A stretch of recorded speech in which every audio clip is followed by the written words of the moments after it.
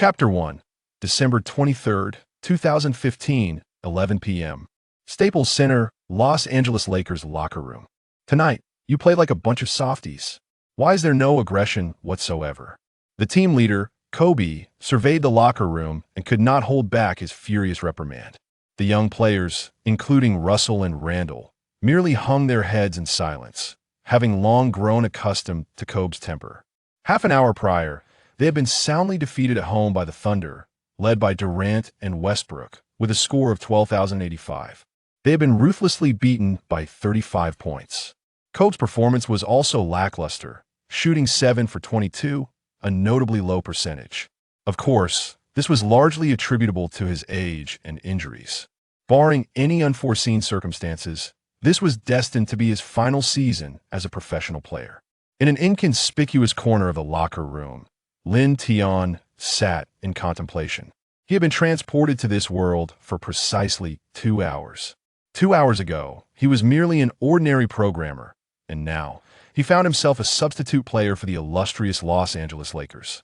Through the memories of this body, he learned that he was previously a member of the South Bay Lakers. The current season had barely begun when forward Brandon Bass suffered a torn ACL, forcing him to miss the rest of the season. With a depleted roster, the Lakers had no choice but to call Lin Tian back from the South Bay Lakers and sign him to a 10-day contract. During the garbage time of today's game, Lin Tian was granted a chance to play. However, being new to this grand stage, the noise from the over 10,000 spectators was overwhelming, causing him considerable anxiety. Thus, the scene unfolded. Lin Tian made 2 consecutive errors and was substituted out by head coach Byron Scott after less than a minute on the court, amidst the boos from the crowd.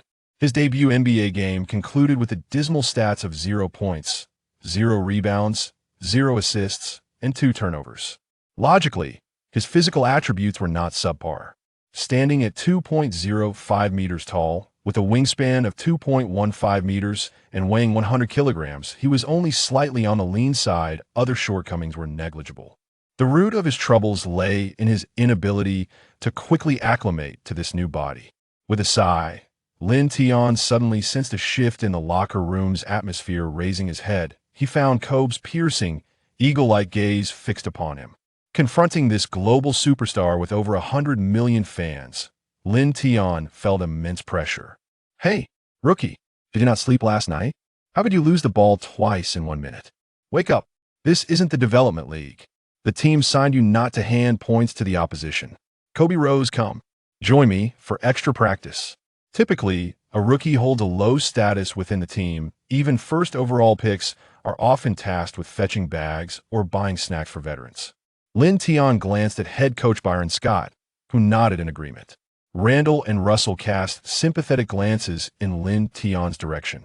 Though both were deemed the future cornerstones of the team, they too frequently faced Kobe's stern lessons. Fortunately, with a newcomer on the team, their burdens might lighten a bit. As for veterans like Hibbert, they merely smiled in silence. Accompanying Kobe to the training facility, Lin Tian felt an awakening in his very DNA as he touched the basketball. Playing basketball felt like an innate ability of this body. In the expansive training facility, the rest of the Lakers players and Scott had gathered. With the team leader initiating extra practice, none could excuse themselves early. There were 4 basketball hoops in the gym. Kobe claimed one, with a ball boy dutifully retrieving the balls for him. After sinking 2 3-pointers, Kobe turned to Lin Tian and said, "Rookie, cool me. Let me teach you how to play in the NBA."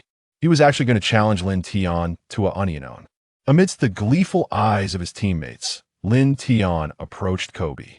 Nick Young sauntered over to the sidelines, chuckling as he turned to Russell. "I bet Kobe will take him 31. Russell grinned. "You're giving that rookie too much credit after every loss." Kobe seeks someone to vent his frustration on. "This rookie is in for a rough time." Nick furrowed his brow. "Dude, aren't you a rookie too?" Their camaraderie was evident at that moment. Meanwhile, Kobe passed the ball to Lin Tian. "You take the first shot." The instant Lin Tian grasped the basketball, a mechanical voice echoed in his mind. "Ding. Host has successfully bound to the god-level mimicry system. By imitating any player's basketball moves, celebration actions, or quotes, you can acquire all abilities from that player during their peak." Currently unlocked players: Allen Iverson, Carmelo Anthony, Tony Allen. Indeed, with the arrival of this new life came a system. Before he could revel in his fortune, Lin Tian began dribbling the basketball. Kobe clapped his hands on the hardwood. His expression turning grave, he intended to unleash the frustration from their recent defeat onto this young man. Though Kobe had surpassed 37 years of age, his defensive prowess remained formidable. Lin Tian retreated a step before he began to dribble. Iverson was renowned for his crossover, a skill Lin Tian's new body had seldom utilized, yet he could perform a towel bite not as fluidly or effortlessly. He executed a series of crossovers, dribbling between his legs with significant amplitude, when suddenly the system chimed in, ding, successfully imitated Iverson. Host gains all abilities of peak Iverson. In that moment, Lin Tian felt as if his body had been infused with a potent energy. Kobe noticed Lin Tian had momentarily spaced out. His expression hardened as he lunged to steal the ball.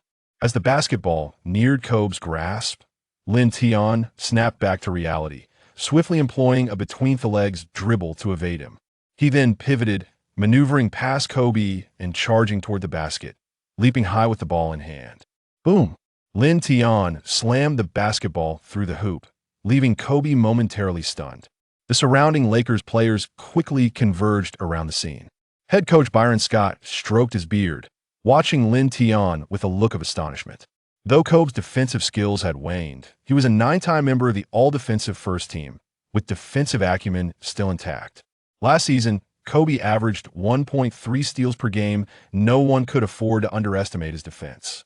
Yet this rookie had managed to bypass Kobe with such ease. Nick Young exclaimed in disbelief. This rookie is surprisingly agile.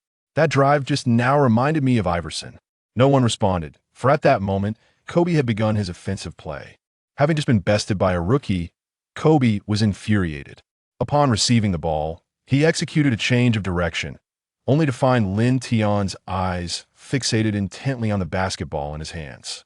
Kid, does he not realize that staring at the ball is a cardinal sin on the court?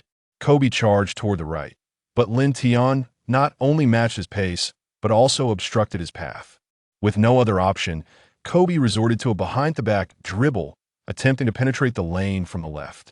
Everything seemed to unfold as he anticipated, yet when the basketball bounced off the floor and rebounded, Lin Tian successfully predicted its trajectory, swiftly reaching out to snatch the ball away. Kobe's hand grasped at nothing but air as he stood frozen, as if struck by lightning.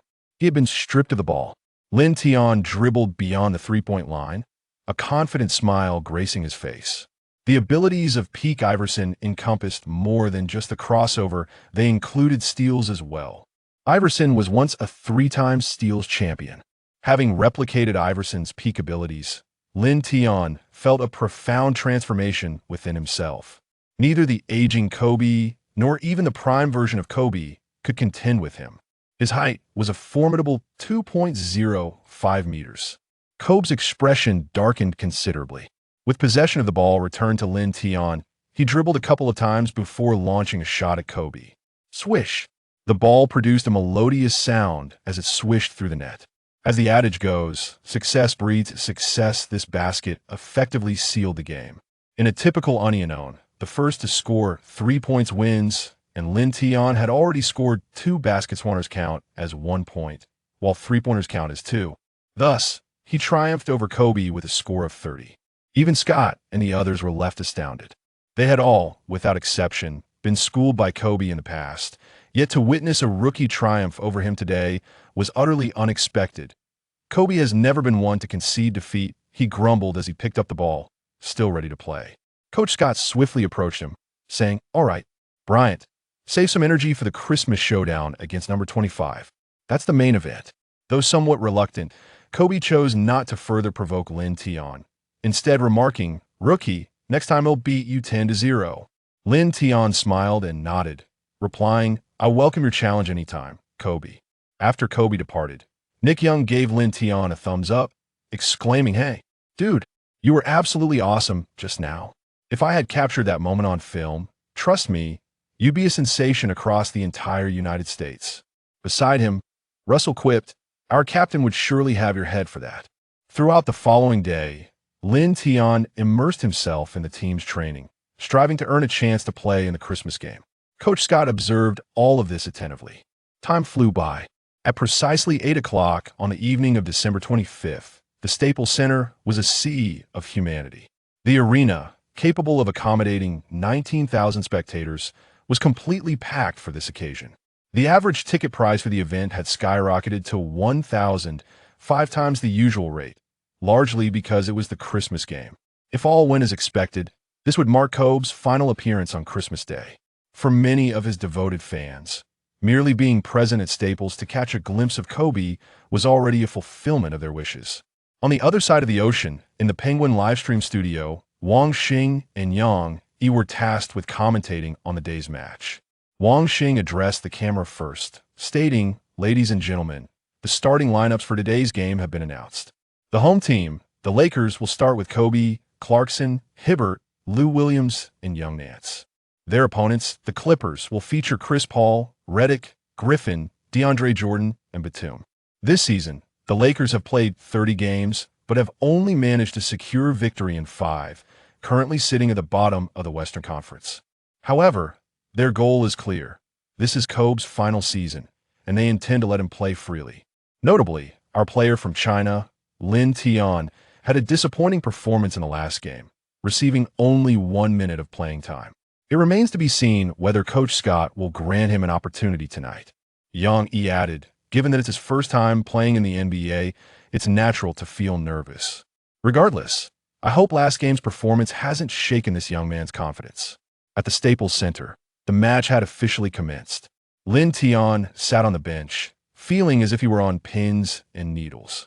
From the outset, the Clippers exploited their physical advantage to dominate in the paint. The combination of Griffin and Paul left the Lakers with little recourse.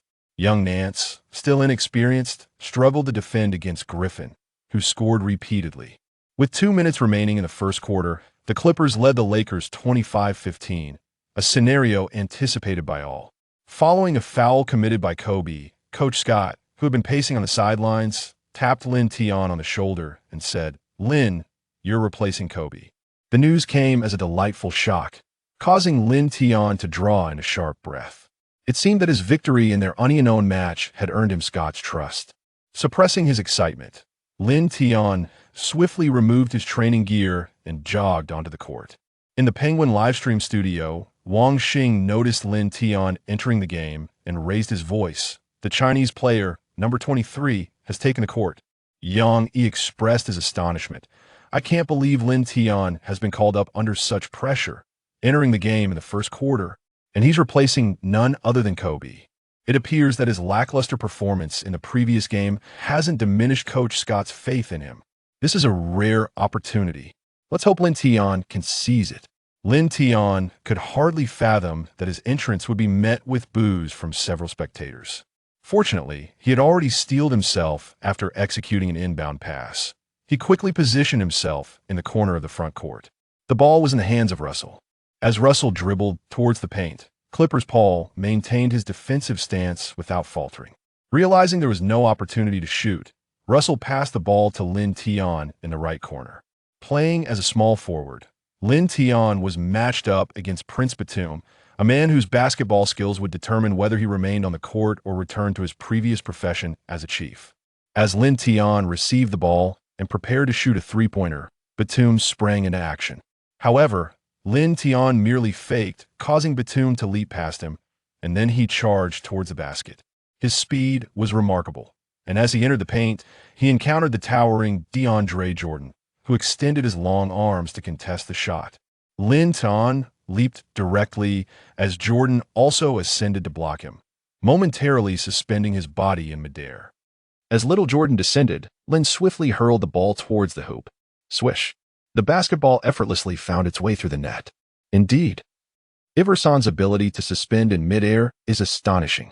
The Lakers DJ, responsible for energizing the atmosphere, elongated his voice. 2 points scored by Lin. Little Jordan, visibly astonished, was left with a myriad of questions. This fellow's aerial prowess was simply outrageous. After securing 2 points, Lin promptly sprinted back to the defensive end. His defensive burden was relatively light, as his counterpart, Bamit was not a formidable scorer, averaging less than 10 points per game throughout his career. However, the defensive pressure on others was considerably intense.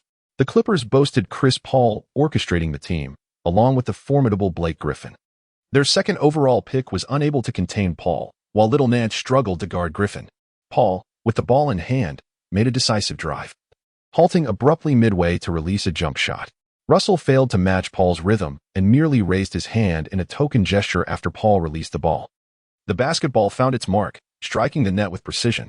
As the Lakers inbound, Russell brought the ball to the front court and distributed it to Lin on the wing.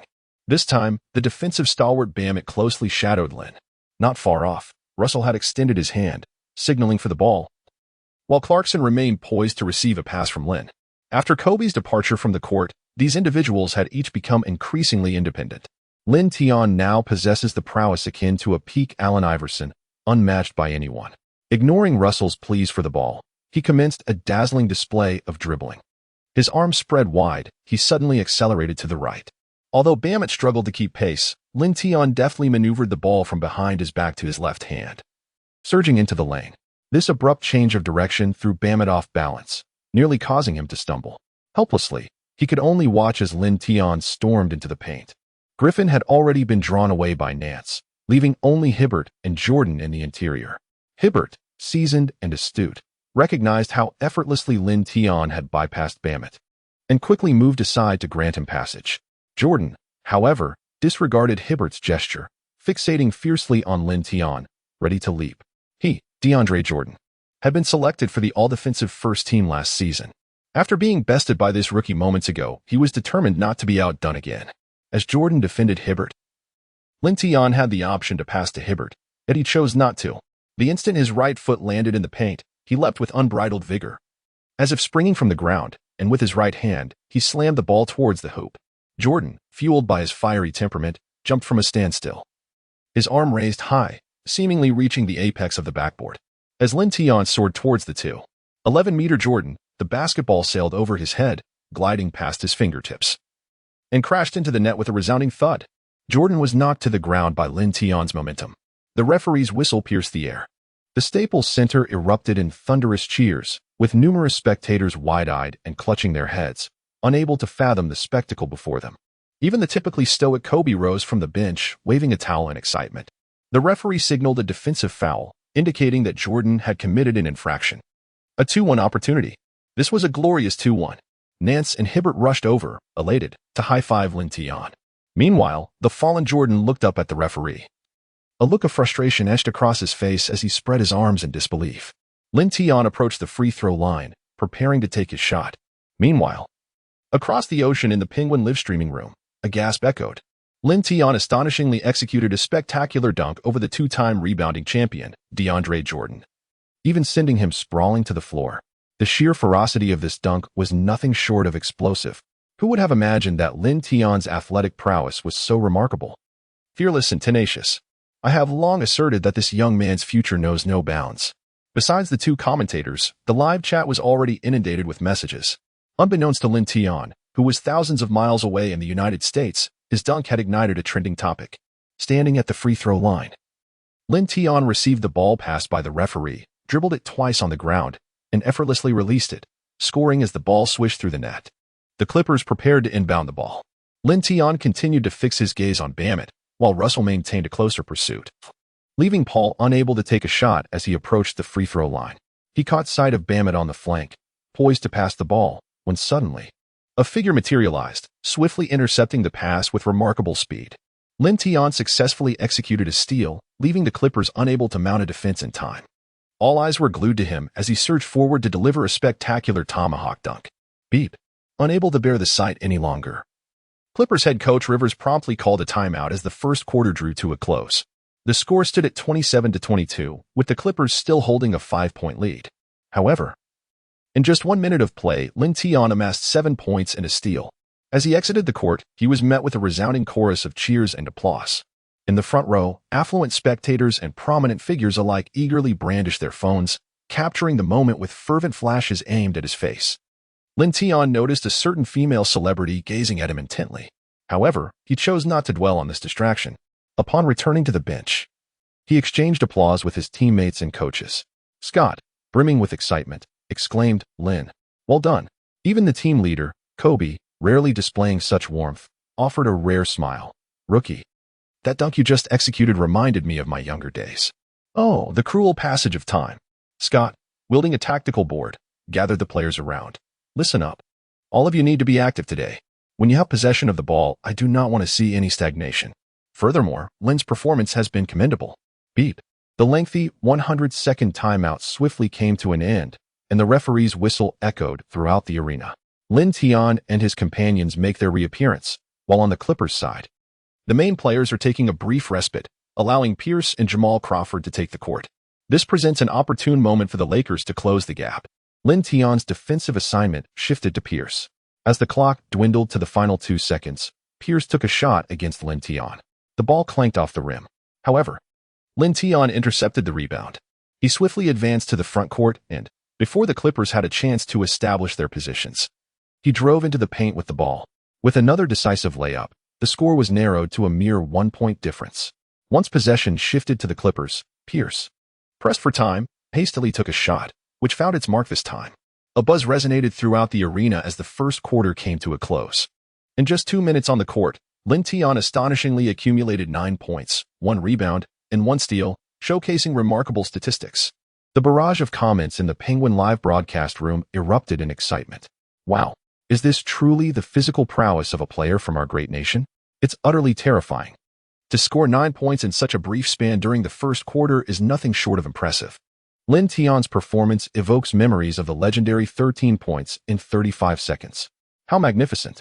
Before Lin Tian took to the court, few believed that a player on a 10-day contract could make a significant impact.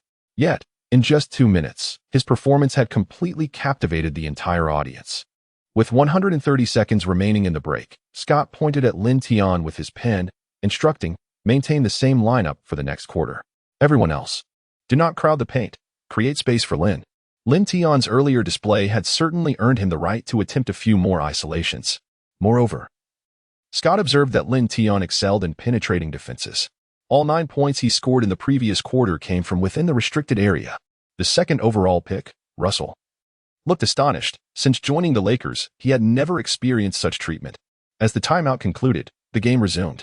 At the start of the second quarter, Lin Tian once again utilized his swift directional changes to drive into the paint, scoring 2 more points. Standing at 2.05 meters, his speed was astonishing, rendering his defender utterly unable to keep pace. When Lin Tian surged into the lane, his delicate touch made scoring seem effortlessly simple. "Oh my God, this player from the Middle Kingdom has single-handedly leveled the score. How on earth did he accomplish that? Could it be that this young man has inherited Kobe's secrets?" Yet, his moves bore no resemblance to Kobe's. Rather, they were strikingly reminiscent of Allen Iverson. His crossover dribble was crafted from the same mold as Iverson's. I must delve deeper into his background. Indeed, he is a 6'9" version of Iverson. The 2 ESPN commentators on site could hardly contain their excitement. After Lin Tian scored, he promptly returned to defense. The two teams exchanged several rounds, during which Lin Tian attempted 2 3-pointers, successfully sinking one. Although he possessed the prowess akin to that of a peak Allen Iverson, he also had the inherent abilities of his own physique. During his tenure with the South Bay Lakers, his 3-point shooting percentage stood at 37, which was rather average. With the scores tied, Clippers head coach Rivers grew anxious. Paul and the others had barely rested for 4 minutes before he summoned them back onto the court. The Lakers and Clippers commenced a tug-of-war. Lin Tian's opportunities to touch the ball have diminished somewhat. The Lakers are not lacking in players adept at one-on-one ball handling. Nick Young, Lou Williams, D'Angelo Russell, and Jordan Clarkson, once the ball is in their possession, are unlikely to pass it back out. Due to his outstanding performance in the first quarter, Lin Tian was granted the chance to play the entirety of the second quarter. Even when Kobe Bryant entered the game, it was not Lin Tian who was substituted, but rather Nick Young. This marked the first occasion that Lin Tian shared the court with Kobe. In the twilight of his career, Kobe's frequency of isolation plays had significantly decreased, often resulting in fewer shot attempts than those of Russell and Lou Williams. During the second quarter, Kobe also passed the ball to Lin Tian on several occasions. As the second quarter concluded, the score was set at 60-55, with the Lakers trailing by 5 points. However, Lin Tian individually achieved a game high of 18 points, making him the only player on the Lakers roster with a positive efficiency rating. Unfortunately, the team's defense was exceedingly poor. Each player seemed more focused on their offensive prowess than on defensive responsibilities. This was especially true for Russell and Lou Williams, who were akin to sieves, as Paul would invariably seek them out whenever he aimed to score. Although Lin Tian demonstrated commendable defensive skills and occasionally contributed to team defense, he was not always able to fulfill this role and had incurred 2 fouls. Furthermore, he could sense the nearly lethal glare emanating from DeAndre Jordan. Since the climactic moment at the end of the first quarter when Lin Tian executed a dunk over Jordan, the latter had remained preoccupied with the incident. Following the halftime intermission, the second half of the game commenced. Typically, the starting players take the court at the beginning of the third quarter. Upon returning from the locker room, Lin Tian was prepared to observe from the bench, but Scott unexpectedly assigned the team's shooting guard, Clarkson, to the sidelines. Clarkson, take a breather. Let Lin take the small forward position, while Kobe moves to shooting guard. Clarkson complied and settled on the bench. This season, due to the Lakers' abundance of talent in the backcourt, Kobe often found himself playing at the 3 spot. Lin Tian's extraordinary performance had earned him the opportunity to start in the second half, allowing Kobe to return to his preferred position at shooting guard. ESPN's commentators noted this strategic adjustment, recognizing Lin's debut as a starter in the third quarter. It appeared that Scott held great confidence in him. If Lin could sustain his first-half performance, I would even speculate that he might secure a starting role in the next game. No one would have anticipated that the leading scorer of the first half was merely a rookie who had played only 1 game. One can only hope the Lakers can elevate their performance further, maintaining a close score. Otherwise, tonight's match may turn rather tedious. As the third quarter commenced, both teams exhibited a fiery shooting touch, while the intensity of defense seemed to wane. Kobe appeared to hold Lin Tian in high regard, frequently passing the ball to him and occasionally urging him to take charge offensively. Lin Tian did not betray Kobe's trust, exhibiting a commendable shooting accuracy. While it appeared that neither side could effectively defend against the other, the Clippers maintained a substantial advantage. Before the end of the quarter, Kobe was substituted for a much-needed rest, as his stamina could no longer sustain prolonged play. With Kobe off the court, the burden on Lin Tian's shoulders significantly increased. He was required to take on both parental roles. However, the point differential continued to widen in favor of the Clippers. When Lou Williams and Nick Young were in sync, things went smoothly, but during their off moments, their defensive efforts waned considerably. Lin Tian's stamina was rapidly depleting, despite possessing the abilities akin to a peak Allen Iverson. Each foray into the paint exacted a considerable toll on his energy reserves. After completing the third quarter, with merely 7 minutes remaining in the fourth, Lin Tian was substituted from the game. At that moment, the score stood at 100-88, with the Lakers trailing by 12 points. Lin Tian sipped his water while observing his teammates sprinting across the court. The moment he stepped off the court, the Lakers' defense appeared as fragile as tissue paper. The white beast, Griffin, exploited the paint at will. Neither young Nance nor Hibbert could thwart his offensive onslaught, either conceding a dunk or sending him to the free throw line. In that instant, Lin Tian could almost feel the helplessness reminiscent of Iverson's MVP season. Fortunately, in this critical moment, Kobe's shooting touch remained sharp, preventing the score from widening too drastically. With 5 minutes left in the game, the Clippers called a timeout and promptly introduced their closing lineup. Lin Tian gazed at Scott with eager anticipation. Noticing Lin Tian's expression, Scott addressed him in front of all the players, saying, "Lin, once you're on the court, don't hesitate to drive." Lin Tian nodded solemnly. Beep. The pause has concluded. Lin Tian, Kobe, Zion Anseh, Randall, and Lou Williams took the stage. This was the Lakers' closing lineup. Although he had only rested for a few minutes, Lin Tian immediately penetrated the paint and scored, bringing his tally to 28 points. Upon returning, Lin Tian instructed Lou Williams to defend against Bamut while he positioned himself in front of Paul, determined to take on the challenge personally. Paul served as the cerebral core of the Clippers. Despite the match still being in progress, he had already amassed over 20 points and 10 assists, a quintessential double-double. The synergy between him and Griffin was indeed formidable. Notably, Paul's turnover rate remained exceptionally low, making it exceedingly difficult to force him into errors. Lin Tian took the initiative to guard against Paul, prompting a mocking smile to grace Paul's face. "Rookie, are you certain you can keep pace with me?" The height difference between the two was strikingly apparent. Lin Tian stood at 2.05 meters while Paul measured 1.83 meters, making it quite challenging for the taller player to defend against the smaller one. Typically, players of considerable height often lack the speed of their guard counterparts. Lin Tian smiled broadly, revealing a set of pristine white teeth. How can I know if I can withstand you without giving it a try? Paul ceased speaking. With his left hand dribbling the ball, he began directing his teammates' positions with his right, clearly intent on a one-on-one showdown. This rookie had just executed a thunderous dunk over his younger brother, Little Jordan, and it was imperative to retaliate. However, as Paul raised his hand to signal, Lin Tian, swift as lightning, extended his long arm and forcefully snatched the ball from him. The entire sequence unfolded with such rapidity that Paul scarcely had time to react. By the time he registered the situation and pursued Lin Tian, the latter had already dashed past half the court. With a resounding thud. Amidst the thunderous cheers of the crowd, Lin Tian soared to the basket and slammed the ball home. The atmosphere in the arena had been completely ignited by Lin Tian's performance. The two commentators from ESPN were laughing uncontrollably. Ha ha ha. Can you believe Paul got the ball stolen right under his nose? Ladies and gentlemen, if all goes as expected, you should catch that moment on the top 5 blunders tomorrow. The Lakers rookie, wearing number 23, was astonishingly swift. It was hard to believe he stood at a towering height of 2.05 meters. How could his knees withstand such exertion? Smith, before the game, I thought the stars of the evening would be Kobe or Griffin. Who could have predicted it would be a young upstart? Who could foresee such a twist? Perhaps this is the allure of basketball. Lin Tian's fast break was executed with such swiftness that his teammates merely needed to remain in position, awaiting the Clippers' inbound pass. During the defensive transition, while Paul had yet to advance with the ball, Kobe took the initiative to high-five Lin Tian, exclaiming, "Hey, I admired your performance just now." Lin Tian remained silent, his gaze fixed intently on Paul. The smile had vanished from Paul's face, replaced by a serious demeanor. As a seasoned player with a long-standing reputation, being easily outmaneuvered by a rookie was a blow to his pride. This time, he refrained from giving directions. As an old teammate of Paul, Griffin discerned his thoughts and called out to DeAndre Jordan, "Spread out." The two of them drew the Lakers' young players, Nance and Hibbert, away, granting Paul an opportunity for a one-on-one confrontation. Paul focused on Lin Tian, initiating a dribble between his legs.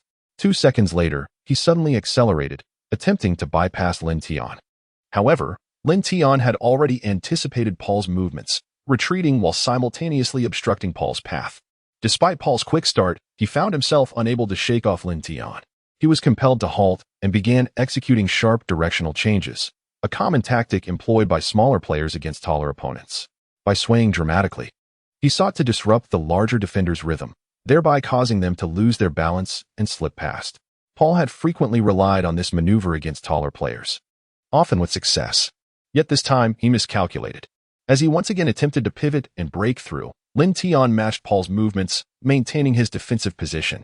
His large hands acted as an impenetrable barrier, effectively sealing off Paul's advance. Paul once again felt the weight of pressure from this player from the east. Approaching the paint, he glanced up at the clock. Less than 6 seconds remained on the shot clock. He had intended to pass the ball, but the Lakers' defense was resolute, denying him any passing options.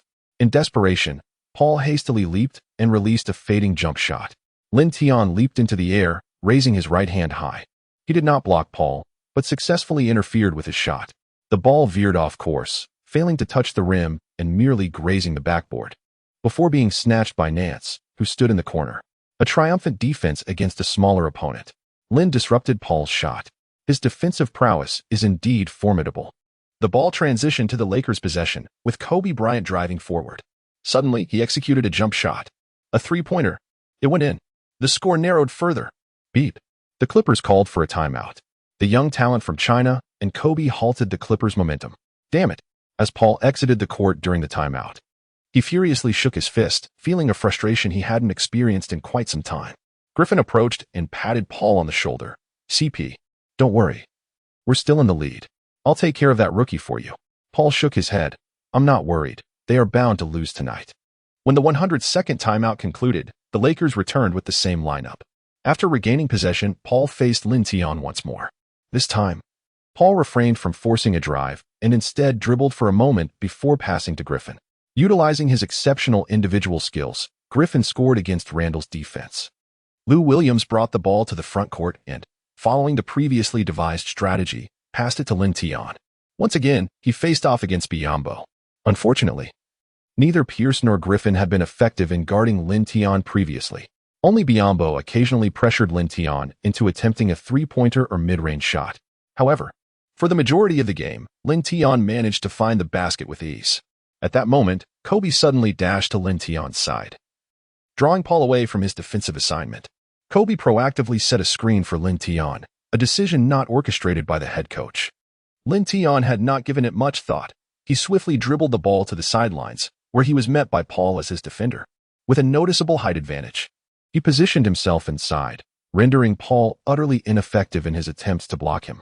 As he approached the paint, Lin Tian leaped high and released the ball. This was an even more favorable position than the free throw line. Although Paul attempted to jump, he was far from reaching it. Helplessly watching as the basketball swished through the net, the two commentators from ESPN chuckled as they conversed. This young man from the Lakers is indeed fortunate. He even had Kobe setting screens for him. Thankfully, he made the shot. Smith, do you remember the last person who had Kobe set screens for him? I believe his surname was also Lin. As time ticked away and the game neared its conclusion, both teams intensified their efforts, leading to an increase in fouls and the frequent sound of whistles. Under the leadership of Lin Tian and Kobe, the Lakers gradually closed the gap in the score. With just 1 minute remaining, the score stood at 115-115. The ball was in the possession of the Clippers. As the 24-second shot clock was about to expire, Paul seized an opportunity to shoot following a screen. He launched a three-pointer from beyond the arc swish. The ball found the net, pushing the score to 118-115 with just 35 seconds left on the clock. After scoring, Paul shot a fierce glare at Lin Tian, evidently venting his frustration. Scott quickly called a timeout, marking their final pause in the game. As Lin Tian glanced up at the scoreboard suspended from the arena's ceiling, he noted that he had amassed an impressive 36 points that evening. All his statistics were commendable, save for the glaring absence of assists. Should they suffer a defeat tonight, it would render his efforts futile. Scott, in a state of urgency, was outlining strategic plays. His intentions were crystal clear. Once the timeout concluded, they were to execute fast breaks, seizing any opportunity to shoot, be it a three-pointer or a two-pointer, ensuring that precious seconds did not slip away unutilized. The duration of the timeout was fleeting, and scarcely had Scott finished articulating his thoughts when the whistle pierced the air. At that moment, Kobe approached Lin Tian and instructed, "In a moment, set a screen for me, then follow my lead. I will deliver the ball to you." Lin Tian nodded. After both teams returned to the court, Lou Williams initiated the play from the sideline, passing the ball to Kobe. Kobe began orchestrating the movements of his teammates. The Clippers players exerted every effort, determined to thwart this play. The hearts of over 10,000 spectators were taut with anticipation. The Clippers surmised that the ball would ultimately be shot by Kobe, hence, the others remained vigilant against him while defending. At that moment, Lin Tian, who had been lurking in the corner, swiftly repositioned himself beside Kobe. With his arms crossed, he executed a clean screen for Kobe. Kobe maneuvered past Lin Tian, whose body obstructed the defender, temporarily liberating him from the clutches of J. Redick. Suddenly, Lin Tian accelerated, driving straight toward the paint from the arc. Although Kobe was now older, and his ruptured Achilles tendon had significantly hampered his speed, he still managed to outpace Chris Paul and Redick. As Kobe charged into the paint, Griffin and DeAndre Jordan instinctively abandoned their respective assignments to fortify the basket. Kobe was renowned for his penchant for isolation plays, rarely passing the ball once he penetrated the lane, often disregarding even wide-open teammates. However, this tendency had evolved over the past few seasons, as Kobe recognized that he was no longer the invincible Black Mamba of his youth. With an audacious grin facing the formidable duo of Jordan and Griffin, Kobe's peripheral vision caught sight of Lin Tian, and he promptly passed the ball to him. Both Jordan and Griffin were captivated by Kobe's presence and failed to notice Lin Tian surging from behind. By the time they reacted to defend, Lin Tian had already leaped, poised for a layup.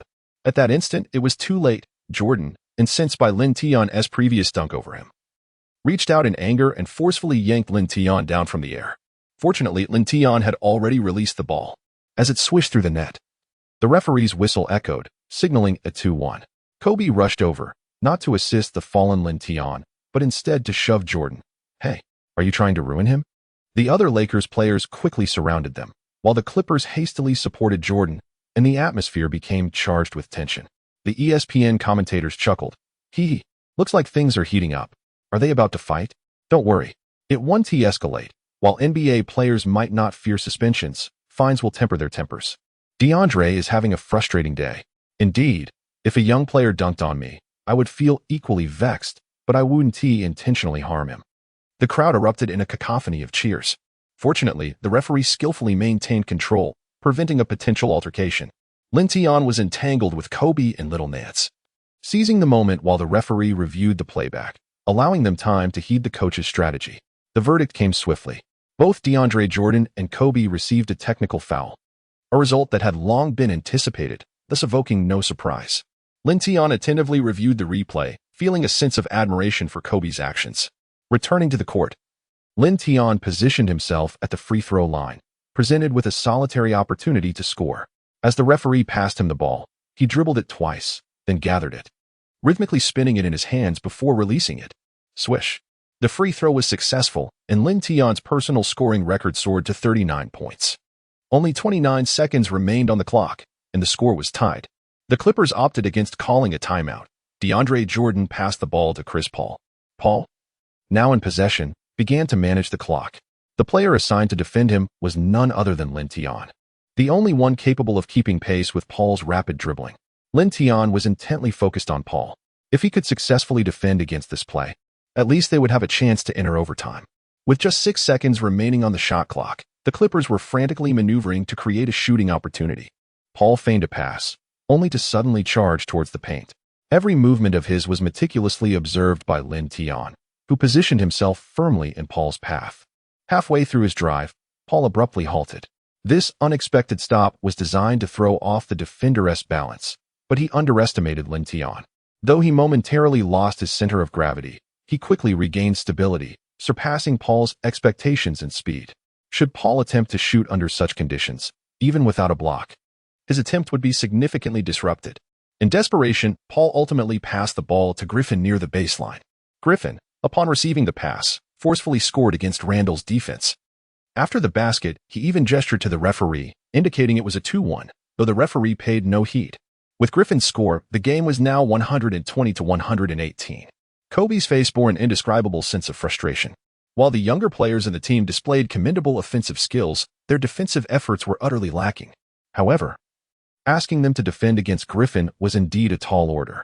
Despite Griffin's seemingly short reach, his explosive power was formidable.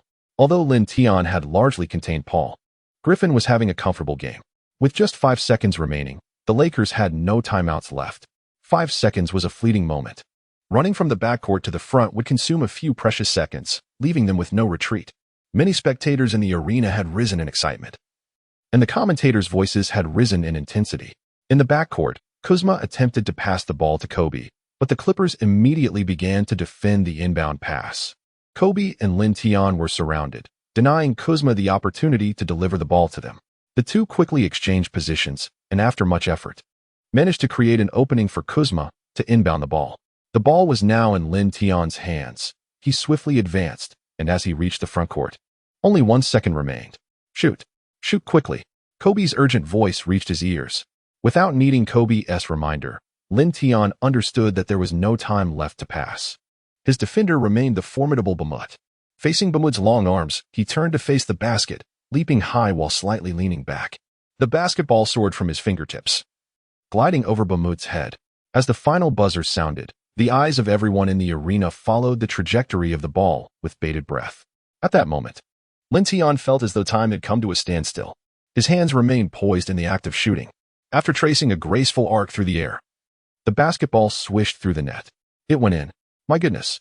A three-pointer to seal the victory. 120-121. The Lakers triumphed by a mere point. The young star number 23 from the Celestial Empire was the centerpiece of the Christmas showdown. Following a brief silence, the entire arena erupted in a cacophony of thunderous cheers. Lin Tian, overwhelmed with excitement, clenched his fists tightly. In the next moment, the usually composed Kobe rushed towards Lin Tian and embraced him fervently. Other players from the Lakers, including those on the bench and several coaches, flooded onto the court. Countless streamers cascaded down from the arena's ceiling, celebrating this exceptionally rare victory. After all, they had triumphed over the third-ranked team in the Western Conference, the Clippers. The players from the Clippers, the unfortunate losers of the Los Angeles Derby tonight, wore expressions of dismay. They had, astonishingly, been defeated by the Lakers, currently at the bottom of the standings. This Christmas, it seemed they would find little joy. Despite their disappointment, Chris Paul, exhibiting remarkable sportsmanship, shook hands with each Lakers player before quietly departing the court. Meanwhile, in a live stream across the ocean, commentators Wang Xing and Yang Yi could hardly contain their excitement. Oh my, Lin Tian has delivered a buzzer beater against the Clippers. Kobe was the first to rush over to celebrate with him. With that game-winning shot, Lin Tian amassed a total of 42 points. The last player from the Celestial Empire to score over 40 points in a single NBA game was Yao Ming, and that was over a decade ago. Who could have anticipated Lin Tian's remarkable performance today? He eclipsed the brilliance of Chris Paul, Blake Griffin, and even Kobe himself. The popularity of the live stream soared to its zenith, with comments flooding in. Lin Tian is incredible. Wow, another Lin frenzy. Coming off the bench, he secured the highest score of the game with 42 points. Lin Tian declared, "Who else could it be? I used to be a fan of the Rockets. Now I am a die-hard Lakers supporter. Lakers management, please trade Russell and Clarkson. You should now know who Kobe's true successor is." Lin Tian had not anticipated that after celebrating the conclusion of the game on the court, upon returning to the locker room, Kobe would pour a bucket of warm water over his head. Subsequently, he presented Lin Tian with the ball used in tonight's match. It was indeed a night to remember. Lin Tian led the Lakers to end their losing streak, delivering what could be considered the finest Christmas gift to everyone. After completing his interview, he returned to the apartment he rented. Previously, he was a member of the South Bay Lakers, earning a modest salary and residing in a somewhat out-of-the-way apartment. This time, he signed a 10-day contract with his mother team, the Los Angeles Lakers, for less than $50,000, and he had yet to receive the full amount. However, after experiencing the exhilarating Christmas showdown tonight, he was confident that his 10-day contract would evolve into a long-term agreement. He believed that Lakers general manager Kupchak would present him with a contract. Sitting alone in his apartment, Lin Tian's emotions had yet to settle down. He had emulated all the capabilities of the peak Allen Iverson and seemed to have mirrored the latter's unyielding composure on the court. When he released that final game-winning shot, he felt an even greater sense of calm than he did in the present moment. Lin Tian took a deep breath and attempted to summon the system. Yet there was no response. He retrieved his phone and discovered numerous congratulatory messages awaiting him. Among them were several from players of the Celestial Empire. And even the currently active Lin Madness from the Hornets extended his congratulations. Lin Tian shares a good rapport with Lin Fengquan, as the two often trained together in the past. Last season, Lin Fengquan was a player for the Los Angeles Lakers, but he transferred to the Charlotte Hornets this summer. After responding to a flurry of text messages, Lin Tian felt somewhat fatigued, likely due to the day's exertions, and soon drifted into slumber. He slept soundly until 10 o'clock the following morning. Having just concluded the Christmas showdown, the entire team enjoyed a day of rest today.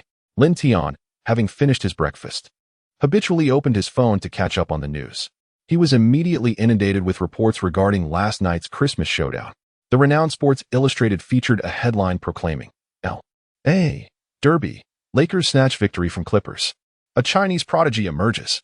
Apart from Sports Illustrated, various other media outlets chimed in. Lakers conclude 8-game losing streak. Rookie number 23 delivers the fatal blow to the Clippers. The foundation of a superstar, standing at 2.05 meters, with the speed of Iverson. Unprecedented. DeAndre Jordan suffered a humiliating dunk from the rookie. Lakers end 8-game skid. The future looks promising for the young prodigy from China. Lin Tian smiled. The news served as both his greatest encouragement and a source of pressure. He turned to domestic sports forums, where, undoubtedly, his name had taken the spotlight across various platforms. Some even referred to him as the shining star of the Celestial Empire's athletes. Just as he was about to delve deeper into the news, his phone rang with an unfamiliar number. Upon answering, a familiar voice echoed through the receiver. "Hey, Lin, aren't you coming to the gym for training today?" It was Kobe's voice. Lin Tian was somewhat taken aback. "Kobe, how did you acquire my phone number?" After all, he was merely a short-term contract player and was unaware of the contact information for the other members of the Lakers. "Isn't it simple? I requested it from Kupchak." "I see. If you have no other commitments, feel free to come to the gym for practice." "Absolutely."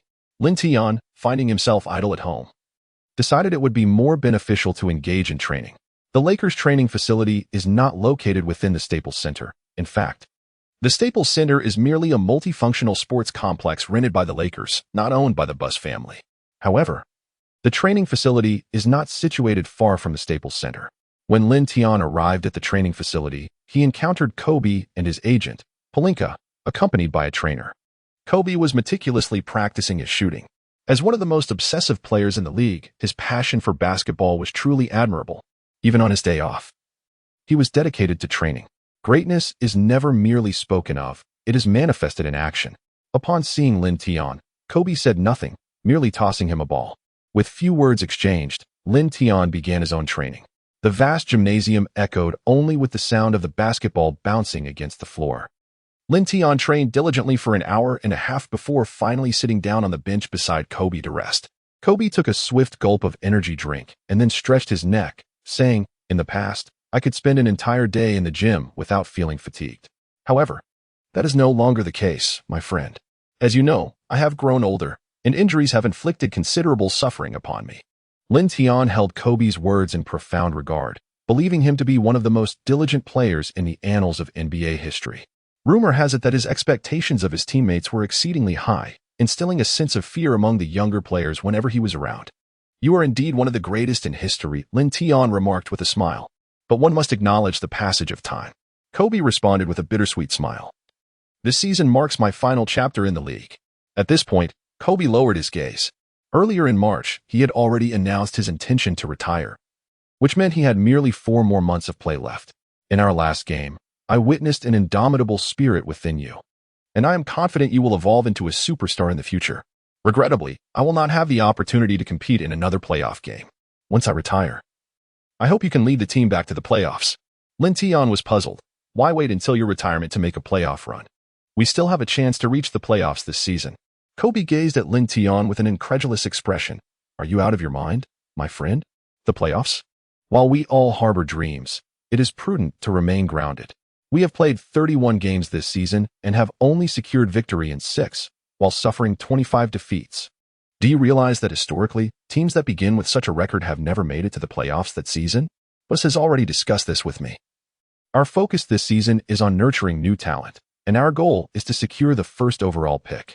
While this may be difficult to accept, one must often confront reality." Kobe shrugged his shoulders, stating, "Do you think I want to pass the ball to those rookies playing like they're in a dogfight? No. I just want to kick their butts and tell them, youngsters, this is not how the game is played." After Kobe finished speaking, both of them couldn't help but laugh. Indeed, this was the Kobe that Lin Tian knew. His ability to confide in him so openly demonstrated immense trust. Kobe then inquired, "Did Kupchak call you yesterday?" Lin Tian shook his head, saying, "No, however, he sent me a text message in the late hours of the night, at which point I had already fallen asleep, as I was exceedingly fatigued from the day before." At that moment, Kobe's agent, Pelinka, interjected, "If I am not mistaken, Kupchak has already been discussing a new contract with you, hasn't he?" Pelinka, a professional agent, shares a remarkably close relationship with Kobe. Lin Tian vividly recalls that in his previous life, following Kobe's departure, the Los Angeles Lakers underwent a significant overhaul in their management. Pelinka ascended to the position of general manager and later became the vice president of basketball operations for the team. His path to promotion was profoundly intertwined with Kobe's legacy. Lin Tian nodded. In his second NBA game, he scored an impressive 42 points, even sinking the game winner against the Clippers. Even a fool like Lakers general manager Kupchak would surely offer him a long-term contract. Kobe inquired, "What are your thoughts? How substantial is the contract he proposed? Have you agreed to it?" I replied via text, expressing my intention to focus on performing well in the next game before considering the contract, which I felt could be set aside for the time being. After a moment of surprise, Kobe's expression shifted to one of admiration. "You have such a fantastic long-term contract opportunity before you, and you still wish to deliberate? I believe I might perform even better in the upcoming game." Lin Tian grinned. At present, he was akin to a 2.5-meter-tall Iverson, stronger than Iverson in his prime. If he hastily signed a long-term contract with the Lakers after just one game, the value of that contract would undoubtedly be less than optimal. "Excellent. Splendid." Kobe could not help but pat Lin Tian on the shoulder, hoping he would become a cornerstone for the Lakers. Lin Tian earnestly stated, "Kobe, I believe we still have a chance to strive for the playoffs this season." "Impossible. Our defense is woefully inadequate. Our offense is also unstable. Any team can score at will against us. Now that I am here, the situation has changed.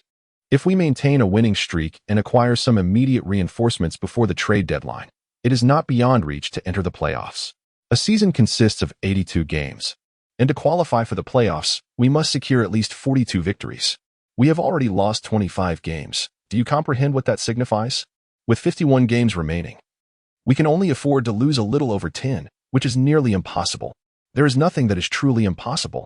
All right, but before that, you should finalize your contract.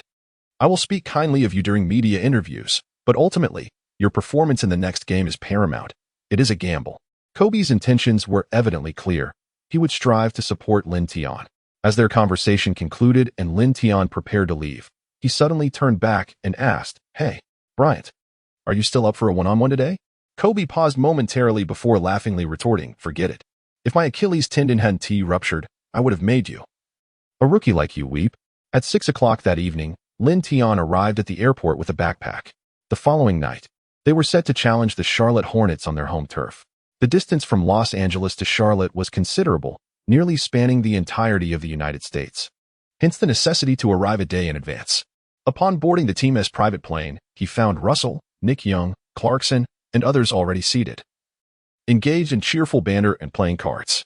They greeted Lin Tian with smiles and invited him to join their game, but he politely declined. He chose a corner seat for himself, relishing the comfort of the plush chair. This was his inaugural experience aboard the Lakers' private jet. Approximately 10 minutes later, Kobe boarded, and the raucous chatter of the players diminished significantly. Even the card game ceased. After several hours of flight, they finally landed in Charlotte. That night, they would spend the night at a 5-star hotel near the Time Warner Arena. Without any conversation that night, Lin Tian rose early the next morning. After breakfast with the team, they proceeded to the Time Warner Arena for training. During away games, they typically utilized the home team's facilities for practice.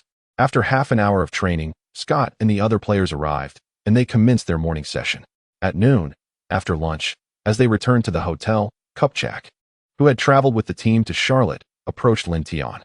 "Hey, Lin, have you truly considered this? A 2-year contract worth $16 million is already a commendable mid-level contract. It could make you a millionaire, and the team will incur substantial luxury tax as a result." The elderly Kupchak poured Lin Tian a cup of coffee, speaking earnestly. "Although you saved the team in the last game, it was just one stellar performance. Can you guarantee you'll score 40 points in every game?"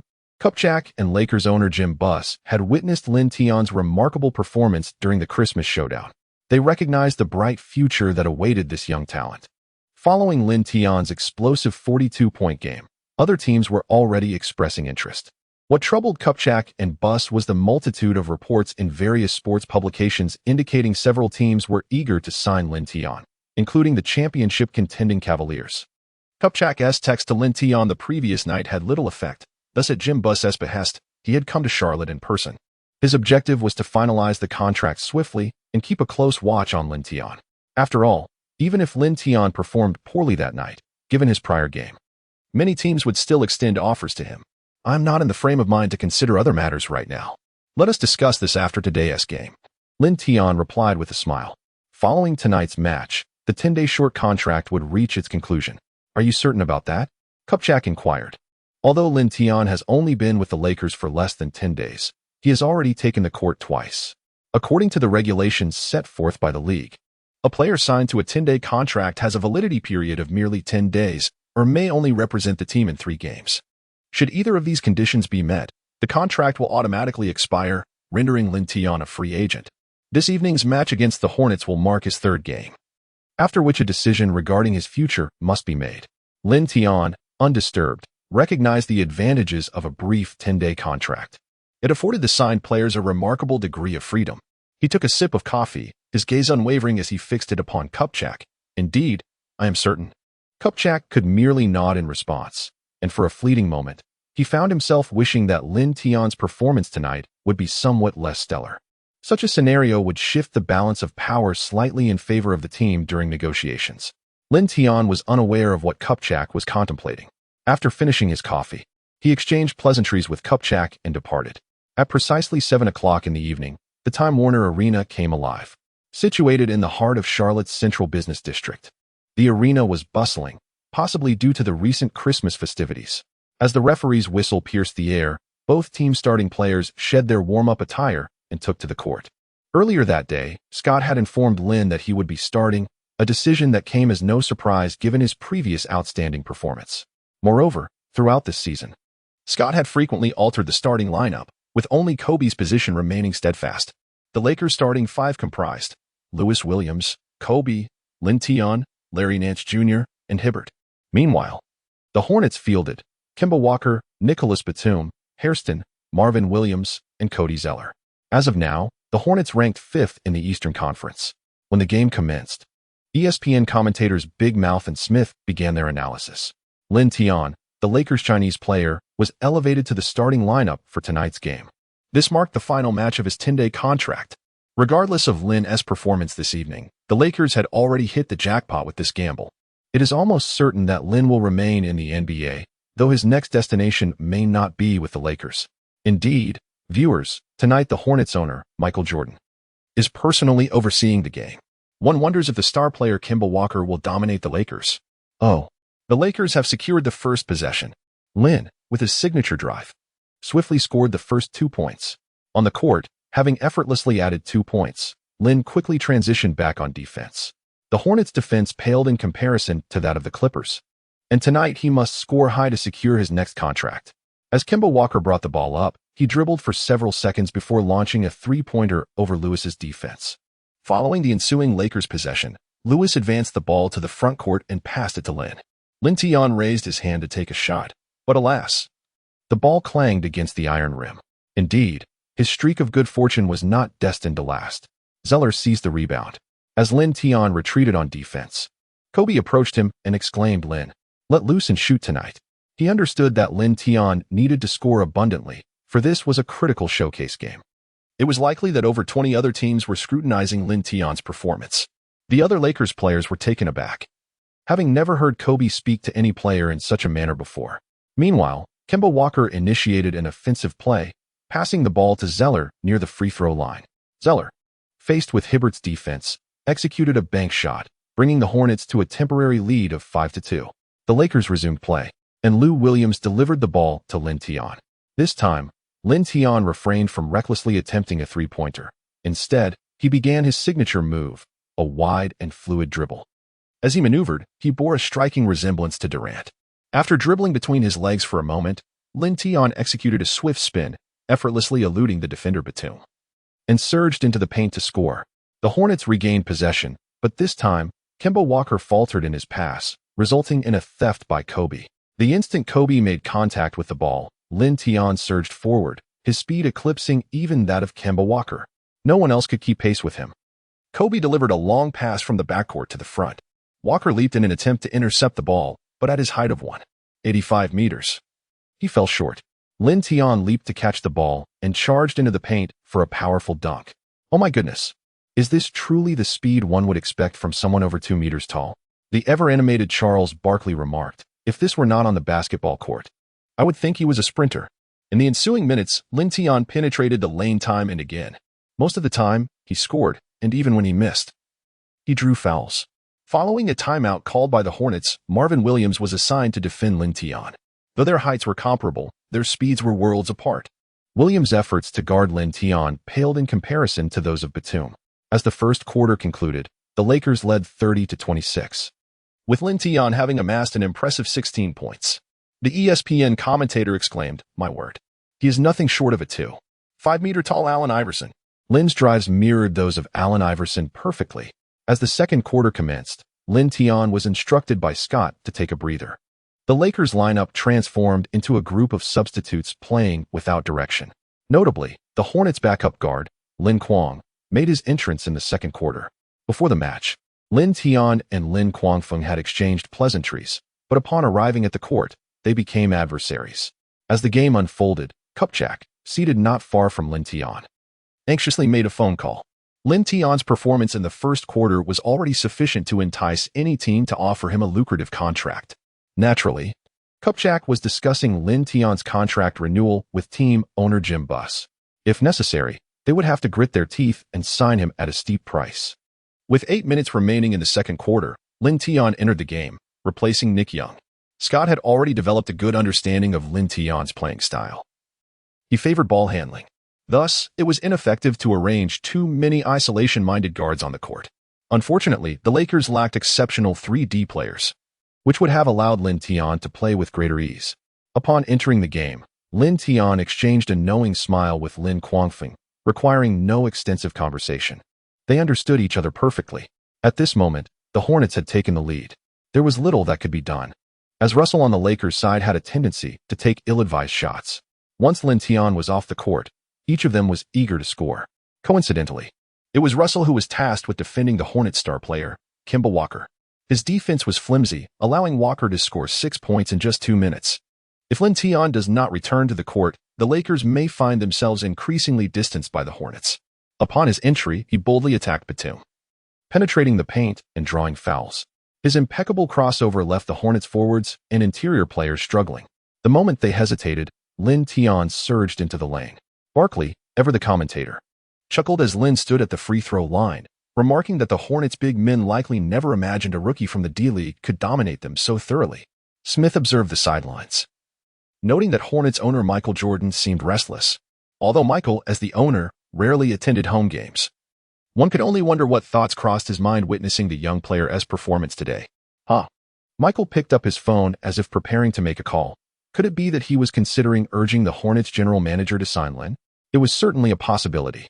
Today marked the expiration of Lin's 10-day contract, and the Lakers' salary situation might not allow them to retain him.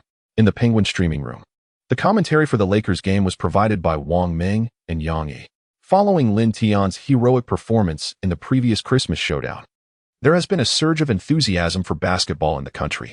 No one expected that in the post-Yao Ming era, such an extraordinarily gifted player would emerge from the Middle Kingdom. Overnight, almost every media outlet reported on this phenomenon. Even those who had previously never engaged with basketball became aware of a player named Lin Tian across the ocean. This was far more sensational than the earlier phenomenon of Linsanity. The Lakers already held the highest popularity in the Middle Kingdom, and with Lin Tian's emergence, their fame reached unprecedented heights. Today's seemingly ordinary regular season game attracted viewership surpassing that of the previous Christmas clash, resulting in occasional lagging in the streaming due to overwhelming numbers. Even the executives at Penguin Sports were astounded. The popularity of the annual finals could hardly compare. Wang Ming and Yang Yi, seasoned commentators, felt the pressure increase significantly. They passionately concluded the second quarter, during which Lin Tian impressively scored 25 points with remarkable efficiency. Wang Ming summarized the first half, glancing at the player's statistics on his tablet, announcing that Lin Tian's score was 25 points, the highest in the game. Yang Yi quickly concurred, stating that he had maintained the shooting touch from the last game, showcasing what Chinese speed truly meant to fans across America. Yang, as I understand it, this is Lin Tian's final game under his 10-day contract. Fans are eager to know if he will remain with the Lakers after tonight. Wang Ming posed a question that had been foremost in the viewers' minds, although the commentators could not see the live comments. The director and staff monitored audience inquiries and relayed feedback to them. Yang Yi adjusted his glasses, responding, "That remains uncertain. We are aware that the salary cap this year is $70 million, and the Lakers have already triggered the luxury tax, which would require them to pay an astronomical amount to secure a long-term contract with Lin Tian. It ultimately depends on the Bus family's willingness. I know of at least 20 teams expressing interest in signing Lin Tian. Nevertheless, the Lakers still have a strong chance of retaining him. Considering the commercial market in Los Angeles and the inherent draw of the Lakers, which Lin must also take into account. Let us not forget Kobe is also with the Lakers. He has been vocal about Lin Tian's talents prior to the game, seemingly eager to lend support. Indeed, if Lin Tian were to stay with the Lakers, he could learn a great deal from Kobe. Unbeknownst to them, millions of viewers in the streaming room were already voicing their frustrations, round and round with meaningless chatter. Who doesn't he know other teams are interested in Lin? Is this the level of commentary? I could do better. I'm a die-hard Lakers fan. I genuinely hope Lin Tian remains with the Lakers. I'm a fan of Kobe, and also a fan of Lin Tian. Wherever he signs, I shall support that team. Lin Tian is incredible. Chinese speed. As the half concluded, the third quarter commenced. During this period, the ball remained predominantly in Lin Tian's hands. He utilized his dazzling crossovers and frightening speed to relentlessly attack the Hornets' interior, a challenge the Hornets' forwards and centers had rarely faced this season. Batum, tasked with defending, found himself questioning his existence, having accumulated 4 fouls. Lin Tian has completely transformed his perception of players from the Celestial Empire. It was commonly believed that their disadvantage lay in physical attributes, yet the player he encountered today exhibited a physique akin to that of a beast. Not only was he exceptionally swift, but his agility in changing direction was equally impressive. During one of his breakthroughs, Batum nearly found himself outmaneuvered by Lin Tian. Moreover, Lin Tian's defensive prowess was formidable. Prior to the match, Batum had averaged over 15 points per game, yet thus far, he had managed to sink only a single three-pointer. As the third quarter concluded, Lin Tian enjoyed a brief respite on the bench, wiping the sweat from his brow while glancing at the scoreboard.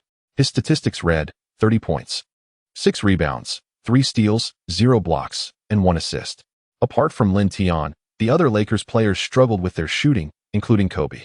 The current score stood at 75-76, with the Hornets holding a slender 1-point lead. Had it not been for Lin Tian's remarkable performance in the first 3 quarters, the game would have been decisively in the Hornets' favor. Scott arranged the lineup for the final quarter and outlined the strategy for this period. He refrained from assigning specific tactics to Lin Tian, recognizing that he had expended considerable energy and required a moment to recuperate. As the fourth quarter commenced, Kobe took on the role of orchestrating the play for the Lakers.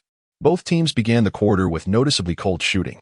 After failing to make his initial 2 attempts, Kobe finally found his rhythm, sinking a three-pointer. Kemba Walker and Lin Tian both showcased commendable performances today, with Walker particularly shining in every aspect of the game. As the match approached the 4-minute mark, the substitutes exited, and the starters re-entered the fray. Lin Tian was arranged by Scott to play the entirety of the fourth quarter. Compared to the previous 3 quarters, his performance in the early stages of the fourth was rather lackluster. He only managed to attempt 2 open three-pointers, both of which missed their mark. Consequently, as the fourth quarter progressed, he had yet to score a single point. Fortunately, Kobe had managed to sink several shots, and Russell managed to scrape together a few points, keeping the score tightly contested. During this crucial closing phase, without needing much from Lin Tian, Kobe brought the ball into the front court and passed it to him. As soon as the ball reached Lin Tian, Batum swiftly stepped back 2 paces, attempting to guard against a drive, yet leaving himself vulnerable to a shot. With several steps of separation, Lin Tian was free to attempt a three-pointer without the threat of a block. Moreover, the Hornets' power forward, Marvin Williams, abandoned his own assignment and charged directly toward him. This scene left the outspoken Barkley in the studio utterly astounded. What? The Hornets are opting to double-team Lin? This is a privilege reserved for superstars. Smith nodded in agreement. A rookie on a 10-day contract deserves such defensive attention? One might think they are defending against LeBron. Lin Tian was taken aback by the sudden double team, finding himself in a tight spot. However, he quickly regained his composure. After all, it was merely a double team. With remarkable agility, he passed the ball to Kobe on the wing, then surged toward the paint. Kobe, initially intent on taking a three-point shot, found Marvin Williams closing in swiftly, compelling him to redirect the pass over Lin Tian's head. Lin Tian glanced at the arc of the basketball. It was slightly elevated, resembling both a shot and a pass. Standing in the paint was Zeller, the center for the Hornets. Zeller had already leaped, poised to seize the incoming pass. Lin Tian took a deep breath. The pass was undeniably high, yet he had no other choice. As the basketball was about to reach Zeller's hands, Lin Tian gritted his teeth and summoned every ounce of strength to leap with all his might. In that moment, his legs unleashed an astonishing power. Upon jumping, his head soared a full head above Zeller's. It is worth noting that both were in a state of ascent. Lin Tian intercepted the ball passed by Kobe just before Zeller could, and the hoop loomed directly before him. With a resounding thud, he forcefully slammed the ball into the basket. The entire hoop trembled slightly in response. The connection between Kobe and Lin was electrifying. What astonishing leaping ability. Charles, did you just witness that? The Lakers rookie soared higher than Zeller by a head. Indeed, I saw it. This fellow's vertical leap is truly remarkable. He reminds me of LeBron. If all goes as expected, this play is destined to secure a spot in today's top 10 highlights. The Lakers have truly struck gold this time. The only question remains whether they can retain this promising young talent. Lin Tian's exhilarating slam dunk propelled his score to an impressive 32 points. Conventionally, such a fiery display would warrant a celebratory moment with Kobe, yet the urgency to return to defense prompted a mere brief exchange of high fives between the two. The audience at the Hornets' home arena fell into a notable silence. As the Hornets prepared to inbound the ball, Kemba Walker held possession.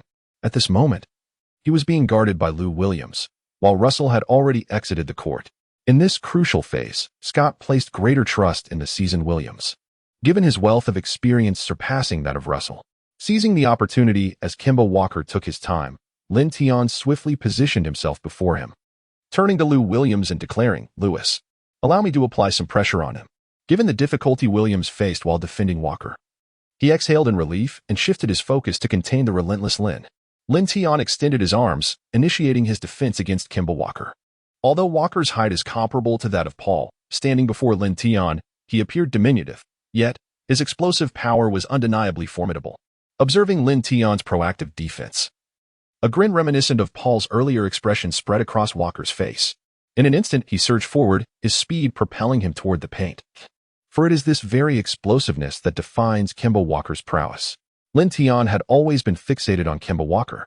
As the latter initiated his move, Lin took a gamble and reached out with one hand to attempt to steal the ball. If his gamble paid off, he would seize the ball. If not, he would merely watch as Walker surged into the paint. Fortunately, Lin's gamble proved successful.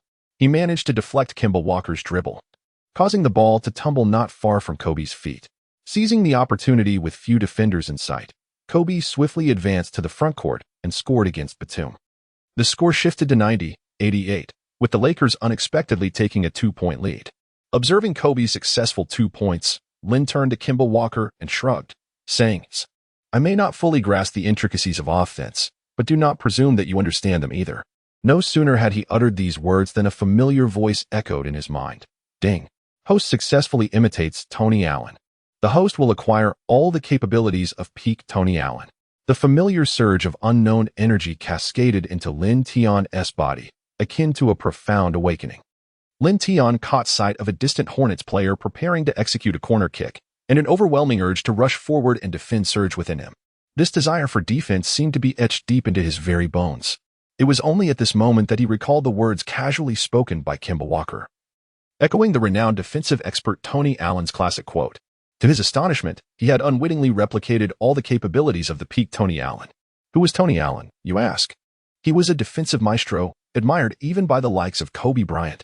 Indeed, one might argue he ranks among the greatest one-on-one defenders in NBA history. Even current stars like Durant and Kobe had faced considerable challenges when matched against him. Possessing Tony Allen's defensive prowess, Lin Tian now embodied a fusion of Allen and Allen Iverson. Moreover, his current defensive abilities surpassed even the pinnacle of Tony Allen's. For he boasted Iverson's speed and LeBron's height. He had successfully evolved into a formidable weapon capable of both offense and defense. Just then, Kemba Walker approached dribbling the ball. The fervent desire to defend surged within Lin Tian, propelling him forward. His gaze transformed, and upon noticing the intensity in Lin Tian's eyes, Kemba Walker was momentarily taken aback. Gritting his teeth, he opted to drive aggressively. However, after only a few dribbles, Lin Tian had already anticipated the ball's trajectory. With a swift motion, he knocked the basketball away. This time, after seizing the ball, Lin Tian charged toward the front court like a fierce beast. In a moment of desperation, Kemba Walker attempted to reach out and grasp Lin Tian, willing to commit a foul rather than allow an easy score. Yet, time slipped away, and his reaction was a fraction too late. Before he could catch Lin Tian, the latter had already surged into the Lakers' front court, scoring effortlessly. With this basket, Lin Tian had amassed a staggering 34 points. The scoreboard now read 92-88, with the Lakers leading by 4 points. Lin Tian had not yet broken a sweat when the Hornets hastily called for a timeout. As Kemba Walker made his way to the bench, his face was etched with frustration. As the leader of the team, it was simply unacceptable for him to be outmaneuvered twice in succession by a towering opponent. In stark contrast, the Lakers were riding a wave of momentum, with Kobe celebrating with Lin Tian by bumping shoulders. Aside from the previous game's buzzer beater, it had been quite some time since Kobe had felt this exhilarated. He excitedly exclaimed to Lin Tian, "My friend, I absolutely love those 2 steals you just made." You had Kemba Walker completely befuddled, haha. With a smile gracing his face, Lin Tian responded, momentarily astonished by his own 2 successful steals. After assimilating all the defensive prowess of the peak Tony Allen, he discovered an overwhelming desire to defend fiercely.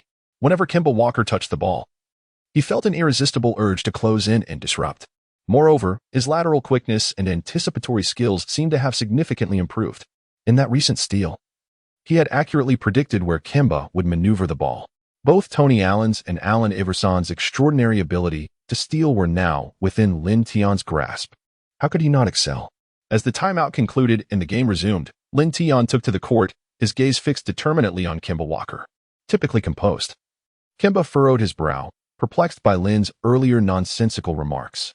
What did he mean by not understanding his offensive capabilities? Today, this young player from the East had already scored 34 points. Was this what ignorance of offense looked like? Surely, there was no need for such pretentiousness. Unbeknownst to him, Lin had merely echoed one of Tony Allen's classic sayings. Zeller passed the ball to Kemba, who brought it up the court. As he dribbled past half-court, Lin Tian swiftly extended his arms, closing in on him. Kemba quickly passed the ball to Batum, momentarily evading Lin through strategic movement. However, Batum soon returned the ball to Kemba, only for Lin to shadow him relentlessly. His towering height of over 2 meters instilled a significant sense of pressure on Kemba. Yet, historically, when faced with a defender of such stature, Kemba often exploited his explosive first step to bypass them. Few in the league could match his speed at the moment of acceleration. With his back to Lin, Kemba began scanning the court for teammates. Seemingly ready to distribute the ball, the Hornets players executed frenetic movements, seeking opportunities to receive a pass. Just as most spectators focused their attention elsewhere, Kemba suddenly sprang into action. This was Kemba's signature skill. Having been stripped of the ball twice already, he was determined to retaliate this time. He aimed to break through on Lin's left side. Defensive players often struggled to keep pace with offensive ones, but Lin's athleticism had surpassed that of the average player. Anticipating Kemba's intent to drive, he not only kept up with Kemba's movements but also effectively sealed off his path to the basket. As Lin's outstretched arms moved, they resembled a vast net, while his body stood like an impenetrable wall. Kemba, convinced that no one could match his acceleration, underestimated the giant before him. In a moment of distraction, Lin instinctively reached out his right hand and seized the ball from Kemba's grasp. In a panic, Kemba rushed forward and wrapped his arms around Lin, committing a foul. ESPN studio analyst Barkley was left astounded. "Oh my God. Look at how this kid has rendered Kemba Walker ineffective. Why does his defensive style resemble that of Tony Allen?" Beside him, Smith commented, "Kemba's defining trait is his explosive power." Once this young player from the East grasps that, Kemba's situation becomes exceedingly challenging. In the final minutes of the fourth quarter, as the star player, Kemba committed 3 consecutive turnovers, much to the dismay of their owner, Michael. Laughter erupted in the studio, with Barkley stroking his chin, stating, "Based on his performances today and in the previous game, I believe the Bass family will need to shell out a fortune to secure his contract renewal." The studio was filled with laughter, while the Time Warner Arena resonated with the boos of countless spectators. The home team's performance was far from satisfactory, not only for Michael Jordan but also for the Hornets fans present. Their opponents were the struggling Lakers.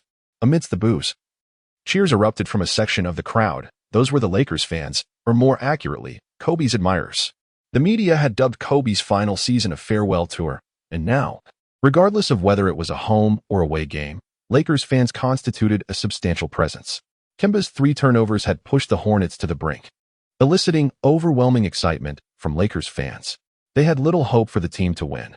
They were simply thrilled to witness Kobe take the court. Now, with the team leading, the situation was even more delightful.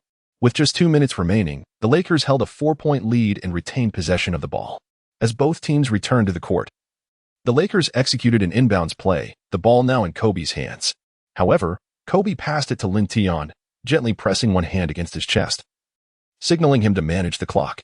Lin Tian was acutely aware that with only 6 seconds remaining on the clock, Kobe surged forward to set a screen for him.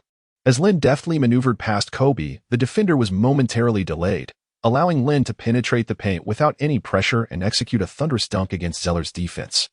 His score continued to rise, now totaling 36 points. The Hornets, lacking any timeouts, could only hastily inbound the ball and attempt a fast break, resulting in a missed 3-pointer, which was secured by young Nance. At this juncture, the Hornets found themselves in a precarious position, struggling to secure a victory. Kobe, controlling the ball and managing the clock, was met with a foul from Kemba Walker. As Kobe stepped to the free throw line, the audience erupted in applause. His career free throw percentage was commendably high. Under the watchful eyes of the crowd, Kobe confidently sank both shots, extending the Lakers' lead to 8 points. With a mere 40 seconds remaining, Kemba Walker brought the ball up the court and, 2 meters from the 3-point line, launched a shot that, unfortunately, did not find its mark. He shook his head in disappointment, his face a portrait of frustration. This was indeed his poorest performance in a month. The players returned to the Lakers' end, where Kobe again controlled the tempo, ultimately scoring a two-pointer with precision, increasing the gap to 10 points. Following the Hornets inbound, they no longer contested, nearly waiting for the clock to expire. The final buzzer echoed throughout the Staples Center, sealing the score at 98-88 in favor of the Lakers, who triumphed by 10 points. As the referee blew the whistle, the game concluded. The standout performer of the match was Lin Tian of the Lakers, wearing number 23, who recorded an impressive 36 points, 6 rebounds, 2 assists, 6 steals, 0 blocks, and 0 turnovers. He captivated the audience with his stellar performance. Kobe Bryant contributed with 24 points, 5 rebounds, and 4 assists. Meanwhile, Lin Tian celebrated with his teammates, embracing them in jubilation. At that moment, the Hornets' Lin Crazy approached him, exclaiming, "Dude, oh my, this is insane. You actually scored 36 points, congratulations." "Thank you," Lin Tian replied with a smile. "You've changed so much since we last met." Lin Crazy marveled, "I can't believe Kobe actually set a screen for you." Lin Tian retorted, "Didn't Kobe set screens for you as well?" "Haha. Our situations are entirely different. The last time Kobe set a screen for me, do you have any idea how reluctant he was?" Lin smiled wryly. During his previous season with the Lakers, his relationship with Kobe was far from amicable. However, he has long since made peace with it, for he is now striving to follow in Kobe's footsteps. "Without further ado, I shall exchange jerseys with Kobe." Lin Tian smiled helplessly. Now, whether at home or on the road, Kobe exchanges jerseys with someone after every game. This is largely because everyone is aware that this is Kobe's final season. Consequently, the Lakers' equipment manager must prepare several extra jerseys for him each time. After the celebration concluded, Lin Tian and his teammates returned to the locker room. He first indulged in a refreshing shower, only to be informed by the team staff that he was required to participate in a post-game interview. Typically, after a game, the team captain, the second in command, and the head coach are scheduled for interviews. However, there are exceptions, such as when a player performs exceptionally well in a particular game. They may also be granted the opportunity for media interaction. Today, Lin Tian is evidently one such exception. Lin Tian, Kobe, and Scott entered the media room together. Scott was the first to be interviewed, delivering a plethora of insipid remarks. However, he did commend Lin Tian's performance. Next came Kobe, who lavishly praised Lin Tian, leaving the reporters in attendance astonished. They were well aware of Kobe's character. In previous interviews, he rarely lauded his teammates' efforts, as he often aimed to prevent complacency. Following this, it was Lin Tian's turn for the interview. Although Charlotte does not attract as much attention as the Lakers, there were still numerous cameras and microphones trained on Lin Tian and his companions today. Despite the considerable commotion, Lin Tian remained remarkably composed. A multitude of reporters eagerly sought his attention, either by raising their hands or brandishing their microphones and pens, while striving to catch Lin Tian's eye. Lin Tian casually selected a female reporter, who promptly posed a question. "Hey Lin, your performance tonight was exceptional, scoring a remarkable 36 points. And the team secured a victory. This marks the Lakers' only consecutive win this season. Do you have anything to say?" "Well, all of our players put forth tremendous effort today, and everyone had a good shooting touch. It was a splendid victory." Lin Tian's response was notably formal. He had attended training on how to address inquiries from the media, making it no challenge for him. Subsequently, another journalist posed a second question. "Lin, your defense against Kemba Walker in the final minutes of the fourth quarter was quite effective. May I inquire if this was orchestrated by the coach or a spontaneous decision on your part?" This question was somewhat tricky, as Coach Scott had not specifically instructed Lin Tian to defend Kemba Walker. Lin Tian's actions were entirely his own decision. However, divulging this information could diminish Scott's standing within the team, as disobeying a coach's directives carries grave consequences. Although Scott cannot be deemed an exceptional coach, Lin Tian saw no reason to offend him. He took a sip of water and stated, "The coach instructed me to attempt to defend against Kemba Walker, knowing that my previous defense against Paul was effective. When confronted with inquiries, one must occasionally exhibit cleverness and never allow oneself to be manipulated." Despite the attractive appearance of the female reporter posing the question, one must tread carefully to avoid falling into her trap. Journalists often harbor a relentless desire to unearth sensational stories. Seated beside Lin Tian, Scott displayed a momentary look of surprise, but his expression swiftly returned to its usual demeanor. The third reporter began to inquire, "This marks your third game since signing a 10-day contract with the Lakers. According to league regulations, you are now a free agent. Have you engaged in discussions with the Lakers regarding a new contract? Have other teams reached out to you?" Lin Tian was contemplating how to respond to the question when Kobe suddenly turned to him and said, "Lin, you need not answer this, whether concerning transfers or contract renewals. This matter is exceedingly sensitive at such a critical juncture, and it was evident that Kobe was well aware of this." Lin Tian chose to respect the media, casting a reassuring glance towards Kobe. "To be honest, I am not entirely certain about my future, but who wouldn't want to play alongside Kobe? He is undoubtedly one of the greatest players in NBA history." At that moment, a staff member from the Lakers' public relations department announced that the interview time had concluded. After returning to the locker room, Lin Tian organized his personal belongings, while his jersey and shoes had already been collected by the equipment department. The Lakers have a back-to-back game tomorrow night, necessitating a late-night flight back to Los Angeles. Although Lin Tian had regained his freedom, he still returned to Los Angeles with the team. On the plane, they finally had several hours to rest.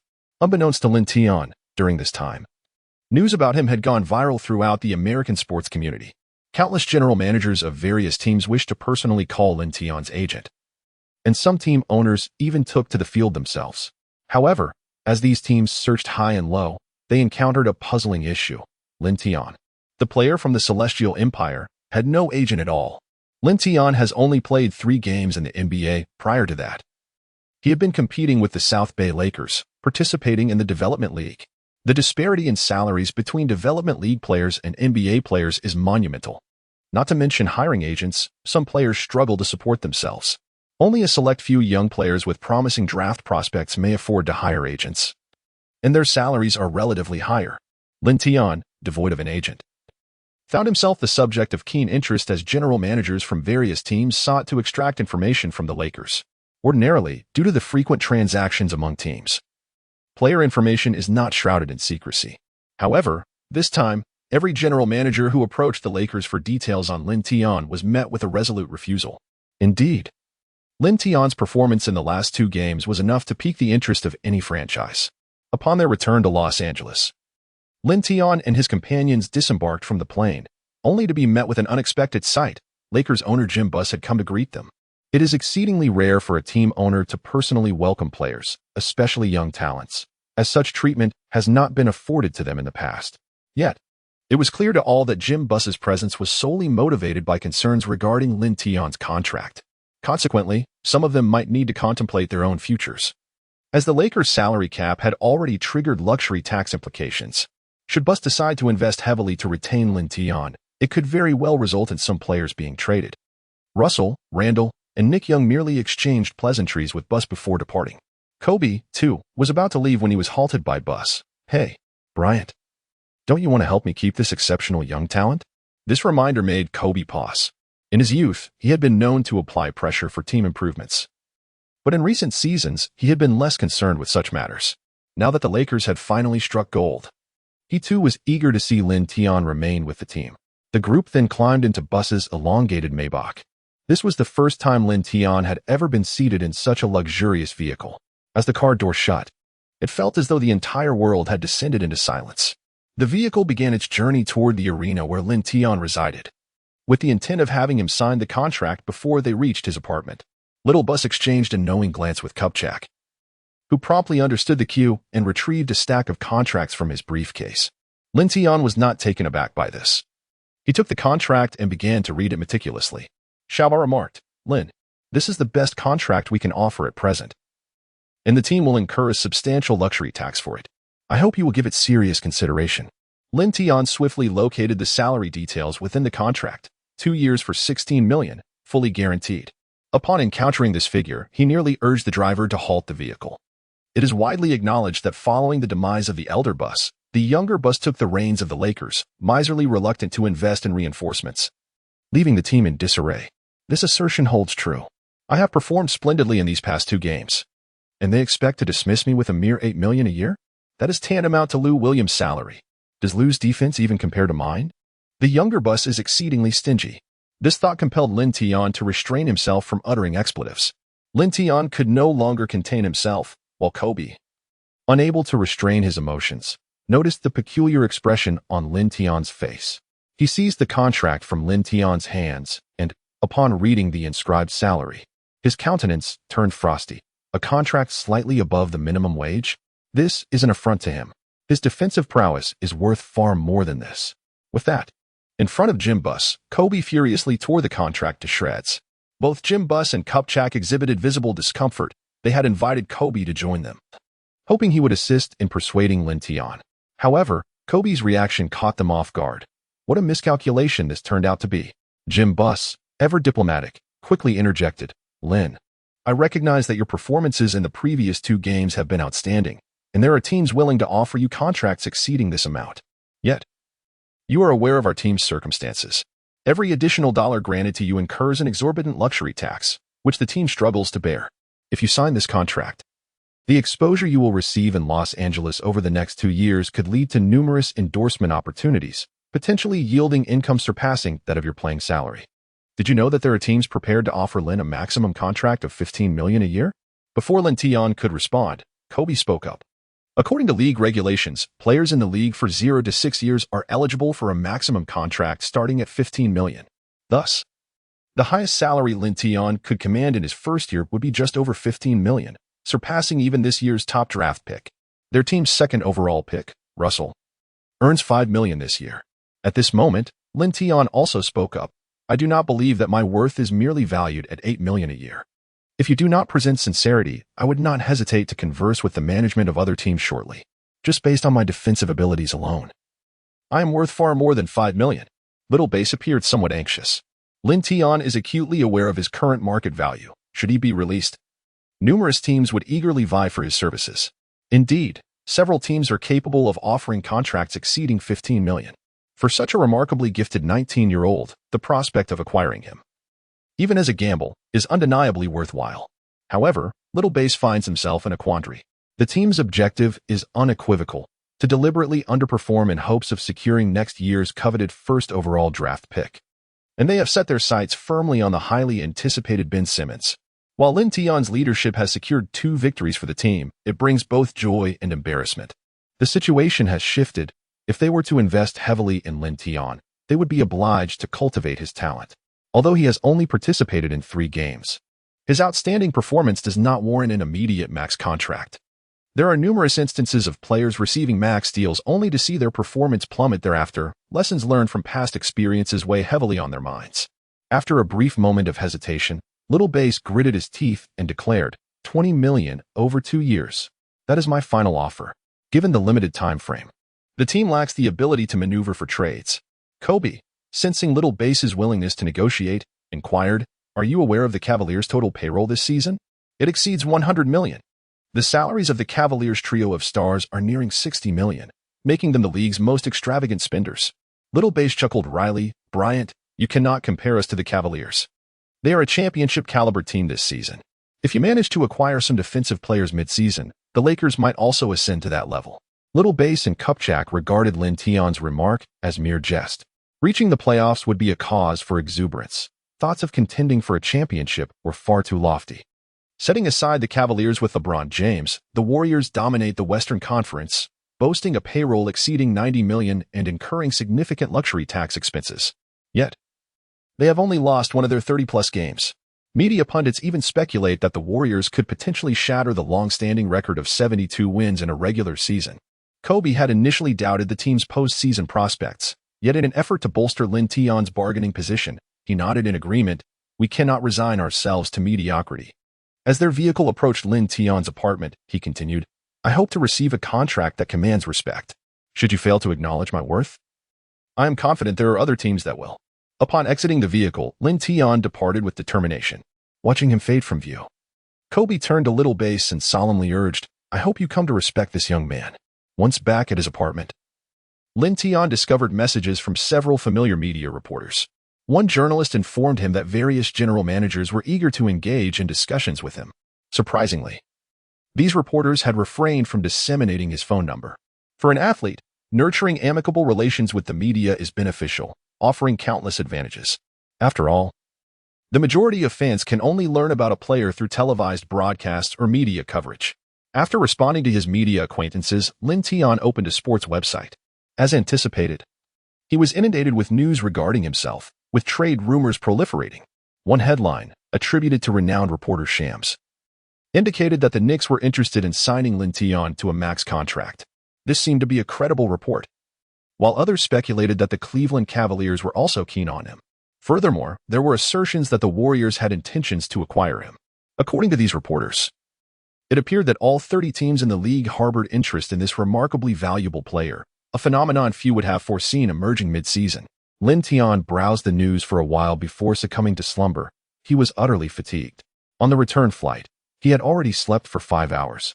So upon arriving back at his apartment, he could only manage 2 additional hours of rest before awakening. With less than 5 hours remaining until the Lakers faced off against the Celtics, he found that the time left for him to negotiate a contract renewal with the Lakers was dwindling. Deep within Lin Tian's heart, he harbored a fervent desire to extend his contract with the Lakers. After all, this was the Lakers, the basketball team with the largest fan base not only in the United States but across the globe. The visibility and excitement here are unmatched by any other team, not even the Knicks. Most importantly, this is where Kobe resides. Lin Tian would never forget the moment when Kobe helped him tear up the contract. Perhaps this is Kobe's final season, and Lin Tian yearns to utilize his extraordinary physique and talent to lead Kobe into the playoffs. Were it not for his desire to remain with the Lakers, Lin Tian could easily reach out to other team owners through a media acquaintance. He is awaiting the Lakers to genuinely demonstrate their sincerity. Lin Tian comprehends his worth more profoundly than anyone else. At this moment, he embodies the combined prowess of Allen Iverson and Tony Allen. Not only is he an exceptional scorer, but he is also capable of defending positions 1 through 3, and even attempting to guard the 4. Such value is undeniably beyond the mere sum of $8 million annually. As each second ticks by, Lin Tian's phone remains silent. He has resolutely decided that if the Lakers do not reach out by tonight, he will depart come morning. Besides the Lakers, he has numerous alternatives, such as the Spurs and the Thunder. In essence, he can join any team with championship potential with just a single call. Today, these teams have publicly expressed significant interest in him through the media. If the Lakers are unwilling to extend a contract exceeding $10 million a year, then there is no reason for him to remain. What Lin Tian was unaware of was that upon returning to the arena, both Jim Buss and Kupchak were experiencing considerable distress. They had originally intended to eliminate some player contracts and facilitate certain trades to create cap space, thereby minimizing their luxury tax obligations. However, the reality was that time was not on their side, and other teams were well aware of their intentions, choosing not to engage in trades. If they were to forcibly sign Lin Tian to a maximum contract, the luxury tax they would incur would be staggering. Generally, teams that pay such exorbitant luxury taxes are those contending for championships, like the Cavaliers and the Warriors. Yet, the Lakers were languishing at the bottom of the Western Conference, which rendered their situation quite embarrassing. Kobe's pressure today had also added significant strain on Jim Buss. Logically, both Kobe and Lin Tian favored having the ball in their hands, and their playing styles were not particularly compatible. Nonetheless, after all his years with the Lakers, this was the first time Kobe had expressed such a strong desire for the team to extend a contract to a particular player, which left them astonished. Considering the intense interest from other teams in Lin Tian, Jim Buss gritted his teeth and made the decisive call, dialing Lin Tian's number. "Hello, Lin Tian. We have reached a decision. The team is willing to offer you a maximum contract. The duration is 2 years." On the other end of the line, Lin Tian was not particularly surprised by Jim Buss's words. All right. For him, the length of the contract was not of utmost importance, as he was in his first year in the league, and a maximum contract would be significantly lower than that of veteran players. "Please come to the arena so we can finalize the contract as soon as possible." Upon arriving at the venue accompanied by a professional lawyer, Lin Tian discovered that the esteemed Mr. Buss had already prepared a new contract. This time, the figures inscribed on the document had undergone a transformation. The first year stipulated a sum of $15 million, while the second year outlined an amount of $18 million. This represents the highest salary Lin Tian is currently able to secure. It is noteworthy that the Lakers' second overall pick, Russell, has merely inked a 4-year contract worth $23 million with the team this year.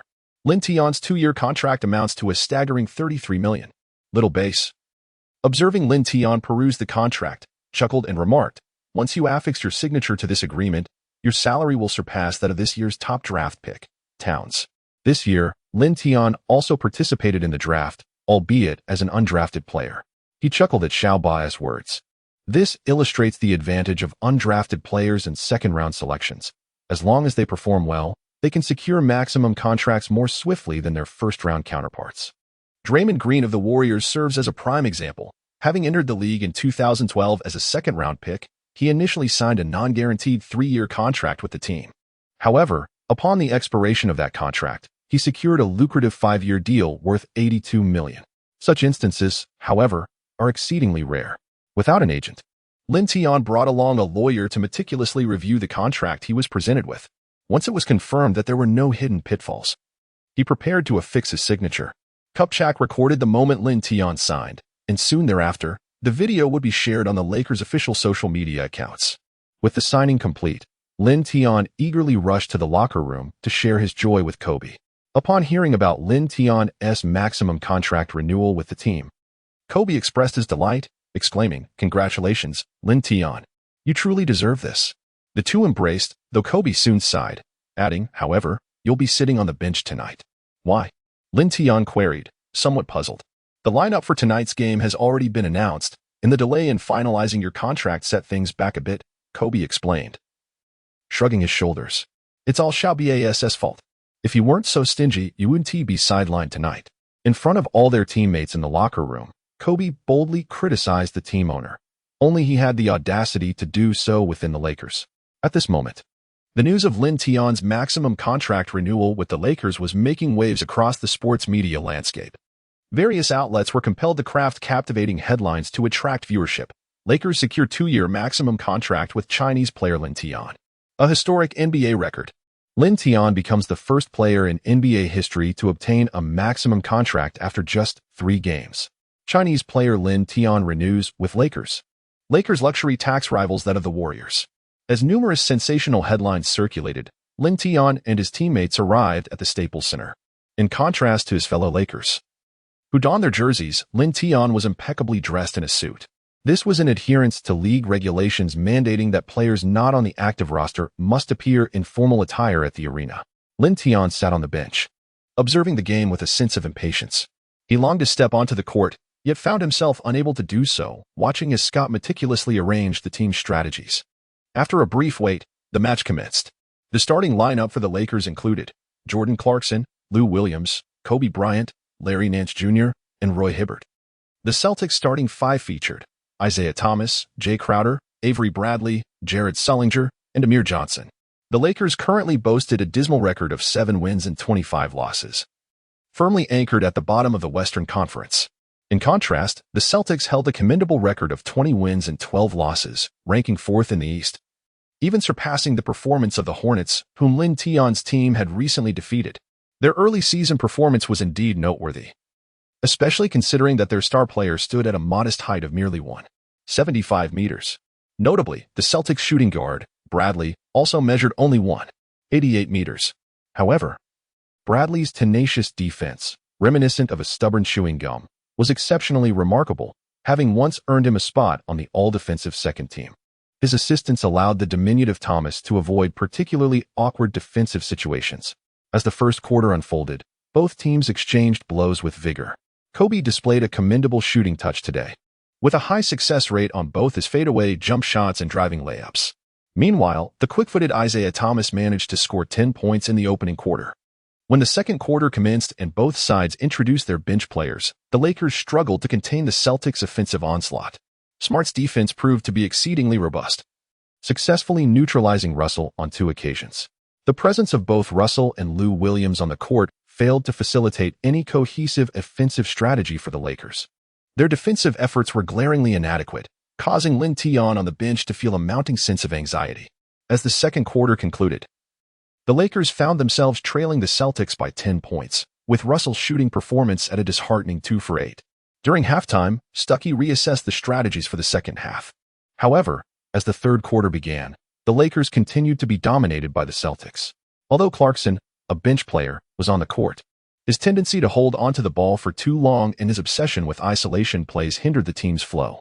Similarly, Nick Young and Russell struggled to distribute the ball effectively when it was in their possession, a fact well understood by the Celtics. The Lakers' interior presence, Nance and Hibbert, could do little more than endure the onslaught. By the end of the third quarter, the Lakers found themselves trailing by 15 points. As the fourth quarter commenced, the Lakers made a determined effort to close the gap. However, Isaiah Thomas continued to excel, repeatedly penetrating the lane for scores or drawing fouls, thus presenting significant challenges for the Lakers. Russell was clearly unable to contain Thomas, and with Kobe's Achilles injury, he could not keep pace with the younger players. The Lakers could only strive to prevent the Celtics from extending their lead further, with no viable solutions in sight. With less than a minute remaining in the game, the Lakers were still down by 10 points. Following a dead ball, Kobe was substituted by Nick Young. His expression darkened as he realized he had been left with a hollow 25-point performance. After Lin Tian proactively exchanged a high five with Kobe, he let out a resigned sigh. If he had the opportunity to take the court today, he certainly would not have allowed Isaiah Thomas to score 30 points. After all, the man stands merely 1.75 meters tall. Every game is crucial for the Lakers at this juncture. Following today's loss, their record would plummet to 7 wins and 26 losses, pulling them further away from the playoffs. Moreover, their upcoming schedule is anything but forgiving. The live broadcast zoomed in on Lin Tian, and the commentator in the studio jestingly remarked, "Smith, did you catch the expression on Lin's face? He looks as though he is itching to don his jersey and step onto the court." Indeed, this young man is eager to assist his team. Yet the Lakers' performance this season has been dismal. I believe that if Lin Tian can maintain his previous performance in the upcoming games, the Lakers should contemplate positioning him as a cornerstone of the franchise. Yes, the Lakers boast an abundance of young talent, but with only one basketball to share. They must deliberate carefully. This young player from the Celestial Empire truly defies comprehension. I even suspect he might have deliberately concealed his prowess in the G League. But why would one hide their abilities? If he hadn't, how could he have become the fastest player in this draft class to secure a maximum salary? Just look at this season's #1 pick, Karl-Anthony Towns. He hasn't even reached a few million yet. Have you ever encountered some martial arts tales from the Celestial Empire? Certain masters prefer to mask their true strength, only to astonish everyone with their sudden prowess. Are you referring to those adept in martial arts? It does seem plausible. Meanwhile, in the studio, Barkley and Smith continued their banter, while at the Staples Center, the game had concluded. Ultimately, the Celtics triumphed with a score of 112-98, leaving the Lakers to swallow another defeat. Upon returning to the locker room, the Lakers players wore somber expressions, remaining silent.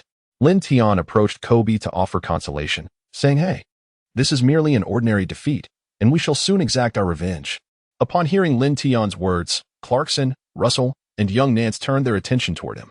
They began to silently mourn for Lin Tian, as they anticipated that, given Kobe's temperament, he would unleash a torrent of criticism upon him. In the past, young players from other teams had faced similar reprimands for such remarks. However, the scene they envisioned did not unfold. Instead, Kobe nodded at Lin Tian and extended his hand for a high five, exclaiming, "Buddy, we need you." After finishing his shower, Kobe proceeded to engage in the customary post-game interview with the media. Although Lin Tian did not make an appearance today, he attended and answered some trivial questions.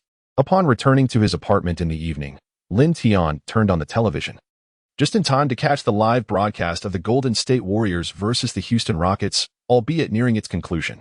Remarkably, the Rockets managed to keep pace with the Warriors, but when the Warriors deployed their infamous death lineup in the final moments, it decisively ended the contest, resulting in a defeat for the Rockets, led by Harden.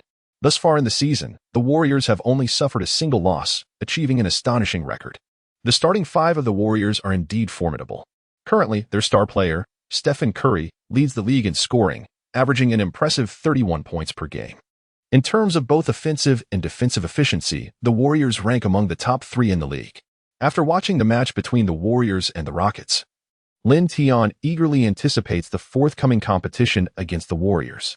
However, their next opponent is the Phoenix Suns. Following this back-to-back game, the players are afforded a rare 3 days to rest. Nevertheless, the Los Angeles Lakers utilized their rest day for training. The next day, Lin Tian did not rise late. Upon arriving at the Lakers training facility, he found Kobe already practicing with the trainer. Recently, Kobe has been experiencing discomfort in his shoulder, necessitating thick ice packs for recovery after each game. He also has a personal rehabilitation therapist present today. Having played over 30 games this season, Kobe has only missed 5. However, his statistics have visibly declined compared to last season, with his shooting percentage barely reaching 40%, a decline closely linked to his shoulder injury. Lin Tian and Kobe exchanged a knowing nod, signaling the commencement of a day filled with rigorous training.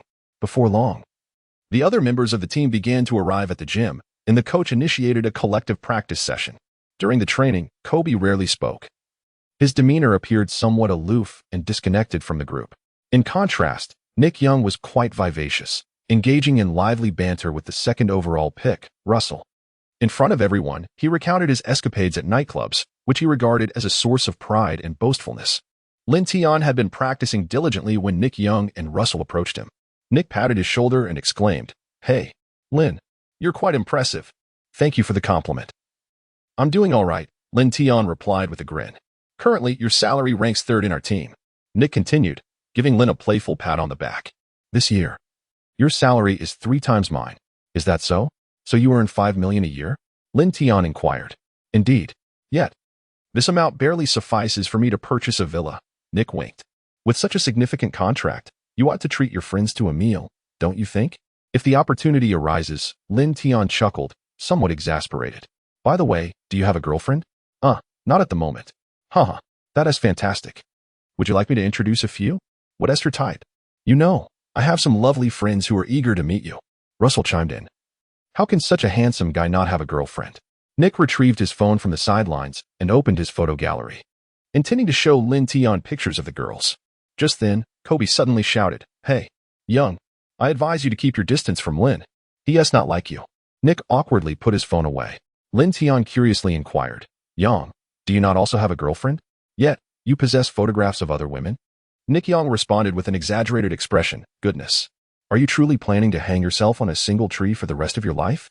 His words elicited a wry smile from Lin Tian, who advised, "I suggest you exercise a bit more discretion." Lin Tian had traversed through time, and if his memory served him correctly, the infamous Videogate incident between Nick Young and D'Angelo Russell was about to unfold, following the trajectory of history. In his previous life, the Videogate incident had a profound impact on the futures of both Nick Young and Russell. Nick Young faced a breakup with his singer fiancée, while Russell was traded to the Brooklyn Nets in 2017. However, given Nick Young's indiscreet nature, Lin Tian doubted that any warning would be of consequence. Nick Young dismissed Lin Tian's words, yet chose not to respond further. For the next 2 days, Lin Tian spent most of his time in the gym. Even on New Year's Day, he remained there throughout the day. The relentless training proved to be quite monotonous. But thankfully, Nick Young's lively personality occasionally lifted the atmosphere. During their downtime, Nick often regaled Lin Tian with tales from the nightclub, leaving Lin Tian in a state of astonishment. Nick even discreetly provided Lin Tian with the contact information of a young lady, keeping it from Kobe. Though Lin Tian promptly discarded the note into the trash, feeling no interest whatsoever. As the date turned to January 3rd, they arrived at the arena for warm-up shortly after 7 in the evening. Kobe had previously informed the team of his severe shoulder discomfort, making it exceedingly difficult for him to lift his arm, leading the team to decide to exclude him from the roster. Today, Lin Tian will make his debut as a starter. Since it is a home game against the Suns, the Staples Center is filled to capacity. The tickets for the Lakers this season were sold out long ago. The home fans only learned a few hours ago that Kobe would not be playing today, and their disappointment is palpable. Yet, having come this far, they can only make do with the situation. During warm-ups, Nick Young suddenly approached Lin Tian and exclaimed, "Lin, Jack Nicholson is here today." Lin Tian, of course, is well aware of who Jack Nicholson is, the Hollywood star known for his role in the bucket list.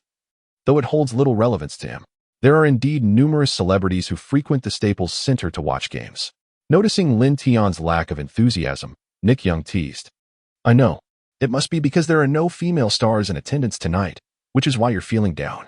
Lin Tian, indifferent to Nick Young, focused intently on perfecting his shooting. At present, he still harbors certain weaknesses. Notably, his mid-range and three-point shooting percentages are not particularly high. When opponents cluster in the paint, his ability to penetrate is significantly hindered. Unfortunately, despite his earnest attempts to emulate Anthony's movements, he has yet to successfully replicate the prowess of peak Anthony. It remains unclear whether it is due to his imitation falling short or some other reason. As the warm-up concluded, the referee's whistle sounded, signaling the entrance of the starting players from the Lakers and the Suns. Although Kobe was not participating in the game today, he donned a suit on the sidelines to cheer for his team, with his youngest daughter, Gianna Bryant, who is under 10, seated behind him, clapping excitedly. The Lakers' starting lineup consisted of Lou Williams, Clarkson, Lin Tian, Larry Nance Jr., and Hibbert. The Suns' starting 5 featured Brandon Knight, Devin Booker, P.J. Tucker, John Leuer, and Tyson Chandler. Notably, Devin Booker is also a rookie this year, selected by the Suns at the 13th overall pick. As the season has progressed, Booker's performance has been commendable. After all, while the Lakers' second overall pick is still coming off the bench, Booker has firmly established himself as a starter for the Suns. Both teams' records are rather unimpressive, one languishing at the bottom of the Western Conference, while the other is merely a step above. The Suns represent the weakest team Lin Tian has encountered since joining the Lakers. In the broadcast studio, commentator Barkley chuckled, asking Smith whether he believed this young Laker might fall victim to the big contract syndrome, a phenomenon where a player's performance plummets after signing a lucrative contract. Smith shook his head, asserting, "I do not think so. This guy is a disciple of Kobe. Since Kobe publicly championed Lin Tian, he has acquired numerous monikers, such as Kobe's apprentice in the era of the Mamba." The Staples Center, where the game has officially commenced, buzzes with anticipation. During the jump ball at center court, Hibbert tapped the ball to Lin Tian, who advanced into the front court. Confronted by P.J. Tucker's defense, Lin Tian decisively drove to the basket, executing a small hop near the free throw line before effortlessly finishing with a layup. At this juncture, while P.J. Tucker has demonstrated remarkable defensive prowess, he evidently could not contain Lin Tian. Following the Suns' inbound pass, the ball was controlled by Brandon Knight. This season, the Suns have a clear objective: rebuilding, thus granting their young players ample shooting opportunities. With team leader Eric Bledsoe sidelined for the season after surgery last month, Knight's share of the ball has significantly increased. Facing Lou Williams' defense, Knight opted for a drive and successfully scored. It was evident that Williams was putting forth his best defensive effort. Yet his physical attributes and defensive instincts fell short. The ball returned to the Lakers, where Lin Tian chose not to penetrate this time, instead passing the ball to Clarkson, who did not disappoint, executing a splendid drive for 2 points. The Suns mounted another offensive, with Lin Tian tasked with guarding P.J. Tucker, his mission being to prevent Tucker from receiving the ball and taking a shot. Since the Warriors ushered in the three-point era, exceptional 3D players have become essential to championship teams. The Warriors' Klay Thompson, the Cavaliers' Iman Shumpert, and J.R. Smith can all be categorized as 3D players. Tucker, on the other hand, is a quintessential 3D player, with his attempts from beyond the arc nearly rivaling those from inside. Therefore, defending such players often requires merely contesting their three-point shots, a relatively less strenuous endeavor. Knight passed the ball to Devin Booker, who, facing Clarkson's defense, sank a three-pointer. Following the Lakers' inbound pass, protocol dictated that the ball be delivered to Lin Tian. Currently, Lin Tian primarily plays as a point forward, verging on a traditional forward role, as he seldom passes once he starts his drive, regardless of the number of teammates in the paint. P.J. Tucker glared at Lin Tian, taunting, "Hey, rookie, you won't get past me this time." He relishes physical confrontations and is renowned for his tenacious defense. In 2014, he secured a 3-year, $16.5 million contract with the Suns, largely attributable to his defensive capabilities. Lin Tian smiled and remarked, "Your words hold no weight." No sooner had he spoken than he darted past Tucker with remarkable speed. Despite Tucker's desperate attempt to accelerate, he could not keep pace with Lin Tian. Guarding the paint for the Suns was Tyson Chandler, a former Defensive Player of the Year. However, due to the ravages of injury and the passage of time, his performance had considerably diminished, rendering him incapable of halting Lin Tian's advance as he effortlessly deposited the ball into the hoop. Within just over a minute of play, Lin Tian had already amassed 4 points. On the sidelines, Kobe observed Lin Tian's seamless start with satisfaction, applauding his performance. P.J. Tucker gritted his teeth, cursing under his breath. "Damn it, how can this kid be faster than a guard?" After gaining possession, the Suns finally attempted their first shot of the game, which unfortunately failed to find its mark. The ball ricocheted off the rim and landed in the vicinity of Tucker and Lin Tian. Tucker leaped eagerly to secure the rebound, but Lin Tian had already ascended, snatching the ball from above Tucker's head. As he descended, he charged forward like a beast, with Suns guards Booker and Knight unable to keep up. Once again, Lin Tian sent the basketball soaring through the hoop. Lin, he scores again. 6 consecutive points. The excitement of the DJ reverberated throughout the arena, and the crowd erupted in cheers, their earlier discontent over Kobe's absence somewhat alleviated. Lin Tian actively retreated on defense and provocatively remarked to Tucker, "Your speed is far too sluggish.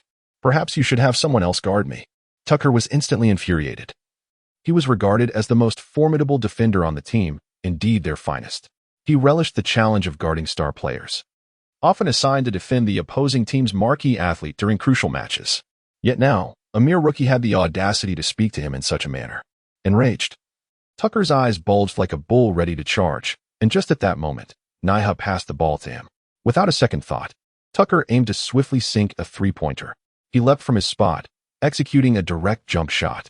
However, he seemed to have forgotten that standing before him was Lin Tian, a towering figure at 2.05 meters, who remained perfectly positioned. Lin Tian had not anticipated that Tucker would forego any feints and launch a jump shot directly. Who does he think he is looking down upon? Standing still, Lin Tian slightly bent his legs before suddenly exerting all his strength. Upon leaping, the soles of his feet aligned almost perfectly with Tucker's knees. Tucker's gaze was initially fixed on the basket, but Lin Tian's leap obscured everything. Forget about the hoop. At this moment, he could not even see the backboard. The basketball had already soared from Tucker's fingertips, and it was too late for him to regret his decision. Since Lin Tian has replicated the peak abilities of Allen Iverson, it follows that Iverson's remarkable vertical leap has also been entirely mirrored. A vertical jump of 110 centimeters places him among the top 5 in the annals of NBA history. Moreover, his height is not 1.83 meters, but rather an impressive 2.05 meters. In front of nearly 20,000 spectators, Lin Tian did not swat the ball out of bounds. Instead, he effortlessly grasped it with both hands, as if securing an ordinary rebound. Oh my heavens, what have I just witnessed? The arena's DJ has already erupted in a frenzy, and I swear this is the most ferocious block I have ever seen. Wow. Numerous spectators stood in stunned silence, the atmosphere having been completely ignited. Even Kobe, who was seated courtside, covered his eyes, leaning back in disbelief, his expression extraordinarily exaggerated. After Lin Tian treated Tucker to a sumptuous hot pot, Lou Williams surged forward, successfully passing the ball and scoring 2 points. In the commentary booth, the boisterous Barkley stood up, clutching his bald head in disbelief, exclaiming, "Oh my God!" Beside him, Smith couldn't help but reflect, "I used to say that the sky was the limit for many young players, but this child's talent is truly astonishing." Meanwhile, in the Penguin Live broadcast room in China, host Wang Xing exclaimed, "Who says our people lack athletic prowess? Lin Tian has left them bruised." The barrage of comments in the live chat flowed incessantly, making it hard to keep up. 6,666. Lin Tian is incredible. I shall call this block the death block. PJ Tucker must have developed a psychological shadow from it. This is not merely a block. It is clearly a steal. Such terrifying vertical leap. That ball could have been blocked even if it were 20 centimeters higher. Haha. Did everyone see the stunned expression on the chatter's face? They were utterly shocked. At the Staples Center, the Suns called their first time out of the game. Tucker sat silently in the corner of the bench, the earlier play having left him with a significant psychological impact. He had never encountered an athlete capable of leaping so high. A few veteran players approached to offer him some consolation, though they were at a loss for words otherwise. Once the timeout concluded, neither team made any substitutions. Tucker, fueled by frustration, played aggressively, while Lin Tian remained composed and effortless. As Lou Williams passed the ball to Lin Tian once more, Tucker charged at him with fierce determination, this time narrowing the distance and actively seeking a more intense physical confrontation. Lin Tian has never been one to shy away from physical confrontation.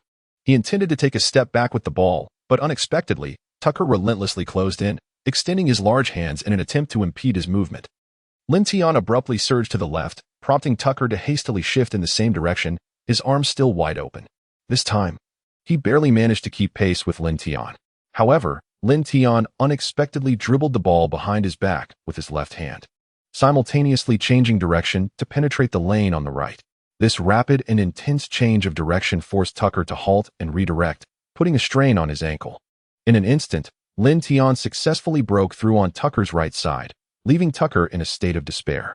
Chandler of the Suns, the team's last line of defense, leaped early in an attempt to block the shot, but Lin Tian skillfully executed a floater, scoring another 2 points. He raised his right hand and pointed to his temple with 3 fingers, a signature celebration reminiscent of Carmelo Anthony, known as the 3 fingers to the head. The divine imitation system controlled by Lin Tian has currently unlocked only 3 players, Allen Iverson, Tony Allen, and Carmelo Anthony. He has successfully replicated the peak abilities of the first 2 players, leaving only Anthony remaining. After completing a celebratory gesture, Lin Tian was about to transition back to defense when suddenly the system's voice echoed in his mind. Ding. Successfully imitated Carmelo Anthony. The host has acquired all the abilities of peak Anthony. In the next moment, a familiar energy surged into Lin Tian's body. Initially, he felt as if he had been electrified, but soon he returned to normal. Carmelo Anthony, a representative figure of the 2003 Platinum generation, is renowned for his offensive prowess. Often hailed as one of the most formidable scorers currently in the league. Whether it be driving, layups, jump shots, or pull-up jumpers, Anthony ranks among the elite in the league. Moreover, his style of play is remarkably fluid and graceful, underpinned by solid fundamentals. With Iverson's explosiveness combined with Anthony's offensive acumen, Lin Tian felt confident that there could be no stronger scorer in the league than himself. "Hey, Lin, what are you dawdling for? Get back on defense." As Lin Tian remained momentarily stunned, Nick Young from the bench suddenly yelled at him. It was then that Lin Tian noticed the Suns were already executing a fast break. Devin Booker seized the opportunity and scored a quick basket. Prior to Lin Tian's emergence, everyone watching this game believed it to be a showdown between the second overall pick Russell and Booker. Yet now, the highest scorer on the court was Lin Tian. After Lou Williams passed the ball to Lin Tian, Tucker once again closed in on him. Having been treated as a cash cow by Lin Tian, he still refused to concede. However, another Suns player, John Leuer, was also eyeing Lin Tian intently, acknowledging that it is difficult for one person to contain Lin Tian. They decided to devise a plan for double teaming. With the ball in hand, Lin Tian extended his left foot forward for a probing step, deceiving Tucker. He then suddenly accelerated, breaking toward the opposite direction. Tucker, having been fooled by Lin Tian's feint, was unable to defend against him in time. At that moment, Chandler and Leuer were positioned in the paint, ready to wait for Lin Tian, having learned from previous lessons. Lin Tian was about to reach the paint area when he abruptly halted and executed a jump shot, a position even closer than the free throw line, making it nearly impossible for him to miss. Swish. The basketball swooshed through the net as Lin Tian flashed a grin at the camera on the sidelines. The hesitation dribble and sudden jump shot he had just showcased were both signature moves of Anthony. Although Lin Tian is slightly taller and leaner than Anthony, their movements harmoniously blend together, appearing both coordinated and graceful. Inside the studio, Barkley was taken aback. "Hey, isn't this guy known for his penchant for driving to the basket? Why is he suddenly opting for a sudden stop and jump shot? His hesitation dribble is quite deceptive as well. It even fooled the defensive powerhouse Tucker." "Charles, do you realize? I seem to have caught a glimpse of another forward in the league from his recent series of movements. I know who you're referring to. It's Carmelo, right?" That young man just imitated Carmelo's signature move. His offensive repertoire may not rival KD's, but I am genuinely astonished by him. With 2 minutes remaining in the first quarter, Lin Tian, having already scored 12 points, was substituted to rest. Coming on in his place was Nick Young, who patted Lin Tian's hand before entering the game. "Lin, share a bit of your shooting touch with me." Lin Tian sat back on the bench with a wry smile, just as Kobe took a seat beside him. The two exchanged a high five in celebration. "Lin, I never imagined you could effortlessly get past Tucker. That guy can be quite bothersome. He's intercepted my passes a few times. Although his defense is commendable, he does have his shortcomings. His height is too short, and his speed is rather lacking." Kobe was taken aback. It was the first time he had heard anyone describe Tucker as slow. However, based on Lin Tian's performance in the first quarter, he was indeed qualified to make such a statement, and only he could. Once Nick Young entered the game, he began to showcase his flair. Fortunately, his shooting accuracy was on point today, as he sank 2 consecutive baskets. The substitution timings for the Suns differed from those of the Lakers, with their starters still on the court. Without Lin Tian's defense, Tucker finally managed to score a three-pointer. At the moment the ball swished through the net, he emphatically punched the air, clearly venting his earlier frustration. By the end of the first quarter, the Lakers held a 6-point lead. Scott called the players over to strategize for the second quarter. The rules of NBA competition are exceedingly rigorous. After 130 seconds, the referee's whistle signaled the players to return to the court. The Lakers maintained the same lineup that concluded the first quarter, while the Suns had substituted in their reserves. For some unknown reason, both teams struggled to find their rhythm at the start of the second quarter, with 2 minutes elapsed and no points on the board. On the bench, Lin Tian and Kobe could only watch anxiously. Following a dead ball, Lin Tian was substituted into the game, replacing the rather inconspicuous Anthony Brown. Nick Young, Russell, and Randall were all on the court, meaning Lin Tian would be playing alongside a group of substitutes. In truth, the disparity in skill between the Lakers starters and reserves was not significant. At times, The substitutes even performed better, given their youth. Moreover, in the future, both Randall and Russell would evolve into all-star caliber players. But that was a tale for another time. Lin Tian held the ball at the top of the arc, with Russell and Nick Young positioned on the wings, while Randall consistently sought positioning in the paint. Confronted by the Suns defender, T.J. Warren, Lin Tian disregarded Nick Young's calls from the side. He slightly bent his knees, dribbled with crossed hands, and executed a sudden, unexpected crossover to bypass Warren. With a swift step, he surged toward the basket, and as he approached within a meter of the Suns' center, he abruptly halted and leaped for a shot at the rim. Swish. This basket concluded the scoring drought at the onset of the second quarter. During the transition back to defense, Lin Tian was tasked with guarding T.J. Warren, a sophomore player with notable defensive skills and commendable offensive capabilities. Warren found himself unable to even secure a touch on the ball under Lin Tian's vigilant defense. Lin Tian's formidable defense had a palpable impact on Nick Young and his compatriots.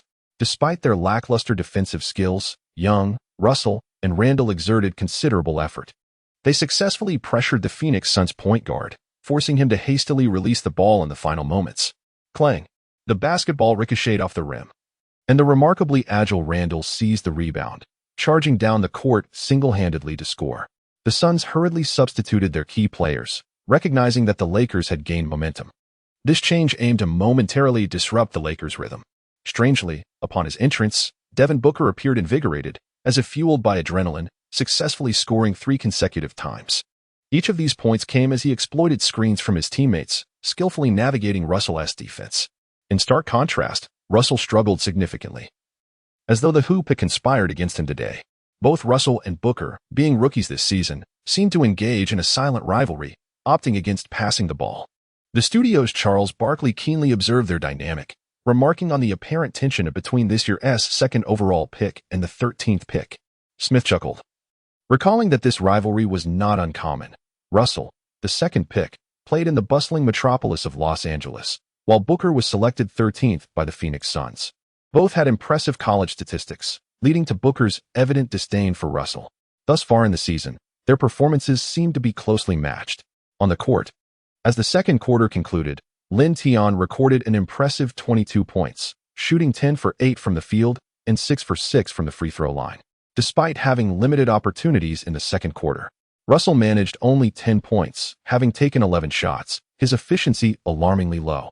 The score had been leveled by the Suns at 48-48, a situation that surely left Scott and Kobe dissatisfied. When they returned to the locker room for a respite, Kobe, clad in a suit, entered with a grim expression. Our performance in the first quarter was commendable, but in the second, some young players seemed overly concerned with their individual statistics. This approach is untenable. The ball needs to move, gentlemen. Scott nodded in agreement, noting, our assists in the second quarter were far too few, and we committed 3 more turnovers than in the first. This is unacceptable. After the admonition, Lin Tian settled back into his seat when Kobe suddenly approached him.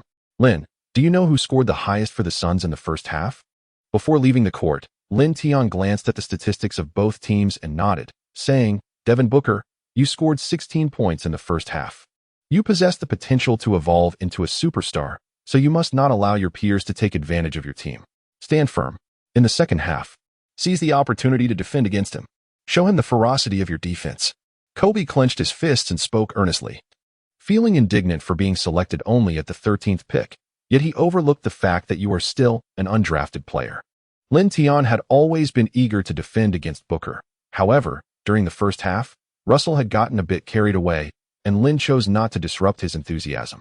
As the second half commenced, both teams fielded their starting 5, with Russell taking a seat on the bench.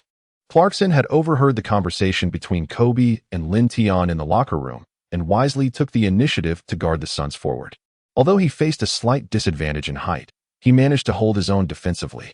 Given Clarkson's astuteness, Lin Tian felt no need to intervene, and he approached Devin Booker directly. With a grin revealing his pearly whites, he remarked, So, you're Devin Booker? Allow me to engage with you.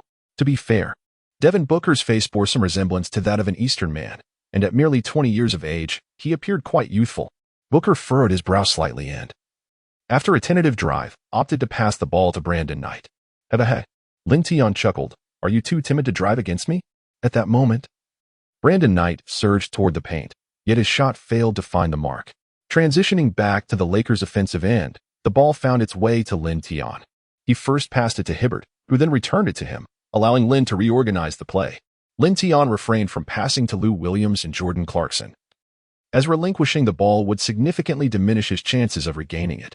The sensation of holding the ball was simply too pleasurable. He extended his left leg forward, slightly leaned his body, and executed a probing step, then abruptly dribbled behind his back, swiftly eluding P.J. Tucker. Before Tucker could react, Lin Tian found himself near the free throw line, abruptly stopping for a jump shot, with no one in front of him. Swish. An effortless score. Chandler, stationed at the baseline, helplessly prepared to inbound the ball, while Tucker wore an expression of frustration.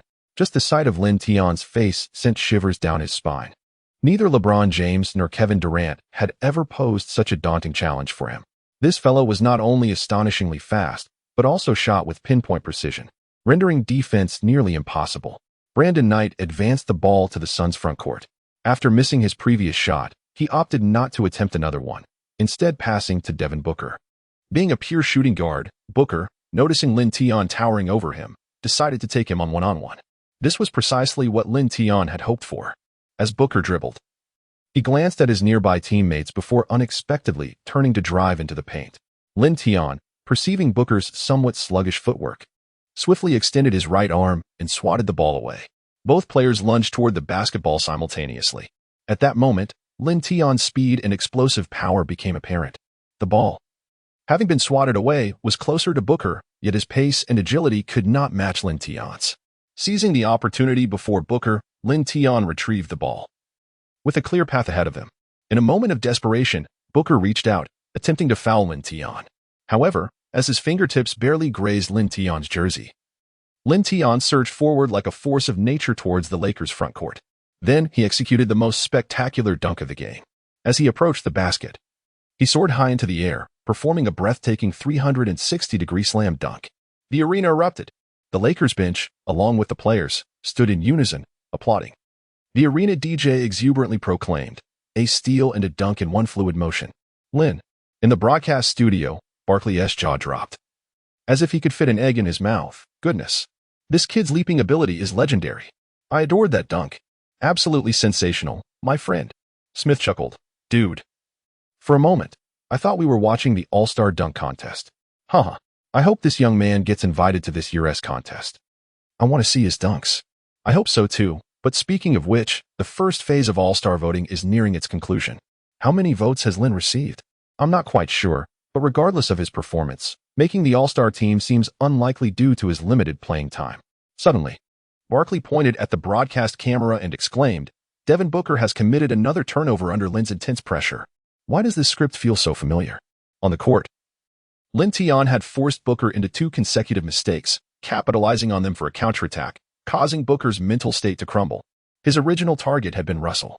But who could have anticipated the emergence of a young player even more formidable than Russell? Was this prodigy truly an undrafted talent? How could he be so incredulous? After gaining possession, Brandon Knight ceased feeding the ball to Booker. However, his ability to facilitate the team's play left much to be desired. Lin Tian's spectacular slam dunk invigorated the team's spirit, sending Nance Jr. and Hibbert in the paint into a frenzy of energy. Particularly Nance Jr. The son of NBA legend Larry Nance, though perhaps not endowed with the same level of talent as his father, possesses remarkable athleticism. His speed and leaping ability are indeed quite exceptional, complemented by his formidable rebounding skills. The Lakers launched several swift-paced offensive plays, rapidly extending their lead to 10 points. The Suns, sensing the urgency, swiftly called for a timeout. As the starting players exited the court, Kobe rose to greet them with enthusiastic high fives.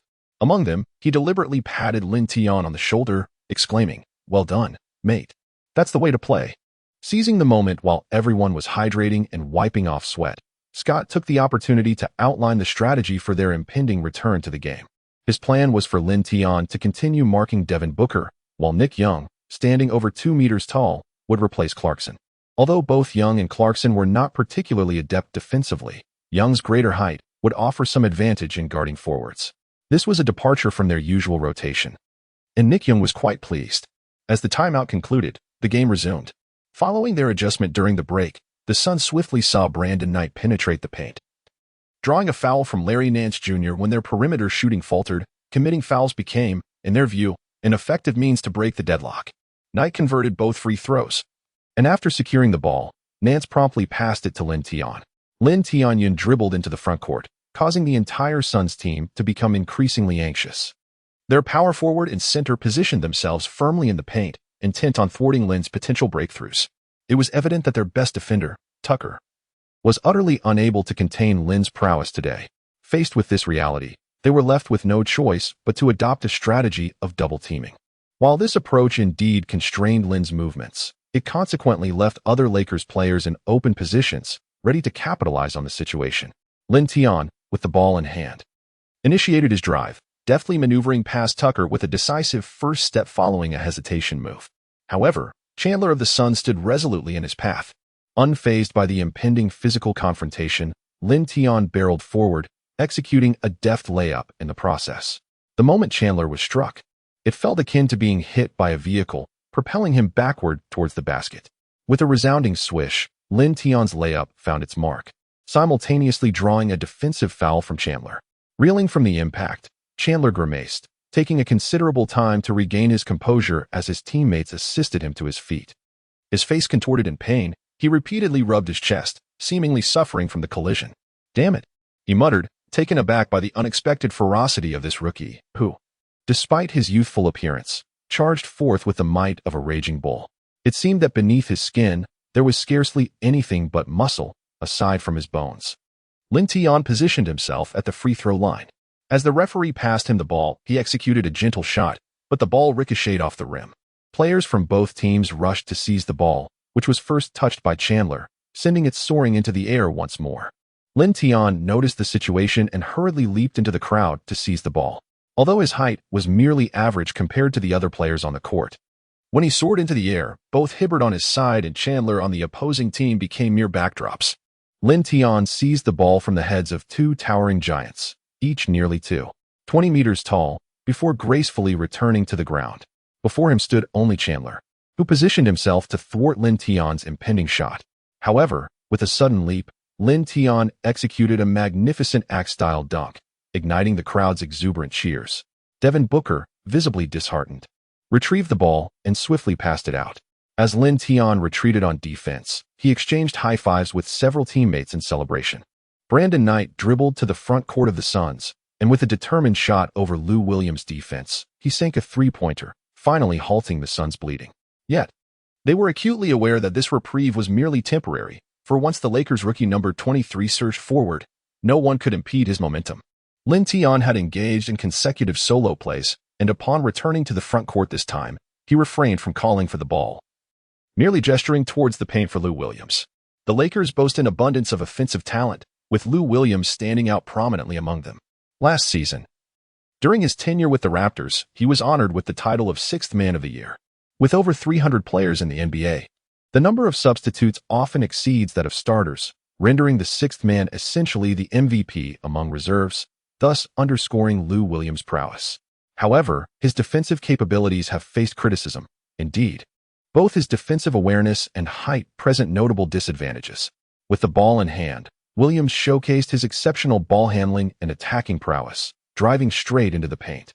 Although he failed to convert his shot upon entering the lane, he drew a foul from the opponent. He sank both free throws, leading to a gradual deceleration of the game's tempo. Subsequently, the Lakers' strategy appeared rather simplistic. After Lin Tian faced off against Lou Williams, Lou then contended with Nick Young. Among the trio, Lin Tian exhibited the most remarkable shooting prowess, having already gleaned insights from his encounters with PJ Tucker. Whether executing a layup after a breakthrough or a quick jump shot, his accuracy was astonishingly high. As for Lin Tian's defense, by the time the third quarter was nearing its end, the player he was assigned to guard, Devin Booker, had scarcely touched the ball. Both teams displayed rather lackluster defense. Thus, the team with the more fluid offense would significantly enhance their chances of victory. Throughout the first 3 quarters of today's match, it was evident that the Lakers' offensive performance was notably more vigorous. Lin Tian played through the entirety of the third quarter. During the break, he glanced at his statistics: 30 points, 8 rebounds, 2 assists, 5 steals, and 2 blocks. His shooting percentage hovered near an impressive 80. The Lakers had established a commanding lead over the Suns, ahead by as much as 17 points. The primary reason for this dominance was the complete shutdown of the Suns' rookie, Booker, who was thoroughly contained by Lin Tian. Their 3-and-D player, Tucker, found himself utterly incapable of countering Lin Tian's prowess. While Scott was sketching strategies on the whiteboard, Kobe approached and remarked, "Lin, you have the chance to secure your first career double-double today." Lin Tian nodded with a smile, acknowledging, "Indeed, I am just 2 rebounds short." Throughout the majority of the third quarter, he had been focused on defending Devin Booker, a shooting guard who primarily roamed the perimeter. Consequently, Lin Tian only managed to secure a mere 2 rebounds during that period. "Let us push harder," Kobe urged, "as long as we defeat them. We won't be at the bottom of the Western Conference." The victory margin between the Suns and the Lakers was slight, merely a single game. And today's direct confrontation would significantly impact their standings. The Lakers either had to cement their position at the bottom or rise to second to last. While both teams' managements might have wished for a lackluster performance, the players on the court were undeniably eager to win. As the fourth quarter commenced, Lin Tian took a brief respite, and the Lakers deployed several bench players, including Nick Young. Scott's expectations for them were modest. He merely hoped they could maintain the status quo. However, to everyone's surprise, they struggled to do so. The Suns, still fielding their starting lineup, seized the opportunity with Lin Tian off the court, and Booker, for once, received the ball. His defender, Clarkson, was shorter and lacked the defensive prowess of Lin Tian. For Booker, it felt as if he had finally emerged for air after being submerged for so long. After receiving a screen from Brandon Knight, Booker momentarily slipped past Clarkson and launched a shot, sinking a 3-pointer. Once the Lakers brought the ball up court, it found its way to Russell. Neither Nick Young nor Clarkson made any effort to reposition themselves, as they were not players inclined to run off the ball.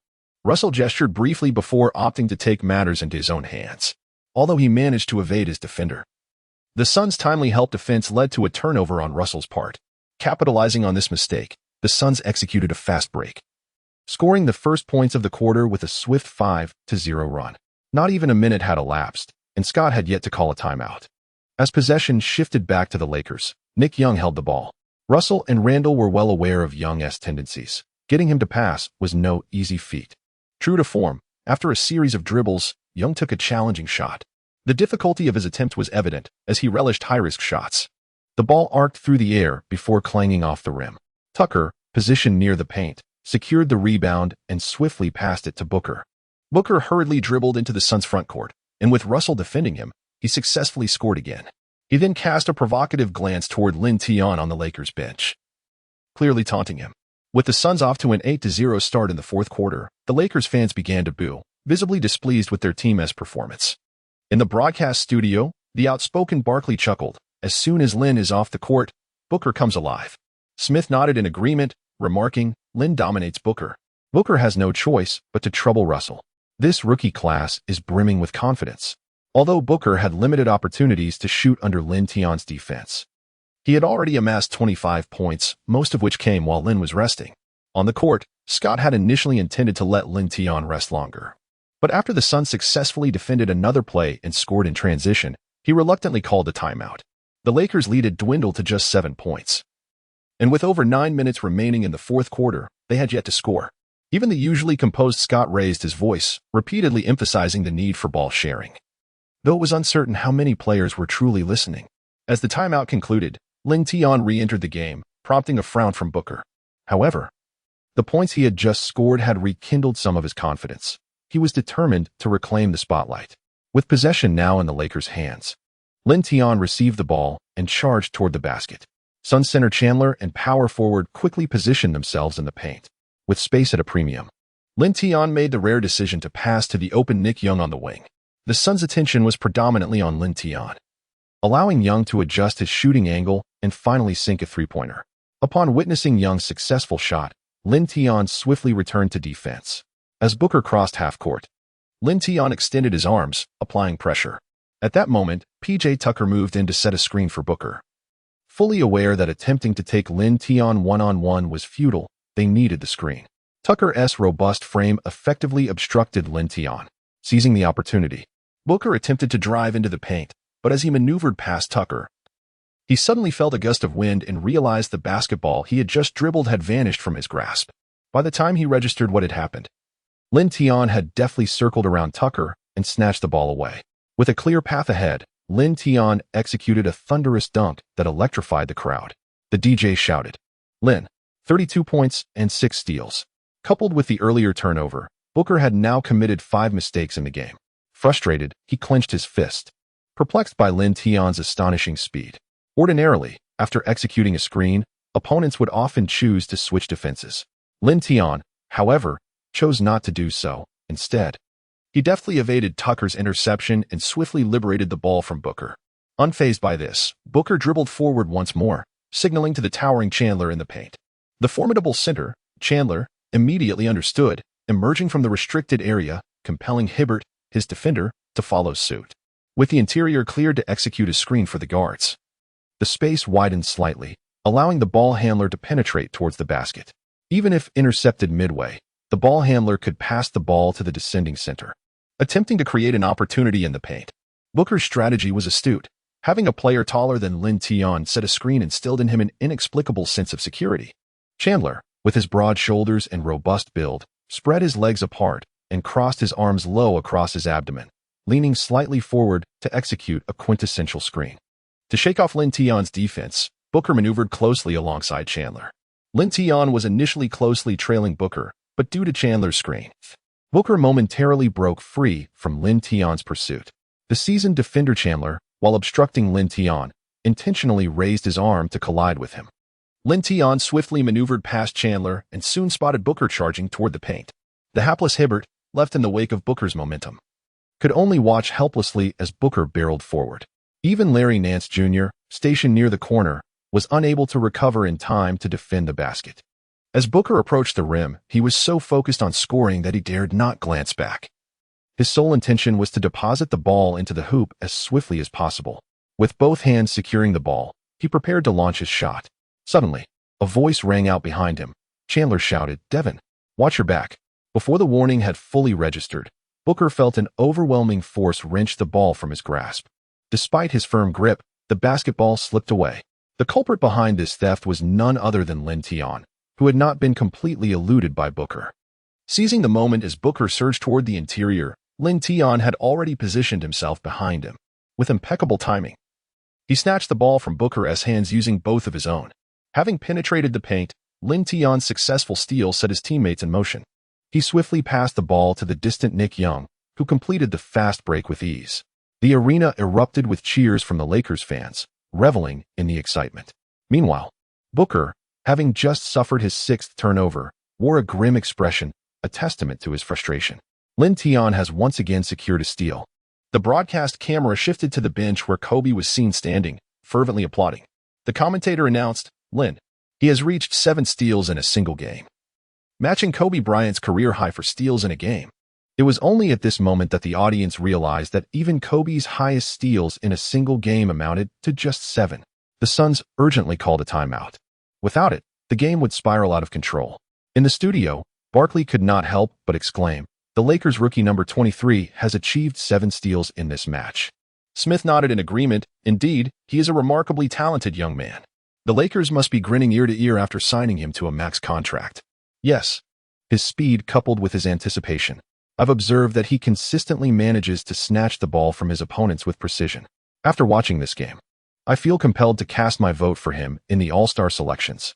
If he continues to perform like this, he will undoubtedly be a strong contender for Rookie of the Year. If his performance in every game can match even half of today's, he has already secured the title for this season. In the Penguin Live broadcast room, witnessing Lin Tian intercept the ball from Booker once again, host Wang Xing exclaimed excitedly, "Wow, what a beautifully executed steal." Commentator Yang Yi adjusted his glasses. I've said it before, Lin Tian would unleash his full potential in the 4th quarter. And here we are. As the game was paused, the camera showcased a slow-motion replay of Lin Tian's remarkable steal under the basket. It was evident that as Lin Tian reached for the ball, the basketball itself appeared to be compressed by his fingers. Yang Yi quickly remarked, "Look, the ball is actually indented. That is pure tenacity. It is rare for our nation to boast such an extraordinarily gifted player. This is a blessing for fans and a fortune for the Lakers." By the way, dear viewers, there are only 2 days left for the first phase of All-Star voting. If you have any votes left, Pick up your phones and cast a precious vote for our homegrown player, Lin Tian. Although his appearances have been limited, we must show our support. Wang Xing began rallying votes for Lin Tian. The live chat was flooded with comments. Wow, Lin Tian's physical prowess is absolutely terrifying. It feels like he could crush the basketball. Lin Tian's speed is even greater than the shorter Booker. Amazing. Even though Kobe isn't playing today, Lin Tian's stellar performance makes it all worthwhile. In the post-Yao Ming era, Lin Tian will undoubtedly carry the flag for our national team. Brothers, we must vote for our domestic player. Let us rally together. The more, the merrier. Gather your relatives and friends to vote for Lin Tian. I'm serious. Even if we have to lift him, we must elevate Lin Tian into the All-Star game. Far away at the Staples Center, Lin Tian was oblivious to how many people across the ocean were watching his game. During a timeout while he sipped water, Kobe unexpectedly walked up behind him and squeezed his shoulder, saying, "Buddy, I don't even know what to say. You're incredible." This moment was perfectly captured by the sideline camera, to which Lin Tian simply replied, "P.S. too slow." As the timeout concluded, both teams returned to the court. Booker, having been thoroughly outplayed, seemed hesitant to receive the ball. The basketball was in the hands of point guard Brandon Knight. Knight gestured to Booker, signaling him to set a screen. Booker approached Knight, allowing him to shake off Williams. In this switch, Lin Tian became the defender against Booker. With his towering height and outstretched arms, he advanced towards Knight, denying him any opportunity to break through. Lin Tian's defense was remarkably pristine. As Nate retreated, Lin Tian pressed forward with relentless intensity. When Nate attempted to drive, Lin Tian remained as steadfast as a rock. Nate believed that his ability to penetrate was more threatening than Booker's, thus he resolutely opted to charge forward. As Lin Tian retreated to defend, he exerted himself to stretch out his hand, successfully deflecting the basketball. Subsequently, leveraging his physical advantage, he maneuvered past Knight and seized the ball. At that moment, the Lakers' front court was devoid of any defenders, with Knight being the closest to Lin Tian. Knight summoned all his strength in a desperate attempt to reclaim the ball.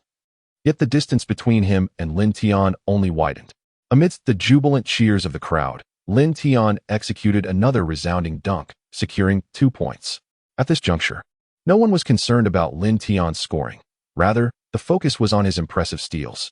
As the game progressed, Lin Tian had already amassed 8 steals. Kobe, who had barely settled into his seat, rose once again, generously applauding Lin Tian. The most steals he had ever achieved in a single game were 7. A feat he accomplished a decade prior. Lin Tian has shattered his own record in merely 3 games. Kobe turned to Scott, who was also applauding beside him, and remarked, "This kid's defense reminds me of Tony Allen, but no, he is even more ferocious than Tony Allen." Although the Suns still had a timeout remaining, their head coach, Jeff Hornacek, dared not utilize it any further, as they had only 1 timeout left for the entirety of the fourth quarter. Lin Tian's solitary defense thoroughly disrupted the Suns' offensive rhythm. Both Brandon Knight and Devin Booker felt the palpable fear of being guarded by Lin Tian. They subsequently committed 2 consecutive turnovers, and the Lakers seized the opportunity presented by the Suns' mistakes, scoring repeatedly. With just 4 minutes remaining in the game, the Lakers had extended their lead to 21 points. During a dead ball, Scott observed as Suns head coach Hornacek signaled the end of the contest, prompting him to quickly substitute Lin Tian. This is an unwritten rule in the NBA. When the opposing team concedes, one should refrain from ruthlessly pursuing victory. Lin Tian, amidst the cheers and applause of the audience, settled onto the bench. Kobe had been waiting there, a smile gracing his face as he affectionately ruffled Lin Tian's hair. "You rascal, you've shattered my record." Lin Tian, panting heavily, widened his eyes in astonishment as he gazed at the statistics displayed on the big screen. "I only scored 40 points, he exclaimed. "Hey, what are you thinking? Do you believe I'm referring to the points?" Kobe replied, furrowing his brow. Lin Tian suddenly realized, "My steals seem to have shattered your record." He was quite familiar with Kobe's statistics over the years. Kobe nodded in satisfaction. "You actually had the chance to achieve 10 steals, but Phoenix capitulated willingly, which was rather dull." Returning to the bench, Lin Tian glanced at his overall game stats: 40 points, 9 rebounds, 3 assists, 8 steals, and 2 blocks. At that moment, Nick Young sat down beside Lin Tian. "Hey, Lin, I should have let you have that rebound." "Not necessary." Lin Tian shook his head. The statistics were insignificant. The victory was what truly mattered. Kobe turned around, astonished by Lin Tian's maturity at such a young age, and couldn't help but nod in approval. The game continued, now entering garbage time. The Lakers fielded several young players. including Russell and Randall. This period was the perfect opportunity for practice, yet Lin Tian, being the youngest player on the court, remained seated on the bench. As time ticked away, the two teams' bench players engaged in a back-and-forth contest, with the point differential lingering around 20. Ultimately, garbage time concluded, and the arena echoed with the final buzzer. The score settled at 180, marking a resounding victory for the Lakers. Confetti cascaded from above, celebrating the triumph. Kobe led the way to the Suns bench, greeting each Suns player with high fives and embraces. Many of the young players from this generation, including Suns rookie Devin Booker, were fans of Kobe. Lin Tian followed closely behind Kobe, and as he embraced Tucker, a smile of relief appeared on Tucker's face. "Young man, your future knows no bounds." After politely expressing his gratitude with a simple thank you, Lin Tian proceeded to exchange hugs with the other players from the Suns. Once the formalities were completed, the group of players returned to the locker room. Kobe, having not participated in the game that day, did not join them in the locker room. The atmosphere within was exceptionally relaxed and joyful, with Nick Young even humming a cheerful tune. Today, Nick Young scored 15 points, a performance that could indeed be deemed commendable. After enjoying a refreshing bath, Lin Tian joined Coach Scott in the media room for an interview. The Lakers' media room is notably livelier than those of other teams. A modest space brimming with sports journalists from across the nation and around the globe. The reporters initially directed several inquiries at Coach Scott, who responded with impeccable precision, leaving no room for error. Naturally, he primarily praised Lin Tian's demeanor on the court. Just when he thought the questioning had concluded, a bespectacled journalist posed a rather incisive question. "Coach Scott, we noticed that you substituted Lin Tian with 4 minutes remaining in the game, despite him being just 1 rebound shy of a double-double." Coach Scott nodded, acknowledging, "Yes, I am aware. Lin is our primary scorer, but he has already played sufficient minutes. I do not wish for him to risk injury due to excessive playing time. Achieving a double-double is far too easy for him." His response remained flawless, showcasing his seasoned expertise in handling journalists' inquiries. A member of the Lakers staff signaled that Coach Scott's interview was concluding, and it was now time for Lin Tian to be interviewed. This segment typically allows players to select which reporters may pose questions. Lin Tian pointed towards a female reporter from the Celestial Empire sitting in the audience. The reporter promptly raised her microphone and asked, "Lin Tian, today you achieved the highest score on the court, and your team secured victory. Are you satisfied with the team's performance throughout the entire match?" Lin Tian nodded. "Of course I am satisfied. It was a splendid match. Everyone worked diligently on the defensive end, and our offense flourished." A male reporter from ESPN posed the second question. "Lin, your performance tonight was exceptional. Do you believe you have the potential to become the Rookie of the Year this season?" Lin Tian chuckled. "I believe that based on my performance tonight, this award was already mine." A chorus of laughter erupted from the gathered journalists, and even the staff of the Lakers' public relations department couldn't contain their amusement. Shortly thereafter, another reporter posed the final question. "You achieved 8 steals tonight. Do you possess any unique insights regarding this aspect of the game?" Lin Tian replied, "Indeed. As long as I am faster than them, I can seize the ball from their hands." A chorus of laughter ensued. After the interview, Lin Tian returned to the apartment near the arena where he resided. Although the rent was not inexpensive, it paled in comparison to his current salary. A mere drop in the ocean. With just 2 more months of pay, he could even afford a home in the bustling commercial district of Los Angeles. Several players from the Lakers also rented apartments nearby, including Nick Young, who, after work, indulged in a carefree lifestyle. Lin Tian, feeling utterly bored, turned on the television in his room, where another match was underway between 2 teams, the Dallas Mavericks and the Miami Heat. Just a few years prior, these 2 teams had faced off in the finals, but back then, LeBron James was still with the Heat. Now, however, both teams had largely faded from the championship contention. Scott had consistently advised them to take advantage of their downtime by watching other teams' matches and recordings, a piece of advice Lin Tian had diligently followed. By the time he finished watching the game between these 2 teams, it was already midnight. Lin Tian, as usual, opened his phone to check the sports news. His name continued to dominate the headlines of major news outlets. Lakers rookie Lin Tian scores an astonishing 40 points tonight, a jaw-dropping block that astounded Kobe. Lin Tian achieved an impressive 8 steals in a single game, setting a new record for steals this season. With Kobe sidelined due to injury, the 19-year-old prodigy led his team to a resounding victory over the Suns. Is yet another future superstar emerging? Lin Tian boldly proclaimed that the title of Best Rookie is already within his grasp. The Lakers halted their losing streak with ease, surpassing the Suns to claim the 14th spot in the Western Conference, thanks in no small part to Lin Tian's contributions.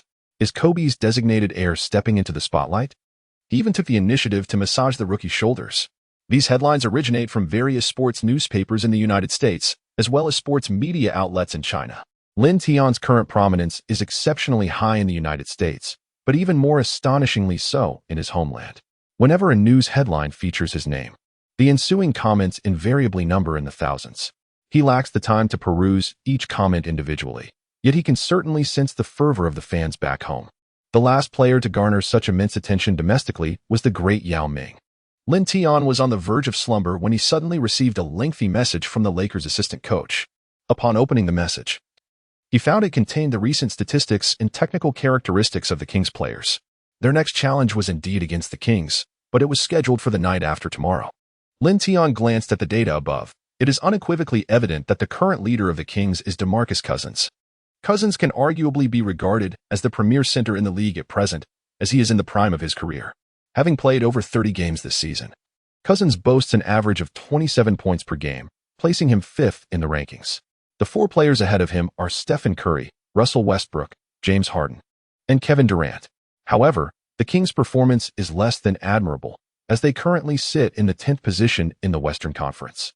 Should they maintain this standing, they would be unable to qualify for the playoffs upon the conclusion of the regular season.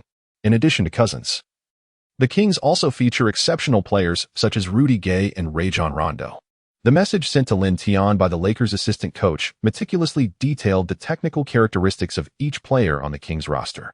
After reading the message, Lin Tian promptly succumbed to slumber. The following morning, he, along with Nick Young from the vicinity, boarded the Lakers' private jet near the arena. Although the Lakers' next adversary, the Kings, resided merely a few hundred kilometers away from Los Angeles, flying was undoubtedly a swifter option compared to other modes of travel. They were set to arrive in Sacramento a day in advance, spending the night at a hotel before competing the following day, after which they would again board a plane to their next away game. The upcoming 2 matches would be on the road, leading to a certain degree of fatigue.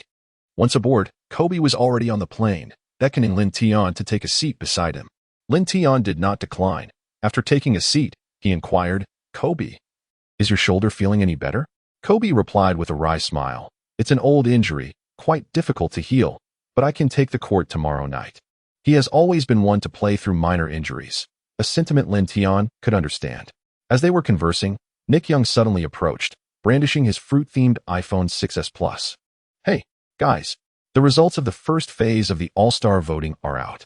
Kobe did not even lift his eyelids, aware that despite his mediocre performance, his vote count would undoubtedly be substantial. Lin Tian inquired, "So what?" He possessed a profound self-awareness, recognizing that he had only participated in 4 games this season, thereby rendering his chances of reaching the All-Star game exceedingly slim. However, Nick Young's subsequent remark left everyone present utterly astonished. "Lin, you received 620,000 votes in the first round. That places you second only to Kobe's 710,000. What?" Lin Tian could not help but widen his eyes in disbelief as he took Nick Young's phone. The screen displayed a recent announcement from the NBA's official social media, released merely 5 minutes prior. It clearly stated the results of the first phase of voting. First place, Kobe, votes 712,000. Second place, Lin Tian, votes 621,200.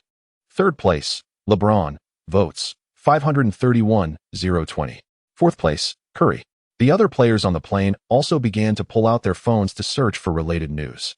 Lin Tian was momentarily taken aback, contemplating the remarkable surge in his popularity following the recent matches. However, he never anticipated that his acclaim had escalated to such extraordinary heights. The All-Star voting had commenced as early as the previous month, during which Lin was merely a player in the Development League. Since his debut in the NBA a mere 10 days ago, the volume of votes he had garnered was nothing short of astonishing. It was only at this moment that he recalled the current All-Star voting mechanism, which had yet to undergo reform. The selection of a player for the All-Star starting lineup was entirely in the hands of the fans. As long as a player had a sufficient fan base, even if their performance were subpar, they could still potentially be elevated to All-Star status.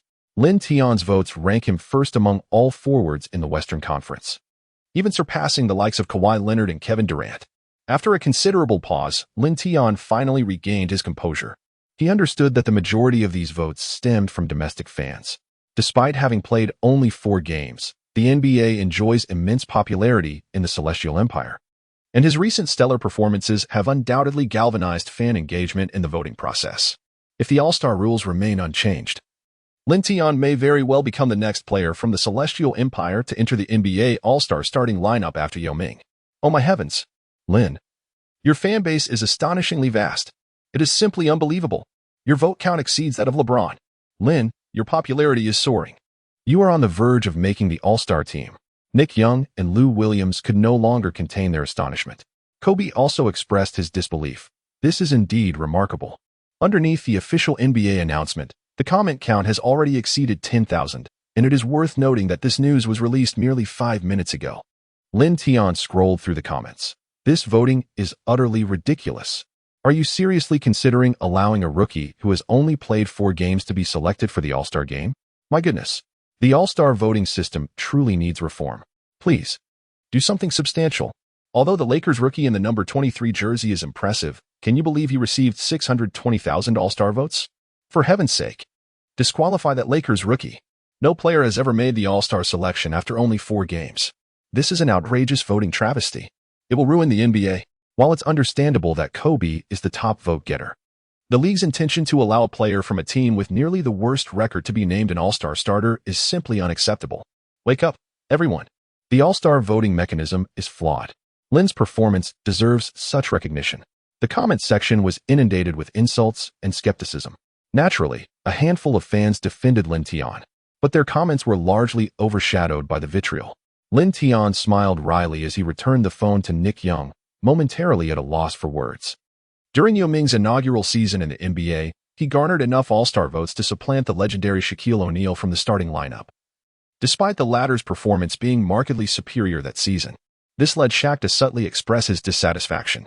Furthermore, Yao's impressive record of being selected as an All-Star starter for 8 consecutive seasons drew considerable criticism from numerous NBA fans and media representatives. In more recent times, Lin also came perilously close to securing a starting position in the All-Star game due to a significant number of votes in one season. All of this can be attributed to the formidable fan base that Chinese players command. It is impossible for Lin Tian to claim he is free from pressure.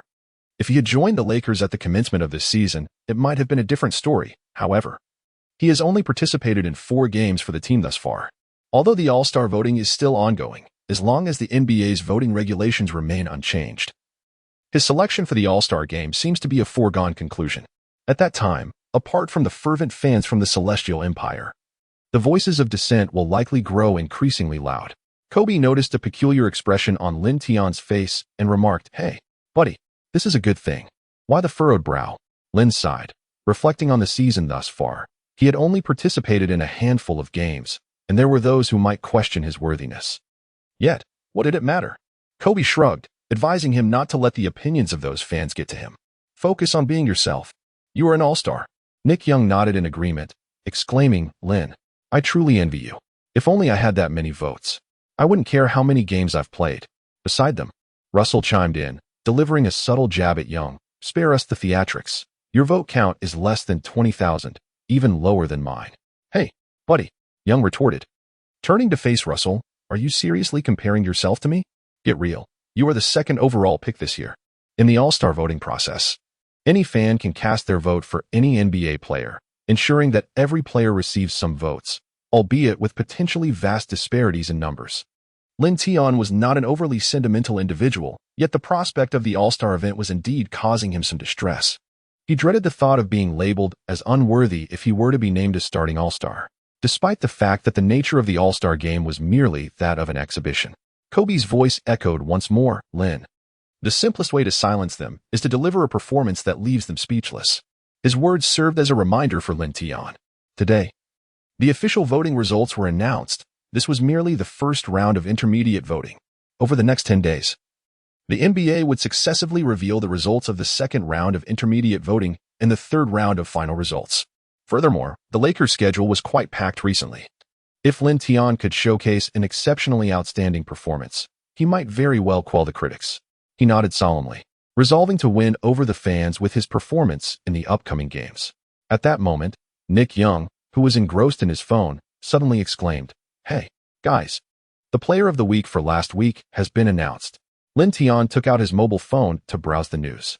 As expected, following the announcement of the first phase of All-Star voting results, the NBA swiftly revealed the list of the previous week's best players. The Eastern Conference's Player of the Week was Kyle Lowry from the Raptors, while the Western Conference's accolade went to Lin Tian. The announcement highlighted his average statistics from the past week: 30, 5 points, 6 rebounds, 2 assists, 5 steals, and 2 blocks. These numbers included his performance in his debut game representing the Lakers. In that inaugural match, aside from committing 2 turnovers, he unfortunately recorded a complete absence of other statistics. An essential criterion for being named Player of the Week is, of course, the team's performance. In the 4 matches in which Lin Tian participated, his team secured 3 victories, earning him the title of Player of the Week, a recognition truly deserved. The officials announced the All-Star voting results prior to revealing last week's Player of the Week. Likely considering Lin Tian's influence, Kobe was notably excited, exclaiming, "Hey, Player of the Week. I thought it would be James Harden." Nick Young also extended his congratulations, saying, "Lin, congratulations. I believe that once the Player of the Week is announced, those who question your All-Star voting will be silenced." Lin Tian himself was rather indifferent. What rewards come with being named Player of the Week? He had never really delved into the significance of such an accolade before. Upon hearing Lin Tian pose such an unusual question, the others erupted in laughter. Nick Young pointed at Kobe and said, "You should ask Kobe. He is one of the players in NBA history with the most Player of the Week titles." However, Kobe solemnly replied, "No, no, no. Please do not exalt me in such a manner. But as someone who has been in your shoes, let me tell you that there are no substantial rewards for being named Player of the Week. If your contract contains any incentive clauses, you might receive a little extra, but you should already have a fully guaranteed contract." Nick Young shook his head and remarked, "You actually inquire about rewards for such a prestigious honor. You truly are beyond redemption." Lin Tian scratched his head and broke into a smile. The airport was once again filled with laughter and merriment. After more than an hour, the Lakers' private jet arrived in Sacramento. The group disembarked and boarded the team's exclusive bus en route to the hotel. They checked into a 5-star hotel situated near the home arena of the Kings. This was Lin Tian's first visit to this 5-star hotel in the capital city of California, which was quite impressive, boasting a plethora of amenities that surpassed the comforts of his apartment in Los Angeles. With ample time at hand, they settled their luggage and, shortly thereafter, under the guidance of the head coach, made their way into the Golden One Center, the home arena of the Kings. It is said to be one of the most advanced venues in the NBA, equipped with comprehensive facilities and capable of accommodating over 20,000 fans. After wandering through the arena, they arrived at the training facility, where Scott organized the players to commence their training for the day. Following individual drills, they proceeded to practice as a team. Although Lin Tian has replicated the peak abilities of several players, he has never dared to be negligent in his training. This is especially true with Kobe by his side, urging him on. While Kobe does not interfere with other players, he often cannot resist offering a few words of advice during Lin Tian's personal training sessions.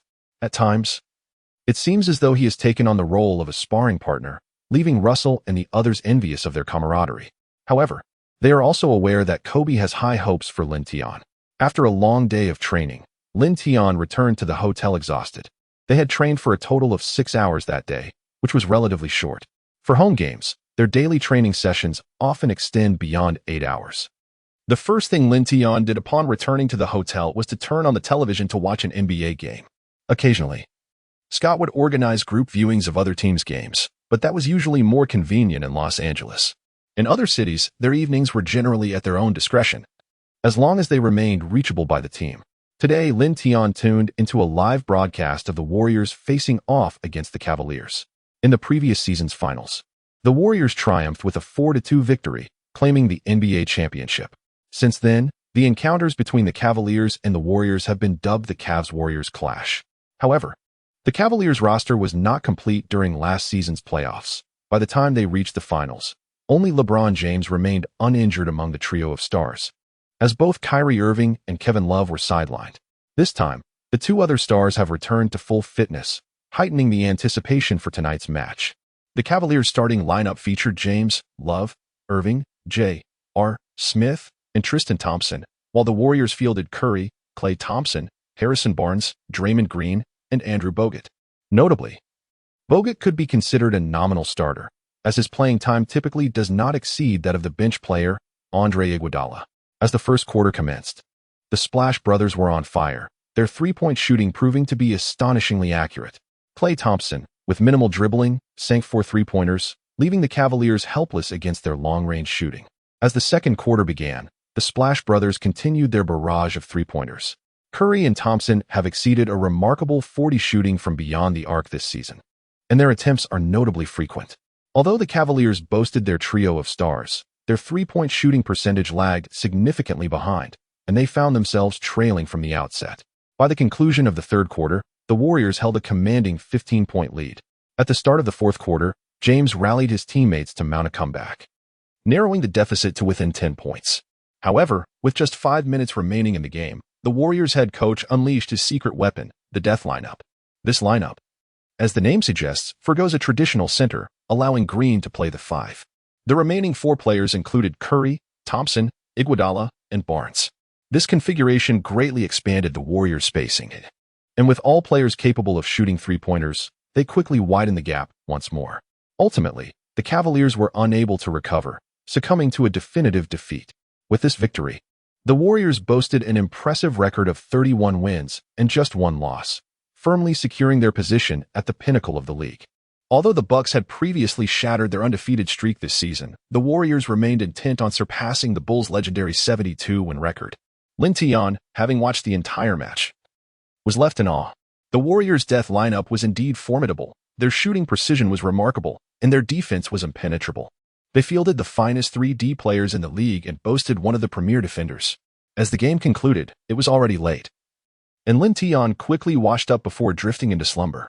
The following morning, at 7 o'clock, Lin Tian awoke, finding himself and Kobe to be the earliest arrivals at the training facility, much to the quiet discontent of the security guard responsible for opening the doors. Kobe turned to Lin Tian and said, "Listen, when playing away games, you'll encounter various challenges. Sometimes the staff of the home team will intentionally create difficulties for you, but do not let it bother you." Lin Tian nodded thoughtfully, acknowledging the situation. Soon after, the other players of the Lakers arrived at the arena to commence their day's training. Due to the impending match scheduled for the evening, the intensity of their practice was relatively subdued. Thus, the day passed and night fell. At precisely 8 o'clock, half an hour before the game commenced, as more than a dozen Lakers players entered the arena, a cacophony of boos filled the air above the Golden One Center. Particularly when the camera focused on Lin Tian, the jeers surged in waves, as if attempting to engulf him entirely. Lin Tian had never witnessed such a grand spectacle. This was merely an ordinary regular season game, and he harbored no animosity toward the Kings. Yet, he was acutely aware that the jeers were directed at questioning the legitimacy of his All-Star votes. Each year during the All-Star festivities, passionate debates arise among fans. This time, however, the focal point of contention was Lin Tian. Despite recently being awarded the Western Conference Player of the Week, this accolade was insufficient to sway the fans' opinions. Beside Lin Tian, Kobe chuckled, "This season, no matter which city I visit for away games, I am greeted with cheers upon taking the court. Yet, this time, thanks to you, the jeers are remarkably loud. It seems the Kings fans harbor considerable resentment, believing that I should not have been selected for the All-Star game. They certainly resent you, as their star players' vote count is rather low. Cousins had little chance of being a starter, and now, with your presence disrupting the scene, his aspirations of starting in the All-Star game have drifted even further away. You must be cautious of Cousins tonight. However, this also serves a purpose. At the very least, it instills a profound sense of urgency within you," Kobe remarked. Lin Tian let out a bitter smile. The players from both teams had begun their warm-up routines. Lin Tian and his teammates were practicing on one half of the court while the Kings players occupied the other. When Lin Tian directed his gaze toward Cousins in the distance, he found Cousins glaring back at him with a sullen expression. Having heard tales of Cousins' jovial nature, it was evident that the rumors held some truth. Trouble was certainly on the horizon for tonight. As the clock struck 8:30, the game between the Lakers and the Kings officially commenced. The starting players removed their training gear, one by one performing warm-up exercises as they made their way to the center circle.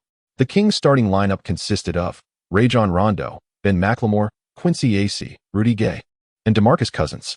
The Lakers starters included Lou Williams, Kobe Bryant, Lin Tian, Julius Randle, and Roy Hibbert, with the referee's whistle piercing the air.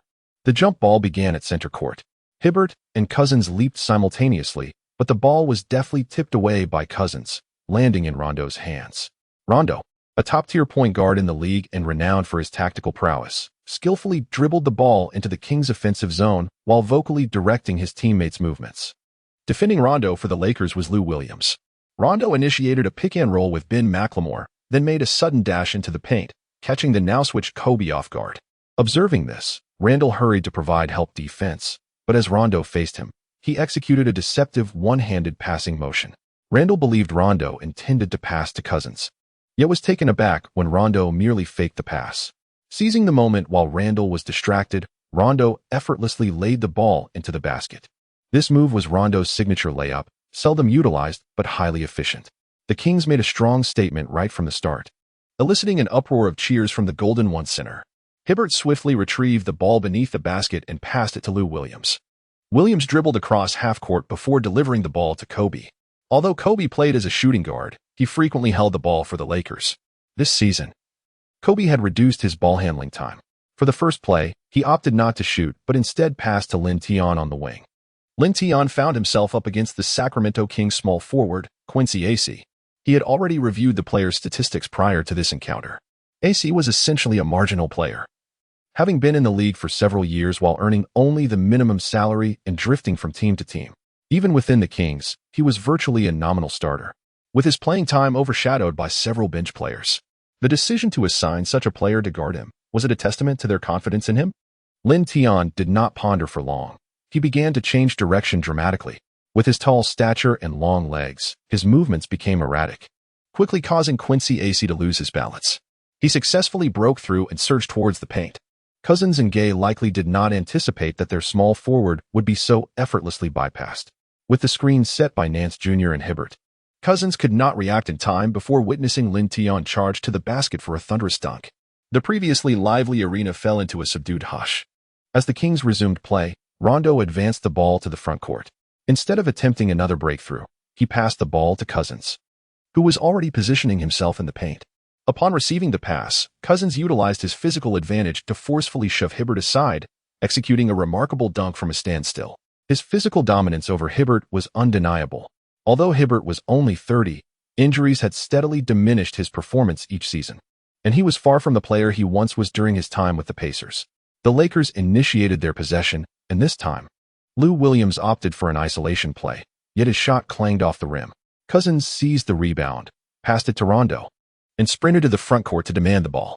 After receiving it, he faced Hibbert and made a two-point shot, simultaneously drawing a defensive foul from Hibbert, a classic 2-1 situation. After completing this play, Cousins did not taunt Hibbert but rather turned his gaze towards Lin Tian, who was hovering near the three-point line. Lin Tian found himself in a state of bemusement. He actually appreciated Cousins' forthright demeanor. However, it seemed that Cousins harbored a distinct aversion toward him. With Cousins successfully sinking a free throw, the Lakers found themselves trailing by 5 points. Kobe attempted a one-on-one play but missed, allowing Gay to seize the rebound and promptly pass it to Rondo. Cousins once again raised his hand in the paint, signaling for the ball, which Rondo duly delivered. Upon receiving the pass, Cousins initiated his adept backing down maneuver. As he dribbled to a position where he felt comfortable to shoot, he prepared to release the ball, confident in his accuracy from that range. Cousins feigned a jump, tricking Hibbert into leaping prematurely. Just as Hibbert was descending, Cousins took off and released the ball. Suddenly, Rondo's voice echoed, "Watch your back." Having already let go of the shot, Cousins was bewildered as he noticed a large hand looming above him. Smack! That hand forcefully swatted Cousins' shot down, redirecting it onto Hibbert's shoulder before bouncing into Kobe's possession. It was only at this moment that Cousins realized it was Lin Tian who had thwarted his attempt. Kobe swiftly transitioned the ball up the court, but after just 2 strides, a gust of wind surged past him. Lin Tian had sprinted ahead. Observing this, Kobe quickly passed the ball to Lin Tian. Although 2 Kings guards were positioned beneath the basket, Lin Tian executed a flawless Euro step, deftly maneuvering around both opponents to score. This fluid offensive display left Cousins momentarily stunned. He had never anticipated being blocked, especially from behind, which rendered him utterly unresponsive. As Lin Tian rushed back to defend, Cousins remarked gravely, "Rookie, your speed is commendable." "Thank you for the compliment." Lin Tian replied with a smile, but I won't concede to you. Rarely smiling, Cousins retorted, I will score 40 points tonight. Your interior defense is vulnerable. No sooner had he finished speaking than he received a pass from Rondo. This time, Cousins was much more cautious, constantly wary of Lin Tian, and then, facing Hibbert, he successfully made the shot. After the Lakers inbound the ball, Lou Williams immediately passed it to Lin Tian. Observing Lou Williams at the arc and Kobe on the wing, Lin Tian couldn't help but smile wryly. They lacked players adept at off-ball movement, and both Nance and Hibbert were congested in the paint. Lin Tian, not particularly accurate from beyond the arc, took a small step and drove into the lane. Quincy Acey was utterly unable to stop him, merely watching as he charged into the interior. Cousins had anticipated Lin Tian's drive towards the paint. After being blocked by Lin Tian moments ago, he was now eager to reclaim his pride. However, he dared not venture too far from the painted area, mindful of Hibbert and the possibility of a pass from Lin Tian. In the blink of an eye, Lin Tian had reached the paint. As he faced Cousins, he forcefully pushed off the ground with both feet, propelling himself into the air. Standing at 11 meters. Cousins wore a smile, raising both hands to leap, determined to block Lin Tian's shot and restore his lost dignity. Lin Tian, fearless and undaunted, raised a single hand to ignite the flames of the heavens, confronting Cousins with unwavering resolve, and propelled the ball directly towards the hoop. Cousins leaped high, nearly surpassing the height of the rim, yet Lin Tian managed to glide the ball past his fingertips. Thud. The ball thundered into the net.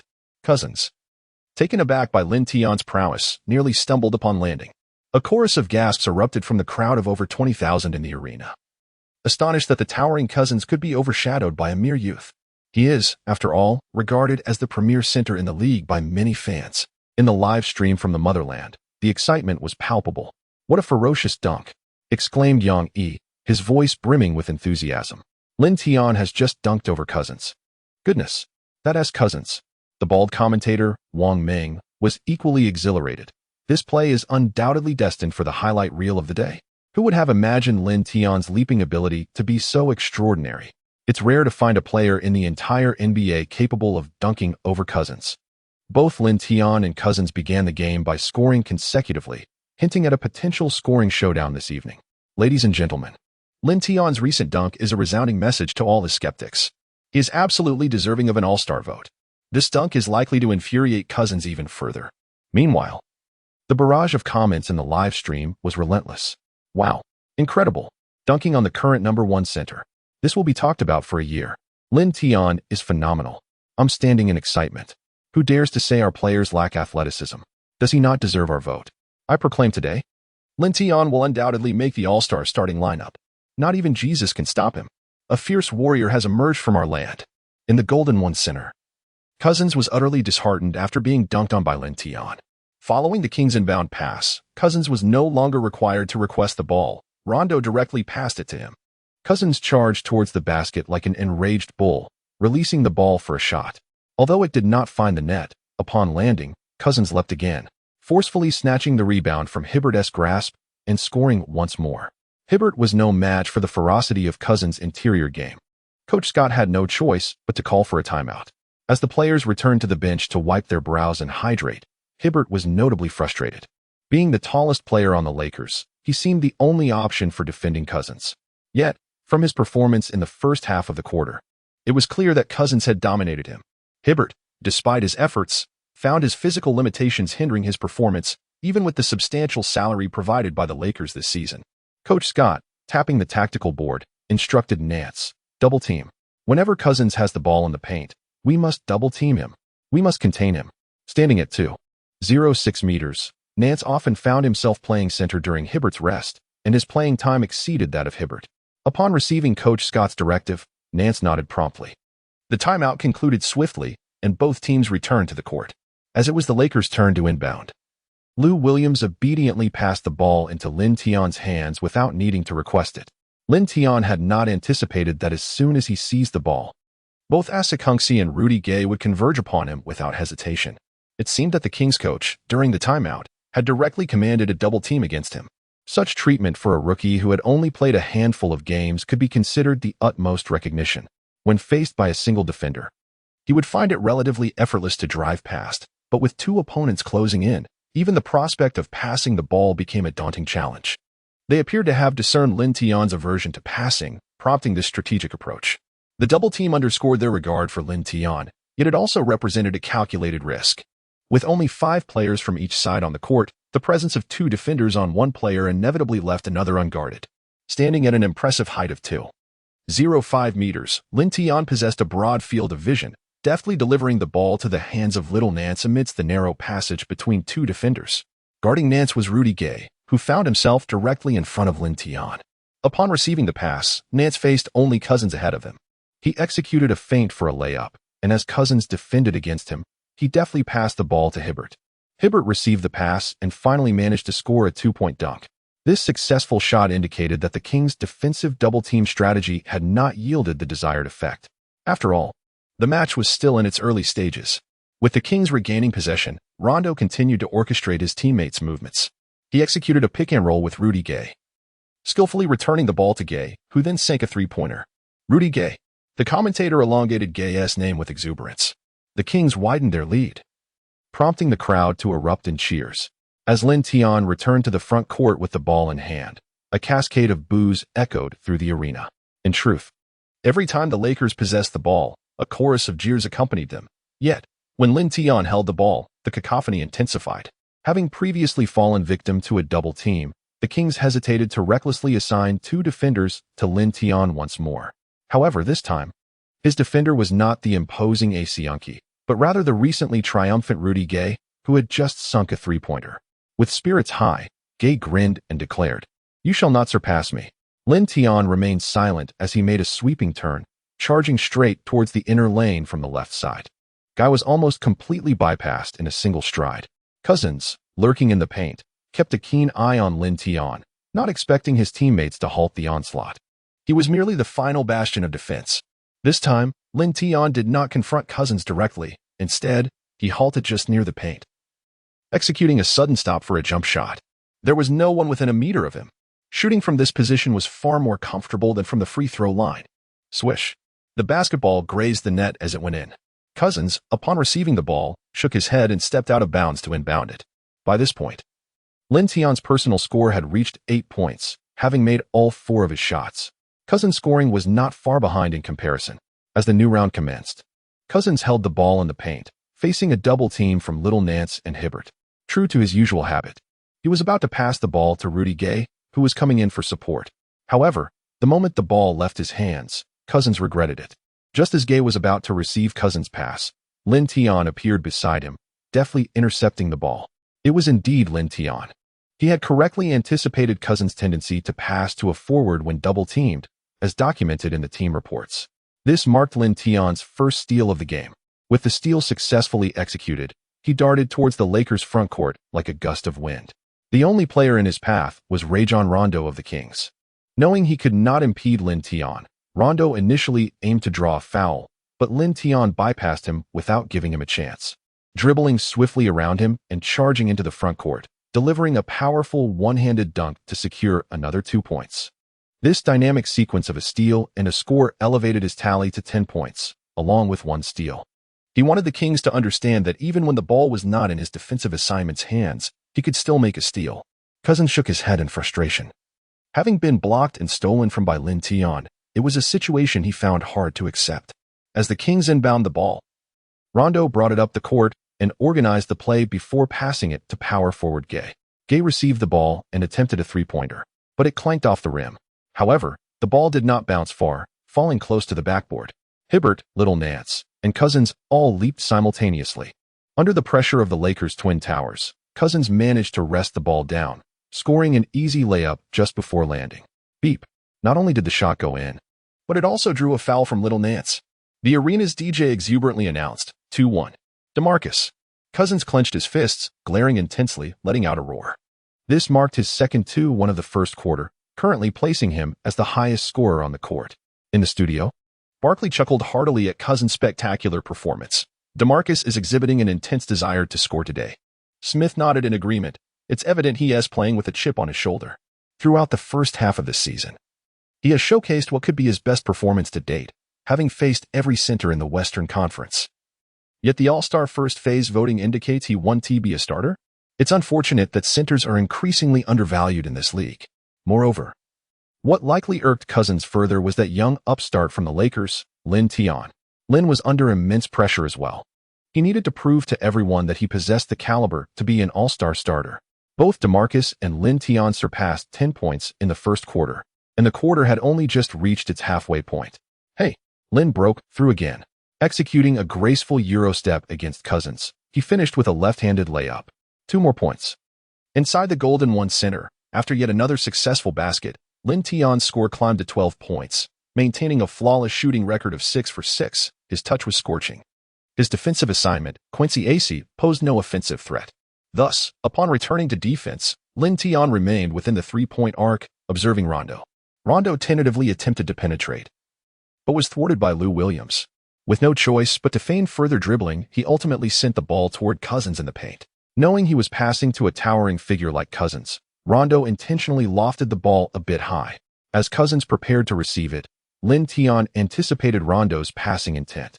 He decisively abandoned his assigned defender, sprinting into the space between Rondo and Cousins, leaping with force.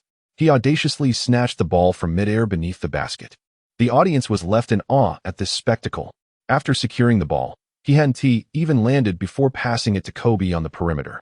Kobe, upon receiving the ball, surged forward. However, the two backcourt players from the Kings were quick to return on defense, arriving at the basket ahead of Kobe.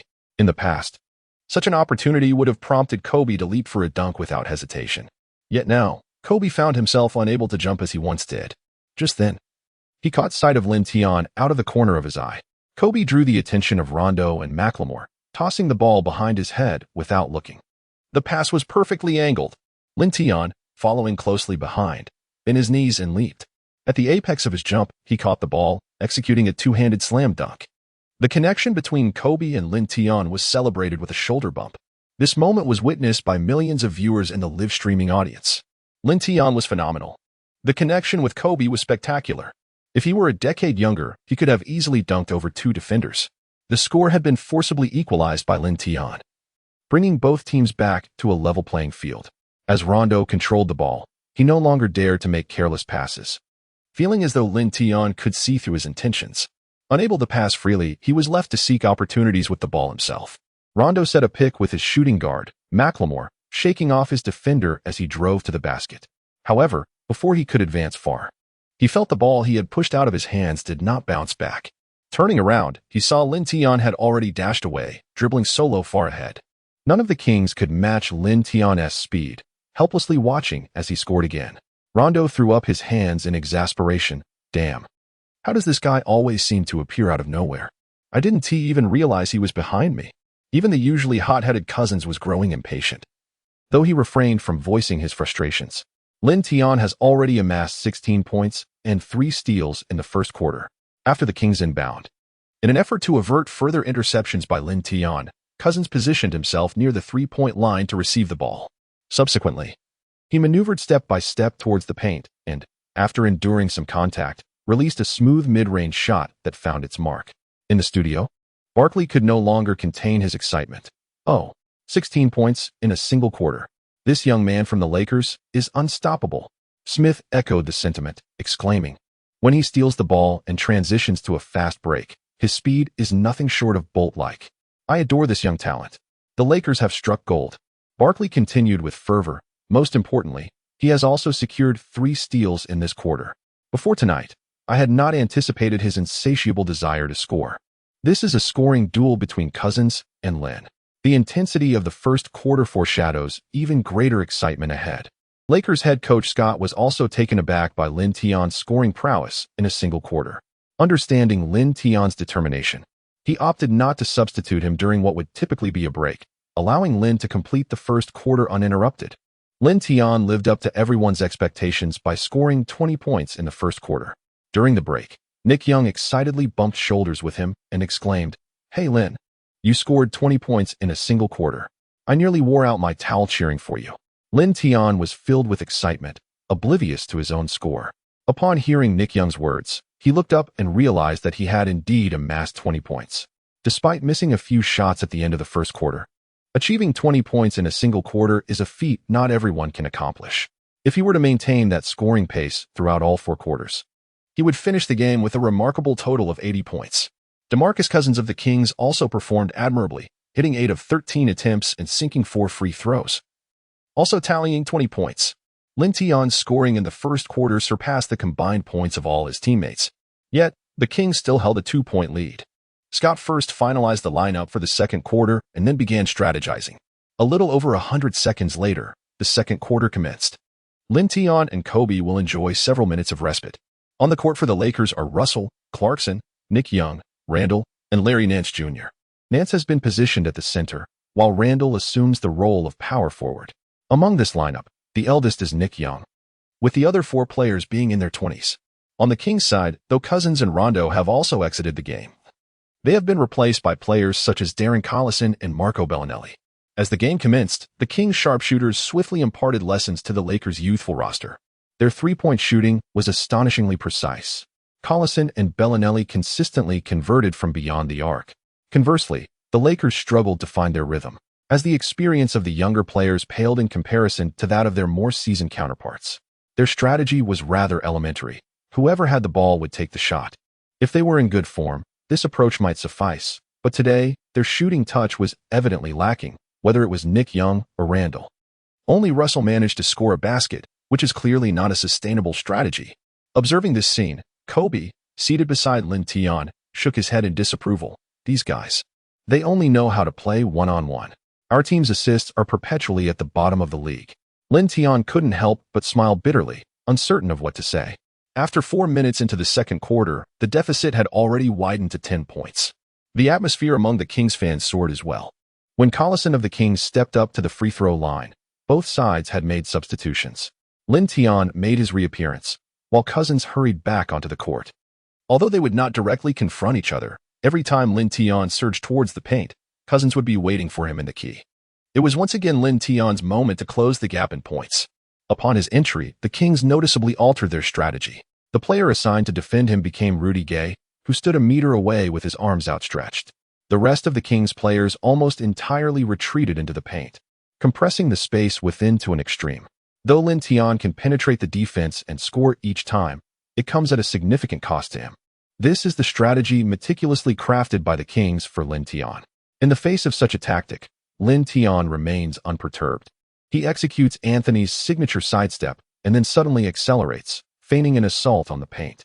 Although the defender Gay cannot keep pace with him, inside, Cousins and another forward await Lin Tian. Lin Tian did not rush in directly. Instead, he executed a sudden stop jump shot near the free throw line. Having emulated the full repertoire of peak Anthony's skills, his jump shot was remarkably graceful. The basketball arced beautifully through the air before swishing through the net with a delightful sound, combining the explosive drives of peak Iverson with the elegant stop and pop of peak Anthony. Lin Tian leveraged this considerable advantage to easily bypass his defender and score, effectively rendering his jump shot uncontested, akin to an open shot. Under such circumstances, his shooting percentage soared above 70. The two-pointer he made upon entering the second quarter temporarily halted the Lakers' downward spiral. In the ensuing plays, Lin Tian showcased his kaleidoscopic array of offensive techniques, the most dazzling crossover, the sudden stop jump shot, post-up moves, floaters after drives, scoop shots, and reverse layups. While not every attempt found its mark, they frequently drew fouls from his opponents. He had also seamlessly copied the exceptional foul-drawing prowess of Iverson and Anthony. With each successful shot Lin made, the crowd's boos diminished. When Lin scored against Cousins, the Golden One center fell into an astonished silence, with many spectators displaying expressions of sheer disbelief. The audience present that night had come either to witness Cousins or Kobe. Yet the true star was a rookie from the Lakers. In the studio, as they watched Lin Tian sink one difficult shot after another, Barkley and Smith erupted in excitement. "Oh, damn, he made that shot. Lin's touch tonight is simply remarkable." The Kings' defense, though not poor, appeared ineffective against Lin. His offensive arsenal was vast. When he drove, he resembled Iverson, yet when he executed a sudden stop jump shot, he mirrored Carmelo. Cousins found himself at a loss against Lin's relentless onslaught. Lin showed no fear of double teams or help defense. This young man from the Lakers has an unlimited future. I believe the Lakers should consider developing him into a cornerstone player before the trade deadline arrives. And what about Russell? He has the second overall pick. So what? On the court, it's all about skill. The Lakers' struggles this season stemmed from a lack of a clear core player. As the second quarter concluded, Lin Tian returned to the locker room, drenched in sweat. Kobe personally handed him a towel, saying, "Hey, Lin, this is insane. You've already scored 35 points in the first half." At that moment, a staff member also presented a statistics sheet confirming Lin's impressive tally of 35 points. The score stood at 52, as Lin's individual efforts had nearly erased the lead the Kings had previously established. Nick Young exclaimed, "Dude, you have so many offensive moves. You're almost catching up to me." His comment instantly enlivened the atmosphere in the locker room. "Young, when will you showcase such an array of offensive skills?" Russell teased. As they chatted, Scott and several assistant coaches entered the locker room with a tactical board, preparing to outline strategies for the second half. The halftime break was brief. Upon the commencement of the third quarter, Lin Tian adopted a more subdued approach, focusing his energy on defense. He often had to cover for Lou Williams' defensive lapses. As for dealing with Cousins in the paint, Lin found himself outmatched. Throughout the third quarter, Lin attempted 5 shots, making 2. However, due to his relentless defensive efforts, he managed to secure 3 steals. Consequently, Rondo had to be exceptionally cautious of Lin, wary of the stealthy player snatching the ball away from him. In the final 2 minutes of the third quarter, as Lin exited the game, they held a 2-point lead. This was due to the Lakers allowing Cousins some comfort while ensuring the rest of the Kings players struggled mightily. Lin Tian permits Cousins to handle the ball independently, yet he does not allow him to incessantly distribute it. As the most formidable threat on the wing, the 2 forwards from the Kings displayed a lamentable scoring performance in the third quarter. With merely 3 minutes remaining in the period, Lin Tian, breathless, took a respite from the game, while his team maintained a slender 4-point lead over the Kings. However, upon his departure, his teammates faltered, and the Kings swiftly equalized and even took the lead. At this juncture, Kobe was on the court leading the team. Having struggled with his shooting in the first 2 quarters, his attempts had been few. Now, with Lin Tian resting, it was imperative for Kobe to invigorate the team. He controlled the ball, suddenly changing direction to penetrate the lane. Remarkably, the Kings' McLemore managed to keep pace with Kobe. After a quick stop, Kobe found himself in a challenging position to shoot and reluctantly opted for a pull-up jumper from near the free throw line. This type of shot tests a player's core strength and is considered a high-difficulty maneuver. When executed fluidly, it can be a sight to behold. Kobe's pull-up jumper is renowned as one of the most aesthetically pleasing in history. His release was nearly impossible to defend against, seldom subject to a block. The basketball soared through the air, tracing a high arc before swishing through the net. Following his successful shot, Kobe's gaze was resolute, reminiscent of a determined assassin. On the bench, Lin Tian fervently applauded his teammate. The Kings, however, were undeterred. Immediately after the inbounds, Cousins retaliated with a swift 2-point shot. The Lakers executed a baseline inbounds, and this time, Kobe advanced the ball from the backcourt to the front. As he orchestrated his teammates' movements, he lifted his jersey collar to wipe the sweat from his brow. After tending to his perspiration, Lou Williams approached to set a screen. Utilizing the screen, Kobe momentarily shed his defender but chose not to drive inside. Instead, he launched a pull-up 3-pointer from beyond the arc. Although Kobe's career 3-point shooting percentage is not particularly high, this shot found its mark. Lin Tian and his teammates leapt to their feet, applauding Kobe. And even some Kings fans joined in the ovation. In a crucial moment, Kobe had staunched the bleeding.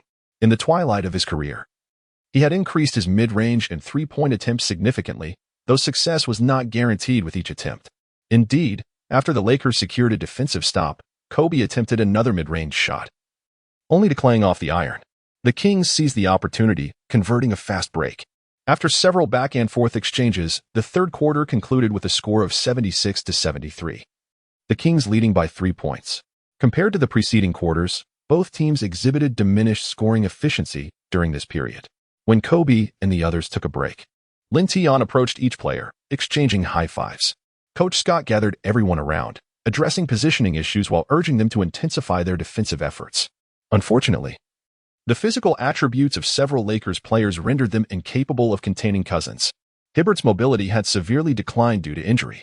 Although Kuzma possessed agility, he lacked the strength to contend with the towering Cousins, especially given his youth and inexperience in defense.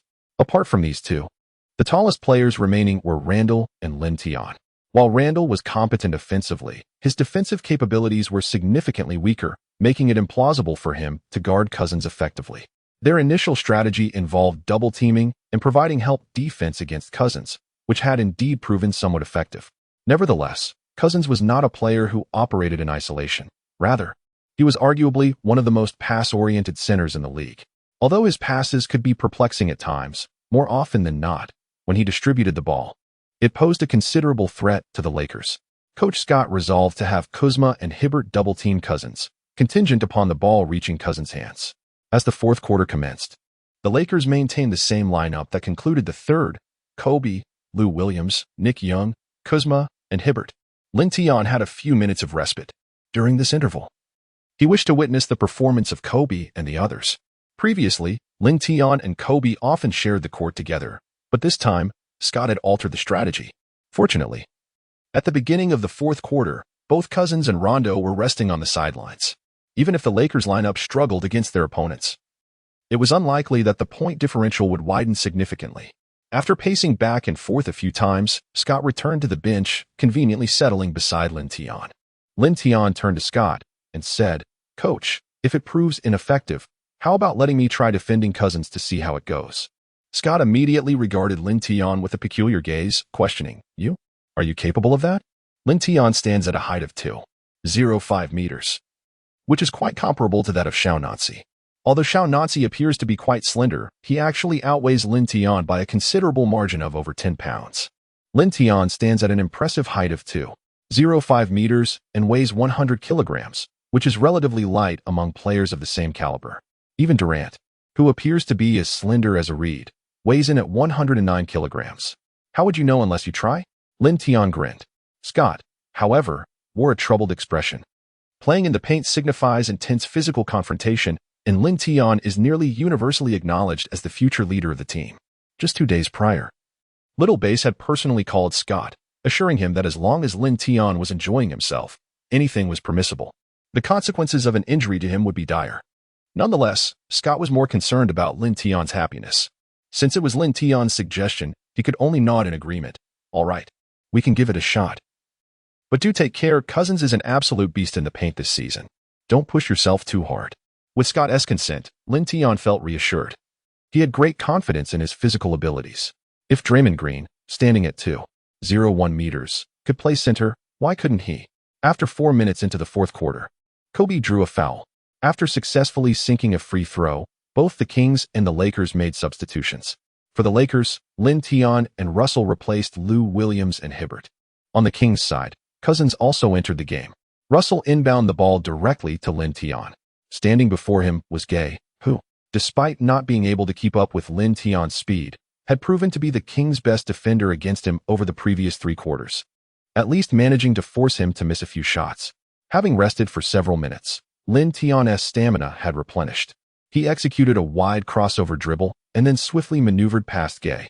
As he charged into the paint, he faced Cousins, who was sprinting over for help defense. Lin Tian executed a drifting shot off the backboard, scoring.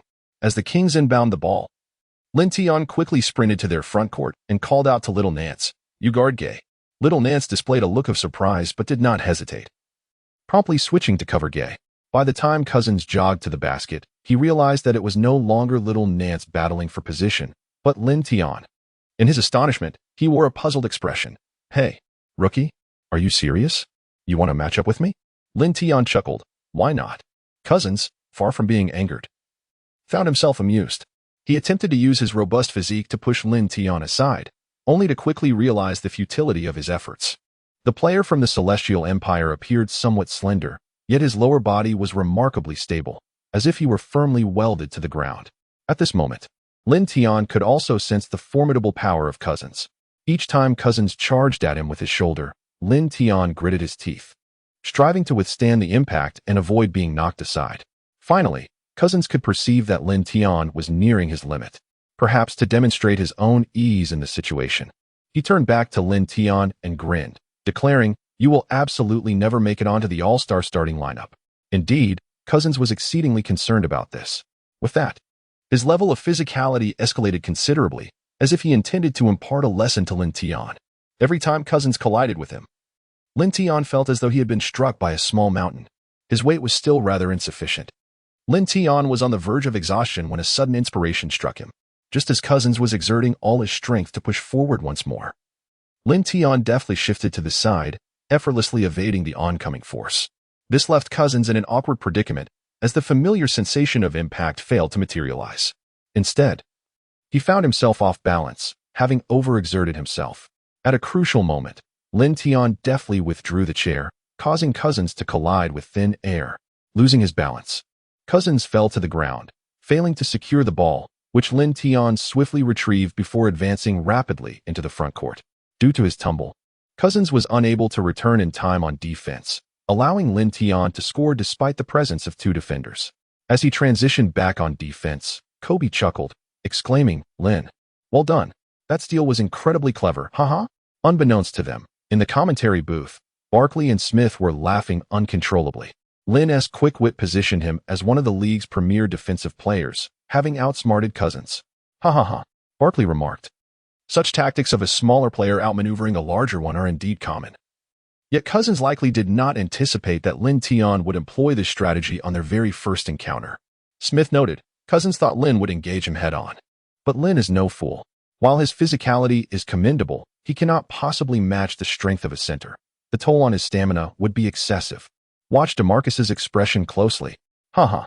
Although he often displays anger, it is rare for him to be this furious. Lin Tian now had to tread carefully. It seemed Cousins was genuinely incensed. Upon returning to the front court, Cousins immediately reached out for the ball from Rondo, who quickly obliged. Positioned near the corner. Over a meter away from the paint, Cousins faced Lin Tian, who maintained his defensive strategy by closely shadowing him and waving his arms to disrupt Cousins' focus. While Cousins possessed notable ball-handling skills, Lin Tian's lengthy wingspan intimidated him, forcing him to resort to backing down rather than attempting a direct drive. The Lakers' defense was also strategically aligned, with Larry Nance stationed in the paint. Given their familiarity with Cousins' straightforward and volatile temperament, it was unlikely he would pass the ball after being outmaneuvered by Lin. Besides, this was the Kings' home court. With his back to Lin Tian, he methodically began to power his way into the paint. Although Lin Tian possessed remarkable talent, he was unable to withstand Cousins' relentless assaults time and again. No matter how extensive his wingspan, it was impossible for him to snatch the ball away from Cousins' back. As he observed Cousins steadily advancing towards the paint, Lin Tian gritted his teeth and suddenly shifted his body to the side, taking a calculated risk to reach for the ball in Cousins' grasp. Should he succeed, it would result in a steal. However, if he failed and Cousins secured possession, a thunderous dunk would likely follow. Fortunately, Lin Tian's gamble paid off. With decisive and swift action, he cleanly seized the ball. Once in possession, he charged towards the Lakers' front court like a tiger descending from the mountain. The Kings' defenders had yet to establish their positions, and as Lin Tian opted for a layup, Rondo had no choice but to foul him. The referee's whistle pierced the air, signaling a foul against Rondo, as Lin Tian approached the free throw line, greeted by the quick high-fives of Kobe and Kuzma. Cousins, having been stripped of the ball twice in succession, wore a visage of frustration. He refrained from complaining to the officials, as those two steals were undeniably legitimate. He could not fathom how this young player from the Celestial Empire could execute steals with such blistering speed, catching him completely off guard. Rondo approached Cousins and offered a supportive pat on the shoulder. Once both teams were positioned, Lin Tian commenced his free throws. He heard the cacophony of boos and spotted numerous Kings fans across the arena brandishing signs to distract him. Yet, such tactics failed to perturb Lin Tian. He released his first shot and swished it through the net. The successful free throw diminished the uproar significantly. After exchanging high-fives with his teammates, Lin Tian took his second shot, which again found its mark. At that moment, the score was tied between the Lakers and the Kings. As Lin Tian returned to defense, he closely shadowed Cousins. Although Cousins had played exceptionally well in the first 3 quarters, amassing a remarkable 40 points, he had committed 2 consecutive turnovers since Lin Tian began to guard him. Lin Tian's elusive hands instilled a profound sense of trepidation in Cousins. Throughout his years in the NBA, he had never encountered a forward with such remarkable speed. Cousins had confidence in his ability to back down into the paint. Yet he was acutely aware that as a center, the longer he held the ball, the greater the risk became. Thus, after a couple of dribbles, Cousins swiftly gathered the ball and assumed a shooting posture facing the hoop, though he did not actually release the shot. His intention was to deceive Lin Tian into leaping, thereby expanding his options. However, Cousins underestimated Lin Tian. The latter raised his hands high, showing no inclination to jump, and even created a slight distance from Cousins, denying him the opportunity to draw a foul. Frustrated, Cousins abandoned the pass and leapt directly for a jump shot. Just then, Lin Tian's legs seemed to be propelled by rockets. With a powerful leap, his right hand shot upwards. The ensuing scene left all the spectators in utter astonishment. Lin Tian's extraordinary leap made it seem as though his shoes were parallel to Cousins' thighs, while both were suspended in mid-air. It is worth noting that Cousins was also in a state of suspension at that moment. Lin Tian's right hand soared to a height that rivaled the flying basketball. As the ball made contact with his palm, it was not swatted away, but rather grasped firmly in his grip. This was the epitome of a perfect block. Not only did it thwart Cousins' shot, but it also seized possession of the ball.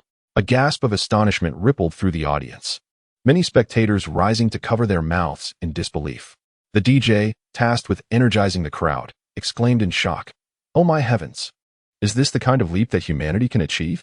Initially, the home DJ aimed to rally support for the home team, yet this block was simply extraordinary.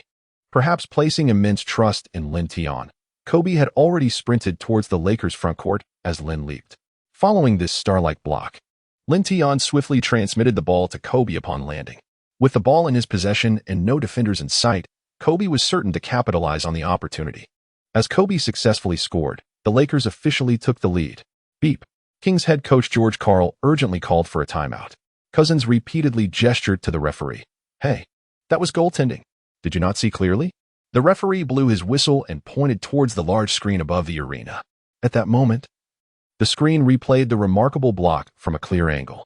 The basketball had not yet reached its apex when Lin Tian seized it with one hand. "Look," the referee scoffed. "That was a splendid block, not goaltending." Cousins fell silent, his frustration evident as he exited the court, barely mustering the spirit to high-five his teammates. Conversely, the Lakers were euphoric, having witnessed Lin Tian thwart Cousins 3 consecutive times. Nick Young even leaped up to celebrate with Lin Tian, exclaiming, "Hey, man, you just soared." The usually stoic Kobe could hardly conceal his astonishment. "Damn, that block was brutal." In the studio, Barkley, after witnessing Lin Tian's block, clasped his head in disbelief. "Oh my God, this guy's vertical leap is terrifying. Does it remind you of your younger self?" Smith inquired. "No, my jump cannot compare to his. With Lin's physical attributes, I cannot fathom why he was overlooked in the draft. I suspect he concealed his true abilities during team workouts. Regardless, he has forced one of the league's strongest centers into 3 blunders.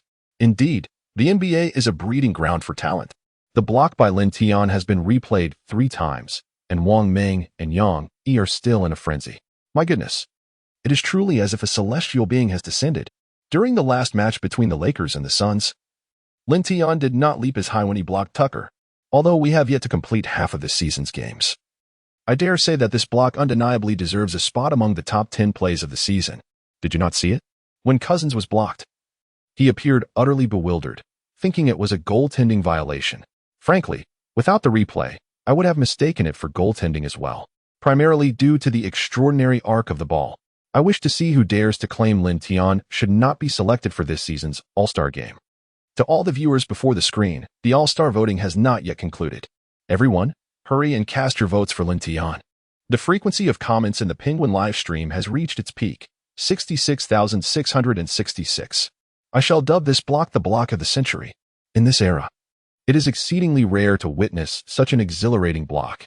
Oh my, this block is simply terrifying. I am left in awe. If this isn't All-Star caliber, then what is? My friends, let us rally together. This is beyond All-Star. It is the caliber of an MVP. How many years has it been? How many years have I waited? Finally, I have witnessed a player from our homeland dominate the court once more. I am moved to tears, courageously soaring. May my mother always be with me. The last time against the Suns, he contained Paul brilliantly. This time, he has rendered Cousins speechless. Truly, a defensive prowess that encompasses all positions. Golden 1 center. After the timeout, both teams' primary lineups have returned to the court. Although Lin Tian had just achieved a remarkable feat, he did not dare to be the slightest bit careless. Upon returning to the court, he closely followed Cousins. After all, Cousins was a player of superstar caliber. Once he received the ball, he opted to back down against Lin Tian. Utilizing his physical advantages, Cousins finally managed to score. After the basket, he exhaled in relief. He had never encountered such a formidable rookie. Regardless of the outcome, he resolved to thoroughly analyze the rookie's statistics after the game. The Lakers were set to inbound from the baseline, with Russell now taking the point guard position instead of the esteemed sixth man, Lou Williams. Although Williams' scoring ability might slightly surpass that of Russell, his defensive skills were inferior, and he tended to dominate the ball more. The Lakers already possessed an abundance of ball-handling scorers, especially with Lin Tian on the roster, which necessitated that someone relinquish a measure of ball control. Following Scott's tactical directives, Russell advanced the ball into the front court but, finding no opportunities, promptly passed it to Kobe. Kobe, too, chose not to engage in isolation. Instead, he dribbled for a moment before delivering the ball to Lin Tian. As Lin Tian received the pass, the agile Nance suddenly sprinted out to set a screen, drawing Cousins away in the process. Lin Tian brushed past Xiaonazi. Xiaonazi's body obstructed Guy, forcing him to switch defense. Consequently, Lin Tian now faced the formidable center, Cousins.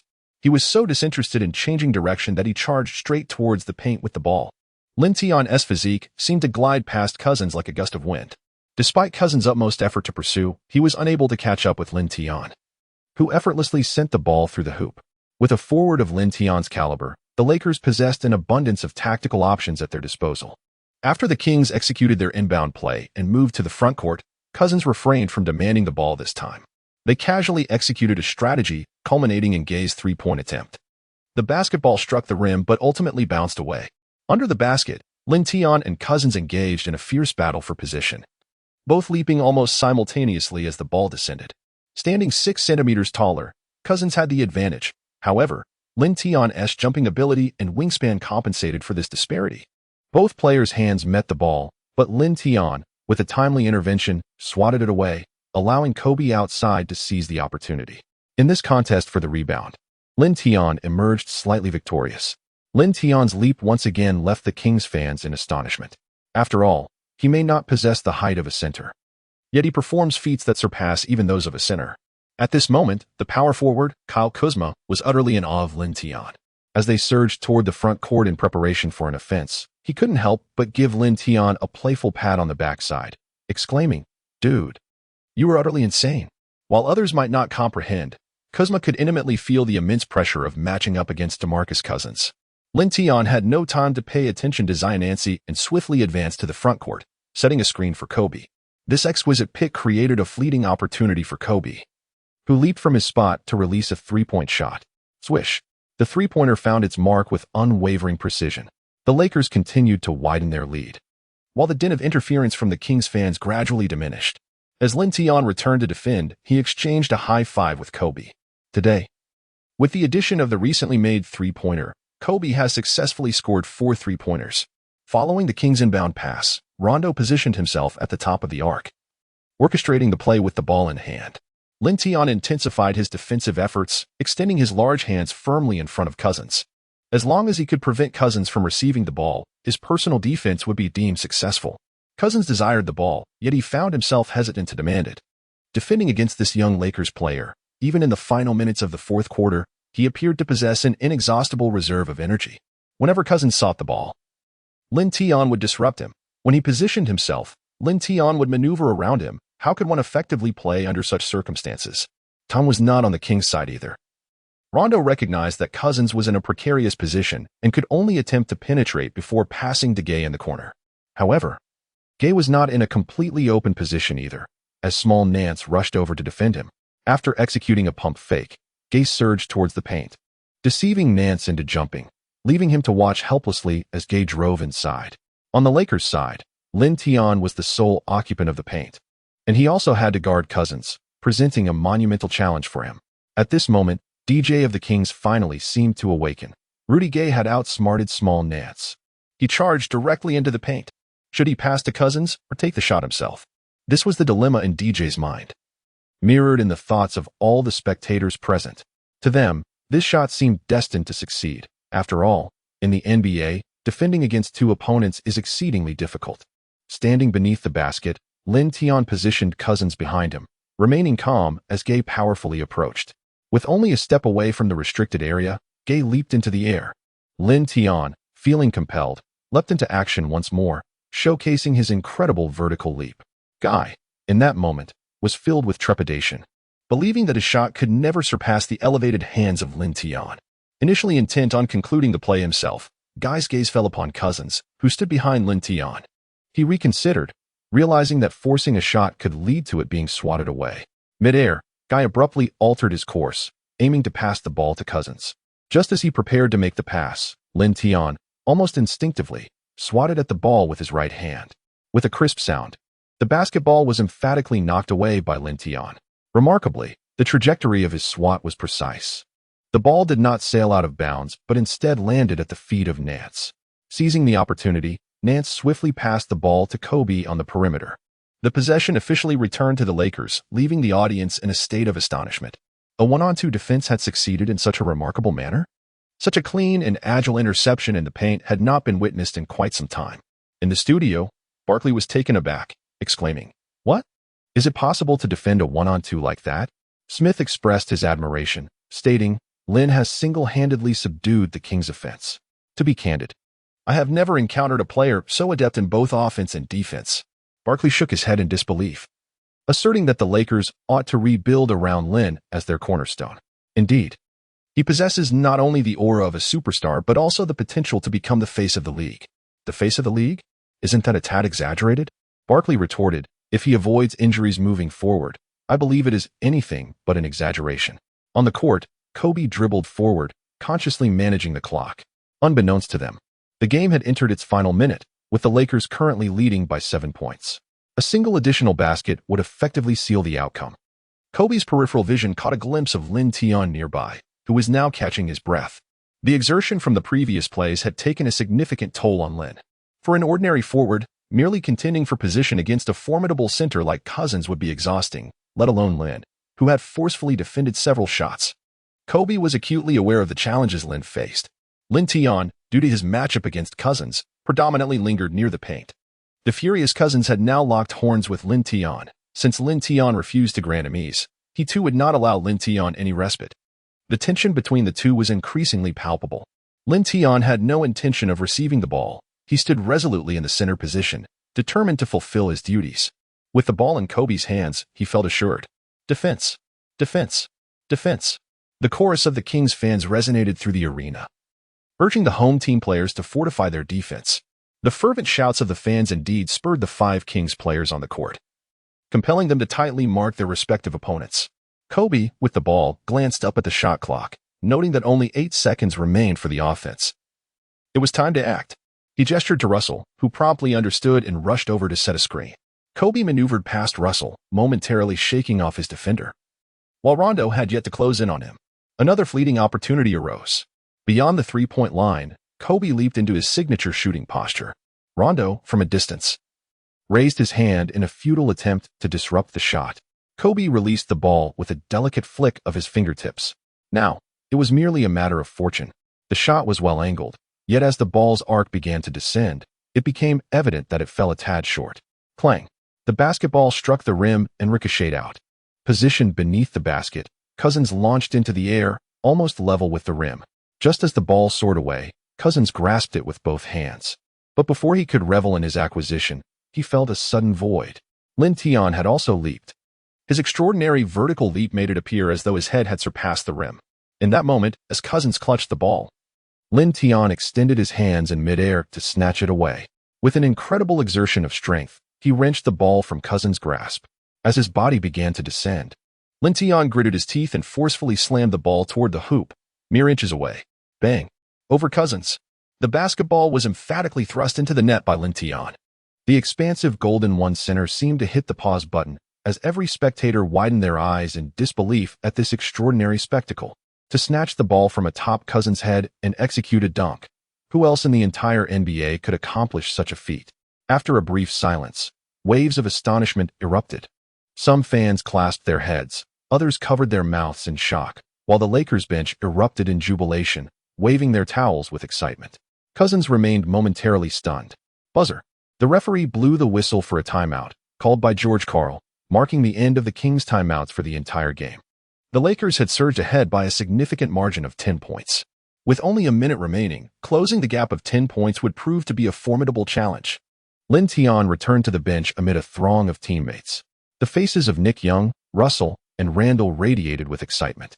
A victory invariably enhances the atmosphere of a team, and it was evident that their triumph in this match was nearly assured. Scott swiftly outlined the final minute tactics, encapsulated in a single directive: consume time and prevent three-point attempts. They all understood that for the Kings, two-point shots could no longer quench their thirst. As the timeout concluded, both teams returned to the court. The Kings, true to form, showed no signs of surrender. Cousins and other key players remained on the floor. The Lakers did not alter their lineup, as this was the most formidable defense they could muster. With the referee's whistle, Gay passed the ball to Rondo, who began surveying the court for a passing option. Time was of the essence, and Rondo initially intended to pass to Cousins, but Lin Tian swiftly maneuvered to block Cousins' path. For a moment, Cousins found himself unable to shake off Lin Tian's defense. Reluctantly, Rondo opted to drive the ball himself towards the paint. As he approached the free throw line, he quickly passed the ball to Rudy Gay in the corner. Rudy Gay launched a shot over Kyle Kuzma, but the basketball ricocheted off the rim. Lin Tian leaped with fervor, securing the rebound with determination. At that moment, only 50 seconds remained in the game. Cousins chose to foul Lin Tian, sending him to the free throw line, fully aware that the outcome of the match was virtually sealed. As Lin Tian prepared to take his free throws, a considerable number of home fans from the Kings had already risen to exit the arena. The atmosphere was devoid of any boos. Ultimately, Lin Tian confidently sank both free throws. The Lakers still had a timeout remaining, yet Scott refrained from calling it. At this juncture, such a call bore no significance. After the Kings executed an inbound pass from the baseline, Lin Tian chose not to exert himself in defending Cousins, merely offering a token defense. Cousins, demonstrating his soft shooting touch, scored a two-point basket, but only 30 seconds remained on the clock. Lin Tian passed the ball to Kobe, and the Kings ceased their fouling. As the 24-second shot clock expired, the Lakers committed a shot clock violation, granting possession back to the Kings, who took their time to finish the final seconds. When the final buzzer resonated in Lin Tian's ears, he let out a sigh of relief. The last few minutes of the fourth quarter, matched up against Cousins, had been far more exhausting than the previous game. Kobe approached Lin Tian to embrace him in celebration of their victory, exclaiming loudly, "Lin, you are the MVP." After celebrating with his teammates, Lin Tian intended to converse with Cousins for a moment. However, Cousins appeared utterly dejected, heading straight towards the player tunnel without even exchanging high-fives with his teammates. Such a reaction was entirely understandable. Cousins was known for his fiery temperament, and after suffering a loss, it was compounded by being overshadowed throughout the game by the rookie Lin Tian. Although Rondo also felt disheartened by the defeat, he swiftly navigated through the crowd to reach Kobe, seeking to exchange jerseys. In the earlier days, when Rondo was with the Celtics, the rivalry between the Celtics and Lakers was legendary. Now, as Kobe neared retirement, their exchange of jerseys symbolized mutual respect between two greats. Lin Tian returned to the bench and, after taking a hearty gulp of energy drink, glanced up at today's statistics. The final score stood at 100-90, with the Lakers triumphing by a margin of 10 points. While this lead may not be deemed substantial, it is certainly not insignificant. Lin Tian today has largely filled his statistical sheet: 49 points, 8 rebounds, 6 steals, 3 blocks, 1 foul, and 1 turnover. This marks his highest single-game score of the season, and it is noteworthy that he significantly reduced his attempts in the second half. To put it into perspective, he scored 36 points in the first half alone. This means he managed to secure only 13 points in the second half, most of which came at the tail end of the fourth quarter. Kobe also had a commendable performance today, contributing 20 points, 5 rebounds, and 5 assists. Meanwhile, Cousins on the opposing team tallied an impressive 40 points, albeit in a losing effort. Following this challenging victory, the Lakers' record now stands at 9 wins and 26 losses. They have achieved a 2-game winning streak, inching closer to escaping the bottom 3 in the Western Conference, which is no small feat. After Lin Tian and his teammates returned to the locker room, they enjoyed a refreshing shower and dressed up before attending the post-match interview alongside Coach Scott. The media room was bustling with numerous reporters, many of whom were local sports journalists from Sacramento, unfamiliar to Lin Tian. Upon their arrival, the reporters eagerly captured their presence with flashes. As per tradition, Coach Scott was the first to address the media. He commended the team's overall performance during the game. When asked why Lin Tian played the center position in the fourth quarter, Scott humorously recounted, "You might not believe it, but Lin came over and told me he wanted to play the 5. Can you imagine how I felt? I thought, hey, look at your small frame. Can you really match up against Cousins?" Don't get yourself broken in half. Yet, as you all saw, Lin effectively limited Cousins' play today. He was impeccable. As Scott spoke, a smile adorned his face as he glanced at Lin Tian, prompting laughter from the journalists present. Next was Kobe's turn to be interviewed, and he generously praised Lin Tian, stating, "Lin is our savior. He led the team to victory today." Sitting beside Kobe, Lin Tian simply drank water, modestly absorbing the accolades. Once Kobe's interview concluded, all eyes turned to Lin Tian. It was evident that he was the most sought-after interviewee, given his flawless performance that evening. "Lin, you shattered your career-scoring record tonight and led the team to a consecutive victory. What are your thoughts? The victory tonight belongs to all of us. I merely fulfilled my responsibilities to help the team win. You performed admirably at the center position tonight. Will you consider playing that position in the future? I will follow the coach's arrangements. If Coach Scott asks me to play center, I shall play center." After addressing the first two questions, a reporter Lin Tian had never seen before posed a more challenging inquiry. "Lin, you must be aware of the results from the first phase of the All-Star voting, where you currently rank second among all NBA players. There seems to be a plethora of differing opinions regarding this. What is your take? Compared to the previous inquiries, this one was decidedly more intricate." Lin Tian found himself at the center of attention, and the All-Star situation weighed heavily on his mind. Nevertheless, having established his stance during the game, he confidently replied, "Without a doubt, I am an All-Star caliber player." After the interview concluded, the team did not stay overnight in Sacramento, but instead boarded a private jet to Oklahoma City, as their next opponent was the formidable Thunder.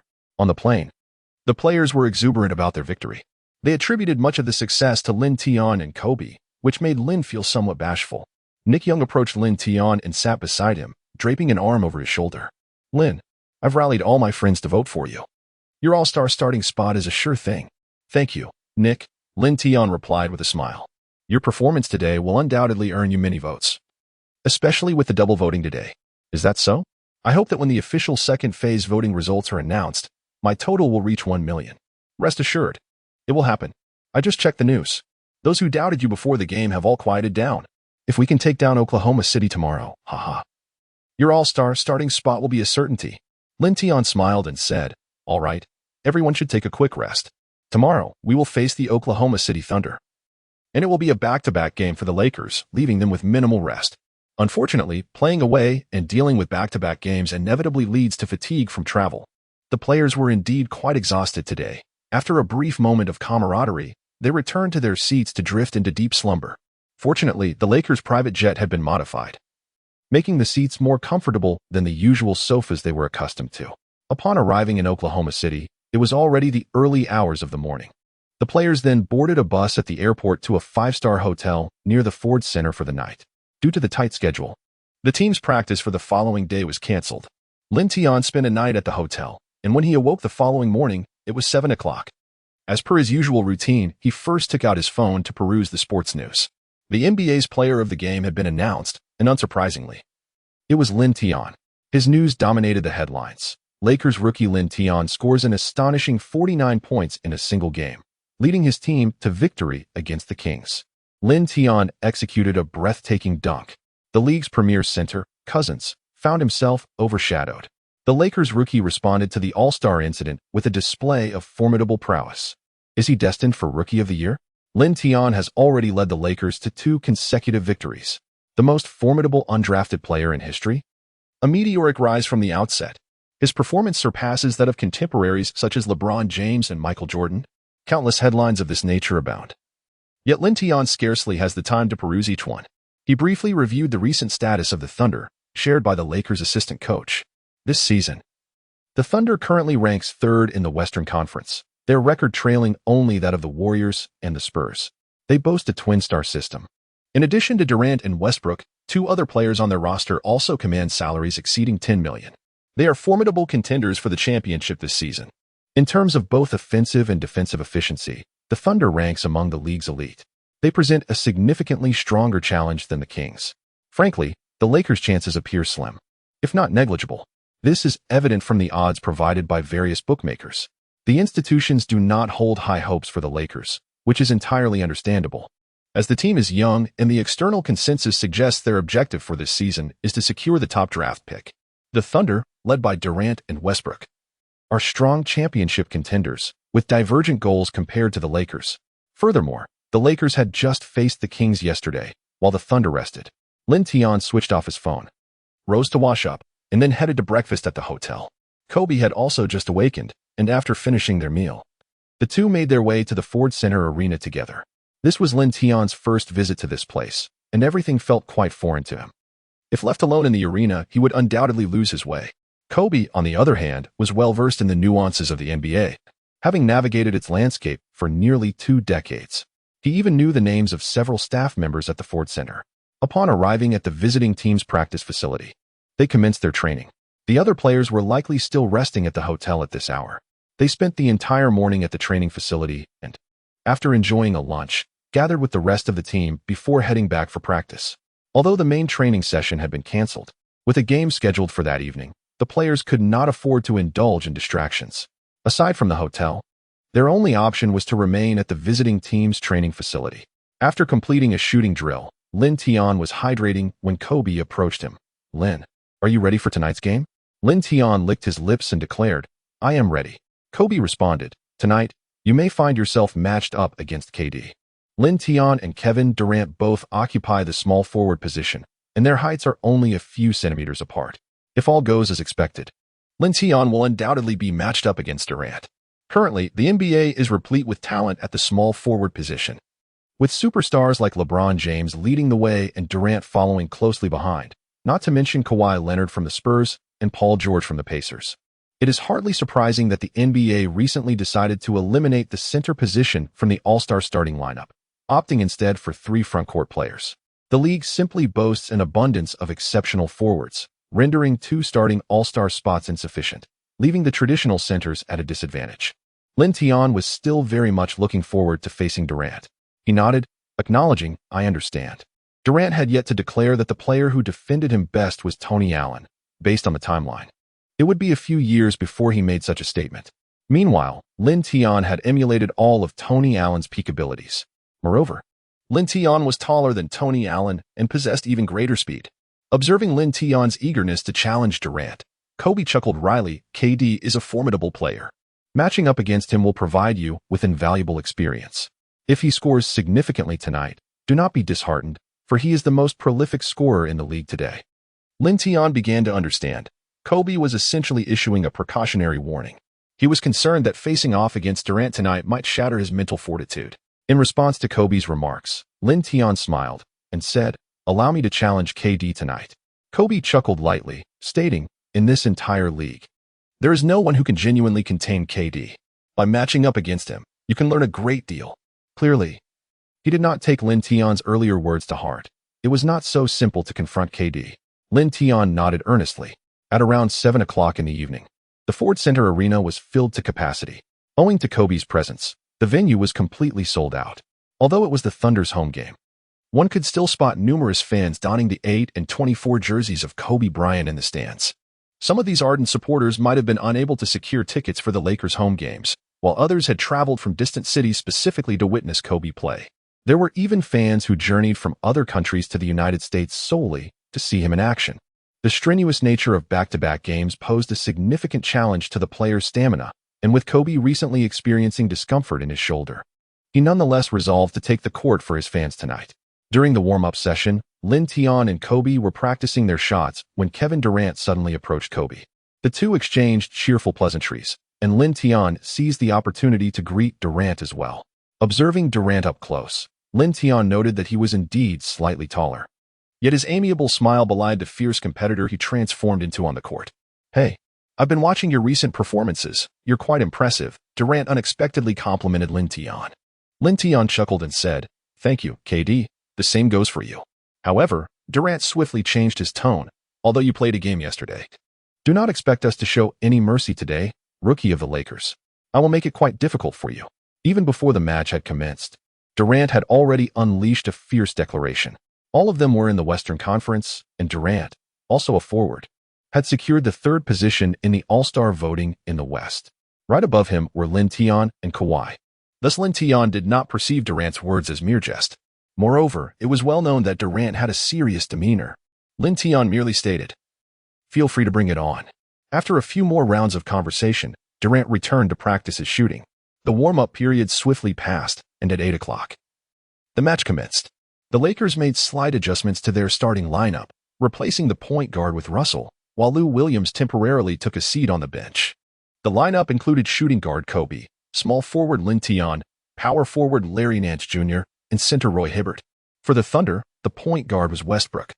The shooting guard was Andre Roberson, the small forward was Durant, the power forward was Ibaka, and the center was Adams. Inside the studio, the outspoken Barkley. After introducing the starting lineups, couldn't he help but chuckle. His partner, Smith, inquired, "Charles, what is so amusing? Is there something funny about the starting lineups?"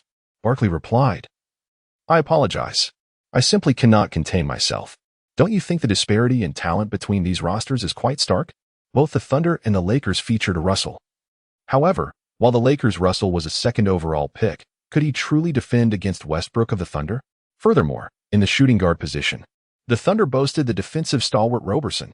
The Lakers also faced disadvantages in the forward positions." Smith nodded in agreement, given the paper-thin roster. "I wouldn't be surprised if the Lakers trailed by 20 points in the first quarter." As the two continued their commentary, the game had officially begun. The jump ball at center court saw Adams of the Thunder successfully tip the ball to Westbrook. With a steely expression, Westbrook dribbled past half court, then suddenly accelerated, shaking off Russell. He halted just inside the three-point line, executing a jump shot with remarkable precision. The ball swished through the net, putting the Thunder ahead 2-0. Following the Lakers inbound from the corner, Russell attempted to drive but found no opening, retreating beyond the three-point line to pass to Kobe. Kobe aimed to pass to Lin Tian. Yet Lin was closely pursued by Durant. Durant's extraordinary wingspan proved to be a significant asset in his defensive efforts. Lin Tian could sense that Durant was giving his all at the start of this quarter. Those who contest the All-Star voting are not limited to DeMarcus Cousins of the Kings, but also include Durant, one of the top 3 players currently in the league. Lin Tian was determined to sprint towards Kobe for a handoff, but Kobe had already taken matters into his own hands. Defending Kobe was Roberson, a player averaging less than 4 points per game, yet firmly established as a starter for the Thunder. This was all attributable to his defensive prowess. As Kobe charged forward with the ball, he couldn't completely shake off Roberson, forcing him to take a hasty shot from beyond the free throw line. It was a challenging attempt. Yet it was a fadeaway jumper, Kobe's forte. The basketball struck the backboard before gracefully descending into the net, astonishingly scoring. The arena erupted with sporadic applause. Such a reception for an away game score could only be afforded to Kobe this season. As the Thunder prepared to inbound from the corner, Lin Tian swiftly positioned himself in the front court. Durant would not allow him an easy time, and Lin Tian was equally determined to make it difficult for Durant. Lin Tian remained vigilant, closely trailing Durant, determined not to allow him to shake off his pursuit while striving to prevent him from receiving the ball. However, given the current circumstances, Lin Tian's concerns seemed unwarranted. Westbrook appeared to have no intention of passing. Each time he possessed the ball, he drove straight into the paint. The young Russell was not particularly renowned for his speed as a point guard, making it impossible for him to keep pace with Westbrook. This time, Westbrook charged into the paint, leaping high to execute a thunderous dunk. The atmosphere among the home crowd was instantly ignited by this electrifying display. Lin Tian felt a surge of alarm. This year, Westbrook was merely 28 years old, at the peak of his athletic prowess, exhibiting both unparalleled speed and explosive power. In their current position, defending against Westbrook was a considerable disadvantage. The prevailing sentiment online regarding Westbrook was that only his teammate Durant could effectively contain him. Following a spectacular dunk, Westbrook let out a triumphant roar directed at the diminutive Nance beneath the basket, prompting the arena's DJ to amplify the volume. In the ensuing possessions, Lin Tian found himself with few opportunities to receive the ball, and Durant's chances were equally scarce. Westbrook's rhythm was in full swing, rendering Durant's contributions largely unnecessary. Durant's primary duty was to guard Lin Tian, a task at which he excelled far more than Cousins had previously. While Cousins struggled with his speed, Durant possessed both quickness and an impressive wingspan. Over the years, Durant's defensive capabilities had often been underestimated. After 4 minutes of play, the Thunder led 12-6. A result that aligned with everyone's expectations, as it was widely believed that these two teams were not of the same caliber. After Westbrook scored once more, Durant taunted the rookie Lin, saying, "Lin, did you see that? You don't even need me to take a shot. You've already lost." Lin Tian sarcastically remarked, "You are merely the second fiddle of the team. Naturally, you have little opportunity to shine. This statement instantly altered Durant's countenance. Lin Tian had successfully breached Durant's defenses, as he was particularly averse to such remarks. As Westbrook's tactical standing within the team escalated, media outlets frequently proclaimed that the Thunder's leader had become Westbrook. Typically indifferent to these claims, Durant now found himself on the court, yearning to deliver a resounding dunk over Lin Tian. From Durant's expression, Lin Tian discerned that his words had struck a sensitive chord. Durant, known for engaging in heated exchanges with online commentators, exhibited his fury through his visage, even in silence. As Russell advanced the ball to the Lakers' front court, Lin Tian swiftly positioned himself before him, receiving the pass. Durant extended his long arms, closely guarding Lin Tian. This marked Lin Tian's inaugural ball-handling encounter against Durant. He raised his hands to signal his teammates to spread out, and the Lakers players promptly responded, granting him ample space. The Thunder's fans exhibited palpable excitement, their chants of defense echoing throughout the arena. Undeterred by Durant's tight coverage, Lin Tian firmly grasped the basketball, positioning it at his left side while leaning slightly forward. He took a small step with his right foot, creating the necessary space for his maneuver. Those familiar with Lin Tian's previous performances recognize this as a precursor to his impending breakthrough. Given his infrequent three-point attempts and less than stellar shooting percentage, he would unequivocally opt for a drive rather than a stationary jump shot. Durant, however, remained steadfast, repeatedly reaching out in an attempt to dislodge the ball. Yet his extended arms could not graze the basketball in Lin Tian's possession. Lin Tian suddenly retracted his legs, accelerating swiftly to break through on the right flank. Durant also hastened his retreat, momentarily keeping pace with Lin Tian. His remarkable balance and lateral agility enabled him to match Lin Tian's speed. Typically, a player of Durant's height would be easily outmaneuvered by Lin Tian's probing step, followed by a burst of speed. However, Durant proved to be a formidable opponent. When fully engaged in defense, he could rival the best defensive players in the league. Unable to shake off Durant, Lin Tian charged into the three-point line before executing a sudden stop. Durant managed to halt his momentum as well, albeit momentarily losing his balance. Seizing this fleeting opportunity, Lin Tian leaped from a standstill, releasing a confident jump shot. As Durant regained his composure and leapt with his right hand extended, his interference proved to be negligible. In one-on-one situations, Lin Tian's stop-and-shoot jumper had yet to be effectively contested. Nonetheless, his accuracy was not infallible, as evidenced by this attempt. The shot was perfectly powered but slightly misaligned. The basketball grazed the rim before descending in a free fall. Russell Westbrook, already stationed beneath the basket for a rebound, leaped high, snatching the ball with his right hand and then forcefully slapping it with his left before landing gracefully. The Thunder's DJ quickly announced, "KD." Successfully disrupted the shot. Durant's earlier defensive effort, which he deemed successful, brought a smile to his face as he jogged back down the court, teasing Lin Tian. "I'll ensure your score remains in single digits today." Lin Tian smiled broadly, saying, "Then let us wait and see." Once Westbrook brought the ball to the front court, he seemed to realize that he had taken quite a few shots today, so he passed the ball to Durant. Lin Tian advanced to defend against Durant as usual. This defensive play was particularly crucial for him, especially since he had just missed his previous shot. Durant's gaze had turned icy, facing Lin Tian. He bent low and began to dribble with considerable flair. As the currently acknowledged strongest scorer, Durant's most formidable traits lay in his terrifying ability to break through defenses and his shooting precision from any angle. His height, speed, wingspan, and shooting prowess have led many to believe that Durant can exploit mismatches regardless of the position he plays. Lin Tian was intently focused on Durant's movements, simultaneously speculating on the direction Durant would take next. After a brief moment, Durant executed a deceptive feint to the right, then deftly dribbled the ball to the left before surging in from that side. His speed was even swifter than that of many point guards. Lin Tian has indeed emulated the pinnacle abilities of the legendary Tony Allen. Durant's feint failed to deceive him. As Durant surged forward, Lin Tian maintained an astonishingly swift pace. He could attempt a leftward penetration, but reaching beneath the basket was out of the question. Not only did he remain in position, but he also thwarted Durant's advance. In truth, once the initial burst failed to elude the defender, it became exceedingly challenging for Durant to shake off his opponent with mere speed. Surprised, Durant realized that despite showcasing his signature move, he had not managed to lose Lin Tian. At this juncture, he was not far from the basket. Without further contemplation, Durant abruptly leaped off one leg, arching his body backward, executing a flawless imitation of Nowitzki's signature shot. From this angle, he possessed a 60% likelihood of scoring, with a 99% chance of avoiding a block. The one-legged fadeaway is characterized by its difficulty to contest, while also allowing the shooter to expand their cylinder, an exceedingly practical offensive maneuver. Durant had mastered this technique to perfection. However, the moment the basketball left his hands, his expression froze in disbelief. In his extensive career, he had never witnessed anyone capable of leaping so high from a standstill. Even the rim was obscured by the figure of his adversary. That basketball, just released from his grip, was swatted away as if spiked in volleyball fashion, out of bounds. Beep. The referee's whistle pierced the air. The Ford Center erupted with gasps of astonishment. Almost all spectators shifted their gaze to the large screen overhead, eager to behold how Durant's shot had been rejected. The crowd was in utter shock, and Durant himself was overwhelmed by an unprecedented sense of disbelief. Though he seldom employed the one-legged fadeaway, it was undeniably effective.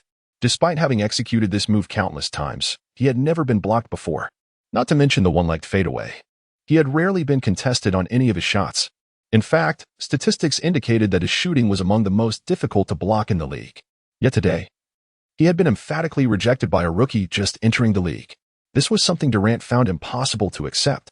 In the studio, Barkley and Smith were so astonished they sprang from their seats. Oh my goodness, what did I just witness? During the previous incident with Cousins being dunked on by Lin Tian, they had not displayed such exaggerated reactions. Barkley shook his head in disbelief. Good heavens. Durant's one-legged fadeaway was actually blocked. Smith chuckled, teasingly remarking, "Ha, this Lakers rookie is truly the embodiment of shot-blocking prowess." On the court, although Lin Tian was the one who swatted the ball away, this emphatic rejection had a significant psychological impact on Durant. The leaping ability of this young player from the East far exceeded his expectations. With time running short, Westbrook received the ball on the sideline and launched a desperate jump shot, which missed the mark, allowing Lonzo to leap and secure the rebound. Upon witnessing this, Lin Tian rushed to the front of Shao Nancy, took the ball from his hands, and personally advanced it to the front court. Durant, in a fit of anger, glared fiercely at Lin Tian, exclaiming, "You shall not pass me." Lin Tian remained silent, while his teammates actively repositioned themselves to create space. It was evident that he had to take the shot himself. This time, Durant did not closely guard him. Instead, he bent slightly at the waist, maintaining a distance of more than a step away from Lin Tian, fully focused. Lin Tian ceased his tentative advances and began to engage in a series of flamboyant dribbles. With Anthony's signature move failing him, he decided to channel the prowess of Iverson. There must be a tactic suitable for countering Durant. His body swayed unpredictably, and the exaggerated dribbling left observers guessing his next move. Durant mirrored Lin Tian's movements. His anticipation peaked. Suddenly, Lin Tian forcefully tapped the ball in front of his left foot, then swiftly touched it with his right hand, propelling himself to the left. Durant was taken aback by the explosive acceleration. Although astonished, his reflexes were remarkably sharp, enabling him to keep pace with Lin Tian. Yet, just as Durant regained his balance, Lin Tian unexpectedly dribbled the ball behind his back with his left hand. He exerted force through his left leg while seamlessly tilting his body to the right, extending his right hand smoothly to make contact with the ball. In an instant, Lin Tian executed a behind-the-back dribble and changed direction. He transitioned from an aggressive leftward drive to a sudden thrust to the right. This maneuver caught Durant completely off guard. Before Durant could stabilize himself, he propelled his right foot in an attempt to catch up with Lin Tian.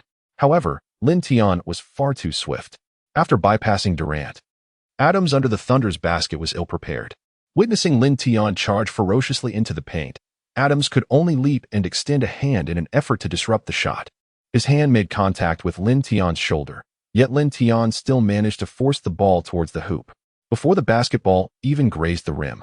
The referee at the corner signaled a shooting foul with a whistle and hand gestures.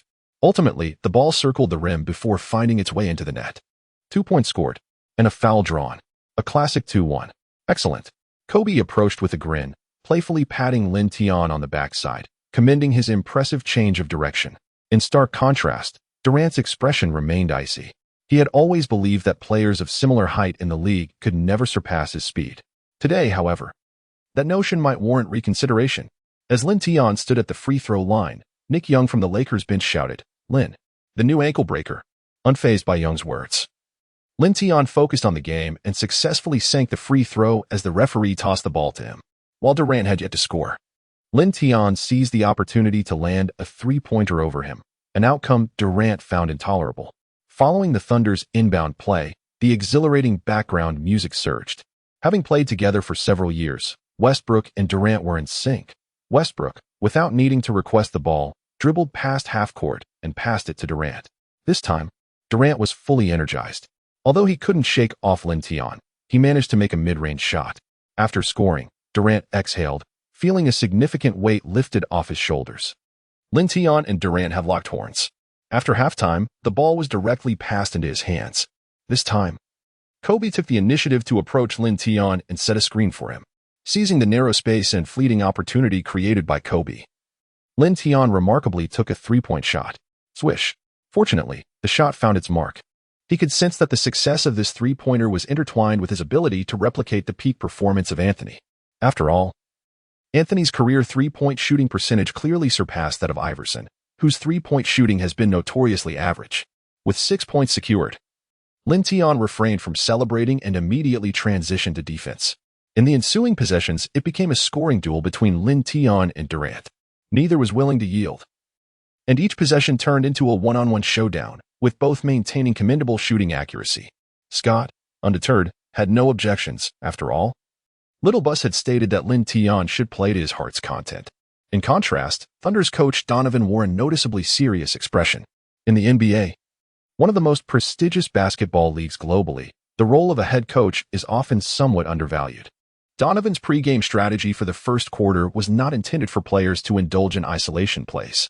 Yet, it seemed more important to allow Westbrook and Durant to enjoy themselves rather than strictly enforce the game plan. As the plays unfolded, Lin Tian's points had already reached 11.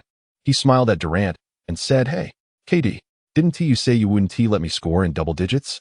Durant, of course, remembered his earlier bravado towards this rookie. His expression shifted slightly. "So what if you've scored this much? You're still going to lose tonight." At this moment, Durant could only provoke Lin Tian by referencing the impending outcome of the game. Lin Tian raised his hands in exasperation, urging, "Don't be so hasty in drawing conclusions. The first quarter isn't even over yet." With that, the two resumed their fierce competition. In the studio, it was truly astonishing. Barkley shook his head, unable to believe that Lin could hold his own against Kevin Durant. "No," Smith interjected, "it's not just a stalemate. Rather, Lin has subtly overshadowed Durant's presence." Laughter erupted as they recalled Lin's impressive block against Durant, who, despite his stature, had yet to return the favor. The duel between the two was captivating. I even sensed a hint of similarity between them. In terms of technical prowess, Lin exhibited slightly greater speed and superior leaping ability compared to Durant. As the first quarter dwindled to 3 minutes remaining, Nance committed a foul, leading to Lin Tian, Kobe, and Hibbert being substituted. In their stead entered Lou Williams, Nick Young, and Randall. Meanwhile, Durant also took a breather, leaving Westbrook on the court. Unless unforeseen circumstances arose, Westbrook was poised to play the entirety of the first quarter, presenting a significant challenge for the Lakers bench. The current score stood at 25-21, with the Lakers trailing by 4 points. Notably, Lin had single-handedly accounted for 13 of those 21 points. Kobe, undeterred by the deficit, wiped the sweat from his brow while observing the unfolding situation. "Lin, your performance has surpassed KD's. The future belongs to you." "Thank you, Kobe." During the midpoint of the first quarter, the contest was essentially a showdown between Lin Tian and Durant, with little contribution from others offensively. With their exit, Westbrook unleashed his prowess, akin to a wild stallion. In one offensive play, he decisively maneuvered past Russell, driving into the lane for a ferocious dunk that electrified the crowd. Westbrook's explosive speed was unparalleled, leaving Russell, and certainly Lou Williams, unable to contain him. However, the Lakers might find solace in Westbrook's somewhat lackluster defense. His focus was predominantly on offensive plays, which naturally compromised his defensive performance. Furthermore, his obsession with rebounding became evident through certain nuances. On one occasion, as Nick Young penetrated the lane for a shot, Westbrook blatantly abandoned his defensive duties, charging towards the basket in anticipation of snatching the rebound. Lin Tian distinctly recalls that in his previous life, Durant's transfer to the Warriors in the summer of 2016 triggered a seismic shift in the NBA. Thereafter, Westbrook emerged as the unequivocal leader of the Thunder. He achieved the remarkable feat of averaging a triple-double for 2 consecutive seasons, a truly historic accomplishment. Notably, during the 2016 to 2017 season, Westbrook was honored with the regular season MVP award. However, under his guidance, the team seemed to drift further away from the coveted championship title, leading many to question whether Westbrook was merely a statistician. Lin Tian shook his head, dismissing thoughts of his past life. He redirected his gaze to the court, where Westbrook had surged into the paint, drawing a shooting foul from young Nance. The point differential between the teams continued to widen, prompting Scott to shake his head in frustration. Yet, he found himself powerless. It was hardly feasible to send Lin Tian onto the court at this juncture. Scott, a coach with a strong sense of conviction, adhered to his own strategy and would not cling to a single player indefinitely. This was evident from Lin Tian's average playing time, which, though the highest on the team, barely reached 38 minutes. Many players in the league boasted longer minutes, including LeBron James of the Cleveland Cavaliers. By the end of the first quarter, the Lakers had transformed a 4-point deficit when Lin Tian exited into an 11-point shortfall. Currently, no player on the team held a positive plus-minus rating. After a brief intermission, the second quarter commenced, and both teams returned to the court. Lin Tian remained seated on the bench, taking a moment to rest. If all goes as anticipated, he is expected to make his appearance in the second quarter with approximately 10 or 9 minutes remaining. The appearances of Lin Tian and Nick Young are largely staggered, with Nick Young serving as a reluctant substitute at times, occasionally taking on the shooting guard position. When Nick Young is in good form, it brings delight to all. Yet when he struggles, the Lakers find themselves in an exceedingly awkward predicament. At this juncture, Russell has also taken a breather, leaving the ball in the capable hands of the bench maestro, Lou Williams. Indeed, Lou is well suited to embody the role of a bench dynamo, making his presence known with a relentless barrage of three-pointers upon entering the game. Meanwhile, Westbrook has also exited the court, with the Thunder's point guard duties falling to Cameron Payne, while Dion Waiters occupies the shooting guard position. Waiters, a proficient scorer, once vied for supremacy with Kyrie Irving during their time with the Cavaliers. However, despite being the 4th overall pick in 2012, his scoring prowess pales in comparison to Irving's, ultimately leading to his trade to the Thunder last year. He sports the same number as Lin Tian, wearing the jersey number 23. The battle between the two teams' bench units is fierce, and today Lou Williams is on fire, unstoppable in his offensive endeavors. Heat-S Westbrook also shoulders the bulk of his team's offensive responsibilities, yet his scoring efficiency cannot rival that of Lou Williams. With 9 minutes remaining in the second quarter, Lin Tian returns to the fray, while Kobe has yet to make his appearance. The Thunder's Durant re-enters the game as well. The score, having been forcefully narrowed to a mere 4 points by Lou Williams, is a deficit the Lakers find entirely acceptable given the flow of the game. With the momentum on their side, Lou Williams attempts another shot after crossing half-court, but this time it does not find its mark. Durant leaps to secure the rebound, personally dribbling the ball across half-court. Lin Tian approached without hesitation. His current ability to confront opponents is among the elite of the league. Whether it's Iverson, Carmelo, or Tony Allen, their skills in confrontation are formidable. In the first quarter, his one-on-one with Durant felt as though neither could truly defend the other. Now, as the second quarter unfolds, Lin Tian understands that he must exert even greater effort. Durant once again showcased his dramatic change of direction. Yet he could not deceive Lin Tian. As he barreled towards the free throw line, he hastily released a sudden jump shot. Lin Tian leaped high into the air, and although he did not successfully block the ball, he created a significant distraction. The basketball struck the rim and bounced back. Durant jumped, aiming to seize the offensive rebound, but Lin Tian preemptively intercepted the ball right in front of him. He dribbled past the half-court line. Outside the three-point arc, Durant's gaze was icy, fixated on the basketball in Lin Tian's hands, sweat trickling down his forehead. Durant extended his large hand to wipe away the perspiration, his expression remaining resolute. Without uttering a word, Lin Tian charged toward the paint. Durant staunchly obstructed Lin Tian's path. While he could not prevent Lin Tian's advance, he was determined to make it uncomfortable. Just a step away from the paint, Lin Tian suddenly leaped, his body momentarily suspended in the air as he released the ball with his right hand. It was a textbook horse-riding bout shot. Durant exerted himself fiercely to disrupt the shot, yet failed to block it. In his fervent attempt to defend against the ball, his body uncontrollably collided with Lin Tian. The basketball swished through the net, and the referee blew the whistle. Lin Tian completed a remarkable 2-1. Lou Williams and Jaren Jackson rushed over, lifting Lin Tian up and exchanging high fives in celebration.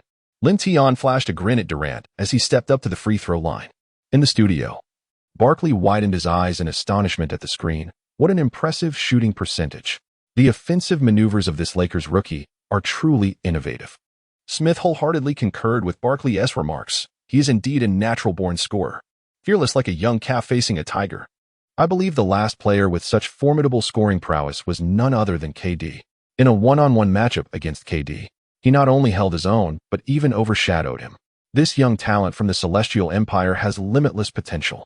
On the court, after Lin Tian successfully made the free throw, the deficit had dwindled to a mere point. Since Lin Tian entered the NBA, he has never played with such exuberance as he does today. After all, he is matched up against one of the strongest players currently in the league. Upon retreating to defend, he closely shadowed Durant, persistently blocking his attempts to receive the ball. The physical confrontation between the two was relentless, both drenched in sweat. Yet Lin Tian seemed invigorated by the challenge. At this moment, the ball was in Waiter's hands. Known for his penchant for isolation plays, Waiters relished the fact that Durant was tightly guarded by Lin Tian, making it difficult for him to receive the ball. With a gleeful heart, he decided to take matters into his own hands and drove the ball himself.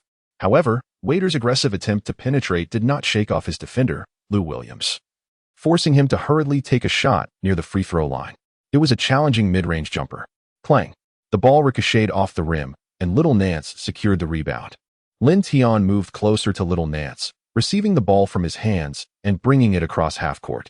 Facing Lin Tian, Durant adjusted his shorts, his gaze unwavering and resolute. This time, Little Nance executed the play by moving to the arc to set a screen for Lin Tian. Lin Tian deftly utilized Xiaonan's physique to elude Durant, prompting the Thunder to swiftly switch their defensive strategy, placing Adams in charge of guarding him. The towering figure was Lin Tian's preferred adversary. He wasted no time in veering away, but instead surged directly towards the paint. Adams found it impossible to keep pace with Lin Tian, who seemed to glide through him like a gust of wind. The lane lay unguarded, and with the ball in hand, Lin Tian leapt to execute a thunderous dunk. To everyone's astonishment, the Lakers surged ahead on the scoreboard. In the ensuing minutes, both teams engaged in a fierce back-and-forth, with the lead oscillating between them. The expressions of the Thunder's bench players, including Westbrook, grew increasingly grim. What had initially promised to be a lopsided contest now unfolded as a tightly contested battle. Head coach Donovan scratched his head, evidently troubled by the turn of events. Following a dead ball, Donovan eagerly summoned Westbrook to the court. Meanwhile, the Lakers brought Kobe into the fray. Lin Tian had orchestrated nearly every play prior, and even an Iron Man would tire. Having rested for several minutes, Kobe was undoubtedly re-energized. As anticipated, upon his entry, Kobe effortlessly sank a picture-perfect mid-range jumper. Lin Tian temporarily devoted his energies primarily to defense, exerting every effort to prevent Durant from receiving the ball, and indeed, he succeeded. Moreover, he intercepted a pass from Westbrook intended for Durant. If circumstances permitted, Lin Tian would have even considered guarding Westbrook, for he believed that defending against Westbrook would undoubtedly be less challenging than containing Durant. However, if he were to focus on Westbrook, who would be assigned to guard Durant? It was evident that Durant posed a far greater threat than Westbrook. As the second quarter drew to a close, the audience was astonished to discover that the score stood at an unexpected 51-51. The Lakers were remarkably keeping pace with their opponents. Lin Tian's personal statistics stand at 20 points, 4 rebounds, 2 assists, 2 steals, and 1 block. Kobe's figures reflect 12 points, 2 rebounds, and 1 assist. Durant from the Thunder recorded 16 points, 4 rebounds, 1 assist, and 1 steal, while Westbrook achieved 22 points, 5 rebounds, 4 assists, and 1 steal.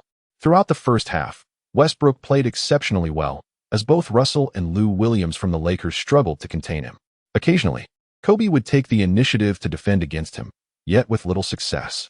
As the players retreated to the locker room for a respite, the overall mood remained relatively positive. Given their performance against the Thunder in the first half, the team felt a sense of satisfaction. However, one could not discern a smile on Kobe's face. Even when the team secured a victory, Kobe often remained untroubled.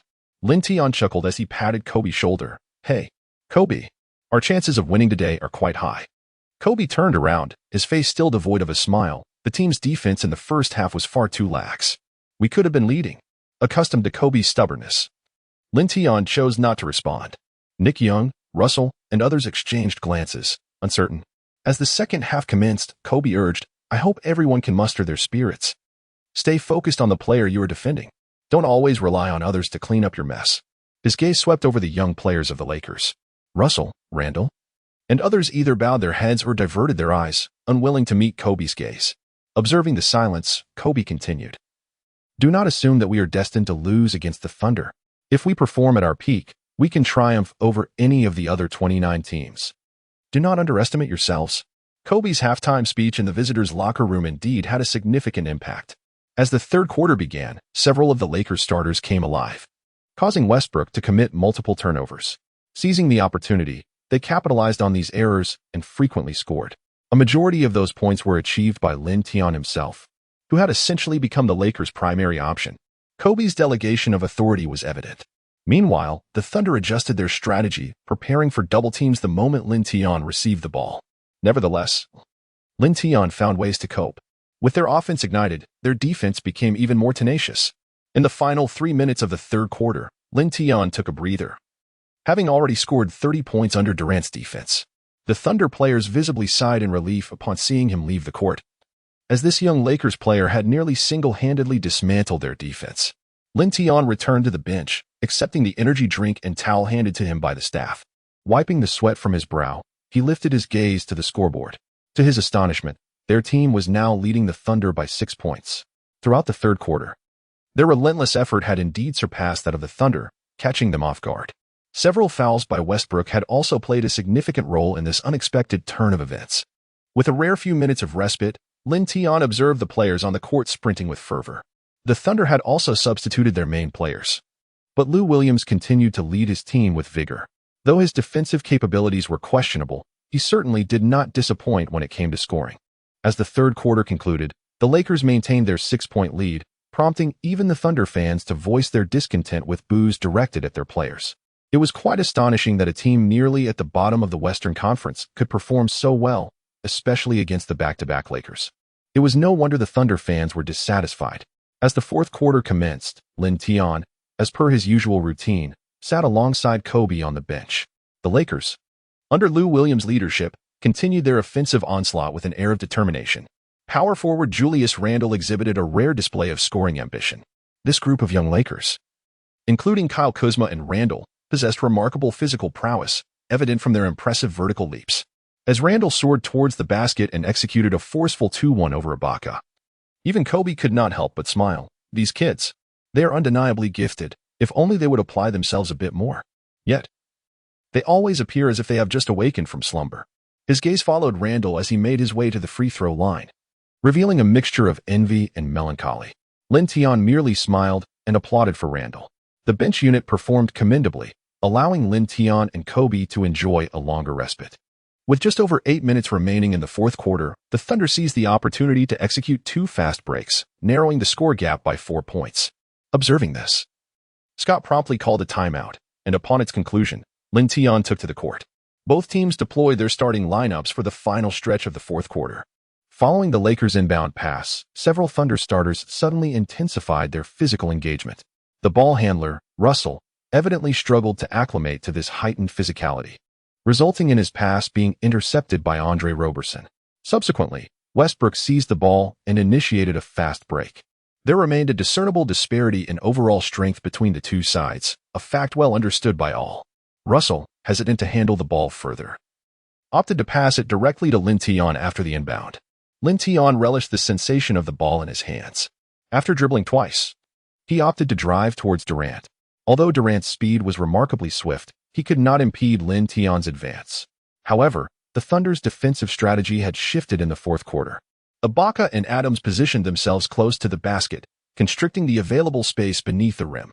Lin Tian forcefully leaped under the defense of the 3 opponents. The basketball soared over the heads of Ibaka and Adams, neither of whom even grazed the ball with their fingertips. The ball brushed against the backboard before gracefully settling into the net. The players on the Lakers bench rose in excitement, their fervor palpable. The ability of Lin Tian to score against such formidable defenders as those from the Thunder was a testament to his prowess. This basket served to momentarily bolster the morale of his team. Westbrook, now in possession of the ball, advanced into the Thunder's half. At this juncture, the Lakers' defense intensified. Westbrook initially aimed to penetrate the defense, but found himself unable to bypass the rookie, Russell. Thus, he drew closer to Durant, who willingly set a screen for him. Utilizing Durant's screen to evade Russell, Westbrook accelerated, driving toward the paint. However, he overlooked the fact that, after the Lakers' defensive switch, Lin Tian was now the one tasked with guarding him. Lin Tian's lateral movement was incredibly swift. He suddenly darted from the side to confront Westbrook head-on, extending his long left arm to make a decisive slap. With a resounding clap, Westbrook surged into the paint, yet the basketball remained motionless in its original position. Lin Tian effortlessly picked up the ball and strode purposefully towards the Lakers' front court. Durant, who was initially responsible for guarding Lin Tian, was now fully exerting himself in pursuit. His intention was to shadow Lin Tian, waiting for the opportunity to deliver a spectacular chase-down block. However, after only a few strides, Durant abandoned this notion. As Lin Tian sprinted forward, he resembled a cheetah on the savannah, his astonishing speed rendering him utterly unattainable. Lin Tian, charging solo towards the basket, found himself unaccompanied and leaped into the air, showcasing a spectacular folded dunk before the entire audience. A seamless transition from a steal to a score. This was his signature scoring style. Given the opportunity to execute a fast break, Lin Tian was confident that no one could catch him. Russell Westbrook wore a look of discomfort, having anticipated a promising pick and roll, only to collide with an impenetrable force. Reluctantly, he had to return to the front court to inbound the ball. The momentum for the Lakers was building. Russell and Larry Nance exchanged celebratory high fives. Upon regaining possession and advancing to the front court, Westbrook, now facing Russell, refrained from initiating an attack. Russell's defense had become remarkably tenacious. Unbeknownst to Westbrook, several Lakers rookies had recognized the opportunity to topple a formidable team like the Thunder, thus their eagerness was palpable. Westbrook scanned the court, noting his teammates. His playing style had matured this season. With the Lakers' defense growing increasingly robust, he contemplated passing the ball to Durant. Durant, eager for the ball, extended his arm to receive it. Westbrook decisively hurled the ball towards Durant. In that fleeting moment, Lin Tian surged forward, intercepting the ball just before it reached Durant. He then charged down the court, heading straight for the basket for another dunk. 2 consecutive steals. 2 consecutive dunks. The point differential soared to 10. Thunder's head coach, Billy Donovan, anxiously called for a timeout. Lin Tian excitedly celebrated by bumping shoulders with his teammates. The previous lapse was, of course, a deliberate ploy on his part. His defensive strategy against Durant had been to prevent him from receiving the ball, but this time was different. He created the illusion for Westbrook that Durant was in a prime position to receive the pass, and then swiftly intercepted the ball, catching Westbrook off guard. Durant shook his head as he took a breather on the sidelines. Westbrook approached him, saying, "Kevin, that was my fault. I was too careless with that pass." As the season progressed, various news outlets reported that if the Thunder failed to secure the championship this year, Durant was likely to depart. His hesitation to renew his contract cast a shadow over the team's future. Consequently, Westbrook endeavored to make Durant's experience more comfortable. He had, both intentionally and inadvertently, tried to persuade Durant to extend his contract, but Durant had always remained tight-lipped on the matter. Surprised by Westbrook's admission, Durant noted that Westbrook had not typically acknowledged his mistakes on the court in such a manner. He shook his head and replied, "There's still a long way to go in the fourth quarter. They won't win." Indeed, upon returning from the timeout, Durant promptly sank a three-pointer over Lin Tian. In the subsequent plays, the Thunder focused their defensive efforts primarily on Lin Tian. Whenever he received the ball, they swiftly collapsed into the paint, either double-teaming or employing a zone defense. No matter how formidable Lin Tian's drives were, the presence of multiple defenders made his path forward challenging. Moreover, the Thunder's impenetrable defense was not a mere exaggeration. Roberson and Durant patrolled the perimeter and flanks, while Ibaka and Adams fortified the interior. Even Westbrook, who had the weakest defense, averaged over 2 steals per game last season. It can be said that any player in the league, when confronted with the Thunder's formidable defense, would face considerable challenges. In the latter half of the fourth quarter, Lin Tian's shooting percentage had gradually declined. In a moment of desperation, he slightly reduced his attempts and increased his passing frequency. However, it appeared that the Lakers' shooting touch had been entirely borrowed from the first quarter. With a scorching performance in the opening period, their accuracy had turned frigid by the crucial fourth quarter. Russell missed 2 consecutive shots, and Kobe followed suit with 2 misses of his own. With just over a minute remaining in the game, the Thunder had forcefully leveled the score at 98-98. The Lakers called for a timeout. Lin Tian, drenched in sweat, returned to the bench, where he was met with the jubilant cheers of the crowd. During the brief intermission, the fan interaction segment commenced, and numerous Thunder supporters rose to their feet, dancing as if they were already celebrating victory. In the studio, Barkley and Smith engaged in lively discussion. Barkley remarked, although the Lakers maintained a lead through the first 3 quarters, their defense in the fourth was not as formidable as that of the Thunder. Smith concurred, stating, in the latter half of the fourth quarter, the Thunder intensified their efforts, especially considering that the Lakers are predominantly composed of young players. However, Lin's performance today has been nothing short of exceptional. He has managed to contain KD. His individual prowess is beyond question. Yet, basketball remains a team sport. At the Ford Center, after merely a brief respite of several seconds, Lin Tian and his teammates returned to the court. By this juncture in the match, both teams were exhibiting signs of profound fatigue. Today, Lin Tian attempted over 30 shots. Yet against the formidable defense of the Thunder, this proved to be one of his lowest shooting percentage games in recent matches. With just over a minute and 20 seconds remaining, the Lakers prepared for a sideline inbound. After receiving the ball from Kobe, Lin Tian was signaled to conserve time. Although the score was currently tied, they still maintained possession. Durant, Ibaka, and others keenly focused on Lin Tian, with Durant showing no inclination to apply pressure. Everyone understood that if they could successfully defend this possession, the initiative would revert back to the Thunder. The arena reverberated with synchronized chants of defense, emanating from the fervent Thunder supporters. Lin Tian controlled the ball for a moment, then glanced at the timer, noting that only 10 seconds remained in the offensive period. He initially drove towards the basket, facing Durant, taking 2 steps inward, only to find Ibaka and Adams poised to thwart his layup attempt. Lin Tian could only pause momentarily to observe his teammates. When the majority of opponents direct their focus toward him, it becomes imperative to seek out the positions of his allies, understanding what was on his mind. Ibaka and Adams hastily returned to their respective defenders upon noticing that Lin Tian refrained from making a forceful advance. Lin Tian harbors a disdain for passing the ball. Yet he is not foolish. If he finds himself surrounded by several opponents, delivering the ball to a teammate is almost guaranteed to yield a score. Durant stands resolutely in front of Lin Tian, determined to prevent him from advancing further. With such proximity between them, Lin Tian can distinctly hear Durant's labored breaths. Lin Tian was not without fatigue. He resolutely turned his back to Durant and began to carve his way inward step by step. Previously, Lin Tian seldom employed a back-to-basket approach, yet today he discovered its remarkable efficacy. Although his physique was somewhat slender, his entire body was muscular, bestowing upon him formidable resilience. Durant, tall and lean, found himself in a rather uncomfortable predicament. The other members of the Thunder hesitated to provide assistance. When Lin Tian reached what he deemed a comfortable position, he forcefully pushed off the ground, pivoted, and executed a jump shot. Durant leaped in pursuit but was unable to block the shot, which swished through the net. The crowd fell silent in the arena. This shot was indeed a challenging one. Released in the final second. With merely 1 minute remaining in the game, the Lakers led by 2 points. Back on defense. Quick back, Kobe shouted at his teammates, intent on thwarting any fast break from the Thunder. Russell and Lonzo knew precisely what to do. As Westbrook brought the ball up, he commanded his teammates to position themselves. His gaze, however, was fixated on Durant. Though the Thunder could no longer afford to waste time, Westbrook was unwilling to recklessly assault the basket without a favorable opportunity. Durant sprinted frantically to receive the ball, yet Lin Tian shadowed him closely. Just as everyone anticipated Westbrook would pass to Durant, he unexpectedly accelerated towards the basket. Russell reacted swiftly, but he was a beat behind Westbrook, trailing by half a step.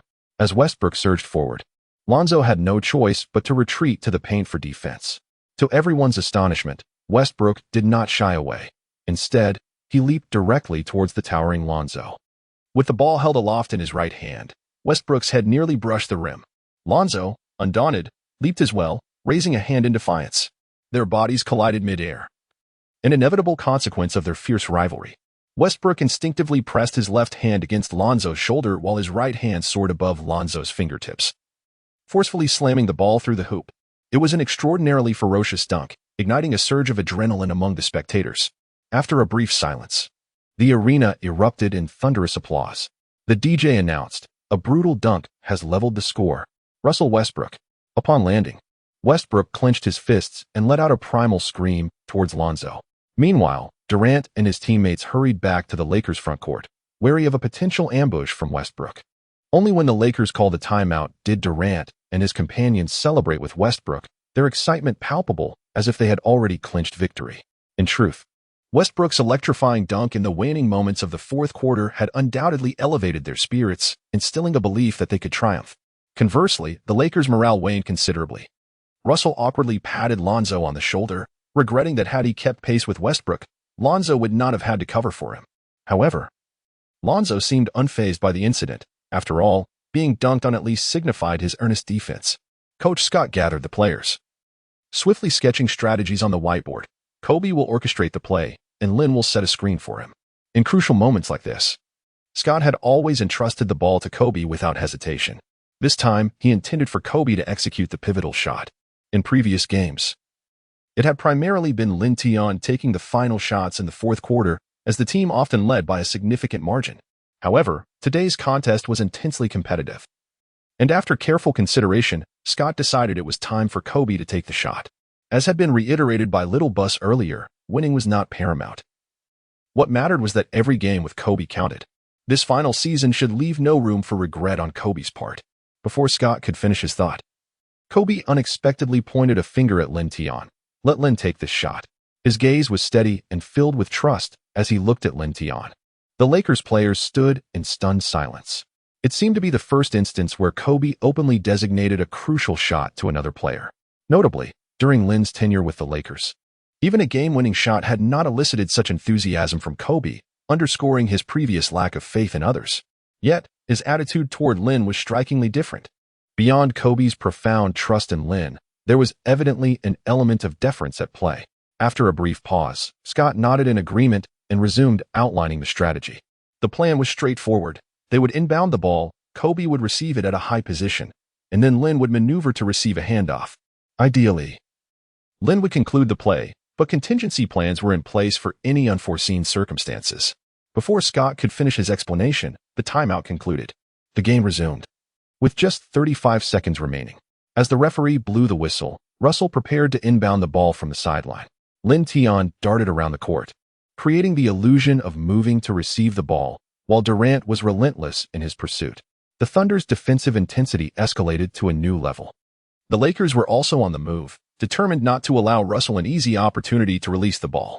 As seconds ticked away, Russell stood at the sideline, arms raised high above his head, his face betraying his anxiety. The ball had to be released within 5 seconds. Otherwise, even a Lakers misstep would result in a turnover. With time running out, Kobe finally found an open space, and Russell passed the ball into his hands. At that moment, Kobe was still 2 meters away from the three-point line, while Andre Roberson took a couple of steps back.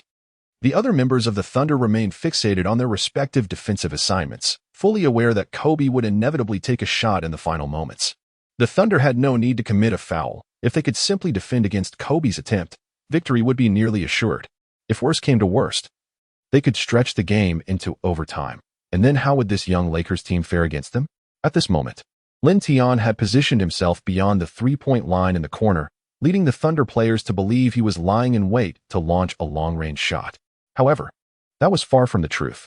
The offensive clock was swiftly ticking down, and all players on the court were taut with anticipation. Meanwhile, the spectators, perhaps even more anxious than the players, held their breath. Andre Roberson, tasked with guarding Kobe, was brimming with confidence. In his prime, he would have considered it impossible to contain Kobe. Yet, the current state of Kobe was a far cry from his former glory, barely reaching half of his peak performance. If Kobe dared to attempt a one-on-one play, Roberson felt he had a 70% chance of thwarting him. No, it should be an 80% certainty. With his offensive prowess waning, he relied heavily on his defensive skills. In the blink of an eye, only 6 seconds remained on the clock. Kobe instinctively glanced at the timer, gritted his teeth, and feigned an intention to drive towards the basket. At that moment, Lin Tian, who had been stationed in the corner, suddenly sprinted towards Kobe's location, seeking to receive the ball. However, it appeared that Durant had anticipated this move, positioning himself perfectly to obstruct Kobe's passing lane. Durant's long arms stretched across Lin Tian, effectively compelling Kobe to hesitate before making any risky passes.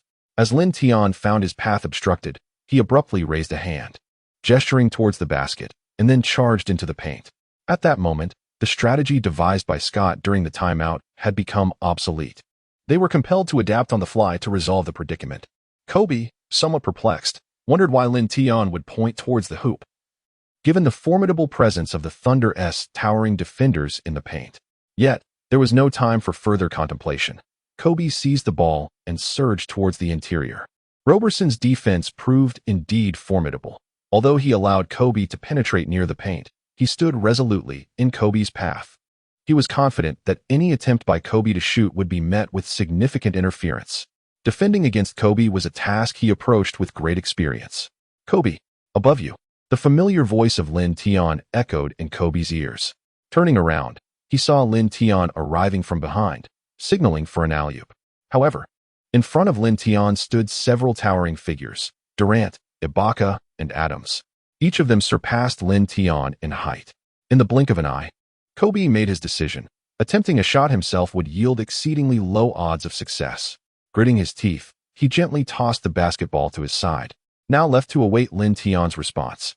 Lin Tian, Durant, Ibaka, and Adams leaped almost in unison, all vying to seize the ball. Kobe's pass, after all, was directed towards Lin Tian's trajectory, positioning him most favorably. As he soared into the air, his legs ascended to a height that distinctly surpassed both Adams and Ibaka. The scene erupted into chaos, with every gaze fixated on Lin Tian and his companions. In the next instant, above the heads of Ibaka and Adams, Lin Tian extended his long arms and firmly grasped the basketball. His body had reached its zenith, his head clearly surpassing the lower edge of the backboard. The spectators were left utterly astonished. As he began his descent, Lin Tian maintained a forward posture, forcefully slamming the ball into the hoop right over Ibaka's head. The buzzer for the 24-second shot clock rang, just in time. As Ibaka landed, he lost his balance and stumbled to the ground. Lin Tian took a step forward, unleashing a furious roar that exuded an aura of power. At that moment, the referee's whistle pierced the air, startling Lin Tian, but he quickly comprehended the referee's gesture, indicating a need to verify whether the previous play had exceeded the time limit. The large screen at the top of the arena began to replay the aerial relay that had just transpired. However, the fans in the arena found it difficult to express their cheers.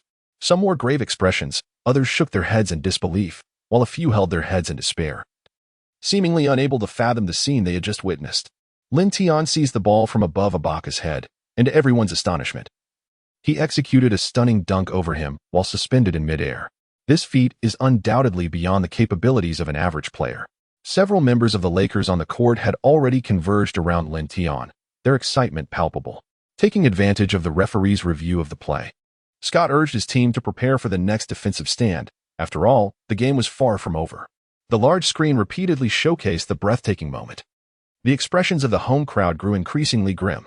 Clearly, it was a flawless alley-oop. Moreover, the instant Lin Tian completed his dunk, the red light on the rim, signaling the end of the shot clock, illuminated. Indeed, the referee swiftly rendered his decision, affirming that the basket was valid. Lin Tian scored 2 points, while Kobe assisted once, allowing the Lakers to regain a 2-point lead. The Lakers barely had time to celebrate before swiftly focusing on their defensive assignments. Only 10 seconds remained for the Thunder, who found themselves out of timeouts.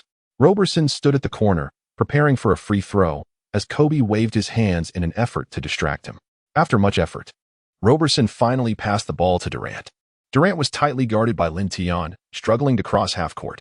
He had no choice but to find an opening to pass the ball to Westbrook.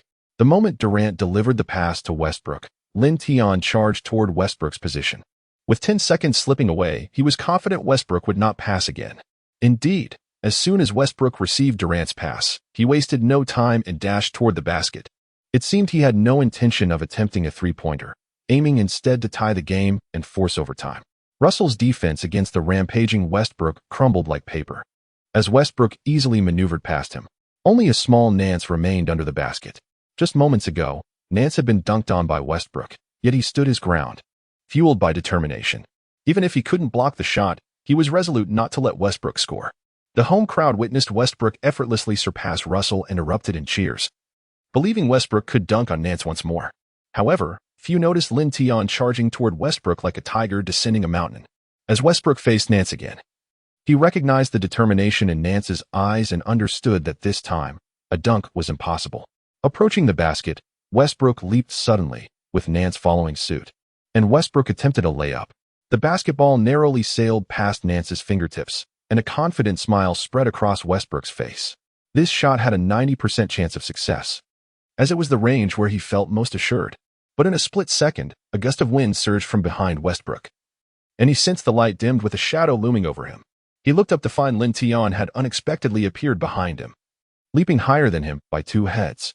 As the ball reached its apex and began to descend, Lin Tian unceremoniously swatted it away.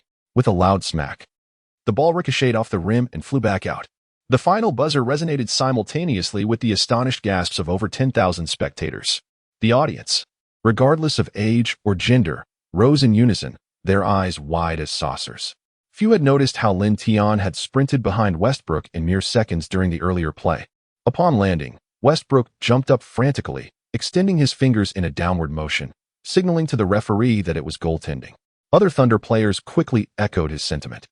The referee blew the whistle, indicating a review of the play. The outcome of this call would determine whether the game would go to overtime or conclude with a Lakers victory. Regardless, the Lakers were momentarily in an undefeated position.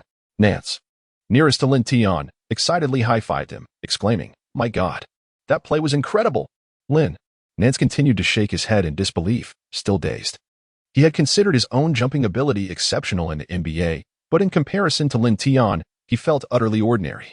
Kobe, Russell, and others quickly gathered around, celebrating before turning their gaze to the giant screen for a replay. Meanwhile, the Thunder players wore expressions of despair. Durant's face was particularly grim. Moments ago, Lin Tian had been defending him, yet after passing to Westbrook, Lin had dashed from the backcourt to challenge Westbrook. Setting aside his speed, Durant couldn't help but cast another glance at Kobe, acknowledging Lin Tian's relentless professionalism. Both teams were tense, as the forthcoming decision would essentially determine the game's outcome. The arena's 4 massive screens simultaneously replayed the moment, but in slow motion. The footage captured Durant's pass to Westbrook, who easily bypassed Russell while Lin Tian surged into frame like a ferocious predator. Most spectators had scarcely noticed Lin Tian, as few had anticipated he would cover the distance from the backcourt to catch up to Westbrook in mere seconds. After Westbrook penetrated the paint and released the ball, Nance jumped to block but failed. The ball continued its ascent when Lin Tian swatted it away. The crowd erupted in a chorus of boos, as those with a grasp of the rules understood that since the ball was still on its upward trajectory and had not touched the backboard before Lin Tian's intervention, it was not goaltending but a legitimate block. Had the replay been at regular speed, it might have been harder to discern, but in slow motion, the reality was unmistakable. The lead referee, Crawford, merely reviewed the footage once before signaling that it was not goaltending and announcing the game as conclusion. The final score stood at 102-100, with the Lakers narrowly clinching victory. As Crawford declared the ruling, all Lakers players and coaches leaped in jubilant celebration. As the protagonist, Lin Tian was fervently embraced by the players. While the Lakers were brimming with excitement, the Thunder were steeped in desolation. Durant wore a sullen expression but refrained from retreating to the locker room. He awaited the Lakers' celebration to conclude before extending his embrace to the players of the Lakers. Kobe and Lin Tian were naturally aware of this, and, upon the celebration's end, they reciprocated by embracing each Thunder player in turn. When Lin Tian shook hands with Durant, the latter couldn't help but shake his head and remarked, "Buddy, we underestimated you. Next time, don't expect to win again." This sentiment was indeed a reflection of his innermost thoughts. Lin Tian smiled and nodded, saying, "Next time, we will wait for you at Staples." Before returning to the locker room, he took a moment to examine his performance in today's game. 40 points, 8 rebounds, 4 assists, 5 steals, and 4 blocks. An impressively well-rounded stat line. In contrast, Kobe's statistics were 18 points, 4 rebounds, 3 assists, and 1 steal. Durant also had a commendable performance, contributing 37 points, 7 rebounds, and 5 assists, while Westbrook added 32 points to the scoreboard. The scoring of the Thunder's dynamic duo far surpassed the combined total of the other players on their team. In the studio, although the game had concluded, Barkley seemed still in disbelief. "Damn, that chase-down block must be one of the best highlights of the season." Indeed, Smith concurred, it was classic. A game-winning block. This young man from the Lakers is truly remarkable. After today, KD might be feeling quite disheartened. He hasn't even grasped the banner of being the league's best before facing the challenge from the new generation of players. Haha. At this rate, Lin might just become a formidable contender for MVP this season. At the Ford Center, in the media room, perhaps due to the significant impact of this match, Lin Tian and his teammates found the atmosphere in the media room to be far more vibrant than in Sacramento. Journalists, photographers, and team staff, who had been conversing, fell silent upon the arrival of Lin Tian and his companions. Almost all the photographers simultaneously raised their cameras. It was no surprise, as the Thunder had previously secured a 5-game winning streak. All media reporters and fans had anticipated that the Warriors would be the ones to end the Thunder's winning streak. However, the team that ultimately halted it was not the Warriors nor the Spurs, but rather the struggling Lakers. Once seeded, both Kobe and Scott were in high spirits, especially after securing their 3rd consecutive victory, bringing their record to 10 wins and 26 losses. They had moved a step closer to surpassing the Timberwolves, who were languishing at the bottom of the Western Conference standings. The media interviews with Scott and Kobe proceeded swiftly. When it was Lin Tian's turn for questioning, several reporters, who had been busy scribbling notes, lifted their heads, displaying keen interest. Everyone was aware that the star of the night was Lin Tian. His spotlight eclipsed both Durant and Westbrook. Soon, the first question came from a bespectacled female reporter designated by Lin Tian. Lin. Firstly, congratulations on defeating the Thunder on their home court. Tonight marked your first direct matchup with KD, and you performed exceptionally well. Did you feel any pressure facing him? As expected, the initial inquiry was one that intrigued all the media reporters. Lin Tian pondered for a brief moment, then adjusted the microphone on the table. If I were to tell you that my stress levels are minimal, it would undoubtedly be a falsehood. Without a doubt. KD is one of the most formidable scorers in the league, and his defensive prowess is equally targeted. It is a privilege to compete against such a player. In any case, with their victory secured, Lin Tian could not help but extol Durant as the greatest player in history, further emphasizing his exceptional talent. Scott and Kobe were equally pleased with Lin Tian's response. The second question was posed by a male reporter. Lin. The Lakers have triumphed over 2 formidable adversaries in the West. With this season's victories surpassing double digits, does this signify a shift in the team's objectives for the season? Kobe and Scott immediately furrowed their brows, recognizing the question as a trap designed for Lin Tian to stumble. These cunning media representatives would stop at nothing to unearth a sensational story. Just as Kobe intended to caution Lin Tian, he spoke up. My friend, I feel it necessary to correct your inquiry. Our goals this season have never wavered. First and foremost, to secure a playoff berth. Then, to strive with all our might for the championship. Lin Tian's remarks resonated powerfully, leaving the reporter to chuckle awkwardly and refrain from further comment. The question posed was undoubtedly a trap. Should Lin Tian acknowledge it, it would imply a public admission that the team's prior objective was to tank. Many underperforming teams may engage in such practices, yet they would never openly confess to it, as it would significantly undermine the player's confidence. After all, no player desires to lose. Kobe cast a surprised glance at Lin Tian, astonished at how this individual, having played only a handful of games, displayed a media handling prowess that rivaled his on-court performance. The questioning continued. Lin, in the final moments of the game, you sealed the victory with a crucial block. Could you elaborate on the circumstances surrounding that moment? Lin Tian chuckled and remarked, to be honest, I didn't think much at that moment. Westbrook received a pass from KD, and with only a few seconds remaining, I instinctively knew he would opt to drive towards the basket. So, my immediate thought was to catch up to him and intercept the ball. As you all witnessed, it was quite a challenge, yet I succeeded. As the interview concluded and the three exited the media room, Kobe patted Lin Tian on the shoulder and said, Buddy, you've got quite the knack for handling the media. Having played for so many years, Kobe had encountered countless infuriating questions and had often been misquoted by the press. He harbored a certain disdain for the media, yet simultaneously felt a complex affection towards it, recognizing that without the media, his fame would not have reached such heights. Lin Tian Dao. I am aware that the media is solely interested in matters that captivate the fans. They are unlikely to unearth any significant news from me. After departing from the Ford Center Arena, the players returned to their hotel to gather their belongings, then hurriedly boarded the flight back to Los Angeles. The back-to-back games had left all the athletes visibly fatigued, both physically and mentally. Yet, the excitement on their faces was unmistakable. It was hard not to feel elated after defeating a formidable team like the Thunder. The atmosphere on the plane was quite pleasant, with Nick Young voluntarily taking the seat beside Lin. Lin, you scored 40 points again. Lin Tian felt more exhausted than anyone else. He merely responded with a perfunctory nod. At that moment, Shaughnessy approached him, exclaiming, Hey, buddy, your block had my blood boiling. Haha, you even avenged me. During the fourth quarter, he had been dunked on by Westbrook, leaving him feeling dejected. However, Lin Tian's final game-winning block allowed him to feel as though he had avenged himself. Lin Tian turned his gaze towards Nanwan and remarked, "Larry, you played a significant role in that play. Had you not intercepted him, Westbrook would have executed a dunk. In that final second, had the lane been unoccupied, Westbrook would have undoubtedly opted for a dunk. Once he makes that choice, even if I were to catch up with him, it would be futile. A dunk can be contested from the front, but from behind, it is nearly impossible to block. Your contribution was indeed pivotal." Upon hearing Lin Tian's words, Nanwan bashfully scratched his head.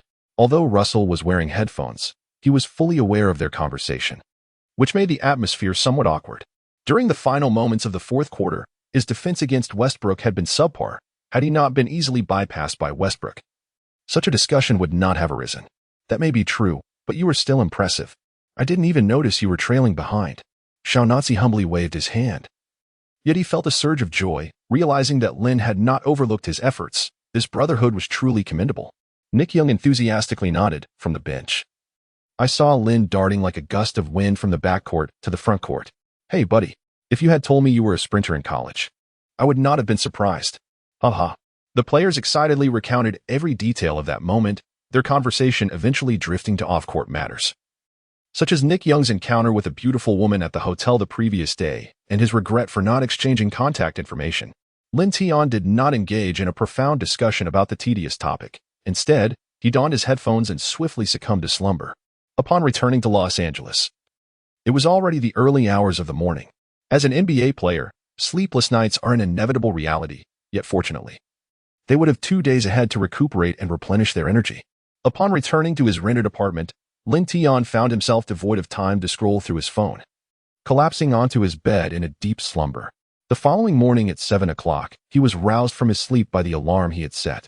Although a joint practice arranged by Scott was scheduled for the afternoon, he was not compelled to rush about as he typically did, for he also had training at the gym in the morning. Lin Tian reclined on his bed, instinctively beginning to peruse sports news. As he anticipated, the previous day's match against the Thunder had garnered considerable attention, evident from the headlines of major media outlets. Lakers in Thunder's 5-game winning streak, securing a thrilling 3-game victory. Lin plays the role of the key player. Lakers versus Thunder, Lin's crucial offense and defense in the final minute, leading the team to triumph over the Thunder. Thunder's dynamic duo blocked by the same player. What are the limits of Chinese players? The fastest man in the NBA, Lin. In slow-motion replay, Westbrook's final shot is blocked with frustration. NBA legend Pippen. I have never seen such a player who excels in both offense and defense. Lin is the face of the league's future. Lakers management may consider altering their strategy this season. They may attempt to make some moves before the trade deadline approaches. Lin Tian found himself in a state of bemusement as his performance from the previous day had surprisingly elicited comments from several seasoned veterans on social media. Aside from these reports, there were also sensationalist headlines that Lin Tian was too indifferent to bother reading. Lin Tian's keenest interest lies in the news regarding the Lakers' potential change in strategy. He had previously confided in Kobe, expressing his determination to lead the team into the playoffs by any means necessary. However, with the season nearly at its midpoint, their record stands at a disheartening 10 wins and 26 losses, leaving them with over 10 victories needed to achieve a positive record. Since Lin Tian joined the Lakers, although the team remains undefeated, their shortcomings are glaringly evident. Within their roster, Hibbert and Kobe are the eldest members. While Kobe, as the soul of the Lakers, is beyond reproach, Hibbert, despite commanding a salary exceeding $10 million, has seen a significant decline in his performance. His contract is often deemed a burdensome liability, a sentiment that is not unfounded. Fortunately, this marks the final year of Hibbert's contract with the Lakers, and it is foreseeable that he will not command a high salary after this season, as the Lakers are unlikely to retain him. The Lakers' other pivotal players are Lou Williams and Nick Young. Williams possesses commendable offensive skills, occasionally stepping up as a surprise weapon when Lin Tian is off the court. Young, however, is somewhat unpredictable. Both players earn modest salaries in the millions, yet their defensive capabilities are severely lacking. It is reasonable to conclude that if their defensive skills were stronger, they would not be attainable for such a low price. Among players in their position, their defensive proficiencies undoubtedly rank at the lower end. Moreover, the Lakers' defensive woes are not solely confined to these two. Randall, despite his physical gifts, does not excel defensively among power forwards. Meanwhile, young Nance, despite his diligent efforts, struggles in physical confrontations, particularly when playing center.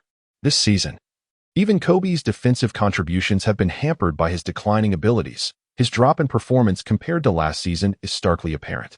Consequently, despite recent victories, the Lakers have found their wins hard-fought, often relying on Lin Tian's individual brilliance to turn the tide. Continuing in this manner is not a sustainable strategy. The current roster faces considerable challenges if it aspires to progress further. Should the team's management be willing to explore trade possibilities, there may be opportunities to enhance their lineup, such as parting ways with an aging Hibbert in exchange for a center with more robust defensive skills. However, for now, Lin Tian can only ponder such possibilities as he is not part of the management team. Lin Tian's mission is to lead the team to victory. When the management realizes that their objective for this season may not be securing the top draft pick, it will not be too late for a trade. He has a month remaining. During this month, if the team does not seek change, Lin Tian believes that, with the statistics he has produced, he can exert appropriate pressure on the team. After finishing the news, Lin Tian got up to freshen up. Upon arriving at the training facility, he discovered it was still empty. Today, Kobe had yet to arrive for practice, possibly due to the shoulder injury he has been dealing with. Back-to-back games are indeed challenging for an aging player like Kobe, who has endured numerous injuries. After training alone for approximately an hour, Lin Tian was joined by Kobe. He did not rush into his training. Instead, he took a seat on the sidelines, occasionally glancing at Lin Tian and offering a slight nod of acknowledgement. Lin Tian approached Kobe, beads of sweat glistening on his forehead. "Hey, you were late today." Kobe responded with a wry smile and a shake of his head. "I just dropped my daughter off at school." Those who know him well are aware that he is quite the devoted father. Lin Tian settled beside Kobe and opened a bottle of water to quench his thirst. Kobe turned to him and inquired, "Lin, do you think we truly have a chance to make it to the playoffs this season?" This question had occupied Kobe's thoughts for the entirety of the previous night. Ever since Lin Tian's arrival, the Lakers not only experienced a string of victories but also witnessed a profound transformation in the overall atmosphere of the team. Moreover, Kobe had never encountered a player with such extraordinary physical prowess as Lin Tian. In his quest to understand Lin, Kobe had previously delved into Lin's scouting report from his college days. However, that report merely indicated an average talent, with the sole advantage being his proficiency in three-point shooting. This was, of course, to be expected. Had Lin's scouting report highlighted exceptional skills, he would not have gone undrafted. This young man possesses remarkable speed, surpassing even that of Westbrook, evoking memories of a peak Allen Iverson. His leaping ability similarly reminded Kobe of a youthful Vince Carter.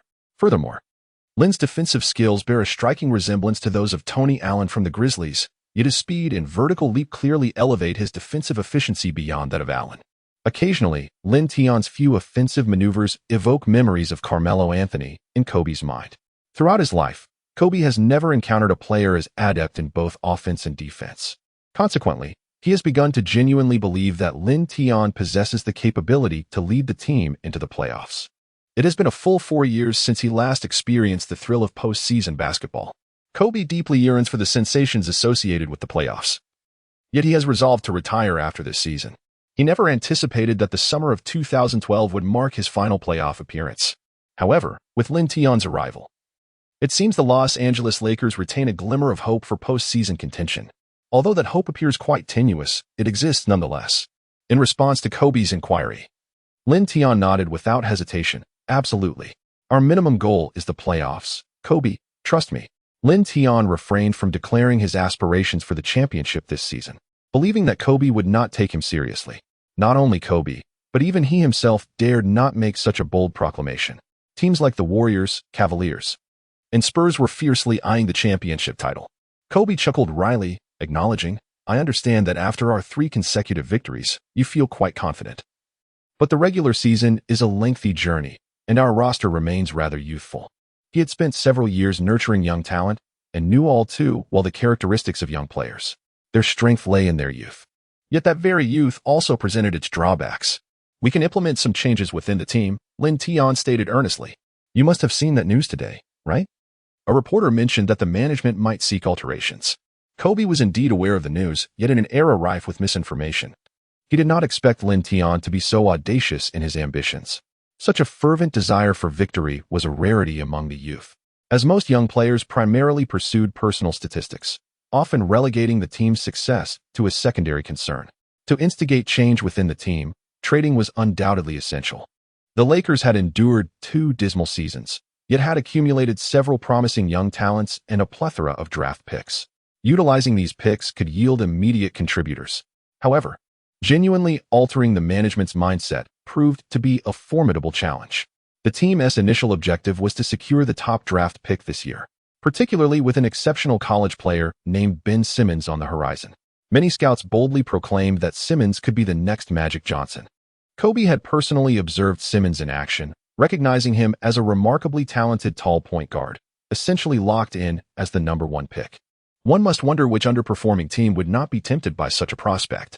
As Lin Tian observed Kobe deep in thought, he continued, "In the upcoming matches, I shall demonstrate to the team through my prowess that we possess the potential to contend for the playoffs. The Lakers are a franchise steeped in history. Even if the management contemplates a downward spiral, they will still consider our sentiments." He felt fortunate for having signed a 2-year contract with the team, as it would exert some pressure on them. Lin Tian was confident in showcasing his enhanced abilities. After a prolonged silence, Kobe gritted his teeth and replied, "I too shall exert pressure on the team." Although his abilities were no longer what they once were, as long as he remained with the Lakers, he would embody the spirit of the franchise. Kobe's influence extended far beyond the confines of the court. Once their conversation concluded, Lin Tian swiftly rose and returned to the court for practice. Observing his tall silhouette, Kobe couldn't help but reflect on the changing times. The youth of today truly were remarkable. Over the next 2 days, Lin Tian adhered to a rigorous routine, alternating solely between basketball, meals, and sleep. On the evening of the 3rd day, the Lakers were set to face the Trail Blazers at home. 30 minutes prior to the game, Lin Tian and his teammates arrived at the arena to warm up. The fans had taken their seats early, and Lin Tian noticed numerous supporters clad in his jersey. As his performance continued to improve, it was undeniable that his fan base was expanding. Among the front-row spectators were not only celebrities but also affluent patrons. During warm-ups, Kobe made it a point to greet many of the attendees, a significant number of whom Lin Tian did not recognize. The most familiar face in the front row was none other than Jack Nicholson, the legendary actor known for his roles in The Shining and One Flew Over the Cuckoo's Nest. A staunch Lakers fan, he rarely missed a home game. Lin Tian was warming up with some shots when Nick Young unexpectedly approached and said, "Hey, Lin, have you noticed Scarlett sitting next to the technical bench?" In response, Lin Tian nodded. To claim ignorance would be disingenuous, as she was undoubtedly the starlet whom Durant was infatuated with. In fact, the front row of the audience was indeed graced by several female spectators, some of whom donned high heels, showcasing their long, fair legs. They occasionally pulled out their phones to take selfies, and then snapped pictures of the players on the court. Such occurrences were quite commonplace. Nick Young grinned widely and remarked, "It seems she was just taking a picture of you. I also overheard her discussing you, huh?" Lin Tian cast a glance at Nick Young, believing that although he considered himself reasonably attractive, he was not noteworthy enough to warrant the attention of such a renowned actress. Clearly, Nick Young was attempting to deceive him. And since Lin Tian was not a fan of Scarlett, he naturally paid little heed to the matter. "Young, stop talking nonsense. Focus on perfecting your shooting," Lin Tian retorted as he passed the ball in his hands to Nick Young, effectively silencing him. Soon, the warm-up concluded, and the match commenced in earnest. The starting lineup for the Lakers comprised Russell, Kobe, Lin Tian, Larry Nance Jr., and Hibbert.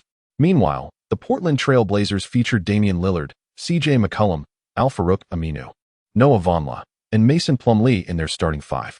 Currently, the Blazers' record this season slightly trails that of the Clippers, positioning them 5th in the Western Conference. Their backcourt duo is exceptionally adept at scoring, frequently toppling formidable teams throughout the season. Once both teams secured their positions, the jump ball commenced at center court. Hibbert leaped high, tapping the ball into Lin Tian's hands. Lin Tian decided to dribble the ball across half court himself. Aminu of the Trail Blazers swiftly approached him. This player had signed a 4-year, $30 million contract with the Trail Blazers this season. In this era, it is most effortless for forwards, particularly 3 and D players, to secure contracts. Aminu's defensive capabilities are not particularly exceptional for his position, yet they are commendable, and his 3-point shooting percentage this season is also quite satisfactory. A few days prior, Lin Tian had perused the scouting report, noting that his opponent's speed and physicality were notable weaknesses. Without unnecessary banter, he faced a player of nearly identical height and executed a change of direction. This maneuver proved particularly effective against taller adversaries. After dribbling for a moment, observing that Aminu was struggling to keep pace, Lin Tian deftly maneuvered the ball between his legs, effortlessly bypassing him. The Trailblazers' interior defenders were clearly caught off guard, unprepared for Lin Tian's sudden advance, and before they could react, he executed a resounding dunk. Accompanied by an exhilarating soundtrack, the Lakers DJ announced, driving into the paint. A successful dunk. The Lakers took an early lead, and Aminu, tasked with guarding Lin Tian, appeared momentarily dazed. Just last week, he had faced Durant, who had overwhelmed him. Now, a rookie was taking advantage of him. The troubling aspect was that Lin Tian's change of direction was even more elusive than Durant's, coupled with greater speed. No. It must have been a lapse in concentration that allowed him to be so easily surpassed, Aminu reasoned internally. Quickly, the Trailblazers resumed play, with Lillard bringing the ball up court. He attempted to penetrate towards the basket against Russell. Then, noticing the Lakers players collapsing towards the paint, he passed the ball to McCollum. Stationed beyond the arc, McCollum received the pass and, facing Kobe, launched a three-pointer successfully. When it was the Lakers' turn for a baseline free throw, Russell, before even crossing half-court, passed the ball to Lin Tian. This time, Aminu approached his defensive assignment with heightened seriousness. However, Lin Tian merely executed a feint, then burst forward, shaking off Aminu with ease. Plumlee, the Trailblazers' interior defender, finally registered the situation and hurried to the basket, aiming to thwart Lin Tian's advance. Lin Tian did not force a jump. With a deft Euro step, he effortlessly maneuvered past Plumlee and completed a layup. At this moment, Aminu had come to terms with his limitations. His speed could not keep pace with Lin Tian, whose agility surpassed that of any guard from his homeland. Lillard swiftly retaliated with a mid-range jumper. Hibbert initiated the play from the corner, directly passing the ball to Lin Tian, positioned at the midcourt. Lin Tian was already in motion with the ball. Once again, Aminu failed to impede Lin Tian's advance, and Plumlee in the paint was equally ineffective. As Lin Tian surged through for another layup, the crowd erupted in cheers. Lin Tian had successfully scored on all three of his attempts, amassing 6 points. The head coach of the Trailblazers wore a grim expression, shouting for a defensive substitution. After all, if this style of play continued, Lin Tian could potentially score an unthinkable number of points in the first quarter. The possession shifted to the Trailblazers, but Lillard's mid-range shot failed to find its mark, allowing Little Nance to secure the rebound. He passed the ball to Russell, who then delivered it to Lin Tian. The Trailblazers indeed made a substitution, bringing in Noah Vonleh to guard Lin Tian. Vonleh was well aware of Lin Tian's scouting report, selected 9th overall in 2014. He had yet to make a significant impact after over a year of play. Standing at 2.08 meters, his speed and explosiveness were markedly inferior to Aminu's. Lin Tian was uncertain about the intentions of the Trailblazers head coach. Regardless, he would not show any mercy. Once again, he executed a familiar change of direction. As Lin Tian began his pronounced maneuver, the 5 players on the court for the Trailblazers grew increasingly tense. Veteran Damian Lillard shouted, "Collapse the paint! Collapse the paint!" Before he could finish his sentence, Lin Tian had already penetrated the lane. As he had anticipated, Noah Vonleh's speed was no match for Al-Farouq Aminu. What grounds did he have to defend against him? Fortunately, this time the Trailblazers managed to collapse the paint in a timely manner. The interior was crowded. While most of the Lakers players remained stationed beyond the arc, Lin Tian executed a sudden stop, followed by a gentle flick of his right hand, sending the ball soaring gracefully over Prackley's head, and it landed perfectly in the basket. He scored 8 consecutive points. This was a testament to his current form. DJ was already shouting exuberantly, and Lakers fans erupted in joyous cheers. They seemed to envision a bright future for their team. In the stands, a stout male fan downed a cup of beer with fervor. "Nice. Lin, the future of the team. Ha." Beside him, a strikingly attractive white female fan clapped enthusiastically. "From today on, I'm a fan of Lin." Behind the Lakers bench, team owner Jeannie Buss and general manager Kupchak sat side by side, both with clenched fists and expressions of excitement. Kupchak leaned in and whispered to Buss, "Boss, we are distancing ourselves from the bottom of the league. It was prudent not to let others overhear such talk." Buss nodded, "I understand. This is in stark contrast to our goals at the start of the season. If we fail to reach the playoffs and end up in an awkward standing, we certainly want to secure a favorable draft position." Kupchak felt a twinge of embarrassment. Buss countered, "Do you genuinely believe we still have a shot at the playoffs?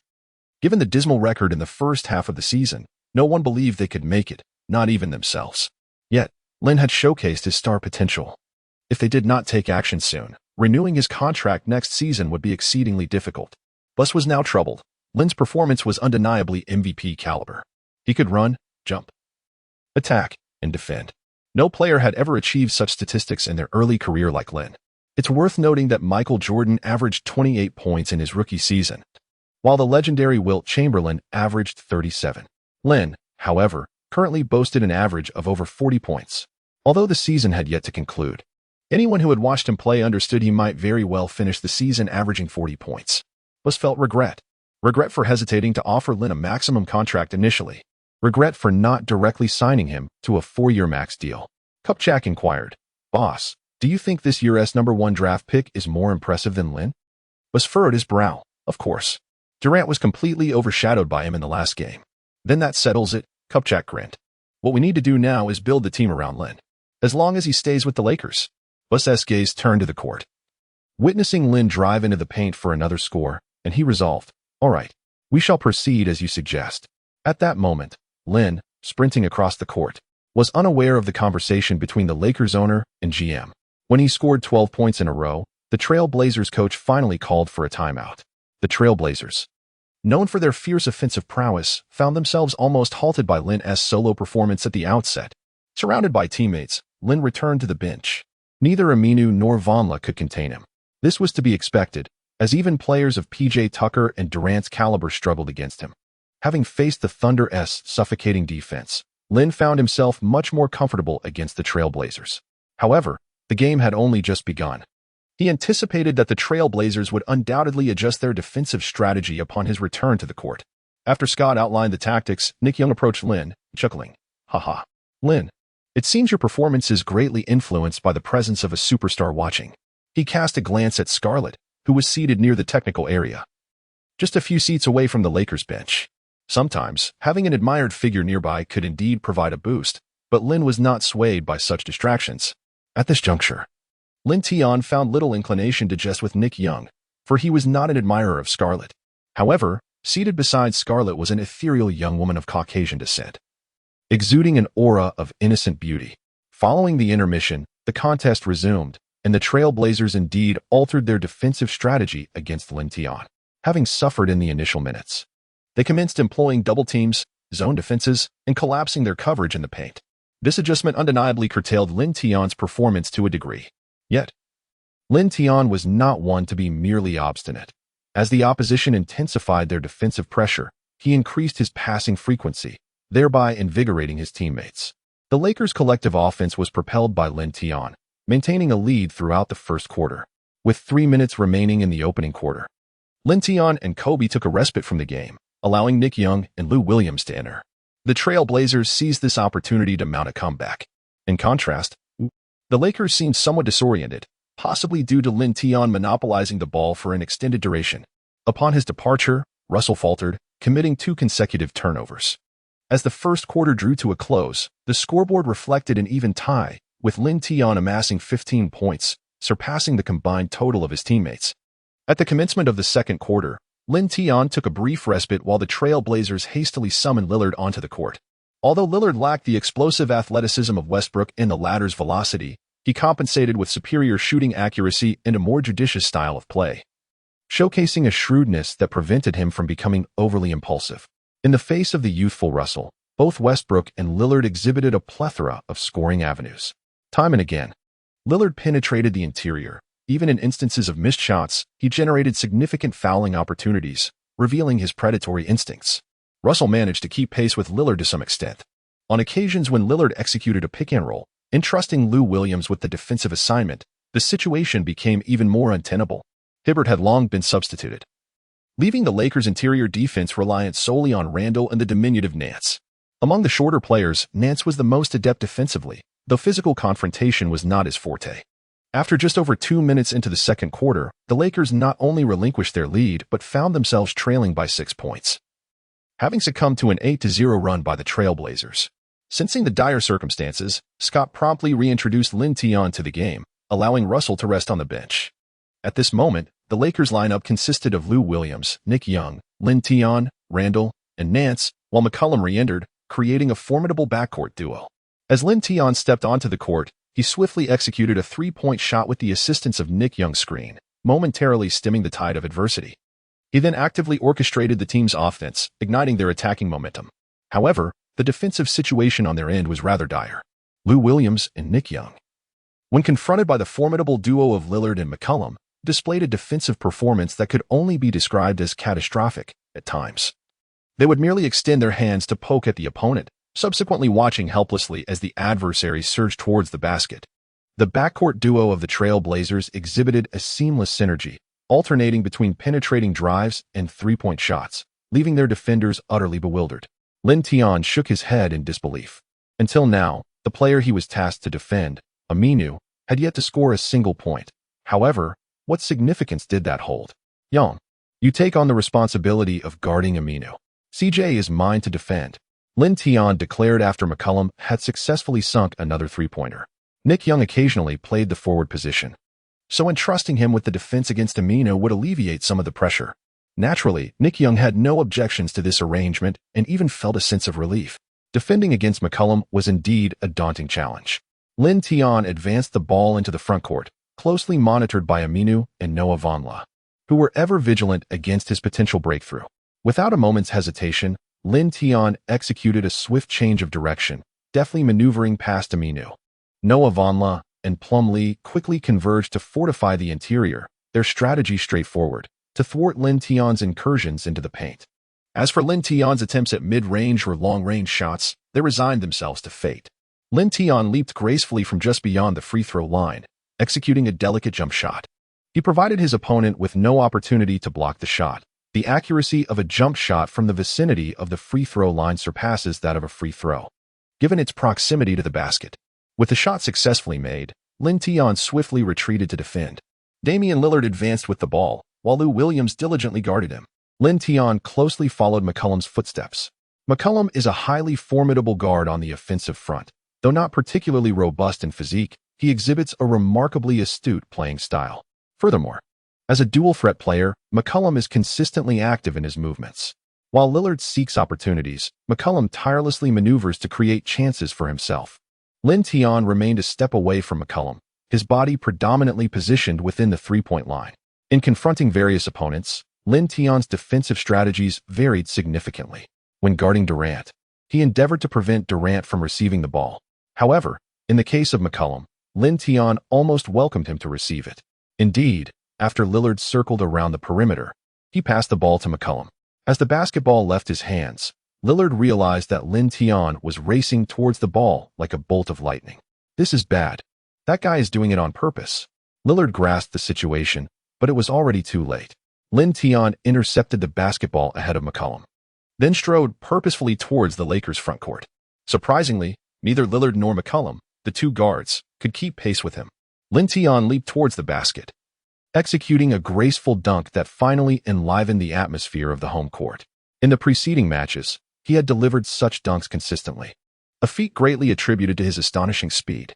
On the sidelines, the Lakers owner, Jeannie Buss, and Mitch Kupchak nodded in approval, clearly pleased with Lin Tian's performance. Familiar with the swift transition from defense to offense, Lin Tian returned to the Trail Blazers' frontcourt, awaiting McCollum's advance. Both Lillard and McCollum wore somber expressions.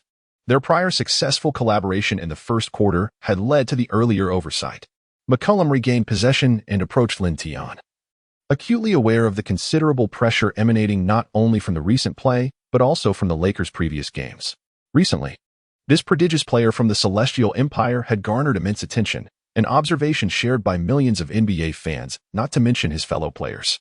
Particularly, McCollum had watched the Lakers' recent matchup against the Thunder, where he noted Lin Tian's commendable defense against Durant. The presence of such a formidable defender indicated the Lakers' regard for him. Attempting to unsettle Lin Tian, McCollum quipped, "Hey rookie, is ambushing your only tactic?" To his surprise, Lin Tian shot back with a wry smile, "If you possess the skill, why not try to ambush me?" McCollum fell silent, redirecting his focus to the game. He initiated a feint before abruptly driving towards the paint. As a guard, McCollum's speed was not particularly remarkable, at least in Lin Tian's estimation. Lin Tian retreated while seeking an opportunity. As McCollum charged towards the paint, Lin Tian firmly planted his feet, refusing to allow him any closer. Left with no other choice, McCollum opted to secure the ball before attempting to create a chance. Just as he was about to catch the ball, Lin Tian had already anticipated McCollum's intentions, swiftly reaching out with remarkable speed. Snap! Lin Tianchong swiftly reached out, his palm meeting the basketball, and with a tremendous force, he sent the ball soaring towards Nick Young's feet. Seizing the opportunity, Nick Young picked up the ball, but before he could fully react, he heard Lin Tian's urgent call, "Young, pass the ball. Pass it." Raising his gaze, Nick Young realized that Lin Tian was already charging ahead into the Lakers' offensive zone. Without hesitation, he launched the ball in Lin Tian's direction. Mid-stride, Lin Tian caught the ball and executed another breathtaking dunk, eliciting a roar of applause from the crowd. The scene mirrored the previous play, leaving spectators in awe. Clearly, a single McCollum was insufficient to contain Lin Tian's prowess. In the studio, Barkley once again marveled at Lin Tian's speed, exclaiming how astonishing it is for a 6 feet 9 inches player to achieve such rapidity. Smith added, "Even more remarkable is Lin's elite instinct for steals. He possesses a defensive acumen that is among the best in the league. Goodness, the pressure he exerts on opposing guards is immense. Frankly, his defensive capabilities alone merit a max contract.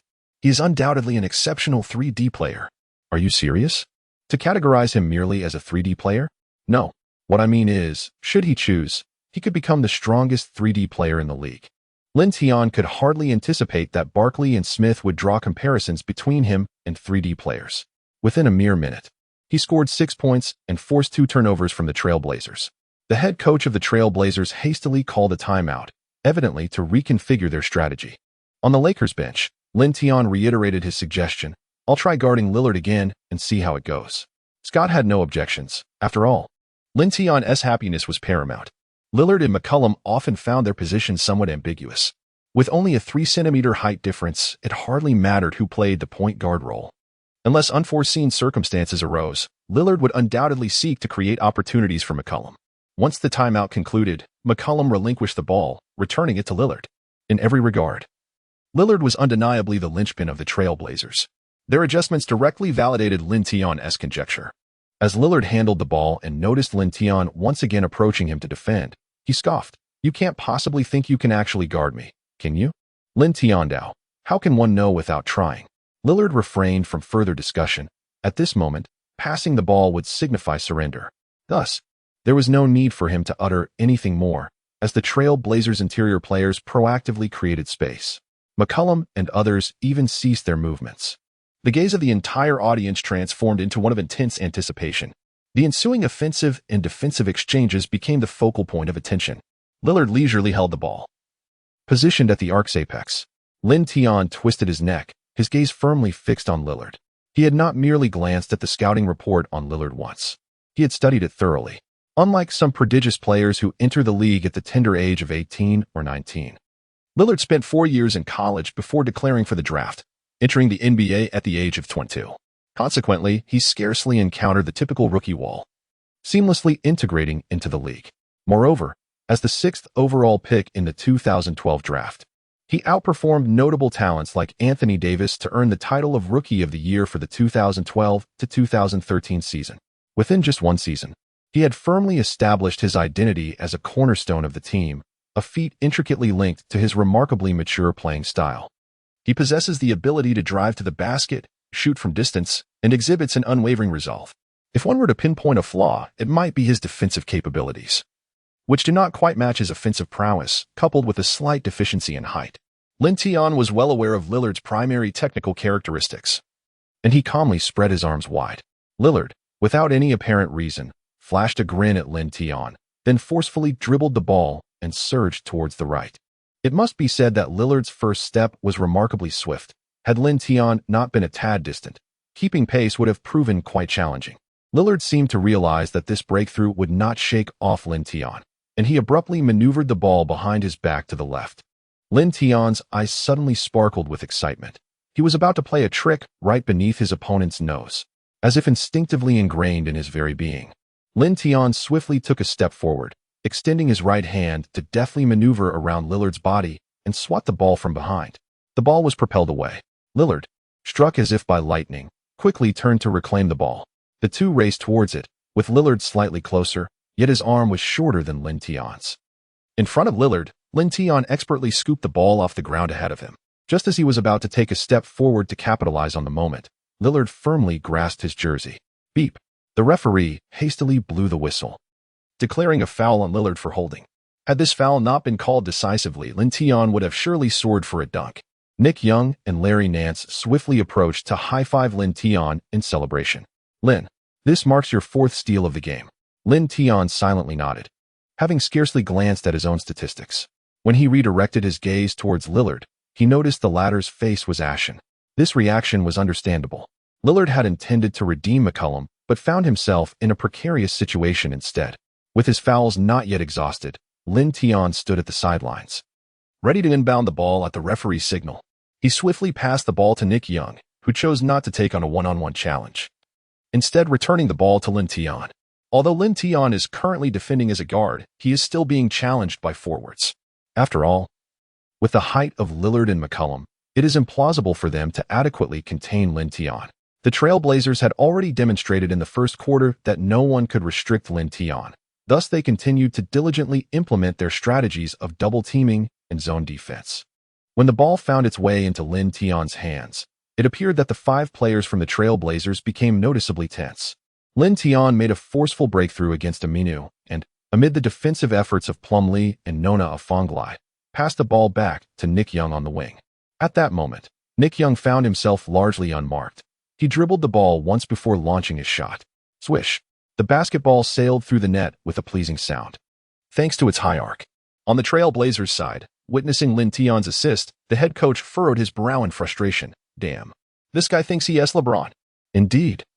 Lin Tian's style of play bore a striking resemblance to that of LeBron James on the Cavaliers. However, the pressure Lin Tian faced on the defensive end was far beyond what James experienced. He was contending with the Trailblazers' sharpest offensive threat. After Nick Young's successful shot, he celebrated by forming an OK gesture with both hands in front of his eyes. During his time with the Lakers, opportunities like this were a rarity. On the sidelines, Kobe displayed a rare smile.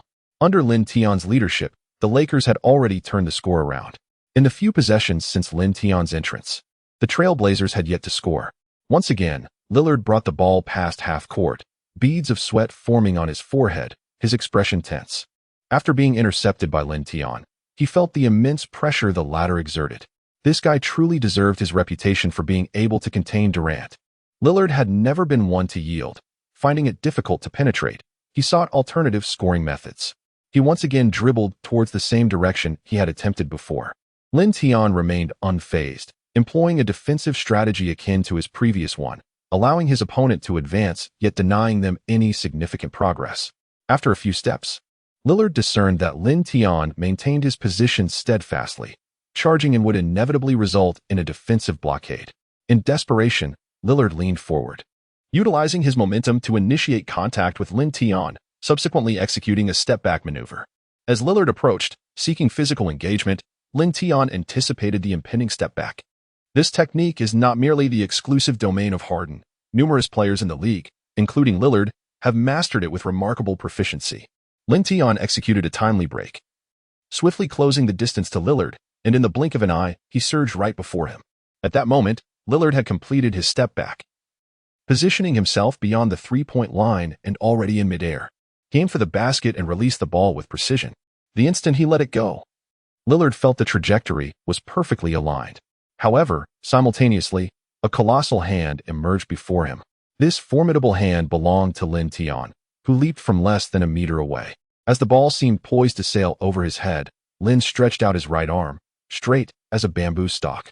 His outstretched palm resembled an enormous net, mercilessly swatting the basketball from the air. A step-back three? This was a rejection of that very step-back.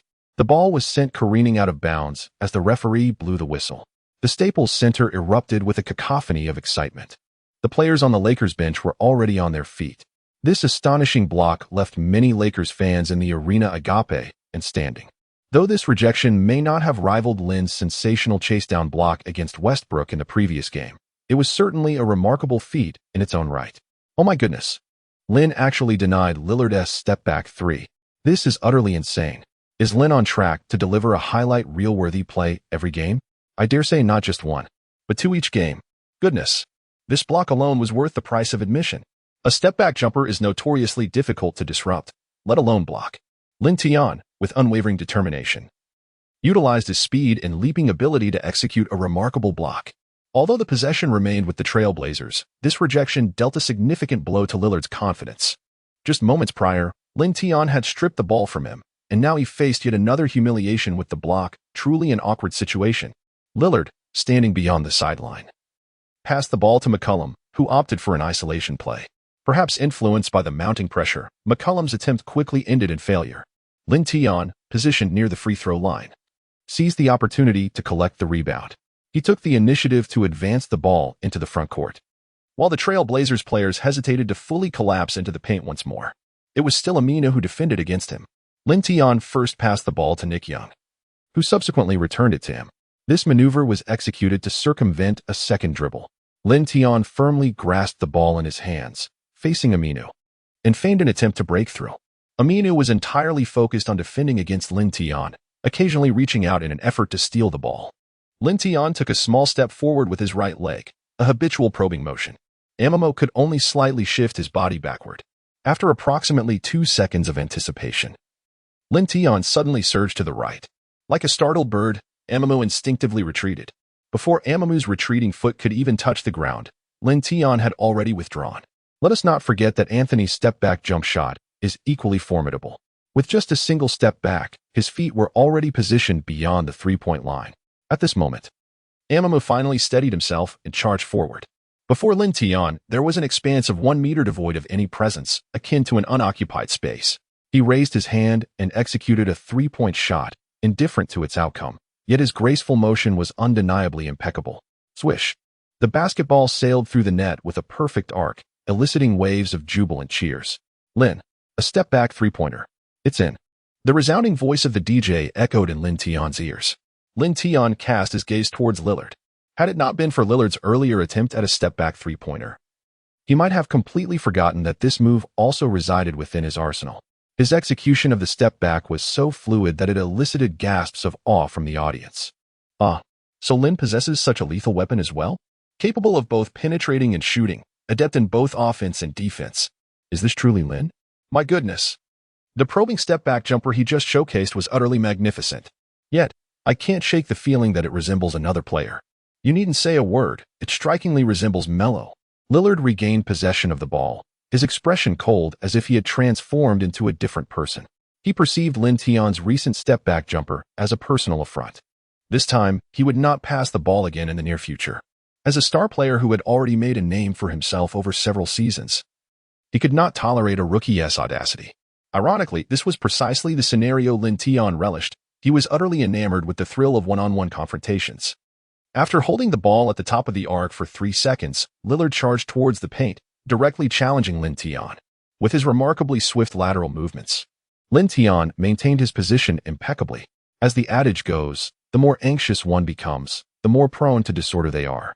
This time, before Lillard could even halt his advance, Lin Tian had already astutely anticipated his intention to execute a between-the-legs dribble, swiftly extending his long arm to seize the ball from Lillard's grasp.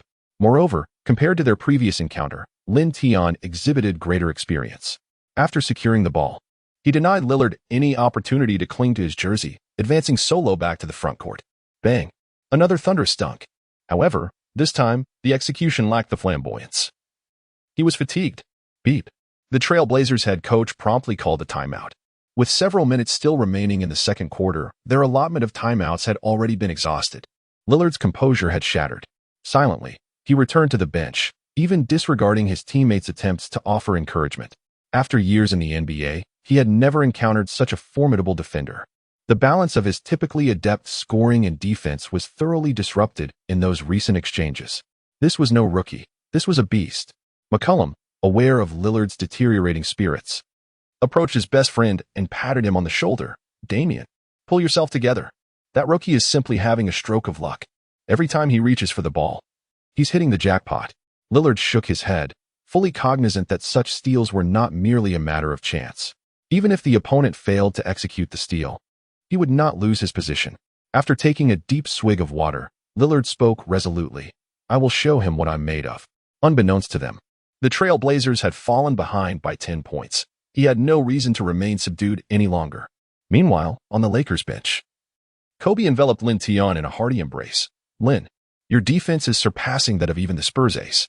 Lin Tian was certainly aware that Kobe was referring to Kawhi Leonard. He smiled and expressed his gratitude with a simple thank you. Nick Young approached and remarked, "Lin, I sense that your steals today have the potential to surpass double digits." Lin Tian Dao, "I too feel a glimmer of hope."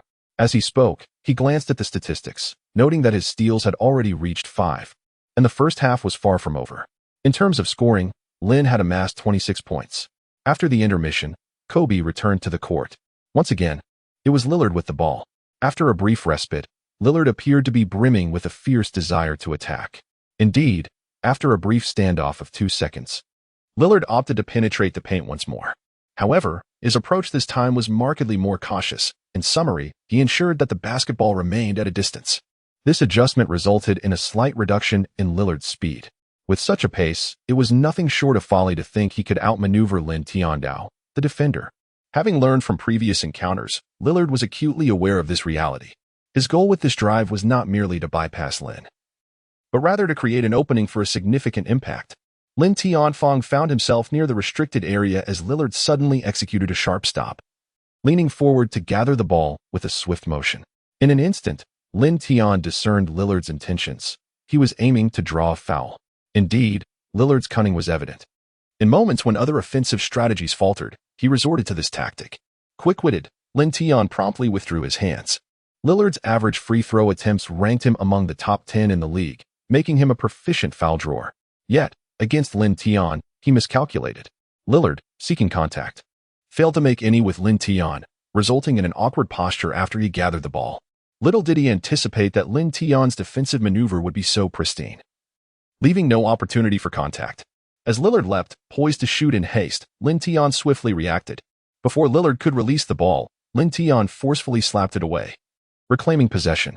However, he opted against a fast break, as he was positioned in the paint with Trail Blazers players lingering outside.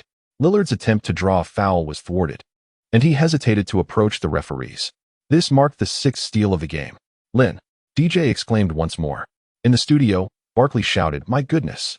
This rookie is astonishingly mature for his age." Smith inquired, "Charles, what prompts such a statement?" "His defensive awareness is exceptional. Moreover, his defense is impeccably clean. He has never resorted to underhanded tactics." Damian Lillard, at his wit's end, sought fouls against Lin Tian but ended up shooting himself in the foot. It is no wonder that Lillard's shooting motion appeared somewhat stiff, as he sought physical contact. Having been in the league for quite some time, Lillard has likely never felt as frustrated as he did today. Frankly, I am eagerly anticipating the spectacle of this prodigy from the Lakers facing the Rockets, as it will undoubtedly be intriguing to see him defend against James Harden. Lin Tian recorded 6 steals, which resulted in at least 6 turnovers for the Trail Blazers. The majority of these mistakes were committed by Lillard alone. In fact, Lillard's turnovers in the first half surpassed his average for the entire season. Frustration was etched across his face, compelling him to exert himself in defensive efforts. After Lin Tian intercepted the ball, he did not initiate the offense but instead passed it to Kobe. The freshly entered Kobe required a measure of ball control to make his impact felt. This offensive possession was considerably easier for Lin Tian, yet he still maneuvered close to the paint. This season, Kobe had significantly reduced his attempts at driving to the basket, often opting for a quick drive followed by a mid-range shot. Time, indeed, has not been kind. Kobe's 2-point shooting percentage this season ranks among the lower echelons of the league. It is not merely his 2-point shooting that falters, his 3-point shooting suffers similarly. Otherwise, with his stubborn and tenacious spirit, he would hardly acquiesce to retiring at the end of this season. Faced with McCollum, who stood 7 centimeters shorter, Kobe refrained from a forceful drive. He dribbled a couple of times, inching closer to the paint, then executed a sudden jump shot. A shot as picturesque as a painting. It hit the backboard and went in. Although it counted, the reliance on the backboard is not typically Kobe's forte. A considerable portion of this success was due to fortune. The Lakers led by 12 points, exceeding the predictions of most pre-game analysts. When Lillard regained possession, he finally abandoned his fixation on isolation plays, distributing the ball to the perimeter during a drive. McCollum, receiving the pass, launched a 3-pointer over Kobe's defense, temporarily staunching the bleeding for the Trail Blazers. Yet, Lillard found little joy in this moment. As a point guard, Lillard's signature move lies in penetrating the paint to draw defenders and then dishing the ball out. However, after being thwarted by Lin Tian, he became embroiled in a rivalry with him, resulting in several turnovers. Now composed, Lillard remained a formidable threat to the Lakers' defense. In the ensuing minutes, he channeled much of his energy into defense, while Kobe predominantly handled the offensive possessions. In the final minute of the second quarter, Lin Tian executed another help defense against McCollum, bringing his tally of steals to 7. The Lakers concluded the first half with a 7-point lead. As the halftime buzzer echoed, the players made their way back to the locker room. In contrast to the raucous atmosphere of the court, the locker room offered a serene respite. Nevertheless, the faces of the Lakers players radiated excitement, with Nick Young exuberantly exclaiming, "Lin, you have a tremendous chance to achieve your first career triple-double today." This Nick Young seemed to possess a greater awareness of Lin Tian's statistics than Lin Tian himself. Lin Tian sat before his wardrobe, changing his shoes while declaring, "I care not for trifles like statistics. My sole objective today is to secure victory." Data had never been Lin Tian's primary concern, for he understood that with each win, his market value would inevitably rise. Beside him, Kobe cast a look of approval towards Lin Tian.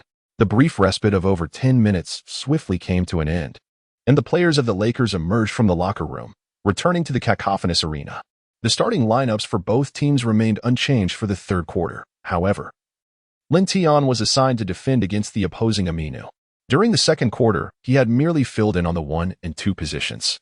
But Scott had not anticipated that Lin Tian's performance while defending the point guard would be remarkably effective.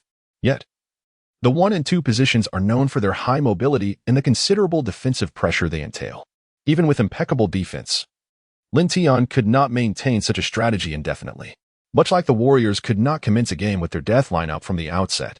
In the absence of Lin Tian's guarding prowess, both Lillard and McCollum appeared rejuvenated, evading the defenses of Russell and Kobe. Fortunately, the Lakers' offense was also progressing smoothly.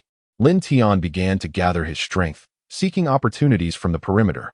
His shooting touch wavered slightly in the early part of the third quarter, but he swiftly regained his rhythm. With 3 minutes remaining in the third quarter, Lin Tian was substituted out for Nick Young. The Trail Blazers seized the opportunity to relentlessly close the gap, and they indeed succeeded. By the end of the third quarter, the score was tied. However, the momentum had shifted in favor of the Trail Blazers. As the fourth quarter commenced, Lin Tian, as per his usual routine, sat on the bench during his standard rest period.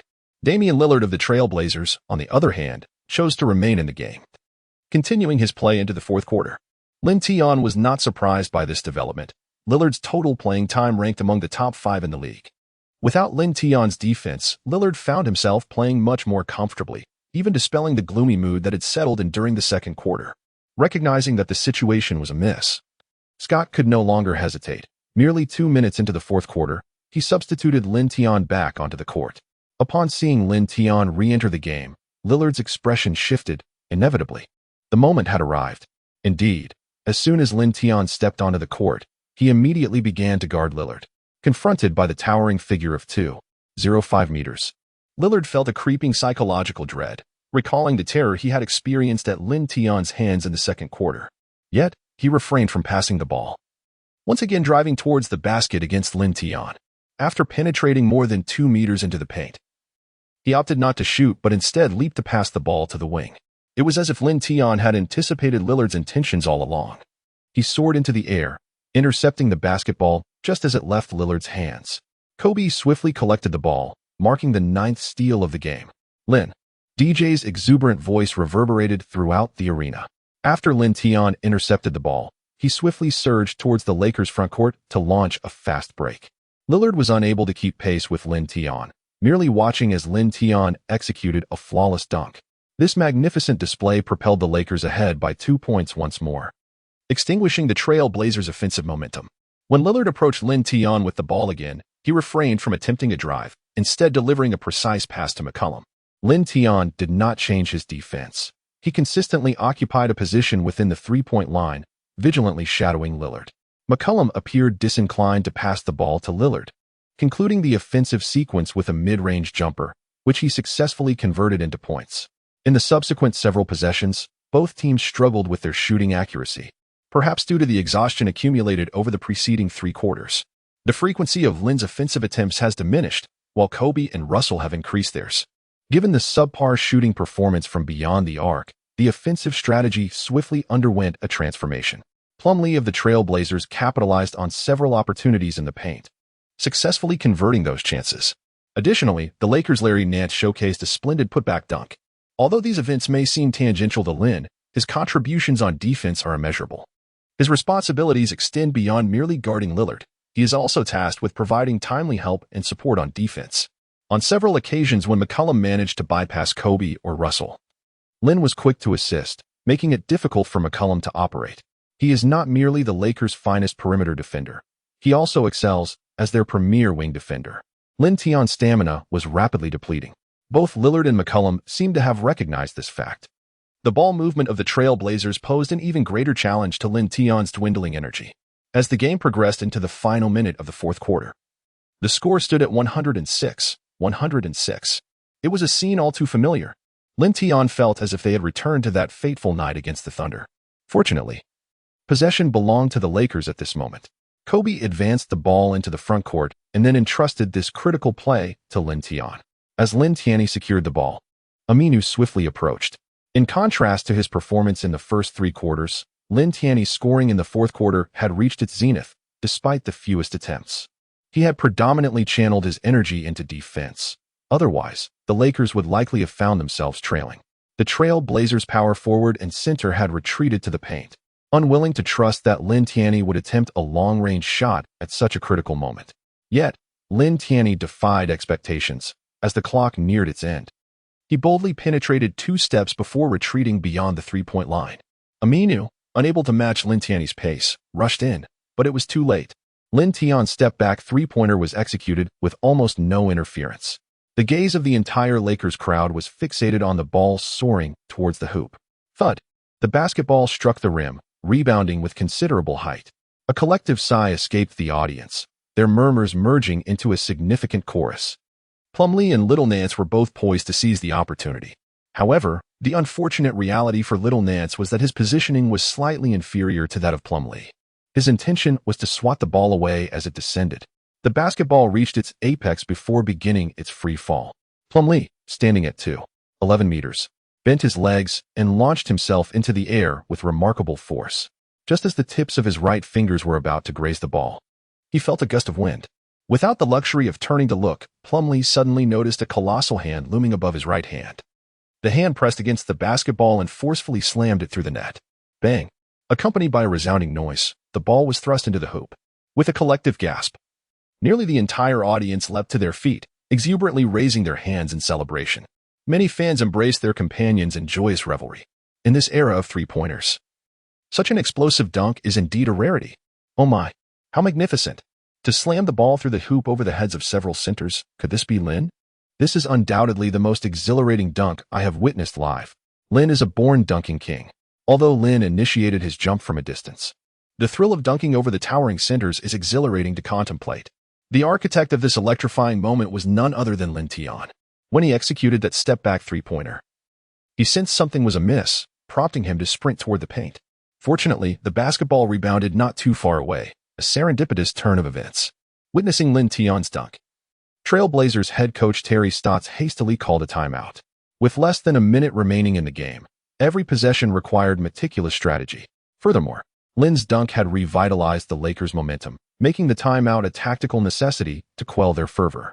During the timeout, the arena's 4 enormous screens began a repetitive loop, showcasing the breathtaking dunk once more.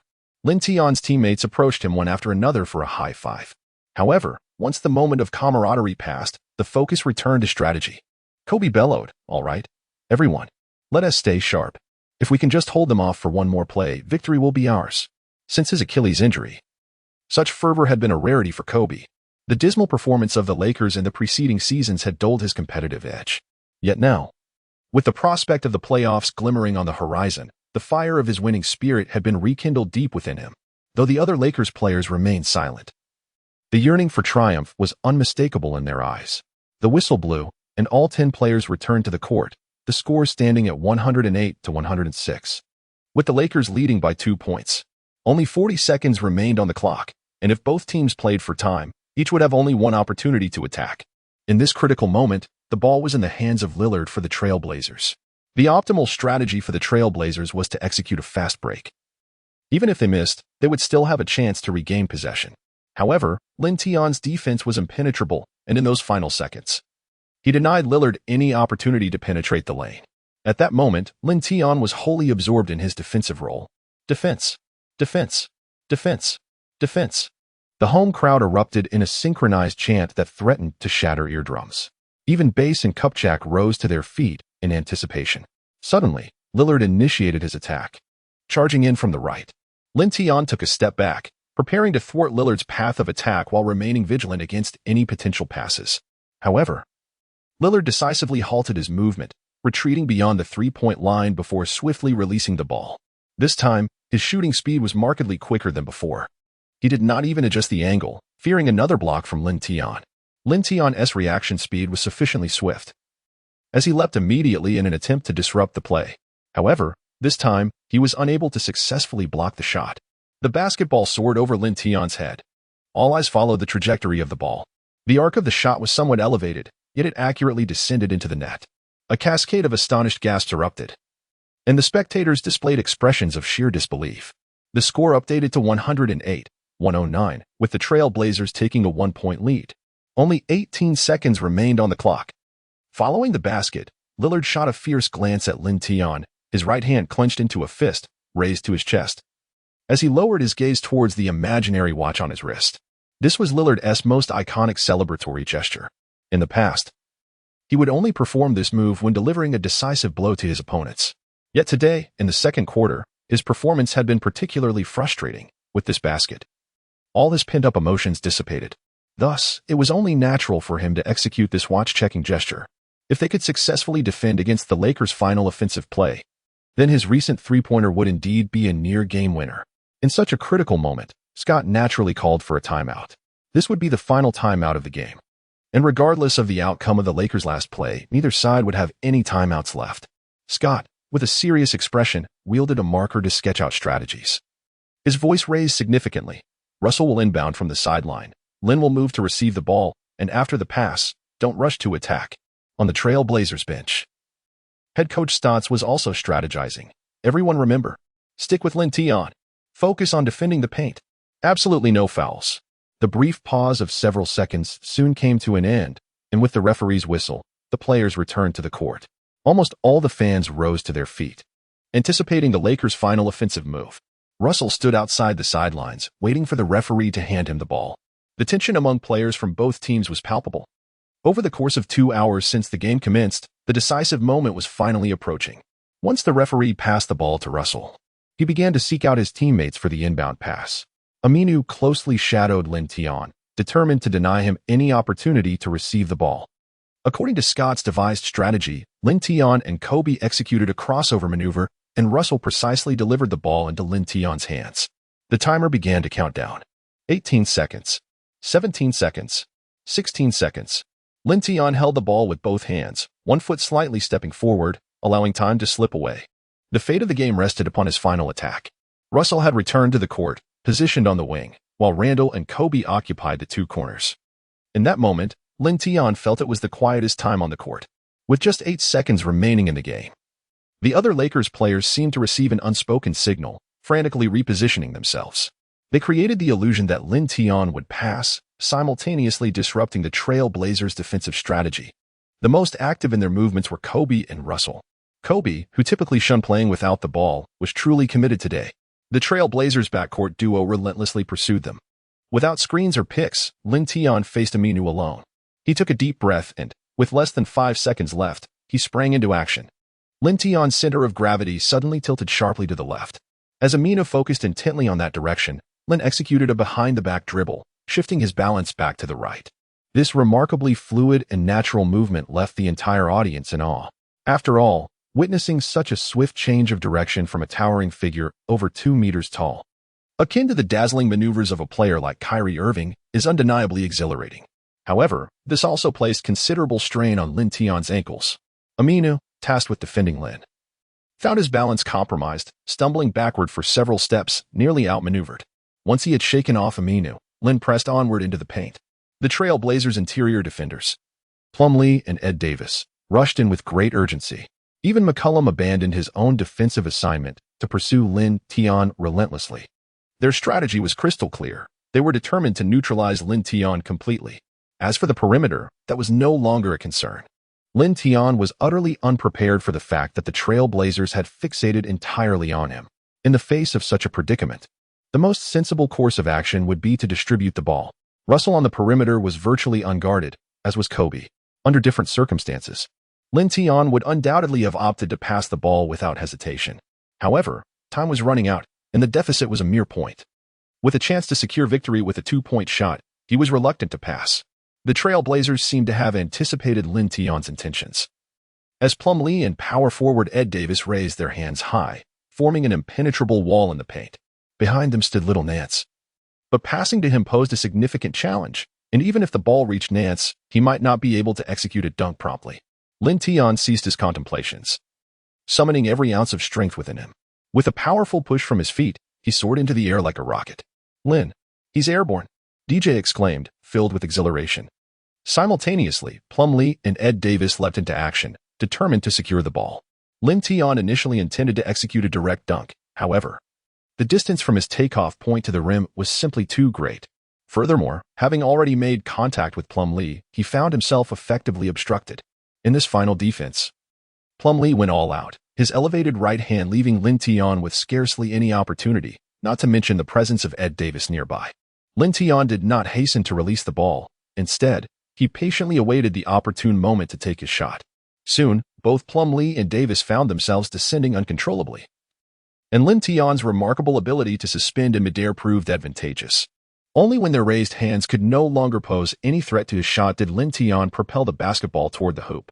At that instant, it felt to him as though he were performing a layup in the sky. As the ball soared through the air, the final buzzer signaling the end of the game reverberated throughout the arena. All eyes in the audience were fixed intently on the ball, seemingly crafted to heighten the suspense. When the basketball made contact with the rim, it spun twice, raising the collective heartbeats of the spectators to their throats. Fortunately, after completing its rotations, it gracefully descended through the net. The eruption of thunderous applause felt as though it could lift the roof of Staples Center.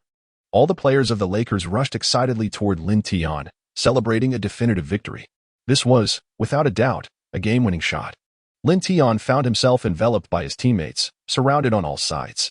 Above the arena, a cascade of colorful streamers descended gracefully. The fans within the stadium celebrated with an exuberance akin to a festive New Year.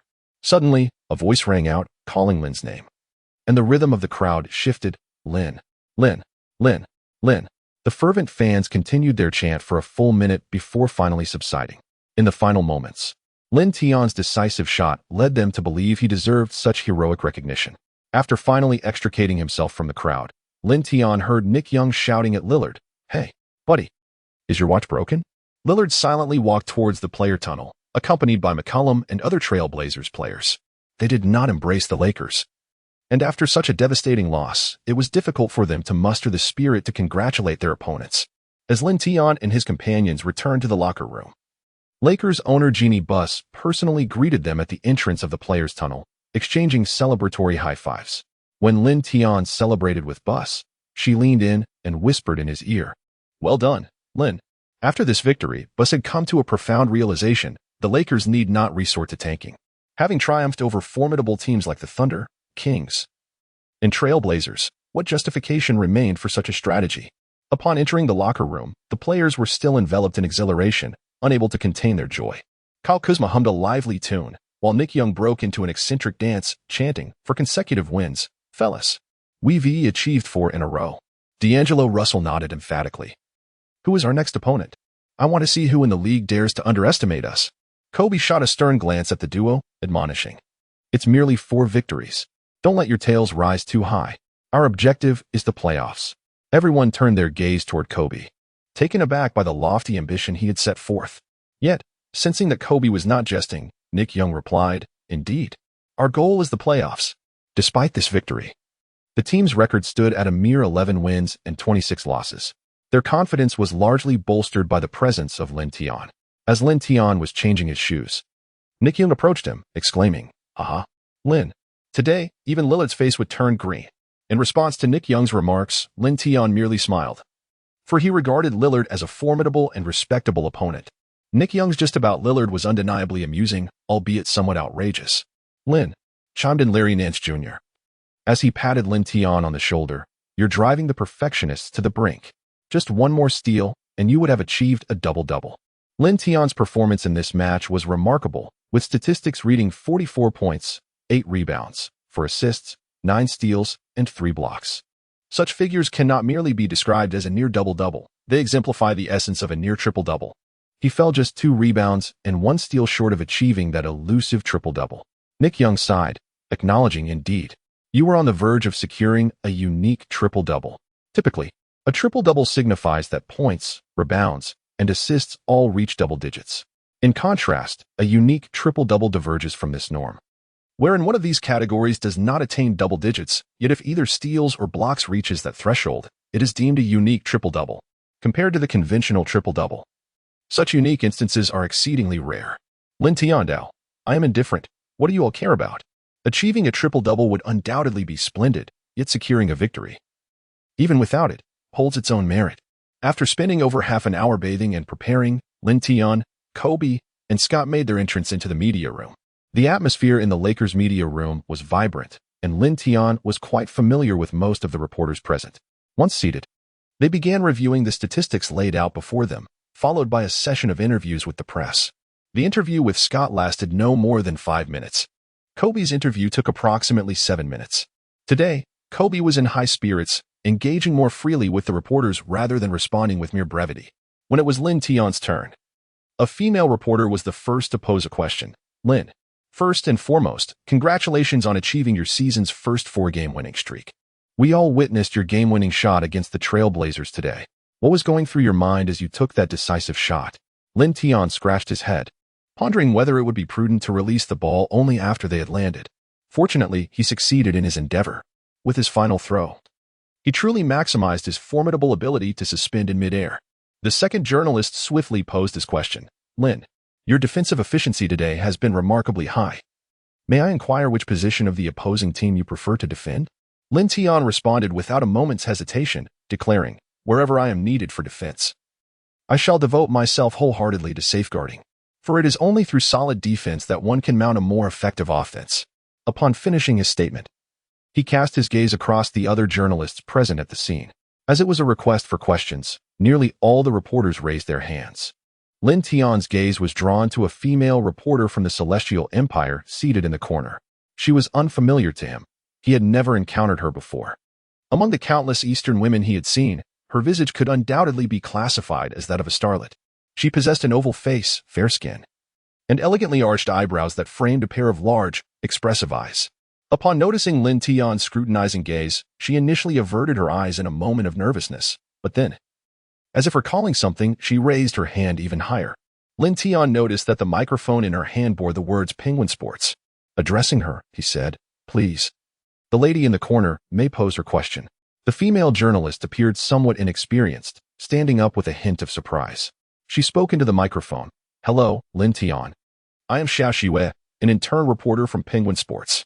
First and foremost, congratulations on yet another victory. The results of the second phase of the All-Star voting will be revealed tomorrow. May I inquire whether you feel any tension regarding this? Lin Tian pondered for a moment before nodding. Indeed, I am quite anxious.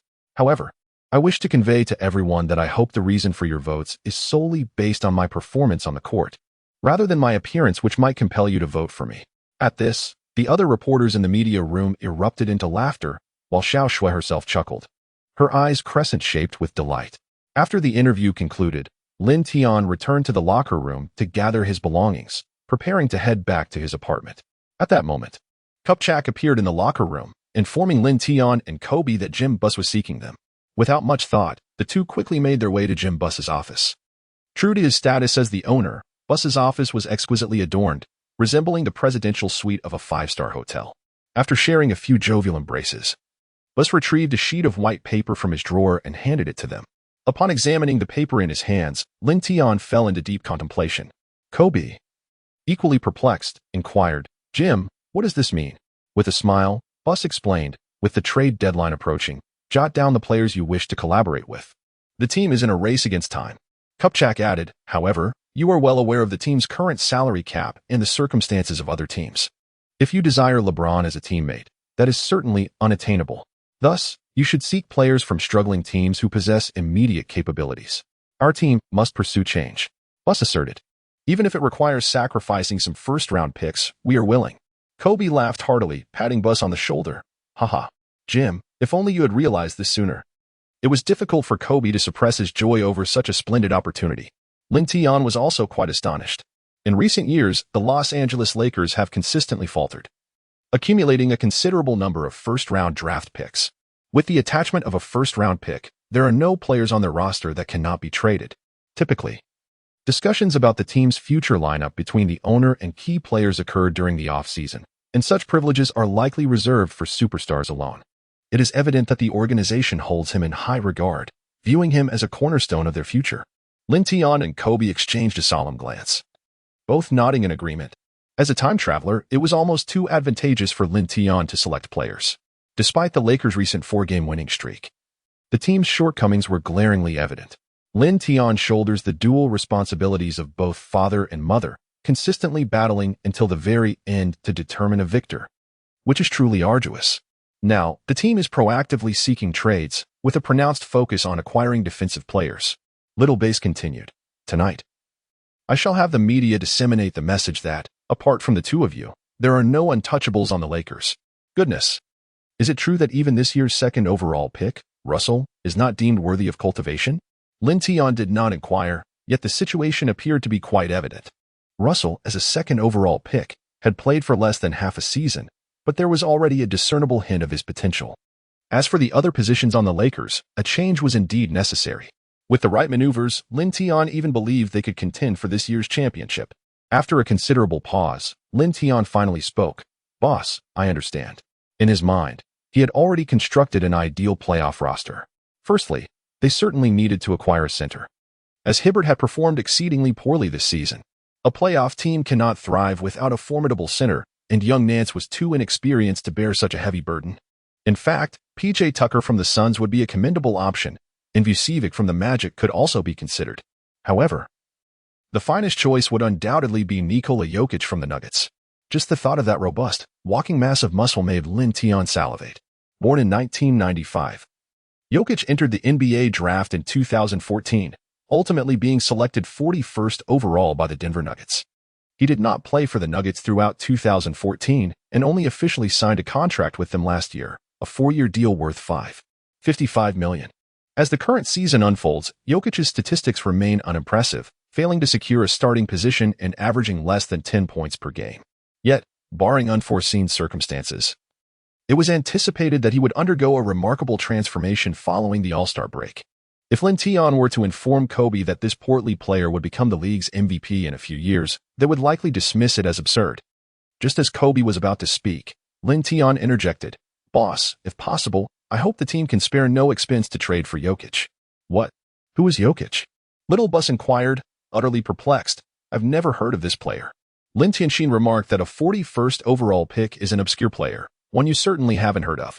However, Kupchak, seated nearby, had some familiarity with Jokic. The rookie from the Nuggets, notably heavy, was unable to participate in the NBA last year due to his weight. A 41st pick? You expect us to trade for him at any cost? Although Little Buss was unfamiliar with Jokic, his brow furrowed upon hearing the designation of a 41st pick. To him, players of such caliber were devoid of talent, especially considering the added burden of excess weight.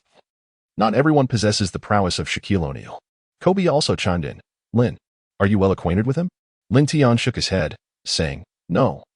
I am not well acquainted with him. I have merely watched numerous videos of his.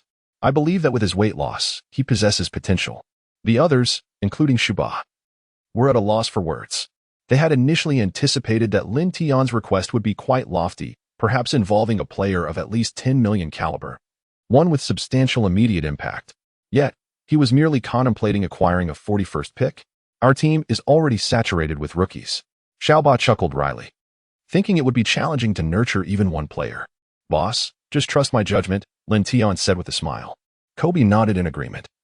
Although I am unsure why we would bring in a young, hefty player, I wholeheartedly support Lin.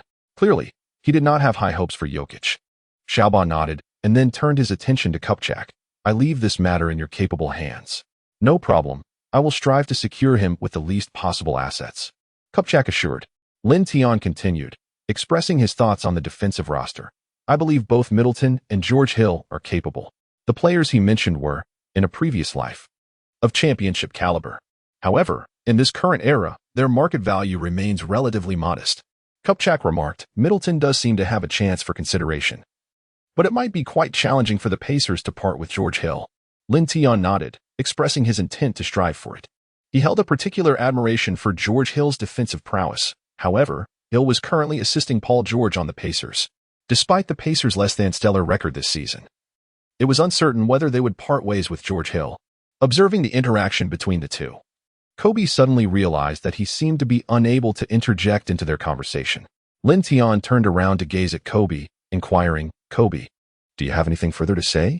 Kobe smiled and shook his head, responding, once I conclude this season, I shall retire. And the team will be under your command henceforth. Lin Tian refrained from speaking further, as Kobe's words were not without merit. As a time traveler, Lin Tian possessed a deeper understanding of certain players' future capabilities. After engaging in conversation with both Jim Buss and Kupchak for a while, he departed alongside Kobe.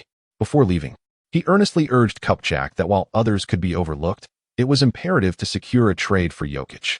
Upon returning home, Lin Tian took a refreshing shower. When he unlocked his phone, he noticed a tweet from the renowned journalist Shams. Reliable sources indicated that the Lakers were actively pursuing trades, showing particular interest in George Hill from the Pacers, as well as the Bucks. From his conversation with Jim Buss earlier that day, Lin Tian realized he had been recognized as the team's unequivocal cornerstone for the future. Although the team boasted other exceptionally talented players, they were likely to be put on the trading block, given their youth. It remained uncertain whether Kupchak would succeed in acquiring Jokic this time. Lin Tian perused additional NBA news, and as he mentioned, many of the updates were pertinent to him. Lin's decisive shot defeats the Trailblazers. The Lakers achieve a remarkable 4-game winning streak, an unconventional near triple-double, leading the team to triumph over their rivals. What is the potential ceiling for the Lakers rookie? In the match against the Trailblazers, the 23rd pick, Lin, once again proved his mettle. Is there no need for a number 1 draft pick anymore? The Lakers' performance over the past fortnight stands second only to that of the Warriors. Notable reports suggest that the Lakers are interested in the 41st pick from the Nuggets, Nikola Jokic, and are willing to trade Jordan Clarkson in return, provided the Nuggets include a first-round pick. Jordan Clarkson, in his inaugural season with the Lakers, averaged over 10 points per game. Prior to Lin's arrival at the Lakers this season, Clarkson had been a consistent starter. As a second-round draft pick, his prospects appear exceedingly bright, given his diverse offensive skills. Kupchak's desire to exchange Clarkson for Jokic without a first-round pick might be perceived as folly. Thus, such circumstances are not surprising. It ultimately depends on the Nuggets' perspective. Should the situation linger, acquiring Jokic once he fully develops will become exceedingly challenging. That night, Lin slept soundly. Upon rising at 7 the next morning, he discovered that the NBA had announced the second phase of All-Star voting results. When he beheld the number of votes he had garnered, he was taken aback. The figure displayed was an astounding 220,000, leading the second-place Kobe by a staggering 80,000 votes. As for LeBron James, ranked third in All-Star votes, he trailed Lin by a full 100,000 votes. Although the tally for the third phase remains incomplete, the current standings suggest that Lin has effectively secured the title of All-Star vote leader for the season. This came as a surprise to Lin, yet was not entirely unexpected. The fanbase in China is the largest among all nations. Presently, only 2 players from China are active in the NBA, naturally drawing a considerable following. Of course, talent must be coupled with performance. Lin's recent MVP-caliber displays have been crucial in garnering such votes. Despite having played fewer than 10 games, Lin has already secured a spot as an All-Star starter. Even if the league were to amend its rules, such changes would evidently take effect next season. Lin Tian began to browse through other news. The second phase of the NBA voting has concluded. Lakers player Lin Yao is leading by a considerable margin. In the second phase, Lin's total votes have surpassed 2 million. He has the potential to become the player with the highest number of All-Star votes in a single season in NBA history. The Lakers player Lin has essentially secured his position as a starter for the All-Star game ahead of time. Lin is highly likely to become the player with the fewest appearances in NBA history to be named a starter in the All-Star game. Lin has surpassed Kobe by a staggering 0.000 votes. Without a doubt, he is poised to become the king of all-star votes this season. His recent performances have silenced all doubts.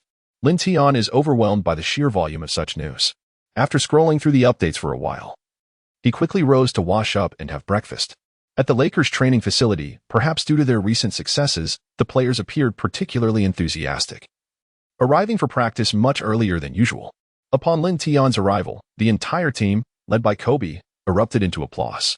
Nick Young took the lead, exclaiming, "Hey, Lin, you are the all-star vote king this season. You must treat everyone to a meal." The others quickly chimed in, "Treat, treat, treat, treat." Even Kobe joined in the chorus. Lin Tian smiled wryly, raising his hand to signal everyone to pause. "The voting isn't over yet, so let us not speak so definitively." Nick Young scoffed, "No? It's essentially concluded." "Aha." Little Nance nodded in agreement. "Regardless, the voting king isn't you. It's Kobe. After all, he is still on our team." In truth, Kobe's votes surpassed those of LeBron by a considerable margin, had it not been for the unexpected emergence of Lin Tian. This season's all-star voting champion would undoubtedly have been Kobe. Let us also extend our congratulations to Kobe, whose career total of all-star votes has surpassed 30 million. Amidst the crowd, Lin Tian could clearly discern that Clarkson's enthusiasm was not as high as that of the others. This was due to a trade rumor linking him to a player from the Denver Nuggets. Such news rarely arises without foundation. It must have been leaked by the team. For certain players, being embroiled in trade rumors can indeed be quite disheartening. This underscores the importance of the Lakers not rushing into trades. Only by stabilizing the team's morale can they maintain their performance. Among the Lakers, aside from Lin Tian and Kobe, the other players were oblivious to the fact that they could be traded at any moment. The celebratory atmosphere did not linger for long before they transitioned back into training mode. Everyone was training diligently, for the best lubricant for a team is winning.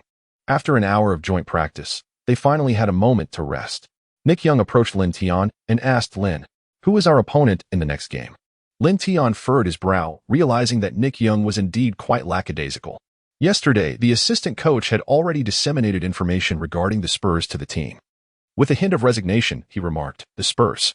Nick Young's expression shifted dramatically. "It's the Spurs?" Their current record this season is second only to the Warriors. Little Nance approached as well, adding, "In fact, the Spurs have a genuine chance of contending for 70 wins this season." The disparity between the Western and Eastern conferences is particularly pronounced this year. Currently, the Cavaliers, who lead the East, have a win total that merely matches that of the Thunder, who sit third in the West. One could assert that the performance of the Warriors and the Spurs has left all other teams in the league far behind. Under the guidance of Popovich, many in the media believe they may be the only team capable of overcoming the Warriors this season. This assertion holds considerable weight, as the Spurs' style of play indeed poses certain challenges for the Warriors. Of course, this is also due to the presence of Popovich himself. Nick Young grinned widely, exclaiming, "I can't wait to see you go head-to-head with Leonard from the Spurs. He was the defensive player of the year last season." "Is that so?" Lin Tian replied. "I too am looking forward to it." Little Nance patted his shoulder, saying, "Not only was Leonard the defensive player of the year last season, but he also led in steals. Consider yourself forewarned." Lin Tian pursed his lips and chose not to speak further. His intended adversary was none other than Dopey. Leonard was renowned for his tenacious defense, and Lin Tian eagerly anticipated the challenge of facing Leonard's formidable guarding.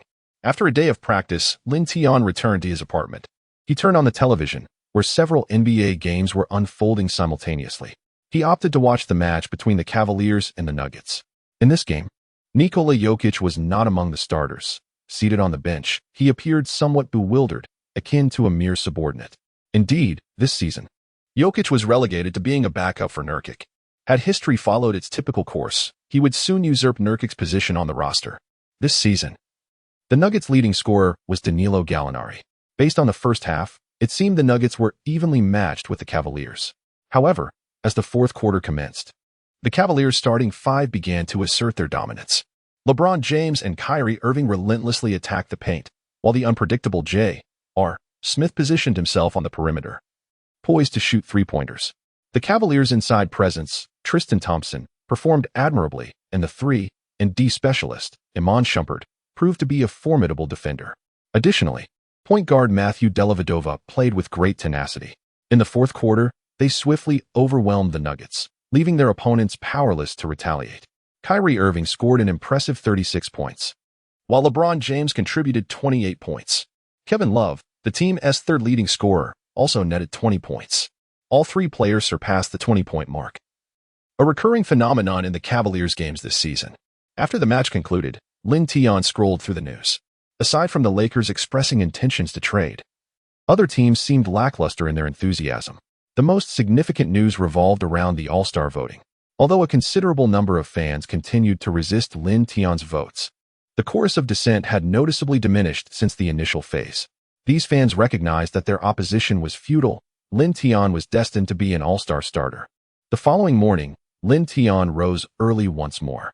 Scott, having arrived early, was briefing the team on their strategy for the upcoming game against the Spurs. The Spurs were poised to be the most formidable opponent Lin Tian had faced since joining the Lakers. Their strength surpassed that of the Thunder and even the Cavaliers.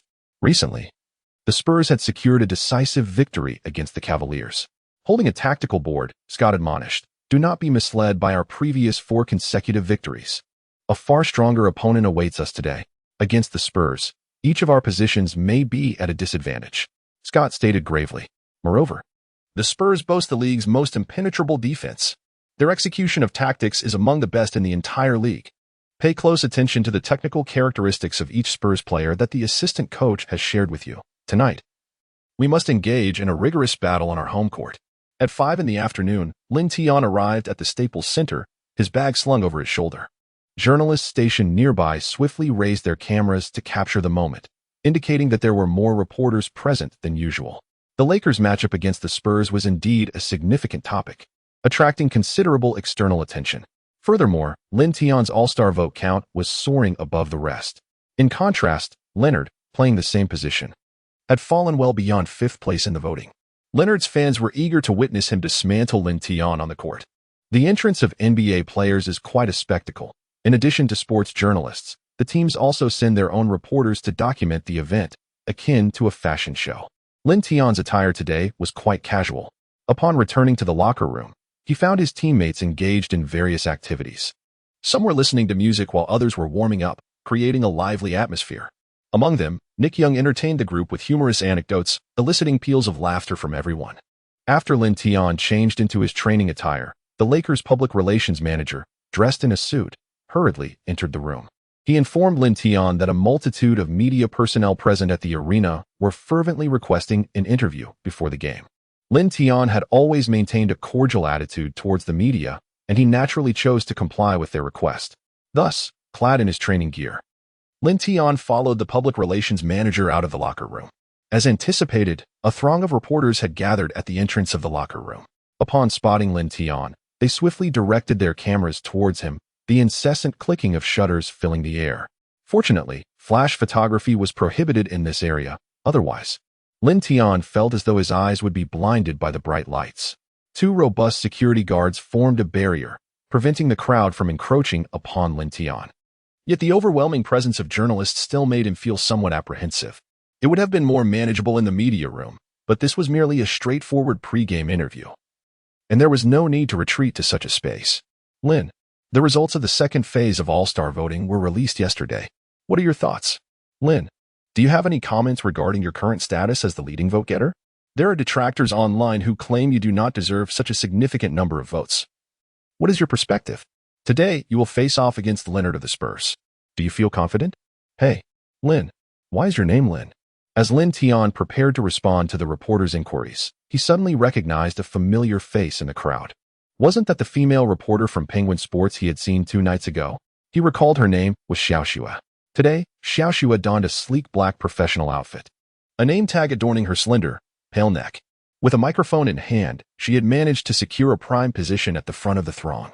However, in contrast to the numerous male reporters surrounding her, she appeared rather delicate. As the Lakers' newest regular season reporter, Xiaoxue could not afford to miss such an opportunity. She had arrived early to stake out her spot at the locker room entrance, which explained her advantageous position. Unfortunately, the crowd was so dense that someone inadvertently stepped on her heel. As she attempted to adjust her stance, she awkwardly discovered that her foot had slipped out of her shoe, revealing a white-socked foot. Looking down, she realized her low-heeled shoe was nowhere to be found. In that moment, Xiaoxue's face flushed a deep crimson. Throughout her life, She had never encountered such an embarrassing situation, especially standing before Lin Tian, the NBA's future star and beloved figure among fans in the Celestial Empire. Lin Tian had never encountered such a scene before and couldn't help but burst into laughter. When he shifted his gaze back to Xiao Xue's face, her originally fair complexion was now flushed a deep crimson, as if it were about to bleed. She seemed hesitant to meet Lin Tian's eyes, hastily covering her face with one hand while bending over to search for her shoes. Lin Tian cleared his throat and said, "Ahem. Ladies and gentlemen, please make way. This young lady has unfortunately lost a shoe, presumably stepped on by someone." Upon hearing Lin Tian's words, Xiao Shui wished she could disappear into the ground. She had reminded herself countless times to maintain her professionalism. Fortunately, the other reporters quickly dispersed, allowing Xiao Shui to locate her shoe. After retrieving the low-heeled shoe, she felt a gentle grip on her arm. When she looked up, it was none other than Lin Tian himself. Xiao Shui felt as though she had been struck by lightning. My goodness, this is Lin Tian, the current champion of the All-Star voting, the heir apparent designated by Kobe. Before she could gather her thoughts, she heard Lin Tian's familiar voice, this time in Mandarin. "Are you all right?" Xiao Shui hurriedly shook her head. I'm fine. If you are indeed fine, then please put your shoe on quickly," Lin Tian said with a wry smile. "Oh," Xiao Shui finally realized, nodding her head vigorously as if it were being pounded. After assisting Xiao Shui in putting on her shoe, Lin Tian stepped back a few paces and surveyed all the media reporters. "Ladies and gentlemen, you may now begin your questions." Apart from Xiao Shui, who was still adjusting her appearance, all the other reporters raised their hands eagerly. Lin randomly pointed to a male reporter, prompting him to ask a question. The reporter hastily inquired, "Lin, are you surprised by the number of All-Star votes you have received thus far?" Lin Tian had long anticipated that many of today's inquiries would pertain to the All-Star voting. Calmly, he responded, "No. In truth, I am not surprised, as I believe my recent performances merit the support of so many fans." Upon concluding his remarks, he casually pointed to a reporter. "Lin, based on the current All-Star voting, it seems you could already secure the title of the season's top vote-getter. What are your thoughts on this?" Until the final moment, no one can claim the title of top vote-getter, especially considering tomorrow's double voting, he replied. After delivering his response, Lin Tian noticed that Xiao Shui had raised her hand, prompting him to gesture towards her. "You may pose the next question," he invited. With newfound courage, Xiao Shui asked, "Lin Tian, today, you will be facing last season's Defensive Player of the Year, Leonard. Do you have confidence in yourself?" "Absolutely," Lin Tian grinned. "Leonard is an exceptional two-way player, having even won the finals MVP. It is an honor to compete against him. But I believe he will not pose significant challenges to my offense." Had he made such a statement in the past, it might have incited considerable controversy. However, the circumstances had shifted. The Lakers had secured 4 consecutive victories, even triumphing over the Thunder, who boasted a formidable duo. Not to mention, Lin Tian had held his own against Durant with ease, heightening fan anticipation for his matchup with Leonard. Following a brief response to additional pre-game inquiries, Lin Tian turned and made his way back to the locker room. Although the pre-game interview was initially limited to 5 minutes, he graciously answered several more questions. As she watched Lin Tian retreat to the locker room, Xiao Shui felt her previously tense demeanor begin to ease. She placed a hand on her chest to feel her heartbeat and exhaled deeply. Just moments ago, Lin Tian had actually offered her assistance. Those large hands belonged to the most sought-after basketball star in the country. Yet, she lamented that she had just embarrassed herself after years of maintaining her composure.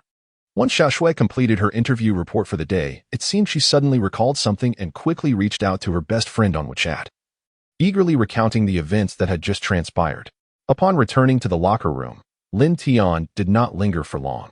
He soon joined his teammates as they made their way to the arena. Upon their arrival, although there remained over an hour until the match commenced, a considerable number of spectators had already settled into their seats. Meanwhile, the players of the Spurs were engaged in warm-up shooting on the opposite court. At first, Lin Tian's attention was not drawn to the Spurs' rising star, Leonard, but rather to the legendary big fundamental, Tim Duncan, practicing his footwork in the corner. Everyone is aware that Kobe Bryant will officially retire after this season.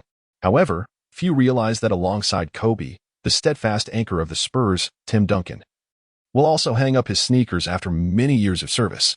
Perhaps even Duncan himself remains uncertain whether he will retire after this season, as Lin Tian distinctly recalls that in his previous life, Duncan announced his retirement in July 2016.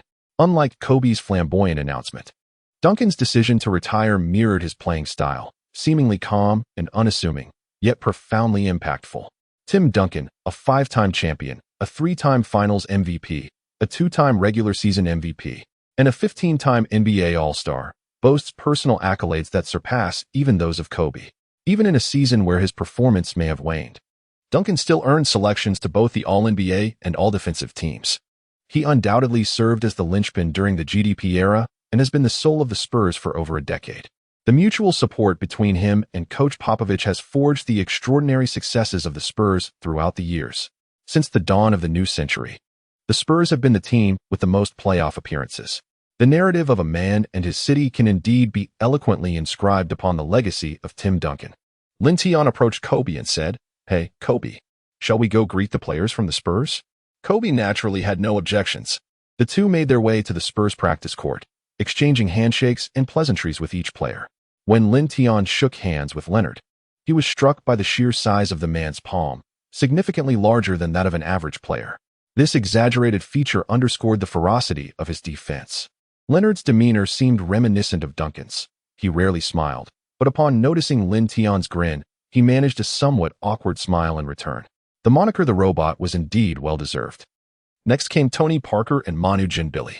As Kobe greeted them, the phrase "old man" was playfully tossed around, indicating their familiarity and camaraderie, even indulging in lighthearted banter.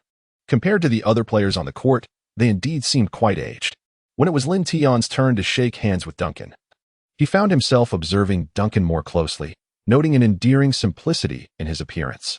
It was hard to reconcile his unassuming exterior with that of a 5-time champion. "Hello, Tim." "Hello, Lin. I've been watching your recent games. You were quite impressive," Duncan replied with a smile. "You remind me of a young LeBron." Lin Tian smiled and said, "Thank you." Then, as if recollecting something, he continued, "Tim, since you mentioned that I remind you of LeBron, could you kindly repeat to me what you once said to him?" Hearing their exchange, Kobe, Ginobili, and Tony Parker turned their heads in curiosity. Duncan, with a puzzled expression, inquired, "What did you say?" Lin Tian replied, "I hope you tell me. The future is yours." "Ah? Ha ha. Duncan, caught off guard, was initially perplexed. But Kobe and Ginobili were already doubled over with laughter. It was only then that Duncan realized the jest, and he playfully remarked, "I'll tell you that after we win today." His implication was clear. During the finals, when LeBron had lost to them, he had uttered that now iconic phrase to him. After exchanging a few more pleasantries, Lin Tian followed Kobe to the Spurs bench, where he embraced and greeted the other players.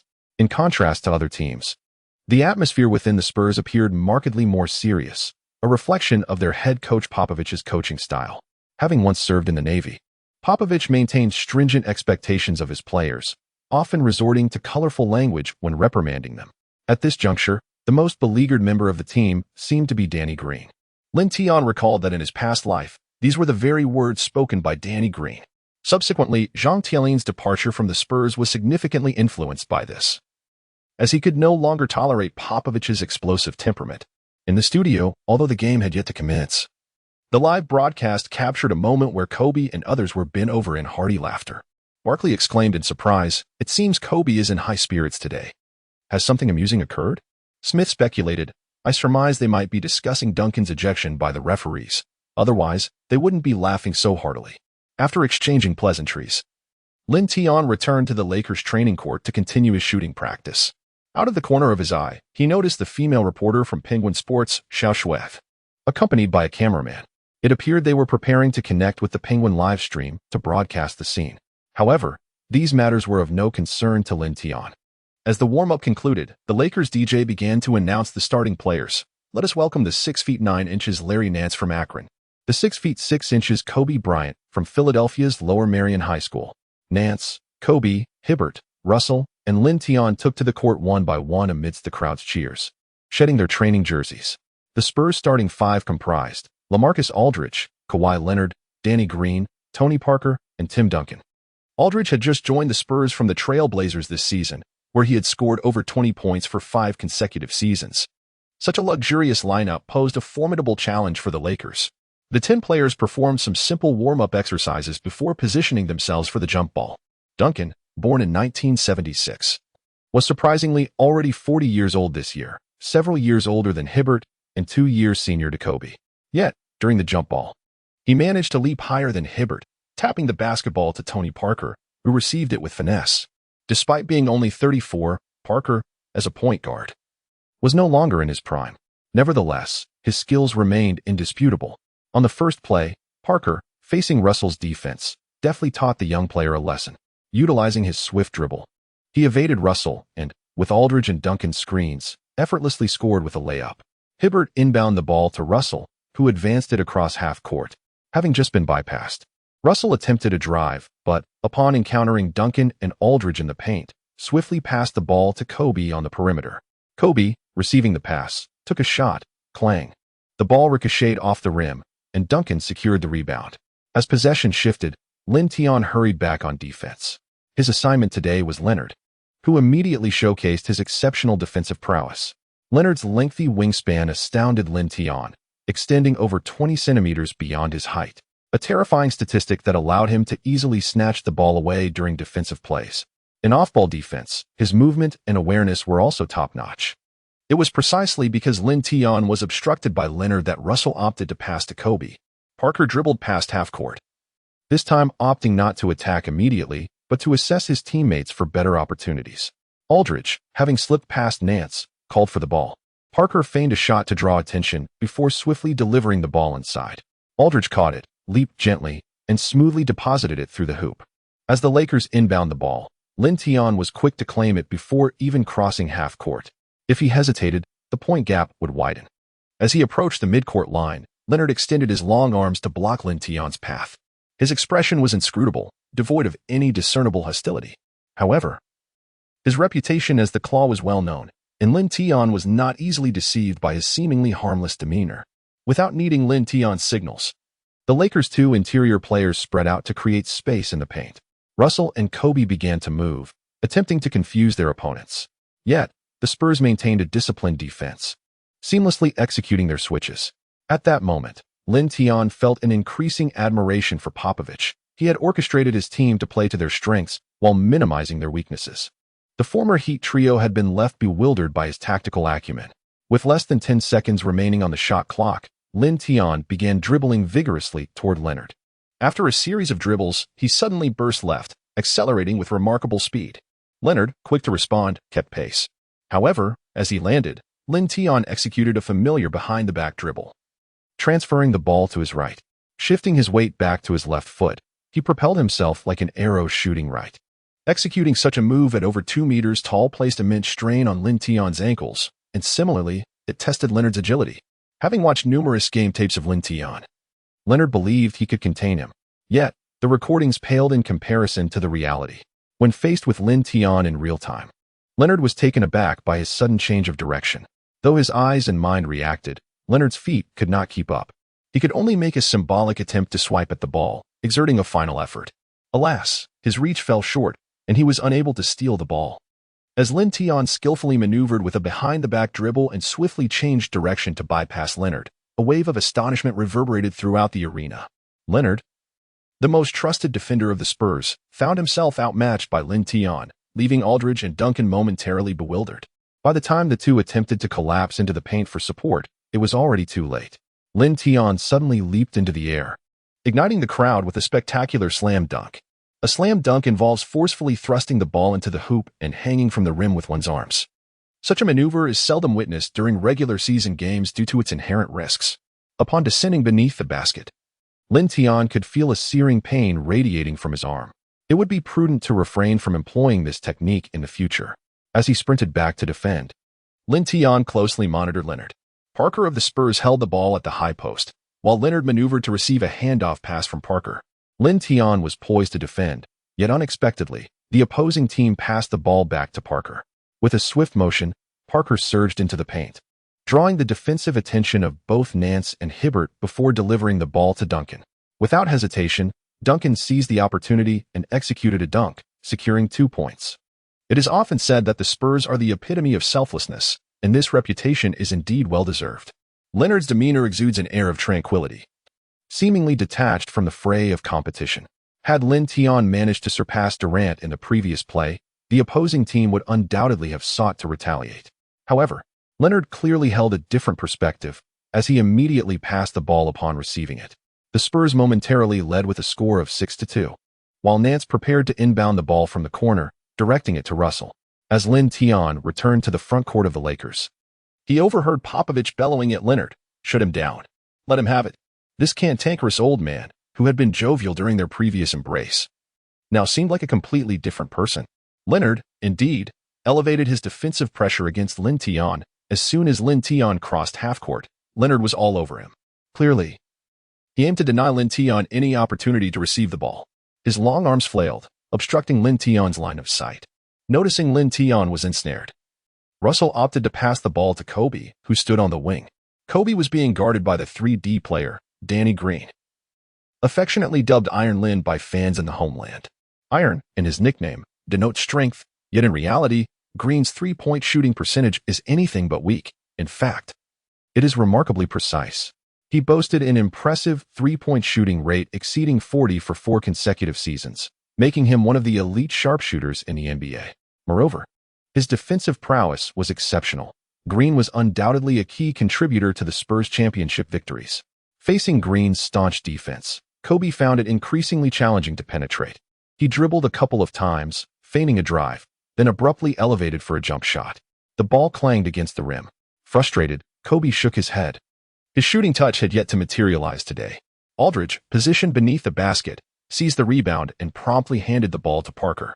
As both teams advanced into the Spurs' front court, Aldridge called for the ball in the paint.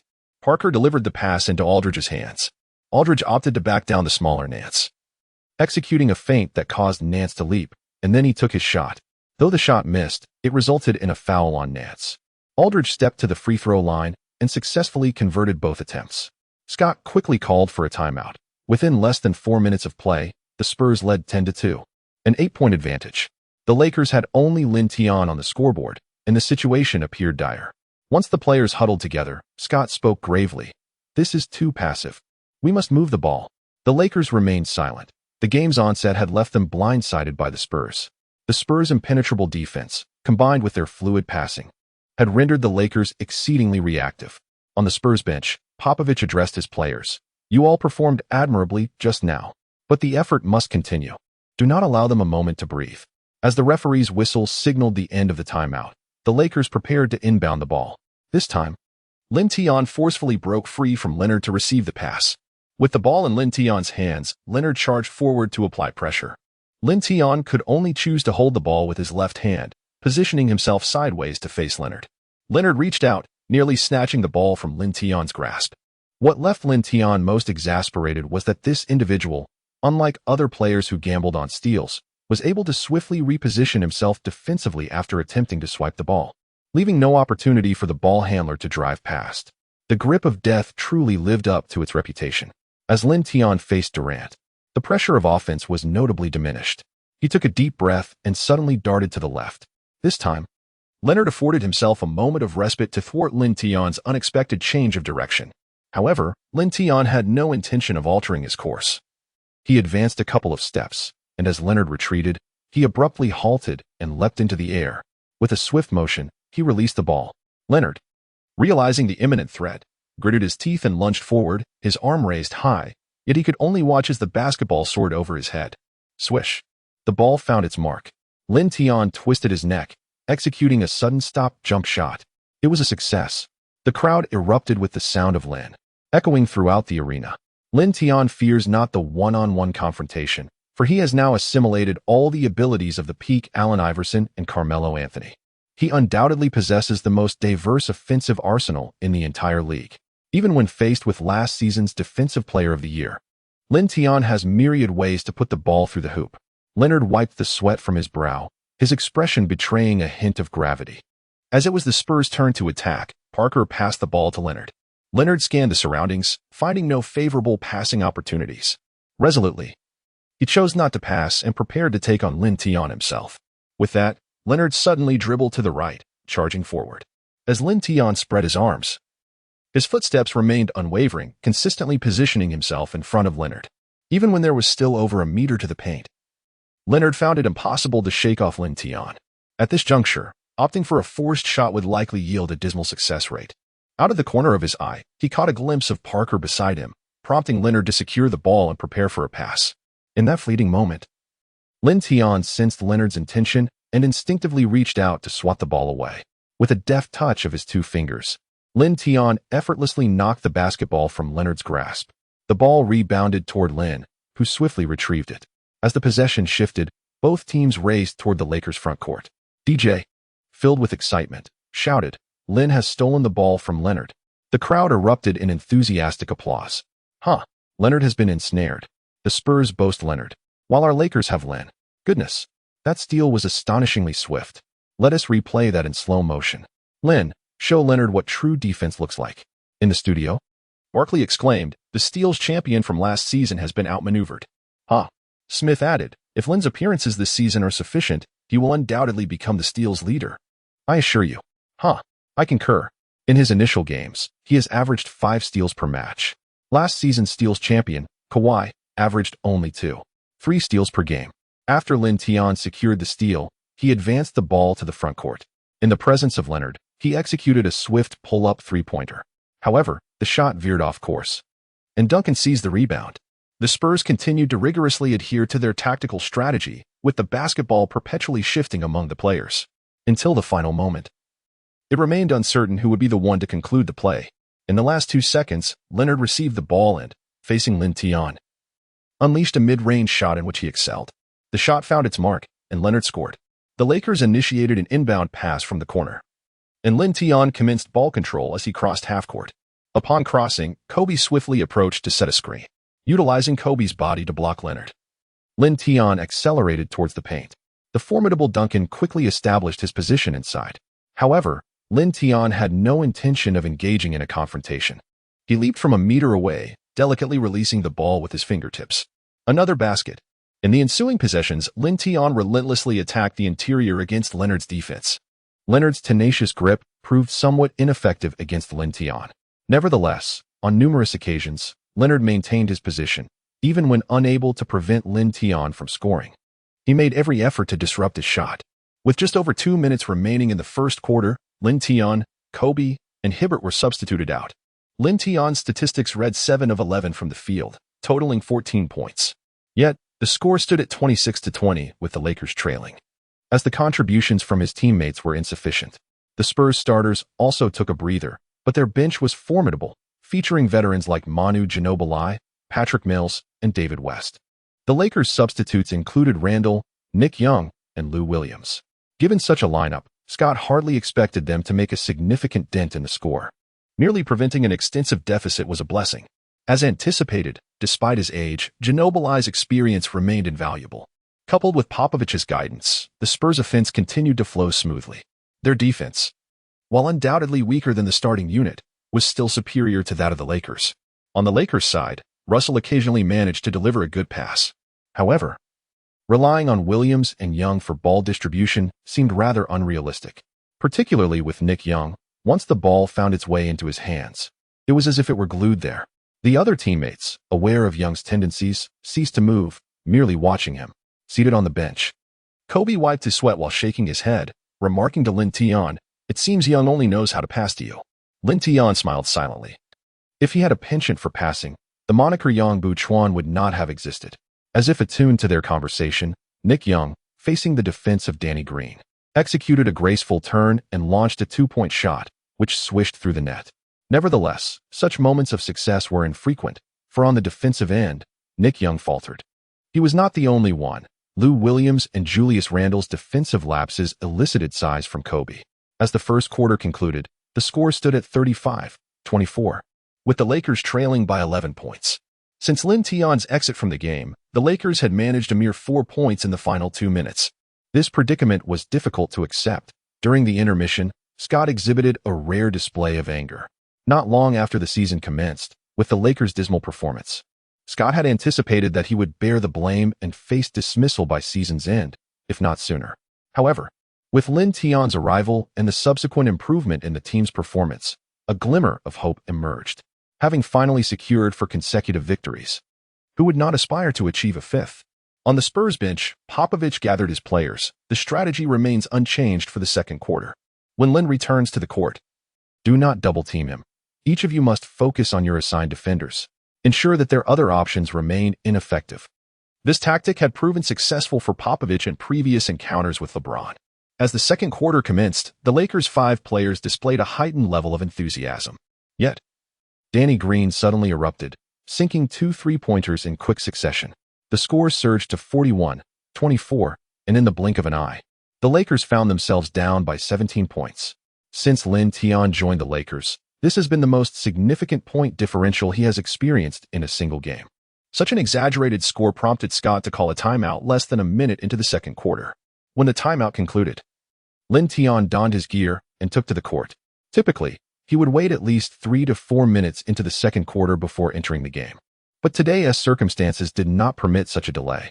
The main players from the Spurs had yet to make their appearance. As Lin Tian stepped onto the court, he eagerly seized the ball for himself. At that moment, he was being guarded by Danny Green. Danny Green is an exceptional defender. Yet he found himself under immense pressure when facing Lin Tian, especially since even Leonard could not contain Lin Tian in the first quarter. Lin Tian executed his signature move, the crossover, deftly maneuvering past Danny Green and charging towards the paint. Upon reaching the basket, he leaped directly in the face of David West. The basketball soared over West's head, only to be emphatically slammed into the hoop by Lin Tian.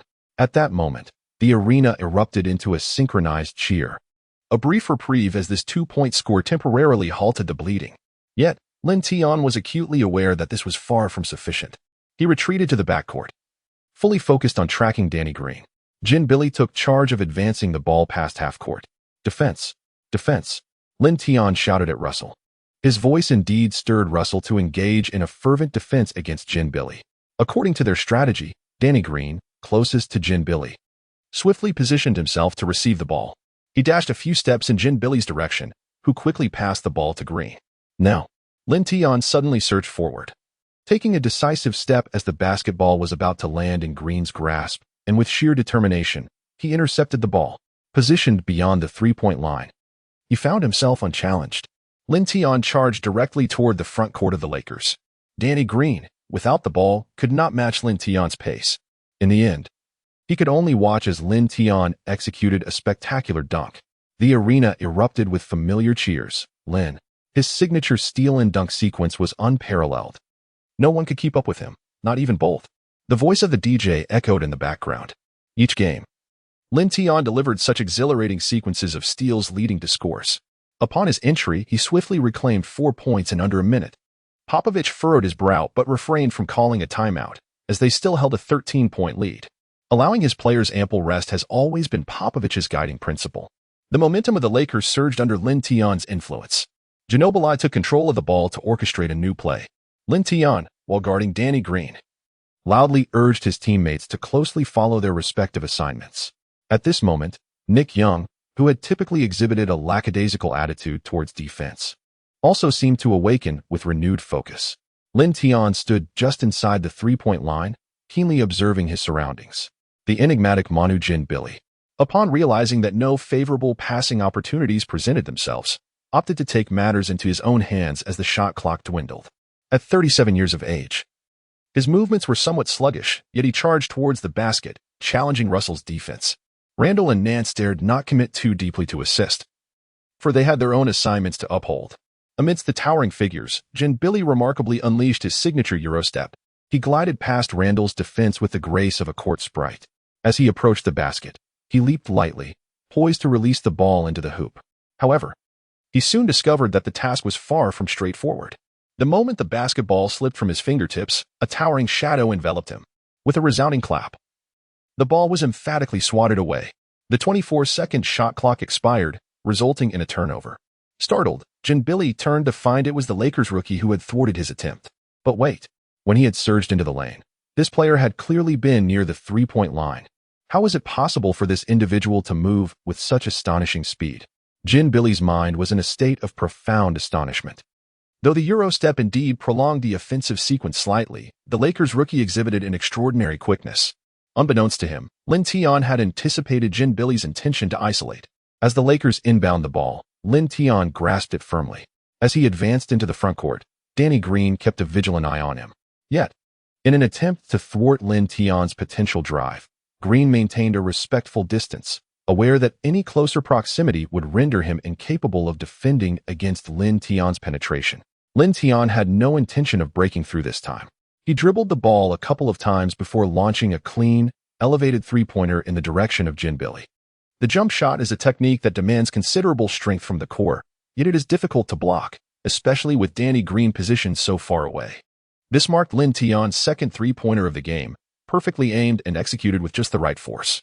The ball swished through the net effortlessly. A three-point success. He scored 7 consecutive points, narrowing the deficit back to 10. At this moment, Popovich could no longer remain seated and was compelled to call a timeout. Amidst the company of his teammates, Lin Tian returned to the bench, where Kobe and others rose to greet him. On the Spurs bench, Jinbili lifted his gaze to the large screen, which was replaying Lin Tian's recent block. Just as he attempted to drive forward, Lin Tian had already closed in, rendering his escape futile. Popovich's demeanor starkly contrasted with his appearance. After the Lakers had unleashed a 7-0 run, he found himself engulfed in fury. He unleashed a barrage of scathing remarks at Danny Green. "Danny, what on earth is this? Can you not stay glued to your defensive assignment? Use your brain for once." Danny Green felt profoundly wronged but dared not retort, for doing so would invite an even fiercer tempest. The other Spurs players had long since grown accustomed to Popovich's volatile temperament. While he often vented his frustrations at players, his ire towards referees was unrestrained and laced with profanity. The role of an NBA head coach is inherently perilous, typically subordinate to the star players of the team. When conflicts arise between a team's star and the coach, it is often the coach who finds themselves ousted. However, Popovich's standing with the Spurs is unparalleled. He is akin to a patriarch, wielding absolute authority within the organization. Not even Danny Green, nor the illustrious trio of Duncan, Jinbili, and Parker at their peak, escaped his wrath. Following the timeout, the Spurs reintroduced their starters, yet Duncan remained seated on the bench, resting. His current stamina allowed for only a little over 20 minutes of play per game. Aldridge temporarily assumed the center position, standing at 2.11 meters. Aldridge was not particularly fond of playing center. Few players prefer this position if they have the option to play power forward.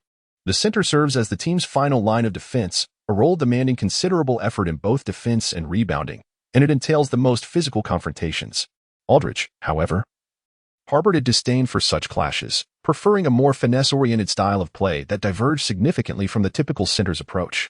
During his tenure with the Trail Blazers, Aldridge played according to his own preferences, but now, with Duncan aging, he frequently found himself in the center role with the Spurs.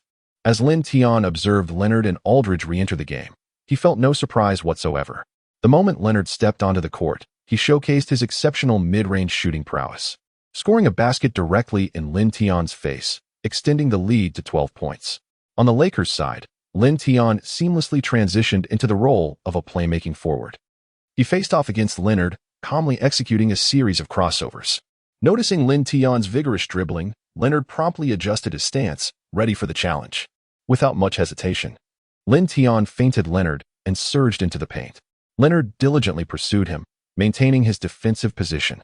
In the blink of an eye, both had penetrated the key, with Aldridge swiftly positioning himself for defense. As Lin Tian approached a spot suitable for takeoff, he exerted force through his legs, propelling himself skyward. Aldridge also leaped, arms raised high. Even Leonard, trailing closely behind Lin Tian, had jumped, aiming to block his shot. This was a powerful running leap, and in an instant, Lin Tian's head soared above the rim. Although Aldridge had leapt as well, his simultaneous arm raise expanded his defensive range but reduced his vertical height. Lin Tian gripped the basketball tightly in his right hand, seemingly unfazed by Aldridge's presence. With a sudden burst of energy, he soared above Aldridge, slamming the ball into the hoop. "Oh my goodness, Lin!"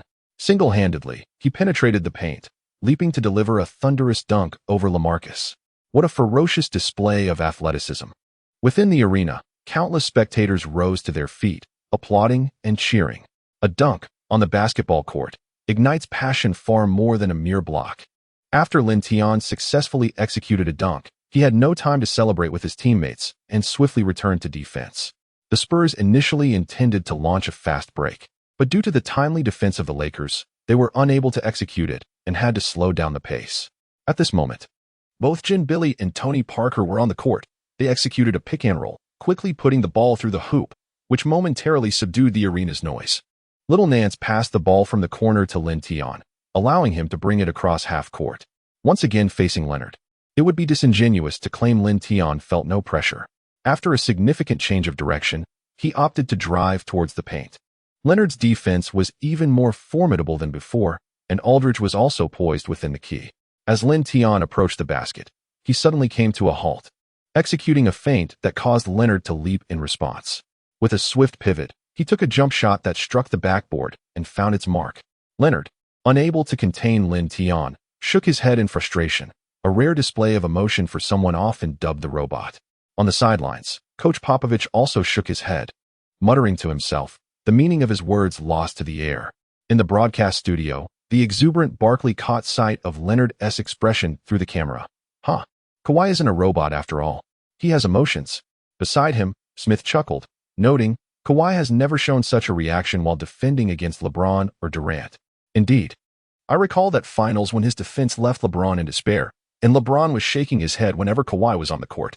Haha. I remember too. He is among the best defenders against LeBron in the entire league. Yet today, astonishingly, in their one-on-one encounters, he allowed a rookie to achieve a shooting percentage of 70. It's truly unfathomable. Did you notice Popovich on the sidelines? He seems quite dissatisfied. I noticed long ago, one might think they were trailing by several dozen points. But they are clearly still leading. In the ensuing minutes of the second quarter, Lin Tian took it upon himself to spearhead the offense. Although his shooting percentage dipped, it remained above 50. On defense, he tirelessly contributed to the team, even securing a steal. However, the Spurs executed their teamwork flawlessly. The 5 players on the court all refrained from ball hogging. Whenever a good opportunity arose, they shot without hesitation, boasting a commendable shooting percentage. By the end of the second quarter, the score stood at 58-45, with the Spurs leading by 13 points. Lin Tian alone accounted for 26 of the Lakers' 45 points. Despite Leonard's staunch defense, Lin Tian's scoring remained impressively high. Of course, this also related to the Spurs' defensive strategy, which did not involve double-teaming Lin Tian but rather focused on coordinated help defense. Many times, when Lin Tian drove into the paint, he found it difficult to pass the ball out due to being closely guarded by teammates. Faced with such high scoring from Lin Tian in the first half, fans found a measure of consolation. As the Lakers players returned to the locker room from the player tunnel, Kobe made his way to the treatment room. Followed closely by Lin Tian, Kobe removed his shoes and lay on the treatment table, his face displaying signs of considerable discomfort. His personal therapist, Judy Cito, promptly approached to massage his feet, inquiring about his condition. Judy Cito, an Asian woman wearing glasses, had been Kobe's personal therapist for many years, accompanying him through his peak. Kobe held her in high regard. Given their shared heritage and Kobe's influence, Judy had also assisted Lin Tian with massages and recovery during his time with the Lakers. Her professional expertise was beyond question. Damn, my feet are in agony. Kobe gritted his teeth as Judy worked on his feet. Throughout the first half, Kobe managed to score 8 points on 4 of 10 shooting, making him the highest scorer for the Lakers aside from Lin Tian. At that moment, Scott entered the treatment room. Hey, Kobe, are you all right? Will you be able to play in the second half? If Kobe could not continue, he would need to arrange the starting lineup for the second half. Kobe nodded. Though it's tough, the season is nearly half over. I can play. Scott patted Kobe's shoulder, nodded, and said nothing further. Lin Tian also sighed, uncertain of what to say. Those comforting words held little significance for Kobe. Once he donned the purple and gold jersey, he would unreservedly dedicate everything he had. Lin Tian still recalls that in his previous life, Kobe's attendance in his final season was quite commendable, nearing 70 games. In retrospect, considering the relentless toll of injuries he endured, maintaining such a high attendance rate is indeed a remarkable feat. Observing the expression on Lin Tian's face, Kobe smiled and said, Lin, you performed exceptionally well in the first half. Continue to uphold your aggressiveness in the second half. Lin Tian nodded emphatically. The halftime intermission swiftly concluded, and both teams returned to the arena. As the second half commenced, Danny Green effortlessly sank a spot-on three-pointer. When Lin Tian orchestrates the offense, one can distinctly perceive the Spurs intensifying their defensive efforts. Setting aside Leonard for the moment, the other starting players of the Spurs, with the exception of Duncan, seem invigorated as if they have been injected with adrenaline. Lin Tian, undeterred, opts for a breakthrough. Although he narrowly eludes Leonard, he fails to score against Duncan's formidable defense upon penetrating the paint. Despite his offensive prowess being nothing short of formidable, his shooting percentage remains a far cry from perfection. The ball has now returned to the Spurs, who, under Popovich's guidance, commence a methodical offensive strategy. Ultimately, Aldridge finds himself against the defensive young Nance, successfully sinking a two-point shot. Hibbert passes the ball to Lin Tian, who drives into the lane and dishes it out to Russell in the corner. Russell attempts a three-pointer, but clangs it off the rim. Today, Russell, young Nance, and others are rendered nearly breathless under the Spurs' relentless defensive pressure, their shooting percentages plummeting to alarming lows. Although Kobe is beset by injuries, his performance against this Spurs squad paradoxically seems to elevate both his defensive and offensive contributions. In the ensuing possessions, the Lakers' offense essentially rests upon the shoulders of Lin Tian and Kobe. The duo alternates their assaults on the basket, steadily increasing their scoring. However, the Spurs maintain their composure, methodically preserving their lead. The singularly outstanding defense of Lin Tian proves insufficient to pose a significant threat to the Spurs' well-established offensive framework. And even with Lin Tian's repeated efforts to support his teammates, the situation remains unchanged. Although Lin Tian frequently scored, it felt as though his efforts were futile, akin to striking a fist against cotton. When Lin Tian and Kobe took a break in the third quarter, their team was trailing by 16 points. In the ensuing minutes, it was anticipated that the situation would deteriorate further. Indeed, as Lin Tian had foreseen, once he left the court, the Lakers' offense stagnated. The primary offensive threats on the floor became Clarkson and Lou Williams, both of whom excelled in attack but faltered defensively. Confronted with the Spurs' formidable defense, their offensive attempts appeared increasingly strained. As the offense struggled, the Lakers' defense seemed to suffer as well. At this juncture, Spurs backup guard Mills emerged prominently, consistently making layups. Sitting on the bench, Lin Tian watched anxiously, feeling powerless, while Kobe wore a furrowed brow, remaining silent. By the end of the third quarter, the Lakers found themselves trailing by a staggering 24 points. This meant that during the brief period when Lin Tian and Kobe were off the court, the deficit had widened by an additional 8 points. During the intermission, a palpable tension enveloped the team. Even the usually jovial Nick Young had lost his playful demeanor. Everyone understood that their prospects for victory that day were exceedingly dim, even with a quarter remaining. It was indeed unrealistic to expect to recover over 20 points within a single quarter. At this moment, Lin Tian felt an overwhelming sense of helplessness. Throughout the first 3 quarters, his performance had been commendable, amassing an impressive total of 34 points. Defensively, he had also made his mark with 3 steals. However, basketball is fundamentally a team sport, where collaboration often outweighs individual heroics. This truth has been validated countless times in championship games.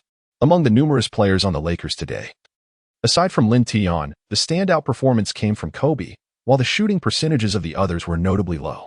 In the broadcasting studio, Barkley sighed, acknowledging that the Lakers are ultimately comprised of young players who appeared rather overwhelmed when faced with the seasoned Spurs.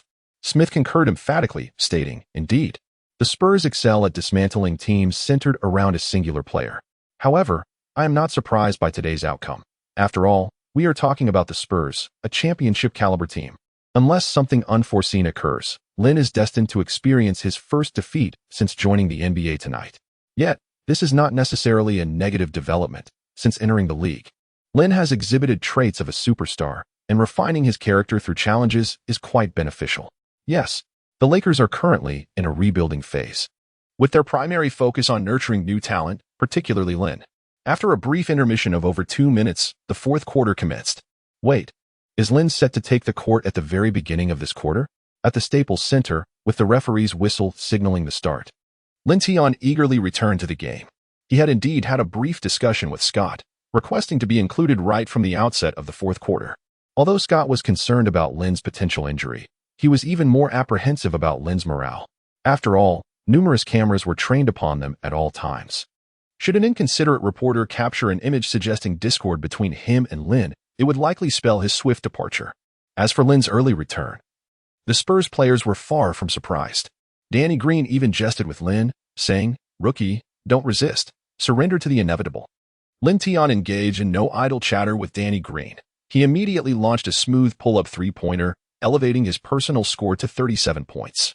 Seizing the moment while Leonard had yet to enter the fray, Lin Tian faced Danny Green's defense with a semblance of ease. The Spurs adhered strictly to Popovich's strategy. Once Ginobili dribbled the ball past half-court, he stood as if paralyzed, biding his time.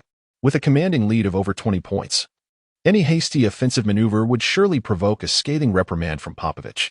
Although Lin Tian felt anxious, he could not afford to switch defenses. For such a change would merely address the symptoms rather than the root cause, and could potentially lead to a lapse in focus. Their only course of action now was to strive to defend against every single shot. The crafty Monty Jin Billy was indeed adept at stalling the game, to the point where he almost lost track of time himself, until Danny Green reminded him that it was time to initiate the offense. With merely 5 seconds remaining on the Spurs shot clock, as Jin Billy faced Lou Williams, he opted for a forceful drive, employing his exquisite dribbling skills to maneuver past Williams. However, Kyle Kuzma's timely help defense proved effective, as his towering frame stood resolutely in front of Jin Billy. With no opportunity to shoot, Jin Billy's gaze fell upon Danny Green, who lay in ambush at the corner. At that moment, Lin Tian was still a tad distant from Green. Without hesitation, Jin Billy hurled the ball in Green's direction. The instant the ball left his hands, he witnessed Lin Tian resolutely lunging towards it. Lin Tian had evidently anticipated that Ginobili would pass the ball to Danny Green. However, the distance was too great for him to reach it merely by running. In a moment of urgency, Lin Tian lunged forward. As he propelled himself, his body became nearly parallel to the ground, at the very limit of his reach. His fingertips grazed the basketball, disrupting the play. Simultaneously, Lin Tian's body crashed heavily onto the wooden floor. The sound reverberated throughout the arena, eliciting a chorus of gasps and cheers from the crowd, even drawing an expression of disbelief from Kobe. The ball ricocheted twice on the smooth wooden surface before rolling out of bounds, coinciding perfectly with the sound of the buzzer signaling the Spurs' 24-second violation. Xiao Nans and Lou Williams quickly raced back to lift Lin Tian from the ground, astonished by his relentless effort. Lin Tian felt quite indifferent, breaking into a grin instead. In the studio, the broadcast camera was replaying Lin Tian's recent daring dive for the ball. After watching, Barkley exclaimed, "Oh, what a familiar sight. This kid still reminds me of Dennis Rodman. Goodness. Haha. It truly bears a resemblance." In his effort to thwart that play, his body was almost parallel to the floor. It is evident that this young man from the Lakers has an immense thirst for victory. Seeing that the future of the league rests in the hands of such young talents brings me great comfort. After Lin Tian's remarkable interception of Jin Billy's pass, possession shifted to the Lakers. Lou Williams passed the ball into Lin Tian's hands. Once again, standing before Danny Green with the ball, Lin Tian was unwilling to squander any time. He took a deep breath and began to execute a series of swift, exaggerated changes in direction. His adept maneuvering caused Danny Green to lose his balance, allowing Lin Tian to drive straight towards the paint. With only Aldridge present in the key, Lin Tian leaped for a reverse layup, successfully evading Aldridge's defense and scoring. As the fourth quarter commenced, they struck the Spurs with a quick 5-0 run, narrowing the deficit to 19 points. After Lin Tian scored, he promptly sprinted back to defend, beads of sweat cascading from his forehead, yet his expression remained impassive. Jin Billy, still dragging out the time, finally launched an attack when only 8 seconds remained on the shot clock. Noticing this, Nance and Randall swiftly converged to bolster the interior defense. Seeing little opportunity, Jin Billy swiftly passed the ball to Boris Diaw. Positioned in the corner, Diaw found himself nearly unguarded and released the shot. To everyone's astonishment, he executed a complete air ball, and the ball was fortuitously recovered by Nance beneath the rim. Securing the basketball, Nance first protected it before glancing back. There he saw Lin Tian rapidly advancing toward the Lakers' front court, with only Mills standing in his path. At the moment Diaw took his shot, Lin Tian was perfectly positioned at the arc. With the opponent's miss, the rebound was theirs, indeed presenting a golden opportunity for a fast break. As Lin Tian sprinted, he raised a hand, signaling to Zion Nancy to pass the ball without hesitation. Zion Nancy, unfaltering, swung his large hand and delivered a pass reminiscent of a quarterback's throw. The basketball soared swiftly across half-court, and just as it neared Lin Tian's head, he leapt high to catch it. At this moment, Lin Tian was only a few steps away from the basket when he noticed Mills barreling towards him with fierce intent. Without a moment's hesitation, Lin Tian prepared for a layup. Mills advanced and grasped Lin Tian's right hand, intending to thwart his attempt. In that instant, Lin Tian transitioned the ball to his left hand and executed the layup. With a sharp whistle from the referee, Lin Tian completed the switch and scored. The crowd erupted. "Lin, the layup is successful. Foul committed. Additional free throw." DJ reignited the atmosphere among the audience. while Mills, shaking his head in frustration, lamented that it would have been better had he not committed the foul in the first place. Lin Tian stood at the free throw line as the referee passed the ball into his hands. He took a moment to steady his breath and gently released the ball. The basketball swished through the net, and he successfully converted the additional free throw. Within less than 2 minutes of the fourth quarter, Lin Tian had single-handedly amassed 8 points, narrowing the score gap to 16 points. In a swift decision, Coach Popovich substituted out Dia, who had just missed a shot, along with Mills and Danny Green. Leonard, Duncan, and Parker re-entered the game. This was Popovich's most trusted lineup, urgently needed to decisively conclude the match to avoid any unforeseen complications. Following the substitutions, the Spurs' offensive efficiency improved dramatically. Aldridge returned to his favored power forward position, where he skillfully scored a 2-pointer against Randall's defense near the baseline. Tasking Randall with defending against Aldridge, a forward replete with offensive maneuvers, was indeed a formidable challenge. This marked the Spurs' first score of the fourth quarter. After the Lakers inbound the ball, it was once again in Lin Tian's hands. Facing Leonard, Lin Tian was filled with unyielding determination. He charged toward Leonard, dribbling fiercely to the right. As he began his drive, he noticed Duncan and Aldridge poised in a defensive stance, forming a triangular formation with Leonard. Charging in like this could lead to disaster. Lin Tian did not recklessly charge forward. Instead, as he approached the free throw line, he abruptly halted, catching Leonard off guard. After stabilizing his balance, Lin aimed at the hoop and released a mid-range shot. This offensive maneuver left Duncan and Aldridge, stationed in the paint, utterly helpless. However, this time, the shot lacked sufficient force. The basketball struck the rim's outer edge before soaring high into the air. Aldridge and Duncan had already positioned themselves perfectly, and due to the ball's considerable height, they refrained from jumping too soon, opting to wait for its descent. As the basketball reached its apex and began its downward trajectory, Duncan, Aldridge, and the young Nance leapt simultaneously, extending their hands to seize the ball. Duncan, positioned directly beneath it, had the most advantageous spot. Even as he prepared to catch the ball, he contemplated whether to swiftly pass it out for a fast break. Yet, in a moment, events unfolded beyond Duncan's expectations. He felt a gentle nudge from behind, and to his astonishment, the basketball he had deemed easily obtainable was snatched away from above his head by a single hand. After Lin Tian executed that sudden stop-jump shot, he keenly sensed that his shot lacked sufficient force. Thus, at the very moment the basketball struck the rim, he surged towards the basket. The height at which the ball ricocheted provided Lin Tian ample opportunity. Unlike Duncan and a few others stationed under the basket, Lin Tian initiated his approach from the free throw line, his body filled with momentum. Consequently, as he leapt, his chin soared well above Duncan's head. It was a foregone conclusion that the opportunity to score had slipped away from Duncan, but Lin Tian effortlessly seized the ball midair and emphatically dunked it into the hoop. "Oh my God, Lin!" He snatched the ball right from atop Tim Duncan's head. Moreover, he executed a follow-up dunk. The DJ's voice quivered with excitement. A majority of the audience was left astounded, rising to their feet in disbelief. Damn, such terrifying leaping ability. The last player to possess such athleticism was probably Carter. Lin. Absolutely magnificent. Wow, this guy Lin boasts a physique akin to that of a monster. On the sidelines, Xiao Shui, witnessing Lin Tian's astonishing dunk, gaped in awe, her fair complexion tinged with a delicate blush. After Lin Tian completed his slam dunk, the Spurs called for a timeout. During the break, Lin Tian glanced at the scoreboard and noted that they were still trailing their opponents by 16 points. Time was not on their side. However, Lin Tian's spectacular dunk had somewhat alleviated the tense atmosphere surrounding the Lakers. Yet, Scott could perceive the weariness reflected in Lin Tian's eyes. Although Lin Tian's score has reached 44 points, each basket he makes exacts a tremendous toll on his stamina. Furthermore, he is nearly always the most fervent defender on the court. Under his vigilant defense, both Danny Green and Leonard have seen their shooting percentages fall below their average rates today. Scott has devised 2 offensive strategies for Kobe, just as the timeout concludes. The Lakers' final lineup consists of Russell, Kobe, Lin Tian, Randall, and Nance Jr. In contrast, the Spurs field their starting lineup. Possession remains with the Spurs, who are intent on running down the clock. As the shot clock nears expiration, Parker passes the ball to Duncan inside. The seasoned Duncan deftly sidesteps Nance Jr.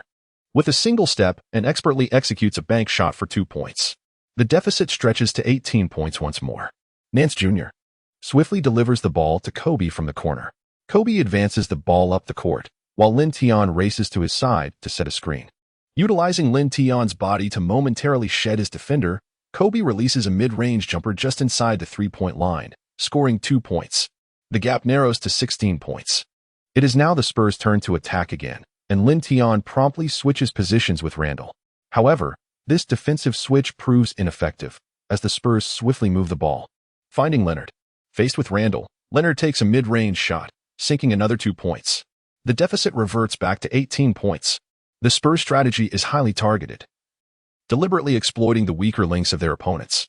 Lin Tian initially believed that Aldridge's exceptional shooting touch would allow him to guard Aldridge, but to his surprise, the Spurs were utterly unfazed by this strategy. The team had been molded by Popovich into a model of selflessness, with no one seeking personal glory. Meanwhile, on the Lakers' side, Kobe once again executed a pick-and-roll with Lin Tian. However, this time, he forcefully drove into the paint, only to miss the layup. Duncan seized the opportunity and secured the rebound. Lin Tian glanced at the timer. There were still over 7 minutes remaining in the fourth quarter. He continued to defend against Leonard, for Leonard possessed an array of scoring techniques that Randle could not possibly contain. In the face of Lin Tian's defense, Leonard remained silent. Yet his gaze was filled with a menacing intensity. Remarkably, he beckoned to Aldridge, stationed in the paint. Aldridge instantly understood.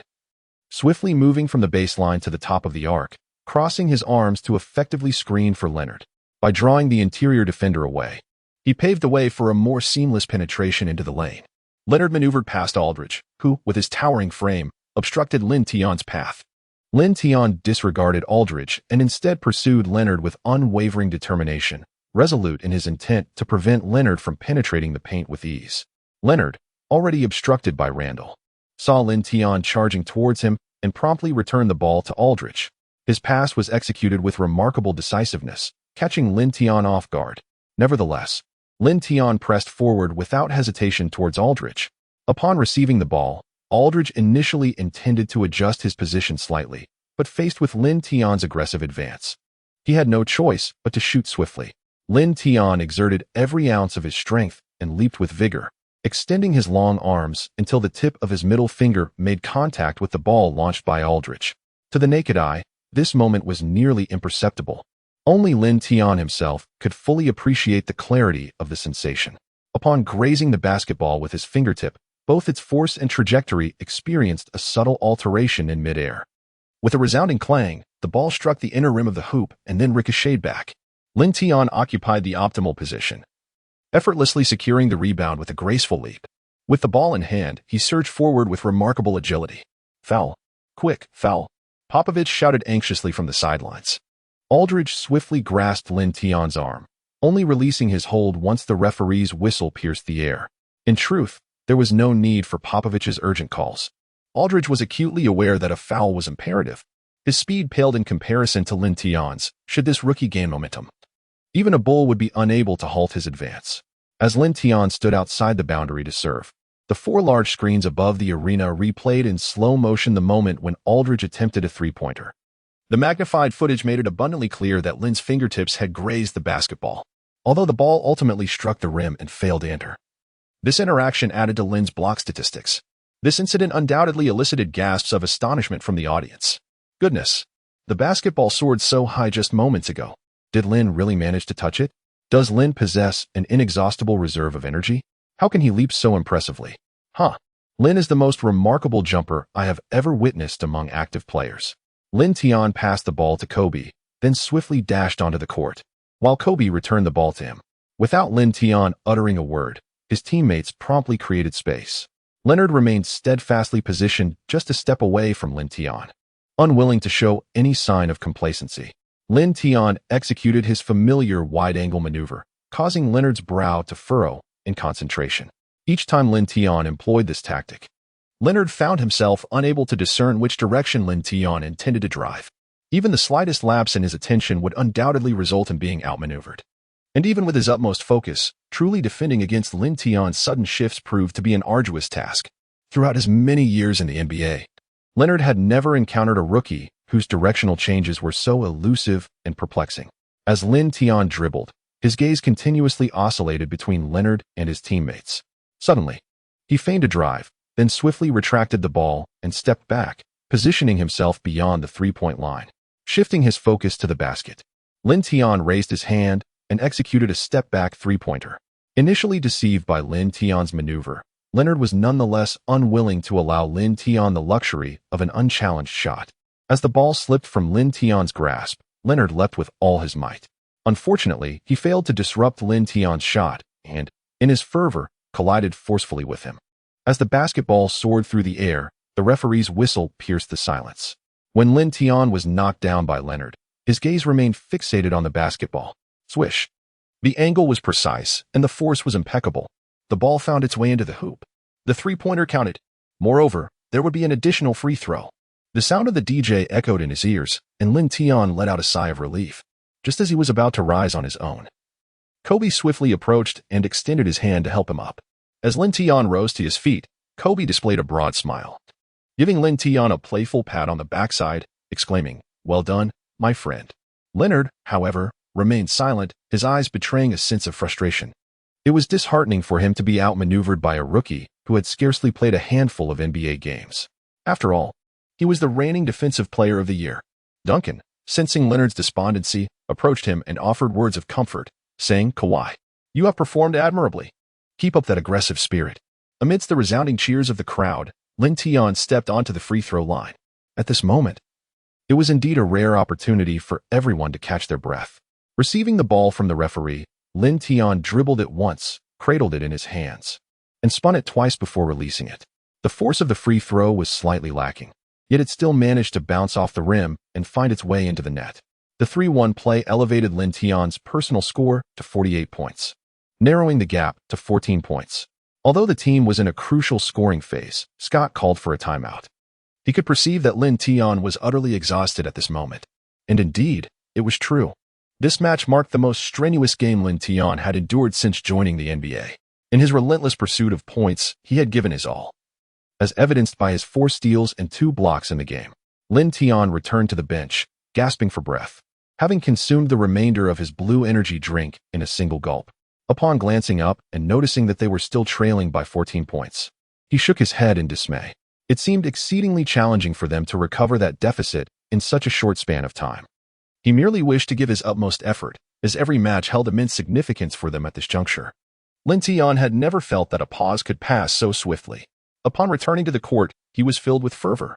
The Spurs were poised to inbound the ball, which was firmly in Jin Billy's grasp. Leonard continuously maneuvered, seeking an opportunity to receive the ball, yet Lin Tian clung to him tenaciously. It appeared that Jin Billy had no intention of passing to Leonard. As the clock dwindled to 6 seconds, Jin Billy surged toward the paint. This time, Russell managed to stay with Jin Billy, while Randall and Nance hastily formed a barrier in the key. Jin Billy flicked the ball, sending it to Aldridge near the baseline. Aldridge, in close proximity to the hoop, leaped effortlessly and sent the ball soaring through the rim. Once again, a score was secured in the final 2 seconds, extending the lead back to 16 points. This was a significant blow to the Lakers. Not only did the Spurs deliberately consume time with each offensive possession, but they also frequently managed to convert, which proved to be the most lethal aspect. After all, time was running short. Lin Tian, after dribbling past half-court, resolutely chose to drive towards the basket once more. This time, Leonard's defense was nothing short of impeccable. Yet, he could not thwart Lin Tian's soaring shot. The basketball once again found its way into the hoop. The home DJ excitedly announced, "Lin, he has achieved 50 points in this game, a new personal single-game scoring record for the season." Many spectators rose to their feet, applauding Lin Tian. Although the Lakers trailed by more than 10 points, the exhilaration of the audience was undeniable. Lakers fans understood that their objective this season was not the elusive championship, nor even the playoffs, but rather the nurturing of Lin Tian's talent. The last player to score 50 points in a single game for the Lakers was none other than Kobe, 6 years prior. In the studio, one commentator exclaimed, "Goodness, look at this offensive prowess. This guy is akin to a fusion of Iverson and Anthony." Barkley remarked, "Lin's defense cannot be underestimated either." Smith noted, "Have you realized that as the game nears its conclusion, Leonard has only managed to score 12 points? Haha, indeed. This season Leonard's offensive game has undergone a transformation, averaging over 20 points per game. Unfortunately, the Spurs' cautious strategy seems to have already sealed the game's fate. Not unfortunate at all. I find this match quite exhilarating. Did you genuinely believe the Lakers could win beforehand? They have secured their future. Such a statement holds merit. It is hard to fathom the heights Lin's career might reach if not for injuries. After several more exchanges between the Lakers and the Spurs, less than a minute remained on the clock. Each time Lin Tian found an opportunity to score, the Spurs would calmly respond, extinguishing the Lakers' offensive momentum. At this moment, the score difference stood at 14 points. Following a timeout, Scott signaled to substitute Lin Tian and several key players, including Kobe. Observing the substitution gestures from the sidelines, Lin Tian clenched his teeth in frustration, and with sweat dripping down, he could only helplessly walk off the court. Most of the home fans still rose to give them a warm round of applause. After Lin Tian and his teammates exchanged high fives, they silently returned to the bench. The impending sensation of defeat weighed heavily upon him. Beside him, Kobe gently patted his back and encouraged Lin. "Cheer up. You have performed admirably." In the past, Kobe would have remained silent in such a situation. But today he seemed less despondent and instead offered words of consolation. Losing to the Spurs is nothing to be ashamed of. Lin Tian accepted the towel handed to him by the staff and wiped the sweat from his brow. "We had every hope of winning," he remarked. "I am aware." Kobe nodded in agreement. "It was merely one lost game. We still have over 40 matches ahead of us. We shall reclaim our victories." He gestured towards the crowd. "Look, the fans are not disheartened at all today. In the past, they would have vacated the arena long before, having no inclination to witness the drudgery of garbage time. Yet, the Lakers supporters remain in their seats, their expressions betraying no indication of today's defeat. All of this is due to Lin Tian." Lin Tian raised his head once more, directing his gaze towards the court. At this moment, the Spurs had also substituted in several fringe players, and both teams engaged in a spirited exchange. As the buzzing sound echoed, the match officially concluded. The final score stood at 119 to 104, marking a defeat for the Lakers on their home ground, thus altering their record to 11 wins and 27 losses. Meanwhile, with this victory, the Spurs further solidified their position as the second-best team in the league. Lin Tian truly felt the terrifying prowess of this iron-blooded legion. In today's match, he astonishingly scored a career high of 56 points. His overall stats included 56 points, 8 rebounds, 5 assists, 4 steals, and 2 blocks. Although he felt a sense of frustration, Lin Tian still rose to embrace each player from the Spurs in a gesture of goodwill. This time, Duncan refrained from uttering the customary words about the future being yours, and Lin Tian was too preoccupied to engage in further conversation. After the embraces concluded, he turned and made his way towards the players' tunnel. Along the sides of the tunnel, numerous fans reached out their hands, seeking high fives. And Lin Tian was generous in his responses. He also heard many fans calling out to him, "Lin, you did exceptionally well. The future king of Los Angeles. Lin, can I have your autograph? Lin." Upon returning to the locker room, the atmosphere remained relatively amiable, yet it could not compare to the elation following previous victories. Nick Young approached Lin Tian, casually draping his arm over his shoulder, and exclaimed, "Lin, congratulations on achieving your career high points today." Lin Tian managed a wry smile and nodded. "Thank you, Young. Although it is a lamentable milestone, it has at least set a new career high." After dragging his weary body through a hot shower, Lin Tian returned to the locker room. Kobe was still adjusting his suit. At that moment, the public relations manager of the Lakers entered the locker room and addressed both Lin Tian and Kobe. "Will you be participating in the post-game interviews today? If not, I shall inform the media right away." Many star players are reluctant to face the press after a loss, which is why the PR manager had come to inquire. Kobe also glanced at Lin Tian, clearly awaiting his response. Lin Tian nodded, "Go ahead." When a few individuals entered the media room, the previously boisterous atmosphere fell into a sudden hush, with dozens of cameras directed towards them. After their interview, within a mere 10 minutes, their words would echo across various sports social media platforms. In this era of digital information, every action and utterance of the players attracts more attention than ever before and is easily disseminated. Following their loss, both Lin Tian and Kobe exhibited a somber demeanor. As per the customary protocol for interviews, it was Coach Scott who took the floor first. True to form, he lauded the opponent's performance while also highlighting the defensive shortcomings of the Lakers. After Coach Scott, it was Kobe's turn. Having navigated the media landscape for nearly 2 decades, he handled even the most challenging inquiries with aplomb. In response to the reporters' questions, he once again generously commended Lin Tian's performance. Finally, it was Lin Tian's opportunity to address the press. The first reporter posed a particularly incisive question. Lin, you scored a remarkable 56 points today, yet your team still lost. Where do you believe the team's problems lie? Is it significantly related to your teammates' performance? Their shooting percentages seem rather low. The reporters, eager to extract sensational stories, were relentless. For this is indeed an era where clicks reign supreme. They yearned for Lin Tian to voice criticism of his teammates. As anyone who had witnessed the game would have noted the dismal shooting performance of all players aside from Lin Tian and Kobe. Lin Tian did not respond to the question immediately. Instead, he lowered his gaze to examine the data sheet. Lou Williams had made only 2 out of 11 attempts, while Jordan Clarkson fared marginally better with 2 out of 7. This was merely a reflection of their offensive performance, which paled in comparison to their dismal defensive efforts. Raising his head, Lin Tian's expression remained impassive. We all put forth considerable effort today, yet the overall performance of the Spurs surpassed ours. Although it is difficult to admit, that is the truth. No player can consistently maintain a high level of shooting accuracy. And Lin Tian was not about to place blame on his teammates during the press conference. The journalist's face clearly displayed disappointment. The second question came from a female reporter. Lin, I noticed that prior to the game, you engaged in a conversation with Tim Duncan of the Spurs. After which everyone shared a hearty laugh. I'm quite curious about what was said. Would you be willing to share? In contrast to the game itself, the reporters exhibited a keen interest in the realm of gossip. Lin Tian candidly replied, I want Tim to tell me the future is mine. Everyone seemed to find it quite amusing. As soon as he finished speaking, all the reporters in the media room and the staff of the Lakers erupted in laughter, yet only Lin Tian, Kobe, and Scott remained serious. As NBA journalists, how could these media professionals be oblivious to the popular phrase regarding the future being one's own? A reporter seized the moment to inquire further. So, after the game, during your embrace, did he say those words to you?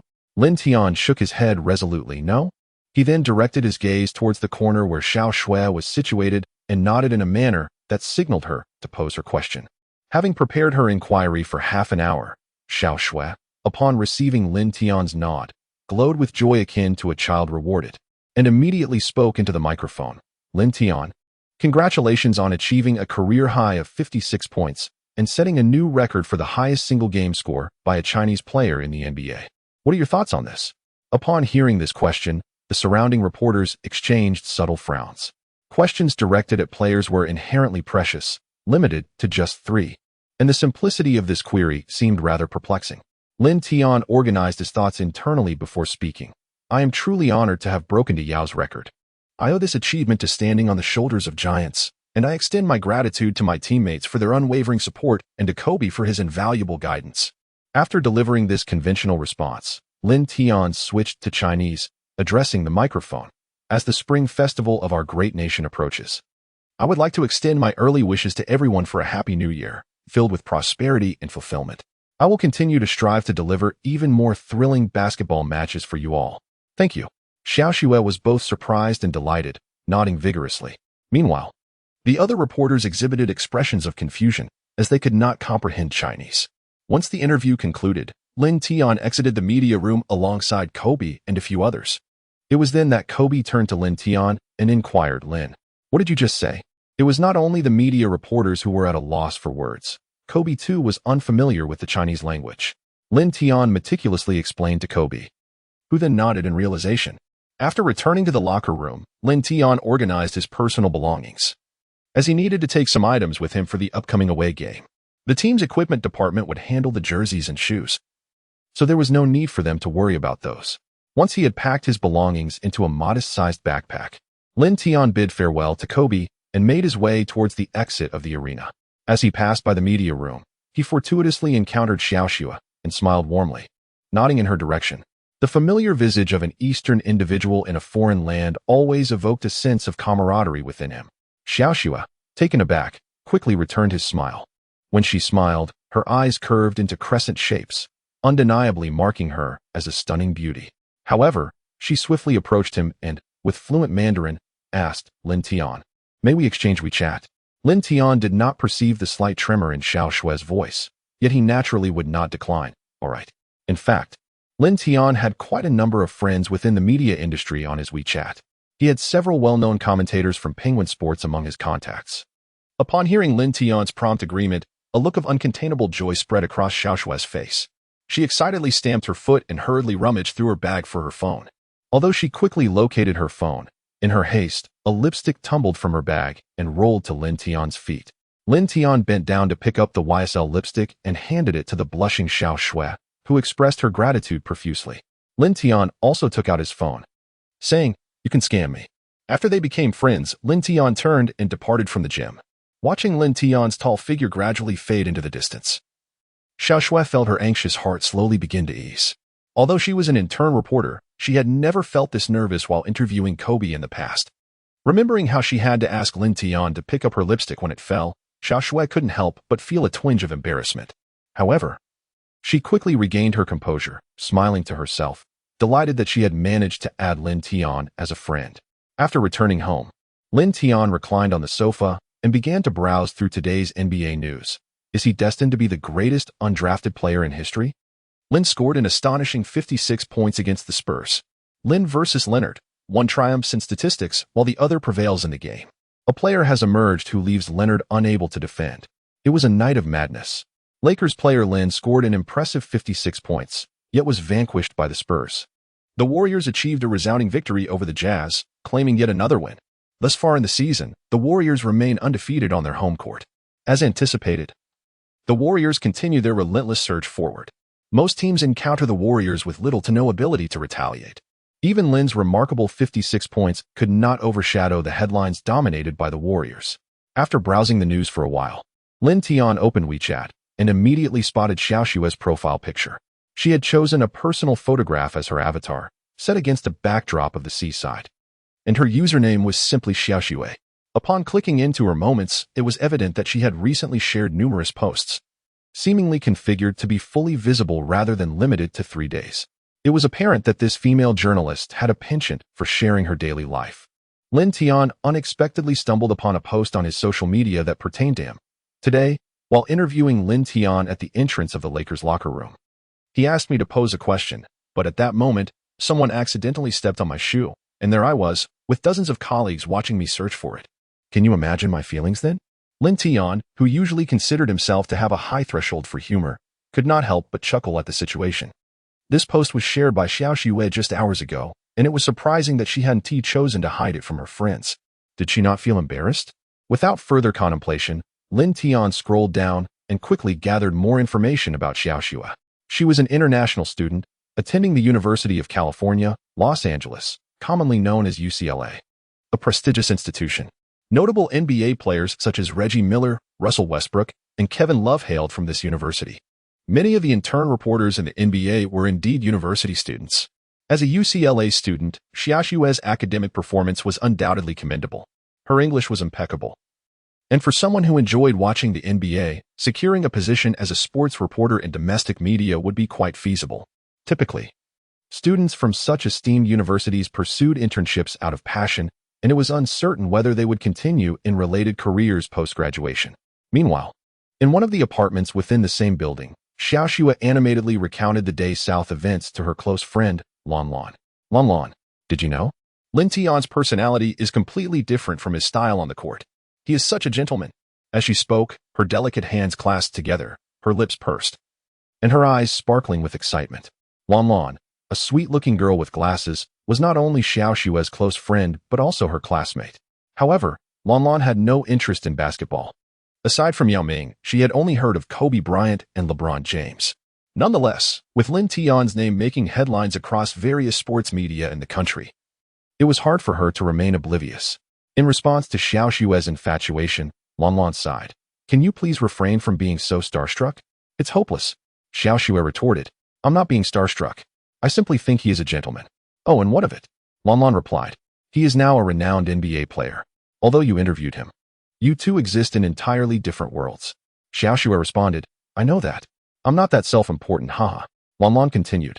"I see you haven't stopped mentioning Lin Tian these past few days. It's Lin Tian this and Lin Tian that. It's giving me ear fatigue. What if I told you I added him on WeChat today? Would you believe me? Impossible. You added him on WeChat?" Nanwan finally displayed a look of astonishment. Xiaoshue said nothing further. Instead, she pulled out her phone, opened WeChat, and tapped on Lin Tian's profile. Lin Tian's avatar is not a photograph of himself. but rather a cartoon image. Upon entering his social media circle, it is remarkably tidy. In fact, earlier today at the Staples Center, Xiao Shui had perused Lin Tian's social media, only to find that he had not posted anything. Naturally, she considered the possibility that he had blocked her upon adding him as a friend. Lan glanced skeptically. You randomly add a guy and expect me to believe he is Lin Tian? He truly is Lin Tian. Why would I deceive you? Xiao Shui responded, exasperated. Lan remarked, if he is indeed Lin Tian, then you must have him blocked from your posts, right? I recall you shared something related to him today. Xiao Shui suddenly seemed to awaken from a dream, her face alternating between crimson and pallid. Oh no, I forgot to block him. He must have seen my posts. Oh no, this is so embarrassing. As she spoke, Xiao Shui clung tightly to Lan, sobbing softly. Observing Xiao Shui's distressed expression, Lan understood that she had indeed added Lin Tian as a friend and comforted her. It's all right. Lin Tian is an NBA star. How could he possibly have the time or inclination to scrutinize your social media? Don't place yourself on such a pedestal. Her words proved effective. As Xiao Shui's expression brightened considerably, true, I have been rather self-important, hee. I distinctly remember you being a fan of James. Are you now going to start liking Lin Tian? As a citizen of the Celestial Empire, how could I not admire Lin Tian? He is currently the most formidable basketball star in our nation. And what do you think of his looks? He is quite handsome, certainly more so than old James. More handsome than old James? Are you serious? I believe you are disparaging Lin Tian. However, with his height, he seems rather towering in our country. To be honest, I do not appreciate the aesthetic of Westerners. Lin Tian, being of East Asian descent, is certainly my preferred type. Look at you, confessing your admiration. Lan teased. But I advise you to temper your enthusiasm. I've heard that NBA stars often lead rather indiscreet personal lives. Lan, aren't you the one who claims to know nothing about the NBA? Xiao Shui shot her a wide-eyed glare. I may not know the NBA, but I understand men. Most NBA players are millionaires. How many can maintain consistency in their lives? Before succumbing to slumber, Lin Tian received an itinerary for the following day. They were scheduled to visit a children's hospital to meet a group of children with autism, while also bringing along some small gifts for the young ones. Such charitable endeavors were not uncommon. Most teams in the league engaged in similar activities, which posed no detriment to the teams. The next morning, Lin Tian rose earlier than usual and trained alone at the gym for an hour before boarding the team bus in the parking lot. Kobe and Nick Young had already settled in. The attire of the day was notably casual as they were visiting children.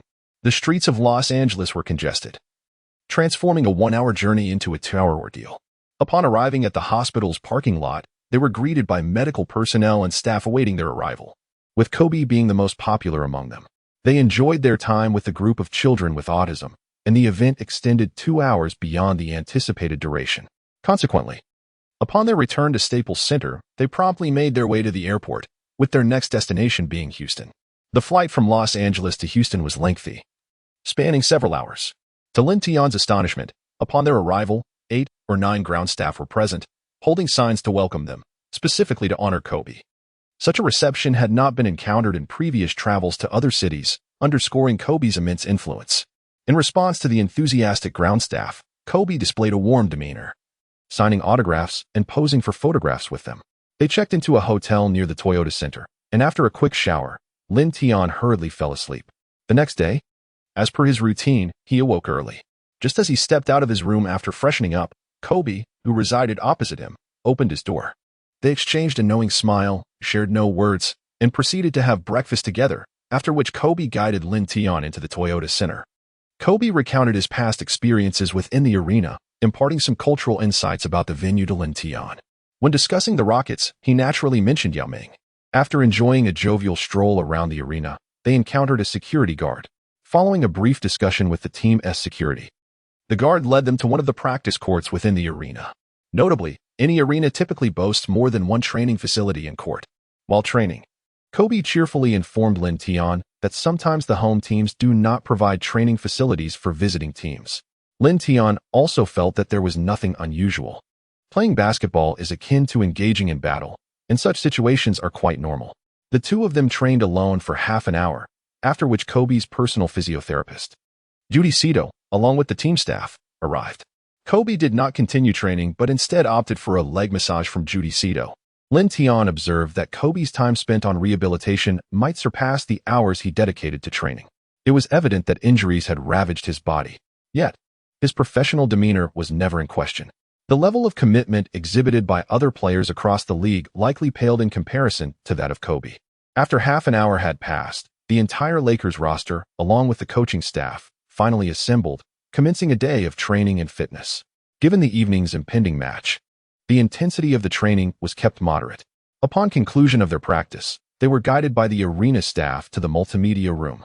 Scott, armed with a plethora of tactical documents, initiated a presentation on the strategies for their upcoming game against the Rockets. They had already received the scouting reports on each Rockets player. However, Scott felt it necessary to elaborate further. As Scott spoke, several players, including Nick Young, appeared drowsy, which left Lin Tian somewhat exasperated. Perhaps Nick Young had indulged in the nightlife the previous evening, especially since they were in Houston, a city renowned for its vibrant clubs. Lin Tian and Kobe were the two individuals who listened most intently. This season, the Houston Rockets have reached nearly the halfway mark. Yet their win rate hovers only around 50%, a significant deviation from the aspirations they set at the season's outset. Since Dwight Howard joined the Rockets in 2013, he and James Harden have been dubbed the duo of doom. This marks their third season collaborating, yet the team's performance has been disappointing. Reports frequently suggest that conflicts have arisen between the two. In truth, Howard has never been an easy teammate. His tenure with the Lakers ended on a sour note with Kobe, and following his departure, their rivalry intensified, resembling that of sworn enemies. On one occasion, Kobe even berated Howard, calling him a coward. Therefore, today's match is one they absolutely cannot afford to lose. After the team meeting concluded, the players finally had a moment to relax, awaiting the commencement of the game scheduled for 7:30 p.m. Before 5 o'clock, Lin Tian and his teammates arrived at the visiting locker room. Although it was the Toyota Center's locker room, its conditions paled in comparison to that of their home arena. As Nick Young changed his shoes in front of his locker, he remarked with a hint of frustration, "I prefer playing at home over being on the road." Russell jested, "Oh, come on, Young. You always seem so thrilled during away games because of the different nightclubs to explore." Young did not dispute the comment, and they shared a knowing laugh. Clarkson, on the other hand, took out his phone to record a video. Among the Lakers, Clarkson is one of the players who enjoys documenting their lives through video. There are also quieter players, like Randall Hibbert, who often likes to enlist the help of the rookies, frequently refers to them as rookies, specifically targeting Ingram and Russell. Among them, he seems to favor giving instructions to Ingram, perhaps due to their overlapping positions. When Lin Tian initially joined the Lakers, he was often summoned by Hibbert. However, ever since he exhibited his extraordinary prowess on the court, Hibbert wisely refrained from calling upon him for tasks, even omitting the term rookie. Hibbert was acutely aware of Lin Tian's standing within the team, and he had not forgotten the fate of Ricky Davis during his tenure with the Cavaliers. Moreover, his current position pales in comparison to that of Ricky Davis back in 2003. After changing his shoes, Kobe approached Lin Tian and inquired, "Lin, have you decided whether you will defend against James Harden tonight?" Lin Tian had long declared his intention to guard Harden, and Coach Scott had no objections. Indeed, today, with a nod, he entrusted the task of handling Harden to me. Although Harden's salary with the Rockets this season pales in comparison to Howard's, he remains the unequivocal core of the team. "Excellent. You must remain vigilant. I have never encountered a player so adept at drawing fouls," Kobe remarked. As a shooting guard himself, he had faced Harden numerous times and was acutely aware of his ability to draw fouls. "I am well aware." Once preparations were sufficiently underway, the players emerged from the locker room and traversed the player tunnel to the court.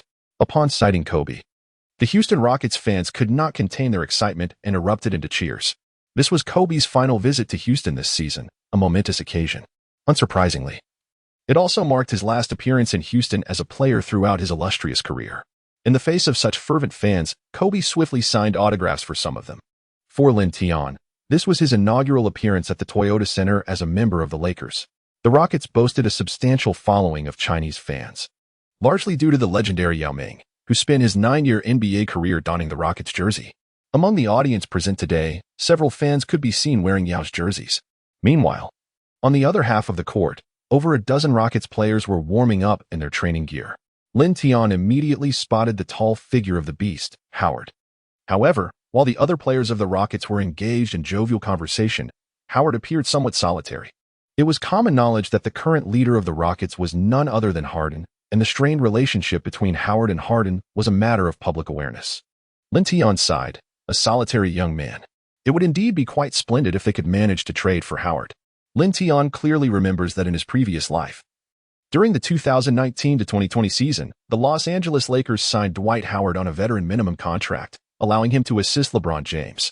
Howard's performance in the playoffs that year was commendable, as he managed to dominate Jokic, ultimately becoming a key contributor to the Lakers' championship victory. Indeed, it was proven that despite limited playing time, he could still deliver impressive results. Moreover, this scenario unfolds in the 2015-2016 season. Since suffering from a back injury, Howard's performance has significantly declined, yet he remains superior to the majority of interior players in the league. However, given the current circumstances, such prospects seem only a distant thought. Howard is also eager to depart from the Houston Rockets. Recently, the Rockets placed him on the trading block, as he will become a free agent after this season. He is not particularly content in Houston, and facilitating a trade would undoubtedly be beneficial. Unfortunately, interest from other teams in Howard is sparse, leaving the Rockets without a suitable buyer. The Lakers' desire to acquire Howard is fraught with challenges, as only a handful of players on the roster can match his salary. Roy Hibbert is one such player, but the Rockets would likely reject that offer. While the Lakers possess many young players, they do not align with the Rockets' current need for established stars to support Harden. Furthermore, it is crucial to note that Howard has already demonstrated his unsuitability for the Lakers. The deep-seated animosity between him and Kobe cannot be easily resolved. If a trade for Jokic were to materialize, Howard's prospects would be further diminished. Lin Tian contemplated the fact that Kobe had already joined the Rockets. The first person he greeted was his former teammate Ariza. During Ariza's tenure with the Lakers, they had together clinched a championship title in the 2008-2009 season, marking the last championship the Lakers have won to date, a momentous achievement. The two old friends engaged in conversation for quite some time before Kobe embraced and exchanged pleasantries with other players on the Rockets, including the notable James Harden. Lin Tian also joined Kobe in greeting them with smiles. Noticing this, Howard, who was warming up under the basket, approached and shared a brief embrace with Kobe. Although their relationship cannot yet be described as fully reconciled, it has certainly softened considerably. After their exchange of pleasantries, each returned to their respective half-court to resume shooting practice. Lin Tian approached Kobe and inquired, "Kobe, what are your thoughts on Dwight?" Without turning his head, Kobe replied, "He is far too lackadaisical." As a player who was fervently devoted to the game, Kobe held a particular disdain for those who, despite possessing immense talent, exhibited a lethargic attitude. Lin Tian was not surprised. The personalities of Kobe and Howard were starkly contrasting. One was diligent and obsessive, while the other was carefree and jovial. The collision of these two temperaments undoubtedly created discomfort for both parties. After sinking a three-pointer, Kobe turned to Lin Tian and inquired, "Why did you suddenly bring this up?" Lin Tian chuckled wryly. "I have heard that Howard is not particularly content with his time in the Rockets." Kobe, wide-eyed, whispered, "Are you suggesting that Kupchak should consider trading for him? I mean, if the trade for Jokic does not materialize, it might be worth contemplating." There has been little progress on the Jokic trade in recent days. The management of the Nuggets seems to have recognized Jokic's extraordinary talent. In tonight's game between the Nuggets and the Mavericks, Jokic even managed to displace Nurkic from the starting lineup. This is certainly not good news for the Lakers. Lin Tian initially presumed that Kobe would vehemently oppose, yet to his surprise, Kobe merely remarked, "The Lakers lack the assets that the Rockets desire." Upon hearing this, Lin Tian chose not to elaborate further. Once the warm-up concluded, the Rockets DJ commenced introducing the visiting Lakers lineup. As the name of Kobe Bryant was once again announced, the cheers from the Toyota Center resonated thunderously. Lin Tian's name garnered considerable applause, a testament to the influence of the illustrious Yao Ming. Fans, embracing a sense of affection for their homeland player, found it difficult to harbor any disdain towards him. As the referee signaled the commencement of the match, the starting lineup for the Rockets was unveiled: Patrick Beverley, James Harden, Trevor Ariza, Clint Capella, and Dwight Howard. In contrast, the Lakers featured D'Angelo Russell, Kobe Bryant, Lin Tian, Larry Nance Jr., and Roy Hibbert as their starters. Evidently, the Rockets' starting lineup appeared to possess a superior edge. Their point guard, Beverley, known for his relentless and tenacious defense, posed a significant challenge even for star players like Stephen Curry. Trevor Ariza, a formidable small forward, was recognized as one of the league's premier 3 and D players. Although Clint Capella has yet to earn the moniker of the Bread King, His burgeoning talent was becoming increasingly apparent. Dwight Howard, while not in his prime, still possessed a physicality that eclipsed many, proving that even a skinny camel could surpass a horse in stature. The most defensively challenged player on the Rockets was undeniably their star, James Harden, yet he compensated for his defensive shortcomings with his offensive prowess. As the players concluded their warm-up routines, Howard and Hibbert prepared for the jump ball at center court. Upon the referee's toss, Howard leapt and tapped the ball, directing it into Beverly's hands. Beverly advanced the ball across half-court before astutely passing it to Harden, who, although designated as a shooting guard, often orchestrated the offense as the primary ball handler. Lin Tian and Kobe exchanged their defensive assignments, and right from the outset, Lin was tasked with guarding Harden. Harden was well aware of Lin Tian's recent extraordinary performances. He smirked, ready to impart a lesson to the young player that evening. After dribbling the ball for a few seconds, Harden suddenly accelerated and charged towards the paint. Lin Tian retreated while remaining vigilant. Not only did he maintain his position, but he also secured an exceptionally advantageous defensive stance. As Harden approached the key area, preparing to receive the ball, Lin Tian, with remarkable swiftness, reached out and made contact with the basketball. He deftly knocked the ball away from Harden's legs, and Kobe, who was positioned behind Harden, swiftly retrieved it. Right from the outset, Harden had already committed a turnover. He could distinctly sense that the rookie before him was not to be underestimated. Kobe advanced past the halfway line, then passed the ball to Lin Tian. Ariza approached, and the paint was crowded with players. Strictly speaking, there were currently 4 traditional centers on the court, resulting in an exceedingly confined interior space. Lin Tian executed a pick-and-roll with Kobe, suddenly charging towards the free-throw line. Faced with the approaching defense of Capella, he released a mid-range jumper. Swish. The basketball found its mark. The Lakers scored the first 2 points, with a steal and a quick 2 points. Lin Tian swiftly transitioned back on defense. Meanwhile, the Rockets initiated play with Howard passing the ball to Beverly. Beverly dribbled past half-court and unhesitatingly handed it over to Harden. Rather than hastily attacking the paint, Harden kept a vigilant eye on Lin Tian. Lin Tian maintained a distance of half a body length from Harden, poised to exert force and retreat at any moment. His intention was to thwart Harden's attempts to penetrate or shoot unexpectedly. While most individuals might deliberately maintain a full body length for defensive purposes, Lin Tian was confident in his own speed. After dribbling for 7 or 8 seconds, Harden unexpectedly surged towards the paint. He veered to the right, prompting Lin Tian to hastily keep pace. Just as their bodies were about to collide, Harden abruptly pulled back, stepping 2 paces away. Upon witnessing this, Lin Tian gritted his teeth and exerted his strength to keep pace. As Harden retreated beyond the 3-point line, he aimed for the basket and prepared to launch a 3-point shot, executing the motion seamlessly. This maneuver is one of Harden's most proficient scoring techniques, the step-back 3-pointer.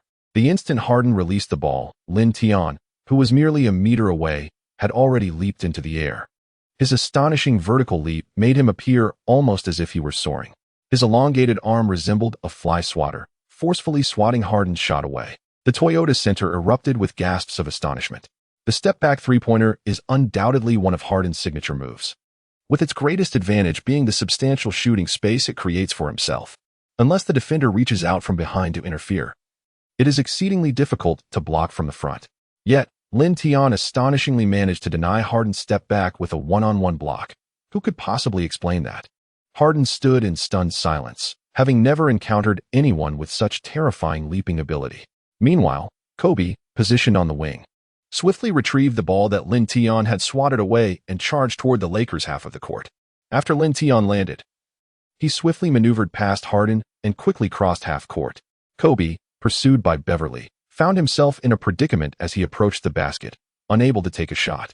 A glance over his shoulder revealed Lin Tian, prompting Kobe to act without hesitation. He tossed the ball backward, and Lin Tian leaped high into the air, catching the ball and slamming it into the hoop, scoring 4 points in a flourish. His ability to dunk with such ease was partly attributable to Harden's lackadaisical defense. Following a recent rejection, had Harden displayed more urgency in his defensive efforts, Lin Tian might not have connected with Kobe so seamlessly. Just over a minute into the game, Harden had already committed 2 turnovers, a situation that left him feeling quite embarrassed. After the Rockets inbound the ball, Harden received it before even crossing half-court. Faced once more with Lin Tian, he experienced an unprecedented level of offensive pressure. Inside, Howard had established a favorable position, raising his hand to signal for the ball. Yet, Harden appeared oblivious to Howard's presence, opting instead to pass the ball to Beverly. At this juncture, Howard's position had deteriorated, and Beverly chose not to pass the ball back inside. Lin Tian observed this scene, recognizing that the discord between the duo known as Harden and Howard had reached an irreconcilable point. If the Lakers were to lose today, it would be utterly unjust. After dribbling for a moment, Beverly passed the ball back to Harden, who once again charged toward the interior. Lin Tian maintained his composure, refraining from recklessly attempting to steal the ball. Faced with Harden, he was genuinely hesitant to reach out, unless he had absolute certainty. The paint was already congested, and with Harden charging in, it became exceedingly crowded. Realizing he had no favorable shooting opportunity, Harden was compelled to pass the ball to Capella. Although Capella's positioning was far from ideal, with the shot clock dwindling, he had no choice but to launch a shot over Little Nance. The basketball ricocheted off the rim, and Howard leaped forcefully, his presence overshadowing Hibbert entirely. In midair, he secured the ball and emphatically dunked it into the hoop, altering the score to 4-2.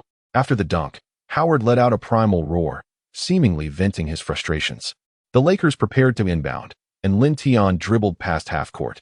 Noticing the crowd congested in the paint, he gestured with his hand. Little Nance and Hibbert immediately conferred, beginning to reposition themselves to create space. Ariza, too, was acutely aware of the need for vigilance. If Leonard could not contain Lin Tian, Ariza certainly did not dare to underestimate him. Lin Tian began to dribble with remarkable agility. After momentarily faking Ariza with a deft maneuver, he executed a sudden between-the-legs dribble, deftly bypassing Ariza. Ariza's reaction was significantly delayed, leaving him to symbolically chase after Lin Tian. Inside the paint, Capella and Howard of the Rockets were likely cursing their misfortune. As Lin Tian surged toward the basket, Capella had no choice but to abandon his defense on Nance and resolutely return to protect the rim. Facing Capella, Lin Tian suddenly propelled himself upward with explosive force. The towering Capella, standing at 2.08 meters, also leaped without hesitation. However, after ascending, he soon regretted his decision. Though he had reached the apex of his jump, he found himself craning his neck to follow Lin Tian's ascent. Lin Tian seized the ball in his right hand and launched it towards the hoop, unfazed by Capella's towering hand, which posed no threat whatsoever. With a resounding thud, he dunked the ball over Capella's head. The Toyota Center erupted with gasps of astonishment. He had successfully dunked over Capella, marking 6 points for Lin Tian. Upon landing, he refrained from roaring at Capella. Instead, he flashed a broad smile, revealing a gleaming set of white teeth. However, the player he truly yearned to dunk over was someone else. Following the Rockets inbound, Lin Tian relentlessly pursued Harden. If Harden failed to receive the ball before crossing half-court, Lin Tian would deny him any favorable opportunity for a catch. After several minutes of play without scoring, the rhythm was not one that suited Harden's accustomed style. Prior to this match, Harden's average score had exceeded 27 points, placing him third in the league.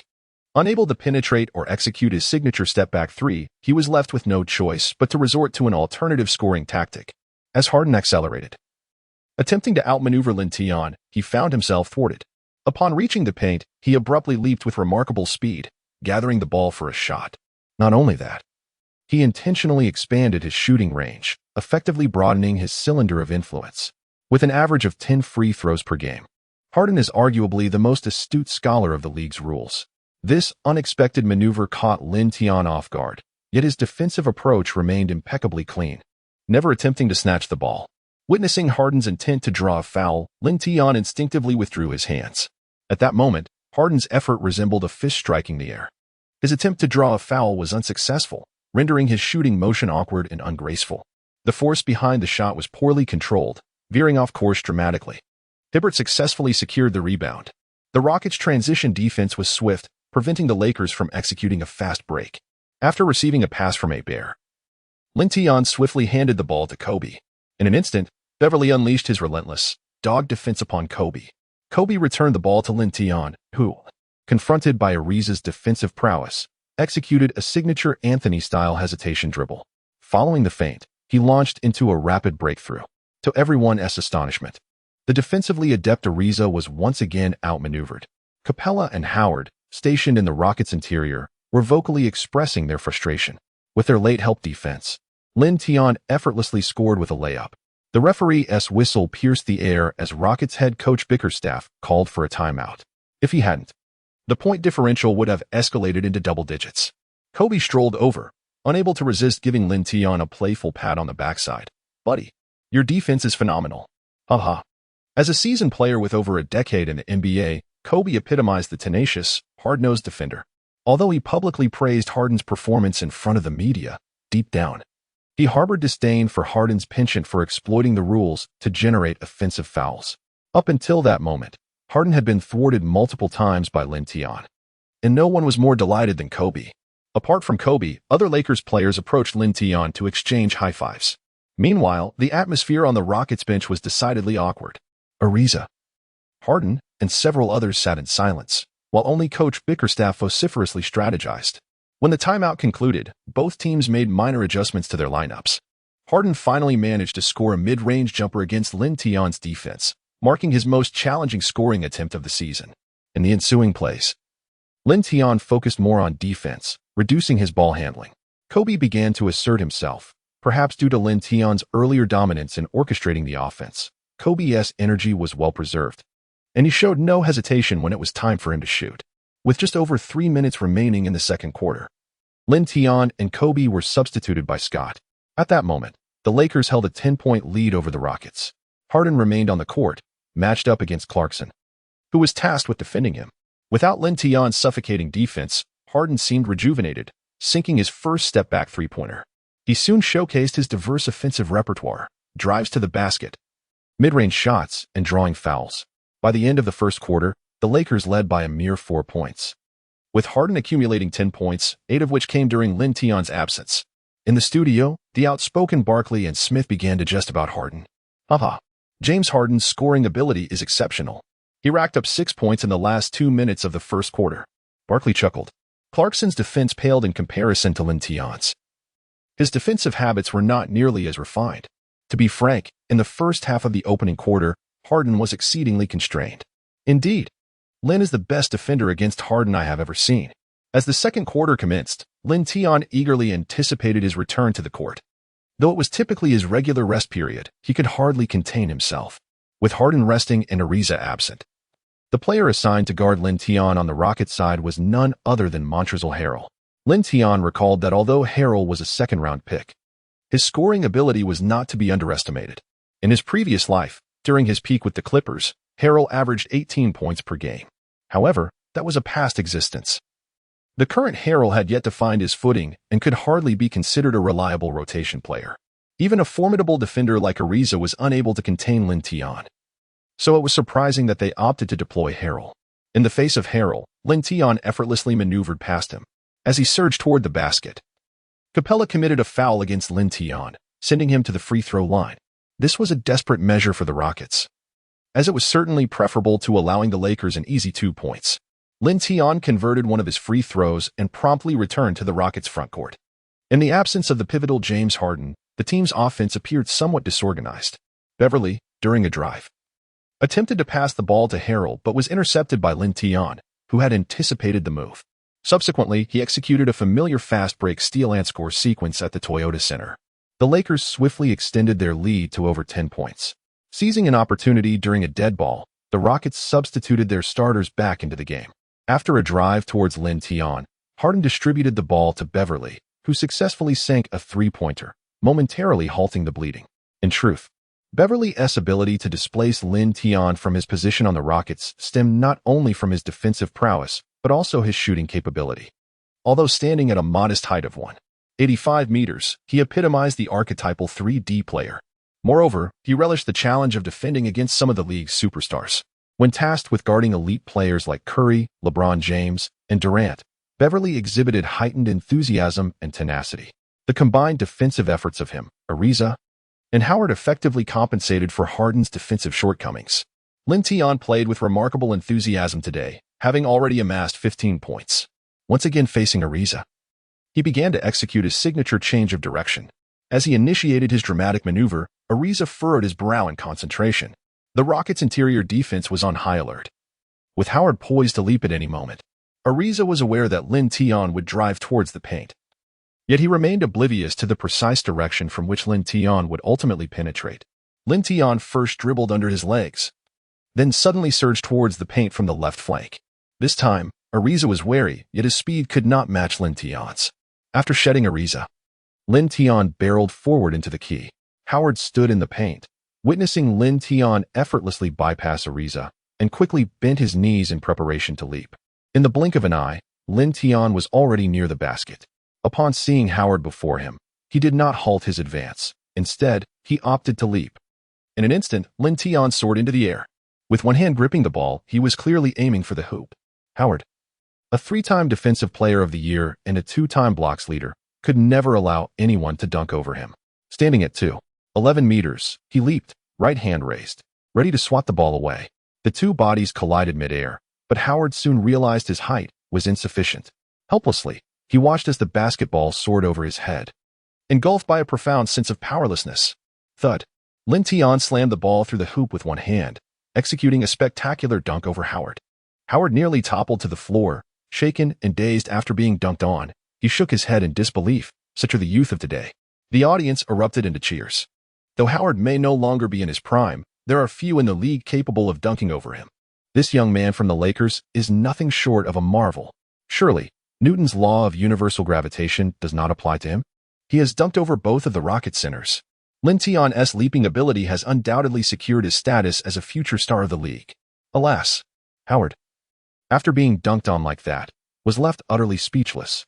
In the studio, the typically composed Barkley, witnessing Lin Tian's dunk over Howard, sprang to his feet. Clutching his head, he exclaimed, "My goodness, that was Dwight Howard. He truly dared to dunk."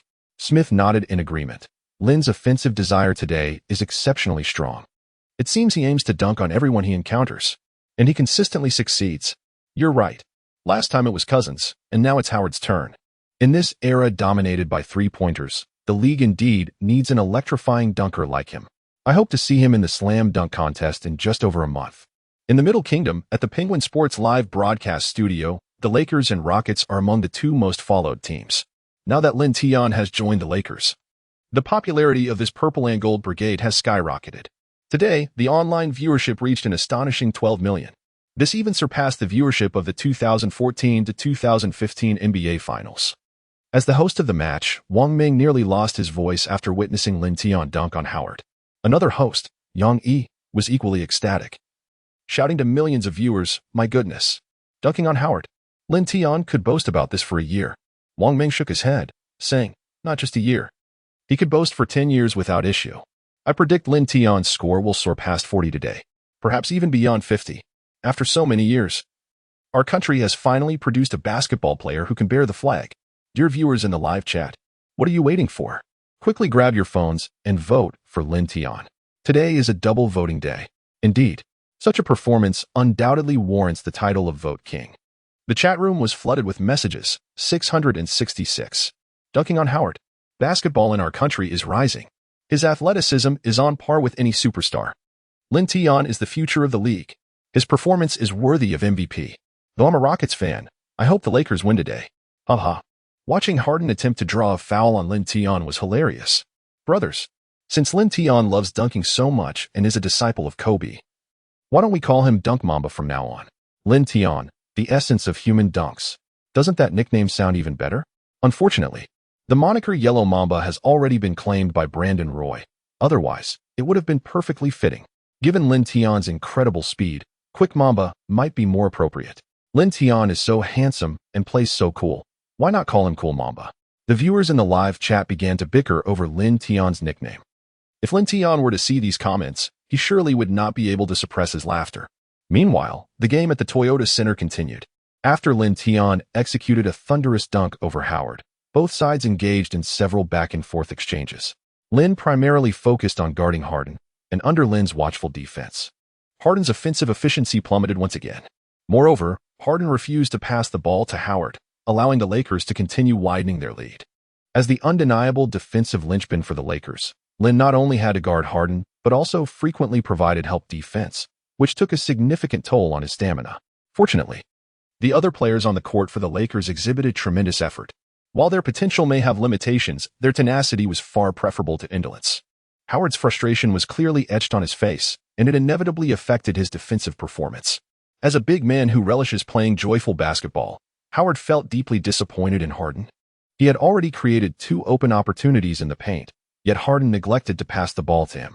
During one of the Lakers' offensive possessions, after Lin charged to the basket and scored, he turned to Howard and said, "Dwight, don't waste your energy boxing out.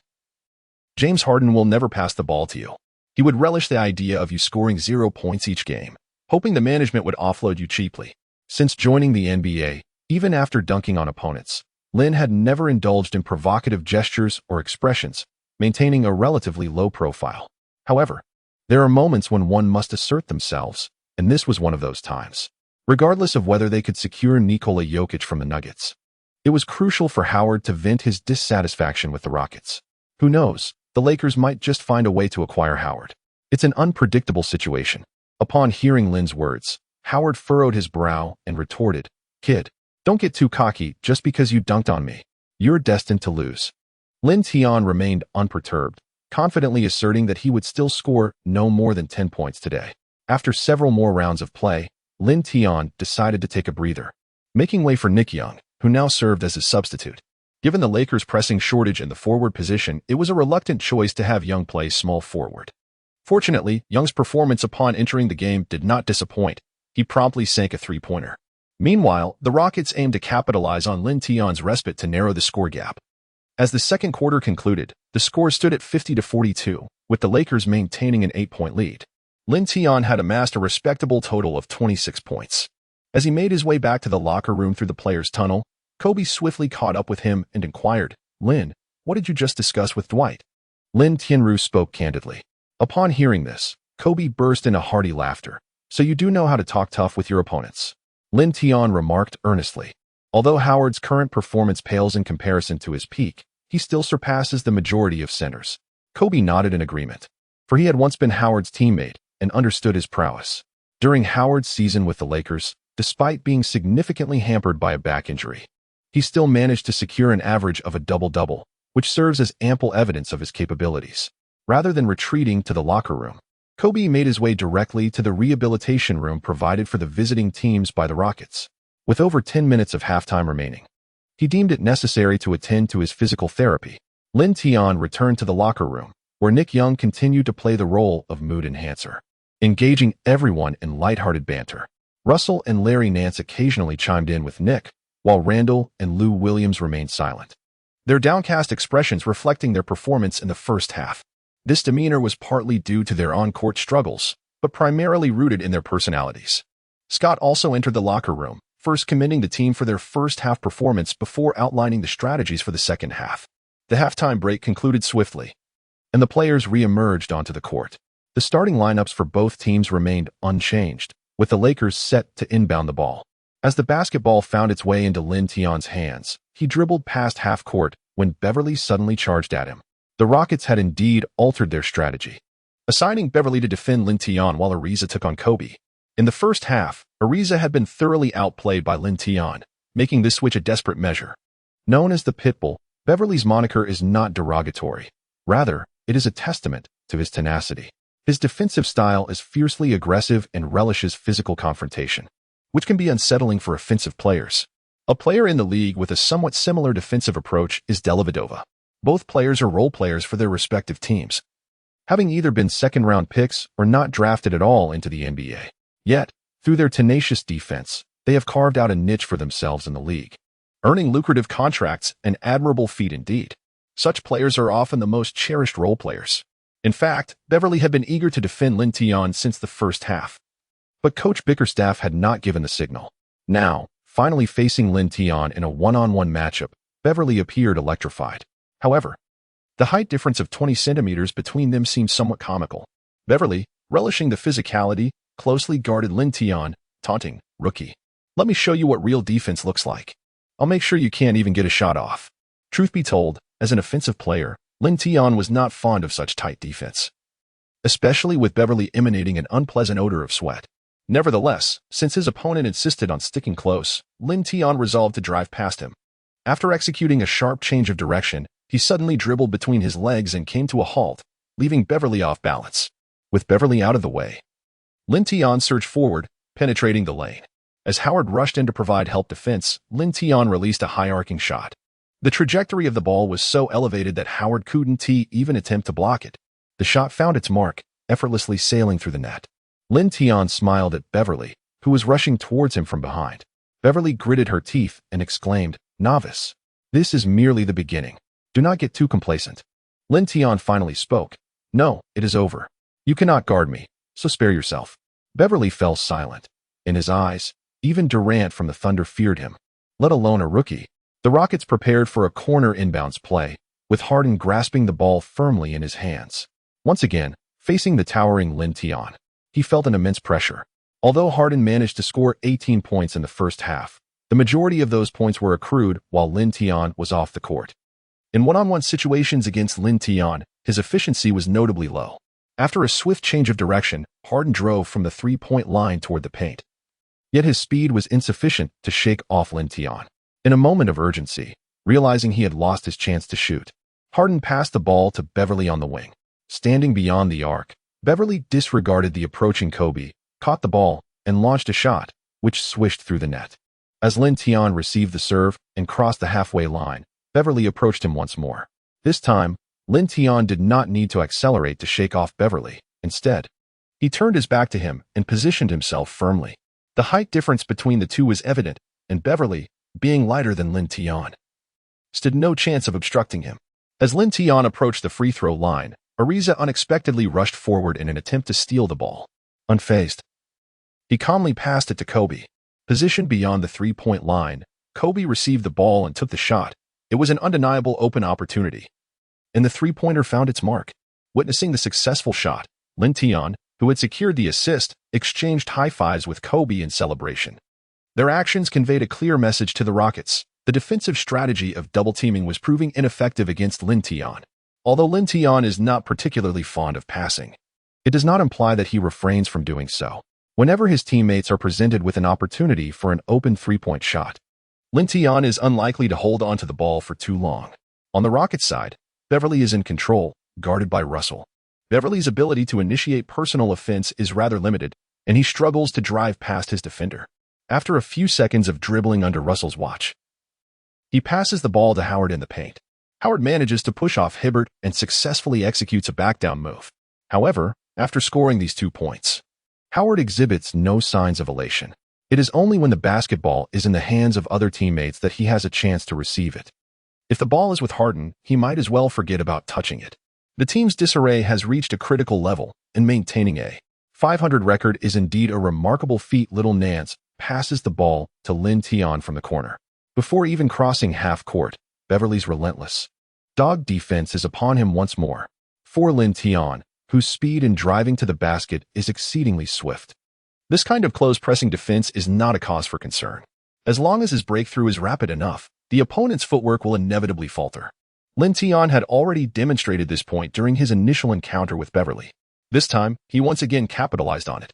Lin Tian intentionally leaned forward, pressing Beverly's body ahead, thereby creating a certain space for his own breakthrough. Beverly, wary of Lin Tian's speed, hesitated to attempt to steal, fully aware that failing to secure the ball could result in being outmaneuvered. Consequently, he could only defend while exchanging harsh words. Lin Tian suddenly executed a swift dribble between his legs, directing his gaze towards Kobe. Beverly initially believed that Lin Tian intended to pass the ball to Kobe, but in the next moment, he realized his assumption was mistaken. After executing a swift dribble beneath his legs, Lin Tian suddenly accelerated towards his left flank.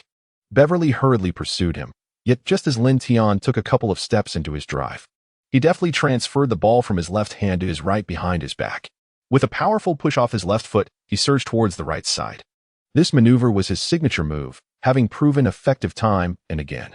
Beverly had never encountered someone of such height employing such a deceptive change of direction. As Lin Tian transitioned the ball to his right, Beverly attempted to halt abruptly in a bid to keep pace. However, while his mind kept up with the rhythm, his body faltered, resulting in an unsteady center of gravity that led him to stumble and ultimately plop down onto the floor. Lin Tian effortlessly penetrated the paint, executing a Eurostep layup in the face of Howard. The crowd erupted, with many spectators rising to their feet, astonished by the spectacle. Beverly, known for his swift movements, was surprisingly left bewildered by Lin Tian's maneuver. Players on the Lakers bench sprang up, with Nick Young exuberantly dancing and fervently waving his towel. As Beverly rose, His expression was one of chagrin. Being posterized was one thing, but being bested in such a manner by a rookie was truly a source of embarrassment. Lin Tian, however, paid little heed to the situation. After scoring, he swiftly retreated on defense. On the Rockets' side, the basketball remained in Harden's possession. He dribbled past the half-court line and gestured towards Beverly. Understanding the signal, Beverly quickly rushed over to set a screen for him. Harden aimed to use Beverly's body to shield himself from Lin Tian, but as he maneuvered past Beverly, Lin Tian immediately circumvented him. Lin Tian was not fond of switching defenses, thus he opted for a more proactive approach. This method of defense was exceedingly taxing on his stamina. Yet if executed with sufficient speed, it could prove to be a significant headache for the offensive team. Noticing that he could not shake off Lin Tian, Harden resorted to a forced step-back three-pointer. This time, his movements were even more decisive and his rhythm slightly accelerated, all to prevent Lin Tian from blocking his shot. The previous step-back three-pointer that had been swatted away lingered ominously in Harden's mind. Lin Tian's leap was remarkably swift, reaching considerable heights. Although his fingertips failed to make contact with the basketball, he nonetheless succeeded in disrupting Harden's shot. In an effort to evade a block, Harden adjusted the angle of his shot to a steeper trajectory. Thud! The basketball struck the rim and, as it descended, was deftly seized by the prepositioned Nance. Lin Tian swiftly dashed towards Xiaonanzi, who instinctively passed the ball to him. Witnessing the possession return to the hands of the Lakers, Bickerstaff on the sidelines shook his head in resignation. Today, Harden truly found himself restricted when facing Lin Tian, whether it was in his drives or three-point attempts. As Lin Tian approached the arc with the ball in hand, Beverly once again sprinted over with fervor. Gone was his previous arrogance, replaced instead by a solemn demeanor. Lin Tian was determined to break through, and Beverly immediately spread his arms, aggressively closing in, constantly seeking physical confrontation. As he defended against Lin Tian, he pressed forward step by step, increasing his strength and even beginning to shove. It was evident that he was exceedingly furious. The referee, noticing Beverly's excessive actions, swiftly blew the whistle, signaling a defensive foul against him. Upon seeing the referee's gesture, Beverly approached with an innocent expression, raising his hands in disbelief while muttering, "Hey, is that really a foul? Are you mistaken, my friend?" The referee paid no heed to Beverly's complaints and merely walked toward the sidelines to prepare for the free throw. Beverly's frustration was palpable at that moment. As an outstanding defender, his average fouls certainly ranked among the top in the league. The harder one strives in defense, the more prone one becomes to committing fouls. Furthermore, Beverly's defensive style differed from that of other elite defenders. At times, his aggression was excessive, making it quite normal for him to be whistled for fouls. Lin Tian emerged from the sidelines with a smile, receiving the ball from the referee and passing it to Kobe. At that moment, James Harden, known for his tendency to lose track of his assignments, was defending Kobe. Before he could comprehend the situation, Kobe deftly maneuvered past him. Rather than charging directly to the basket, Kobe executed one of his signature mid-range jump shots. The basketball traced a beautiful arc before settling steadily through the hoop. Many of Kobe's fans in the stands erupted in applause, fully aware that such displays of his shooting prowess would soon be a rarity. Lin Tian took the initiative to run in front of Kobe and high-five him in celebration. At that moment, Rockets coach Bickerstaff called for a timeout.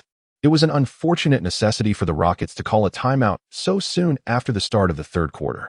As Lin Tian returned to the bench, Nick Young promptly stood up and exchanged a high-five with him, urging him to take a seat. The benches, however, were insufficient to accommodate all players at once. Consequently, when a player stepped off the court for a breather, some of the substitutes would graciously rise to offer their seats. Lin Tian naturally would not be polite. After taking his seat, Nick Young conveniently handed him a cup of water. That last shot was absolutely stunning. Lin Tian inquired after sipping his energy drink. Are you referring to the dunk over Howard or the move past Beverly? Undoubtedly, the one that left Beverly in the dust. I've never been fond of him. Nick Young replied, adding that his vulgarities lacked any finesse. Lin Tian merely smiled in silence. Scott approached them with a tactical board, preparing to outline the forthcoming strategy. The beginning of the third quarter had unfolded splendidly, thus the impending tactics would not undergo significant alterations. Lin Tian would continue to shoulder the responsibilities of orchestrating the offense. As for point guard Russell, he had adopted the role of a designated shooter. Once the timeout concluded, the game resumed. Unfazed, Harden persisted in his role as the ball handler. At this time, he opted not to take the shot himself. Instead, he drove halfway before passing to Ariza. Positioned beyond the three-point arc, Ariza launched the ball, which swished through the net, allowing the Rockets to staunch the bleeding just in time. The Lakers inbound from the corner, and Lin Tian dribbled to the top of the arc, where he was promptly confronted by Beverly, soon joined by Ariza for a double team. In the NBA, few players warrant such attention. Typically, only superstars like James, Durant, and Curry attract double teams. Failing to distribute the ball promptly under such pressure could result in a turnover. The Rockets' decision to employ a double team was understandable, as Lin Tian had already demonstrated that neither Ariza nor Beverly could contain him in a one-on-one scenario. Realizing that Ariza was closing in on him, Lin Tian leaned forward, nudging Beverly to create a sliver of shooting space. Suddenly, he leaped from his position and opted for a jump shot. The shot was challenging as Beverly collided with him, sending Lin Tian crashing to the floor. Beep. The referee's whistle pierced the air once more. Before Lin Tian could rise to his feet, Kobe and a few others quickly surrounded Beverly. With little Nance giving Beverly a shove, the scene instantly descended into chaos as players from both sides gathered around. Referees, security personnel, and team staff hurriedly intervened to separate the players in a timely manner. After Lin Tian stood up, he merely smiled while patting his jersey, then exchanged high-fives with his teammates as they awaited the referee's decision. Once the situation was under control, the referee signaled to review the playback. Lin Tian and his teammates took this opportunity to return to the bench. Nick Young swaggered over, exclaiming, "If it weren't for the fear of being fined, I would have rushed over to confront that guy." When a conflict arises among the players on the court, those on the bench are prohibited from standing up, lest they incur a penalty. Little Nance, too, was visibly agitated. "I've longed to confront him." Lin Tian waved his hand dismissively, remarking, "It's nothing." This merely signifies their growing anxiety. The Rockets are trailing by over 10 points. It's only natural for them to feel the pressure. He continued, "Moreover, Beverly has already accumulated several fouls, and after the infractions in the first half, he will undoubtedly hesitate to play recklessly." In the studio, Smith commented, "I anticipated a fierce confrontation." Barkley chuckled, "Come on, my friend. If you seek a brawl, you should tune into WWE. Their fights are truly spectacular." He laughed heartily, adding, "However, Lin has indeed managed to infuriate Beverly. Previously, I had only seen Beverly provoke others, never had I witnessed someone incite him." Barkley continued, "Beverly's defensive prowess is his lifeblood, and now that Lin has outperformed him, how could he not be agitated? I would feel the same." "True enough," Smith conceded. But that last defensive move was rather excessive. In the live chat of Penguin Sports, viewers chimed in, "Ha! Lin Tian executed that beautifully. He truly dismantled Beverly." At times, Beverly's defense can be quite infuriating. Even Durant struggles against him. Who would have thought Lin could bring him down like this? Lin should assert himself more. He must make Beverly aware that he is not to be trifled with. Lin doesn't even need to take matters into his own hands. Nance and Kobe will surely come to his aid. The Rockets are suffering not only in score, but in pride. After reviewing the play at the technical table, the referees returned to the court and announced their decision. Both Beverly and Nance received technical fouls. This meant a penalty for both players.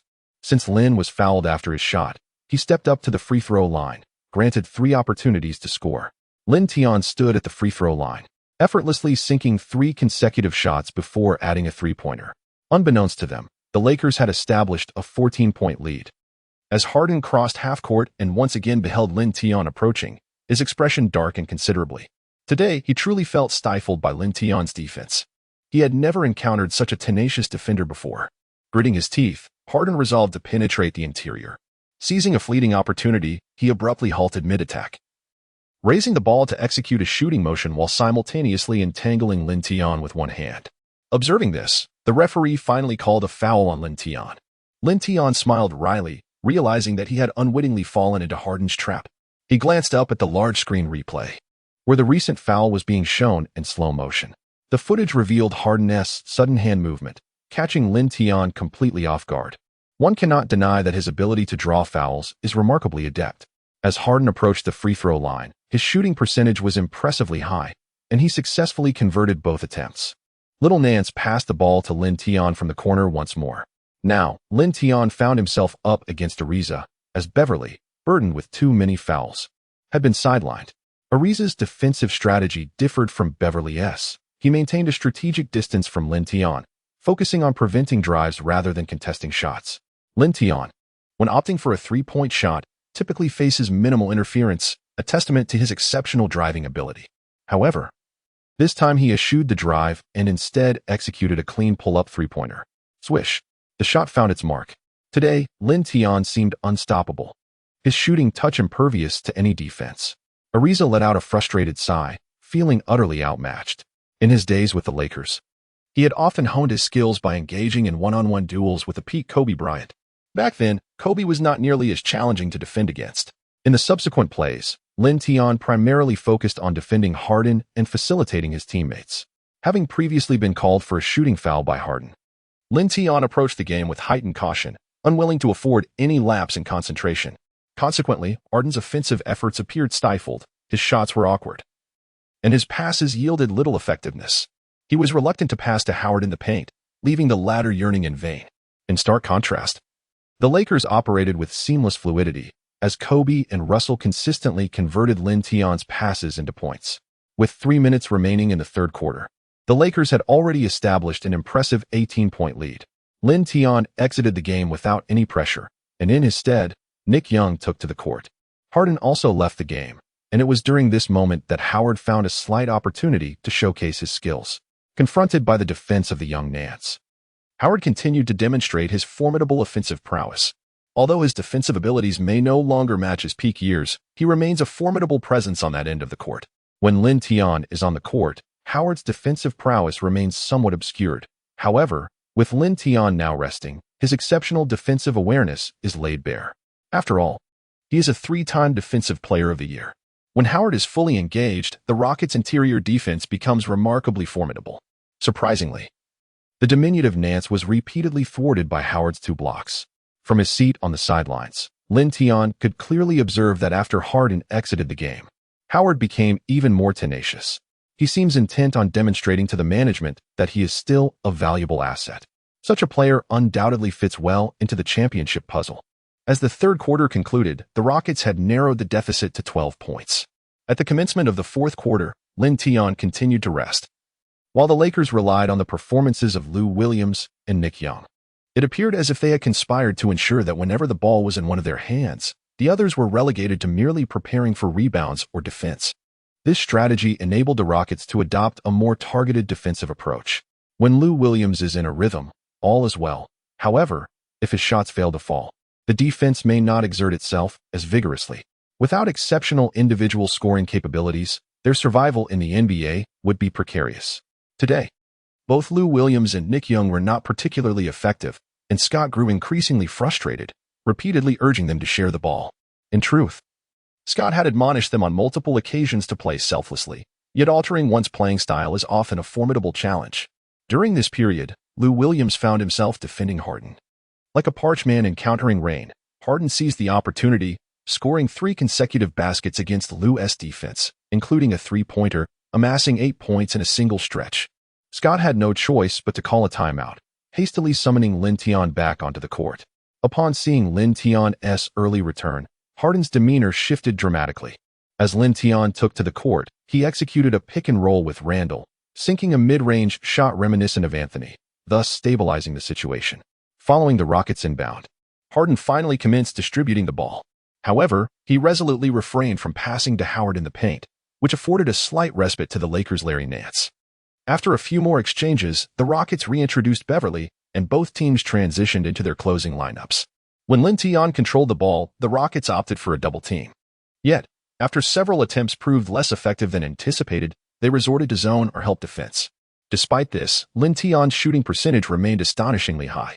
With just over half of the fourth quarter elapsed, his points had already surpassed 40. Both Ariza and Beverly found themselves utterly demoralized by Lin Tian's prowess. Once quite fond of colorful language, they now found themselves at a loss for words. The Lakers maintained a firm grip on the game, with their lead consistently exceeding 10 points. As the latter half of the fourth quarter commenced, both teams entered a battle of half-court sets. Lin Tian, with the ball in hand, opted to consume time at Kobe's signal. His defender was still Ariza, as Beverly had accumulated too many fouls. Ariza dared not close the distance, instead focusing intently on the ball in Lin Tian's possession. As time ticked away, with just 10 seconds remaining on the shot clock, Kyle Kuzma emerged from the paint. Howard followed Kuzma's lead. Utilizing Kuzma's screen, Lin Tian accelerated past Ariza. The defensive assignment switched, and Howard now found himself tasked with guarding Lin Tian. Although they were only 6 centimeters apart in height, Howard could hardly keep pace with Lin Tian, especially since he was no longer at his peak. In the blink of an eye, Lin Tian had outmaneuvered Howard. With the lane devoid of defenders, he stormed into the paint and concluded the offensive possession with a thunderous dunk. Such efficiency in scoring left even the Rockets fans momentarily speechless. Many were shaking their heads in exasperation, lamenting, "Damn, this young man's speed is astonishing. He exploits mismatches against Howard effortlessly.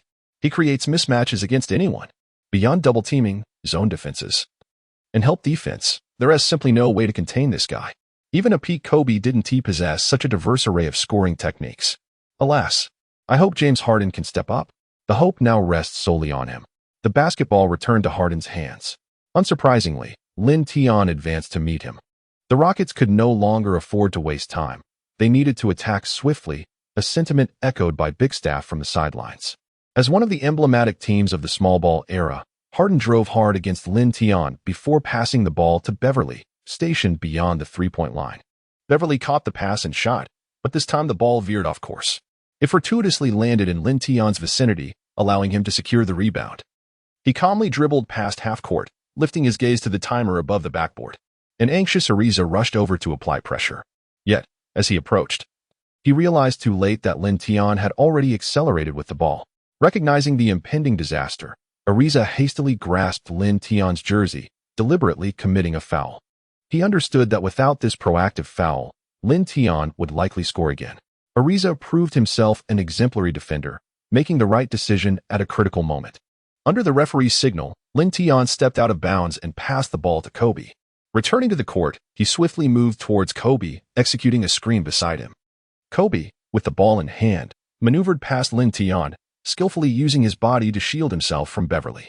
With both Beverly and Ariza converging to defend against him, Kobe took 2 steps forward, casting a nonchalant glance back as he released the ball towards the tumult behind him.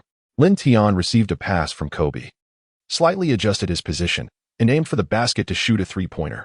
The basketball traced a graceful arc through the air before perfectly swishing through the hoop, another 3 points.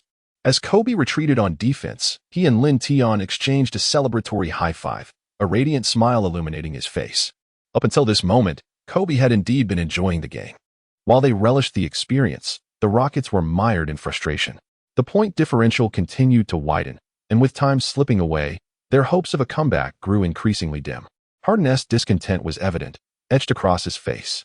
The more displeased he became, the less vigorous his defense grew, significantly impacting his offensive play as well. During another offensive attempt, Lin Tian deftly intercepted the ball from Harden, subsequently executing his 3rd solo fast break of the match. Unbeknownst to them, the point gap had now expanded to 18, with merely 3 minutes remaining. Seizing an opportunity during a dead ball, Rockets coach Bickerstaff promptly withdrew Harden and several key players, essentially conceding defeat. In the NBA, there exists an unspoken rule that when one side surrenders, the opposing side will quickly substitute in their bench players. Howard exited the game looking despondent, even neglecting to high-five his teammates, a moment captured by the cameras at the sidelines. This was not lost on analysts Barkley and Smith in the studio. Barkley candidly remarked, "Howard has been utterly frustrated this game. Multiple open opportunities. Yet the ball never found its way to him." Smith nodded in agreement. "Indeed, I noticed that too. This is not a positive sign. The Rockets should not be in such a state. This game has definitively exposed the Rockets' wounds. They need to seek a trade for the team." However, the challenge lies in Howard's substantial contract, making it improbable for the Rockets to part with him cheaply. Who can say where that leads? With some time remaining before the trade deadline, we shall await the outcome. Speaking of surprises this year, the most remarkable revelation in the league is undoubtedly this young player from the Lakers. Without a doubt, it is Lin. He has fundamentally altered my perception of Chinese basketball players. As long as he remains injury-free and consistently appears in the upcoming games, he is poised to become this season's Rookie of the Year, without question. He may even emerge as the most uncontroversial Rookie of the Year in NBA history. During garbage time, Lou Williams and Nick Young showcased their scoring prowess, each sinking a three-pointer and stretching the point gap to 20. The Lakers bench was lively and cheerful, contrasting sharply with the awkward atmosphere surrounding the Rockets bench. For the Rockets, losing to a struggling team like the Lakers is simply unacceptable. The team leader, Harden, stared blankly ahead, while the second-in-command, Howard, took a sip of water, rose from the bench and walked towards the player's tunnel. Nearby photographers quickly directed their lenses toward Howard. In the NBA, a player leaving the bench before the game concludes is considered a serious matter. The team's issues were glaringly apparent. Lin Tian, sitting across, also noticed this occurrence. Today, Howard seemed to be the most discontented player. As the team's second option, he recorded merely 5 shot attempts and 6 points. Such statistics understandably prompted his premature return to the locker room. In truth, both Howard and Harden often find it challenging to connect with many of their teammates. If one were to choose a true teammate, Lin Tian would naturally prefer to partner with Howard. Howard embodies an innate optimism. His boisterous nature, once understood, makes him a delightful teammate.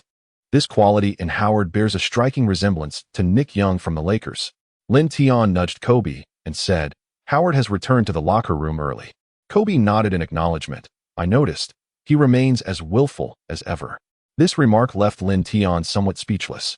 As they conversed, the final buzzer echoed through the arena, sealing the score at 112-95.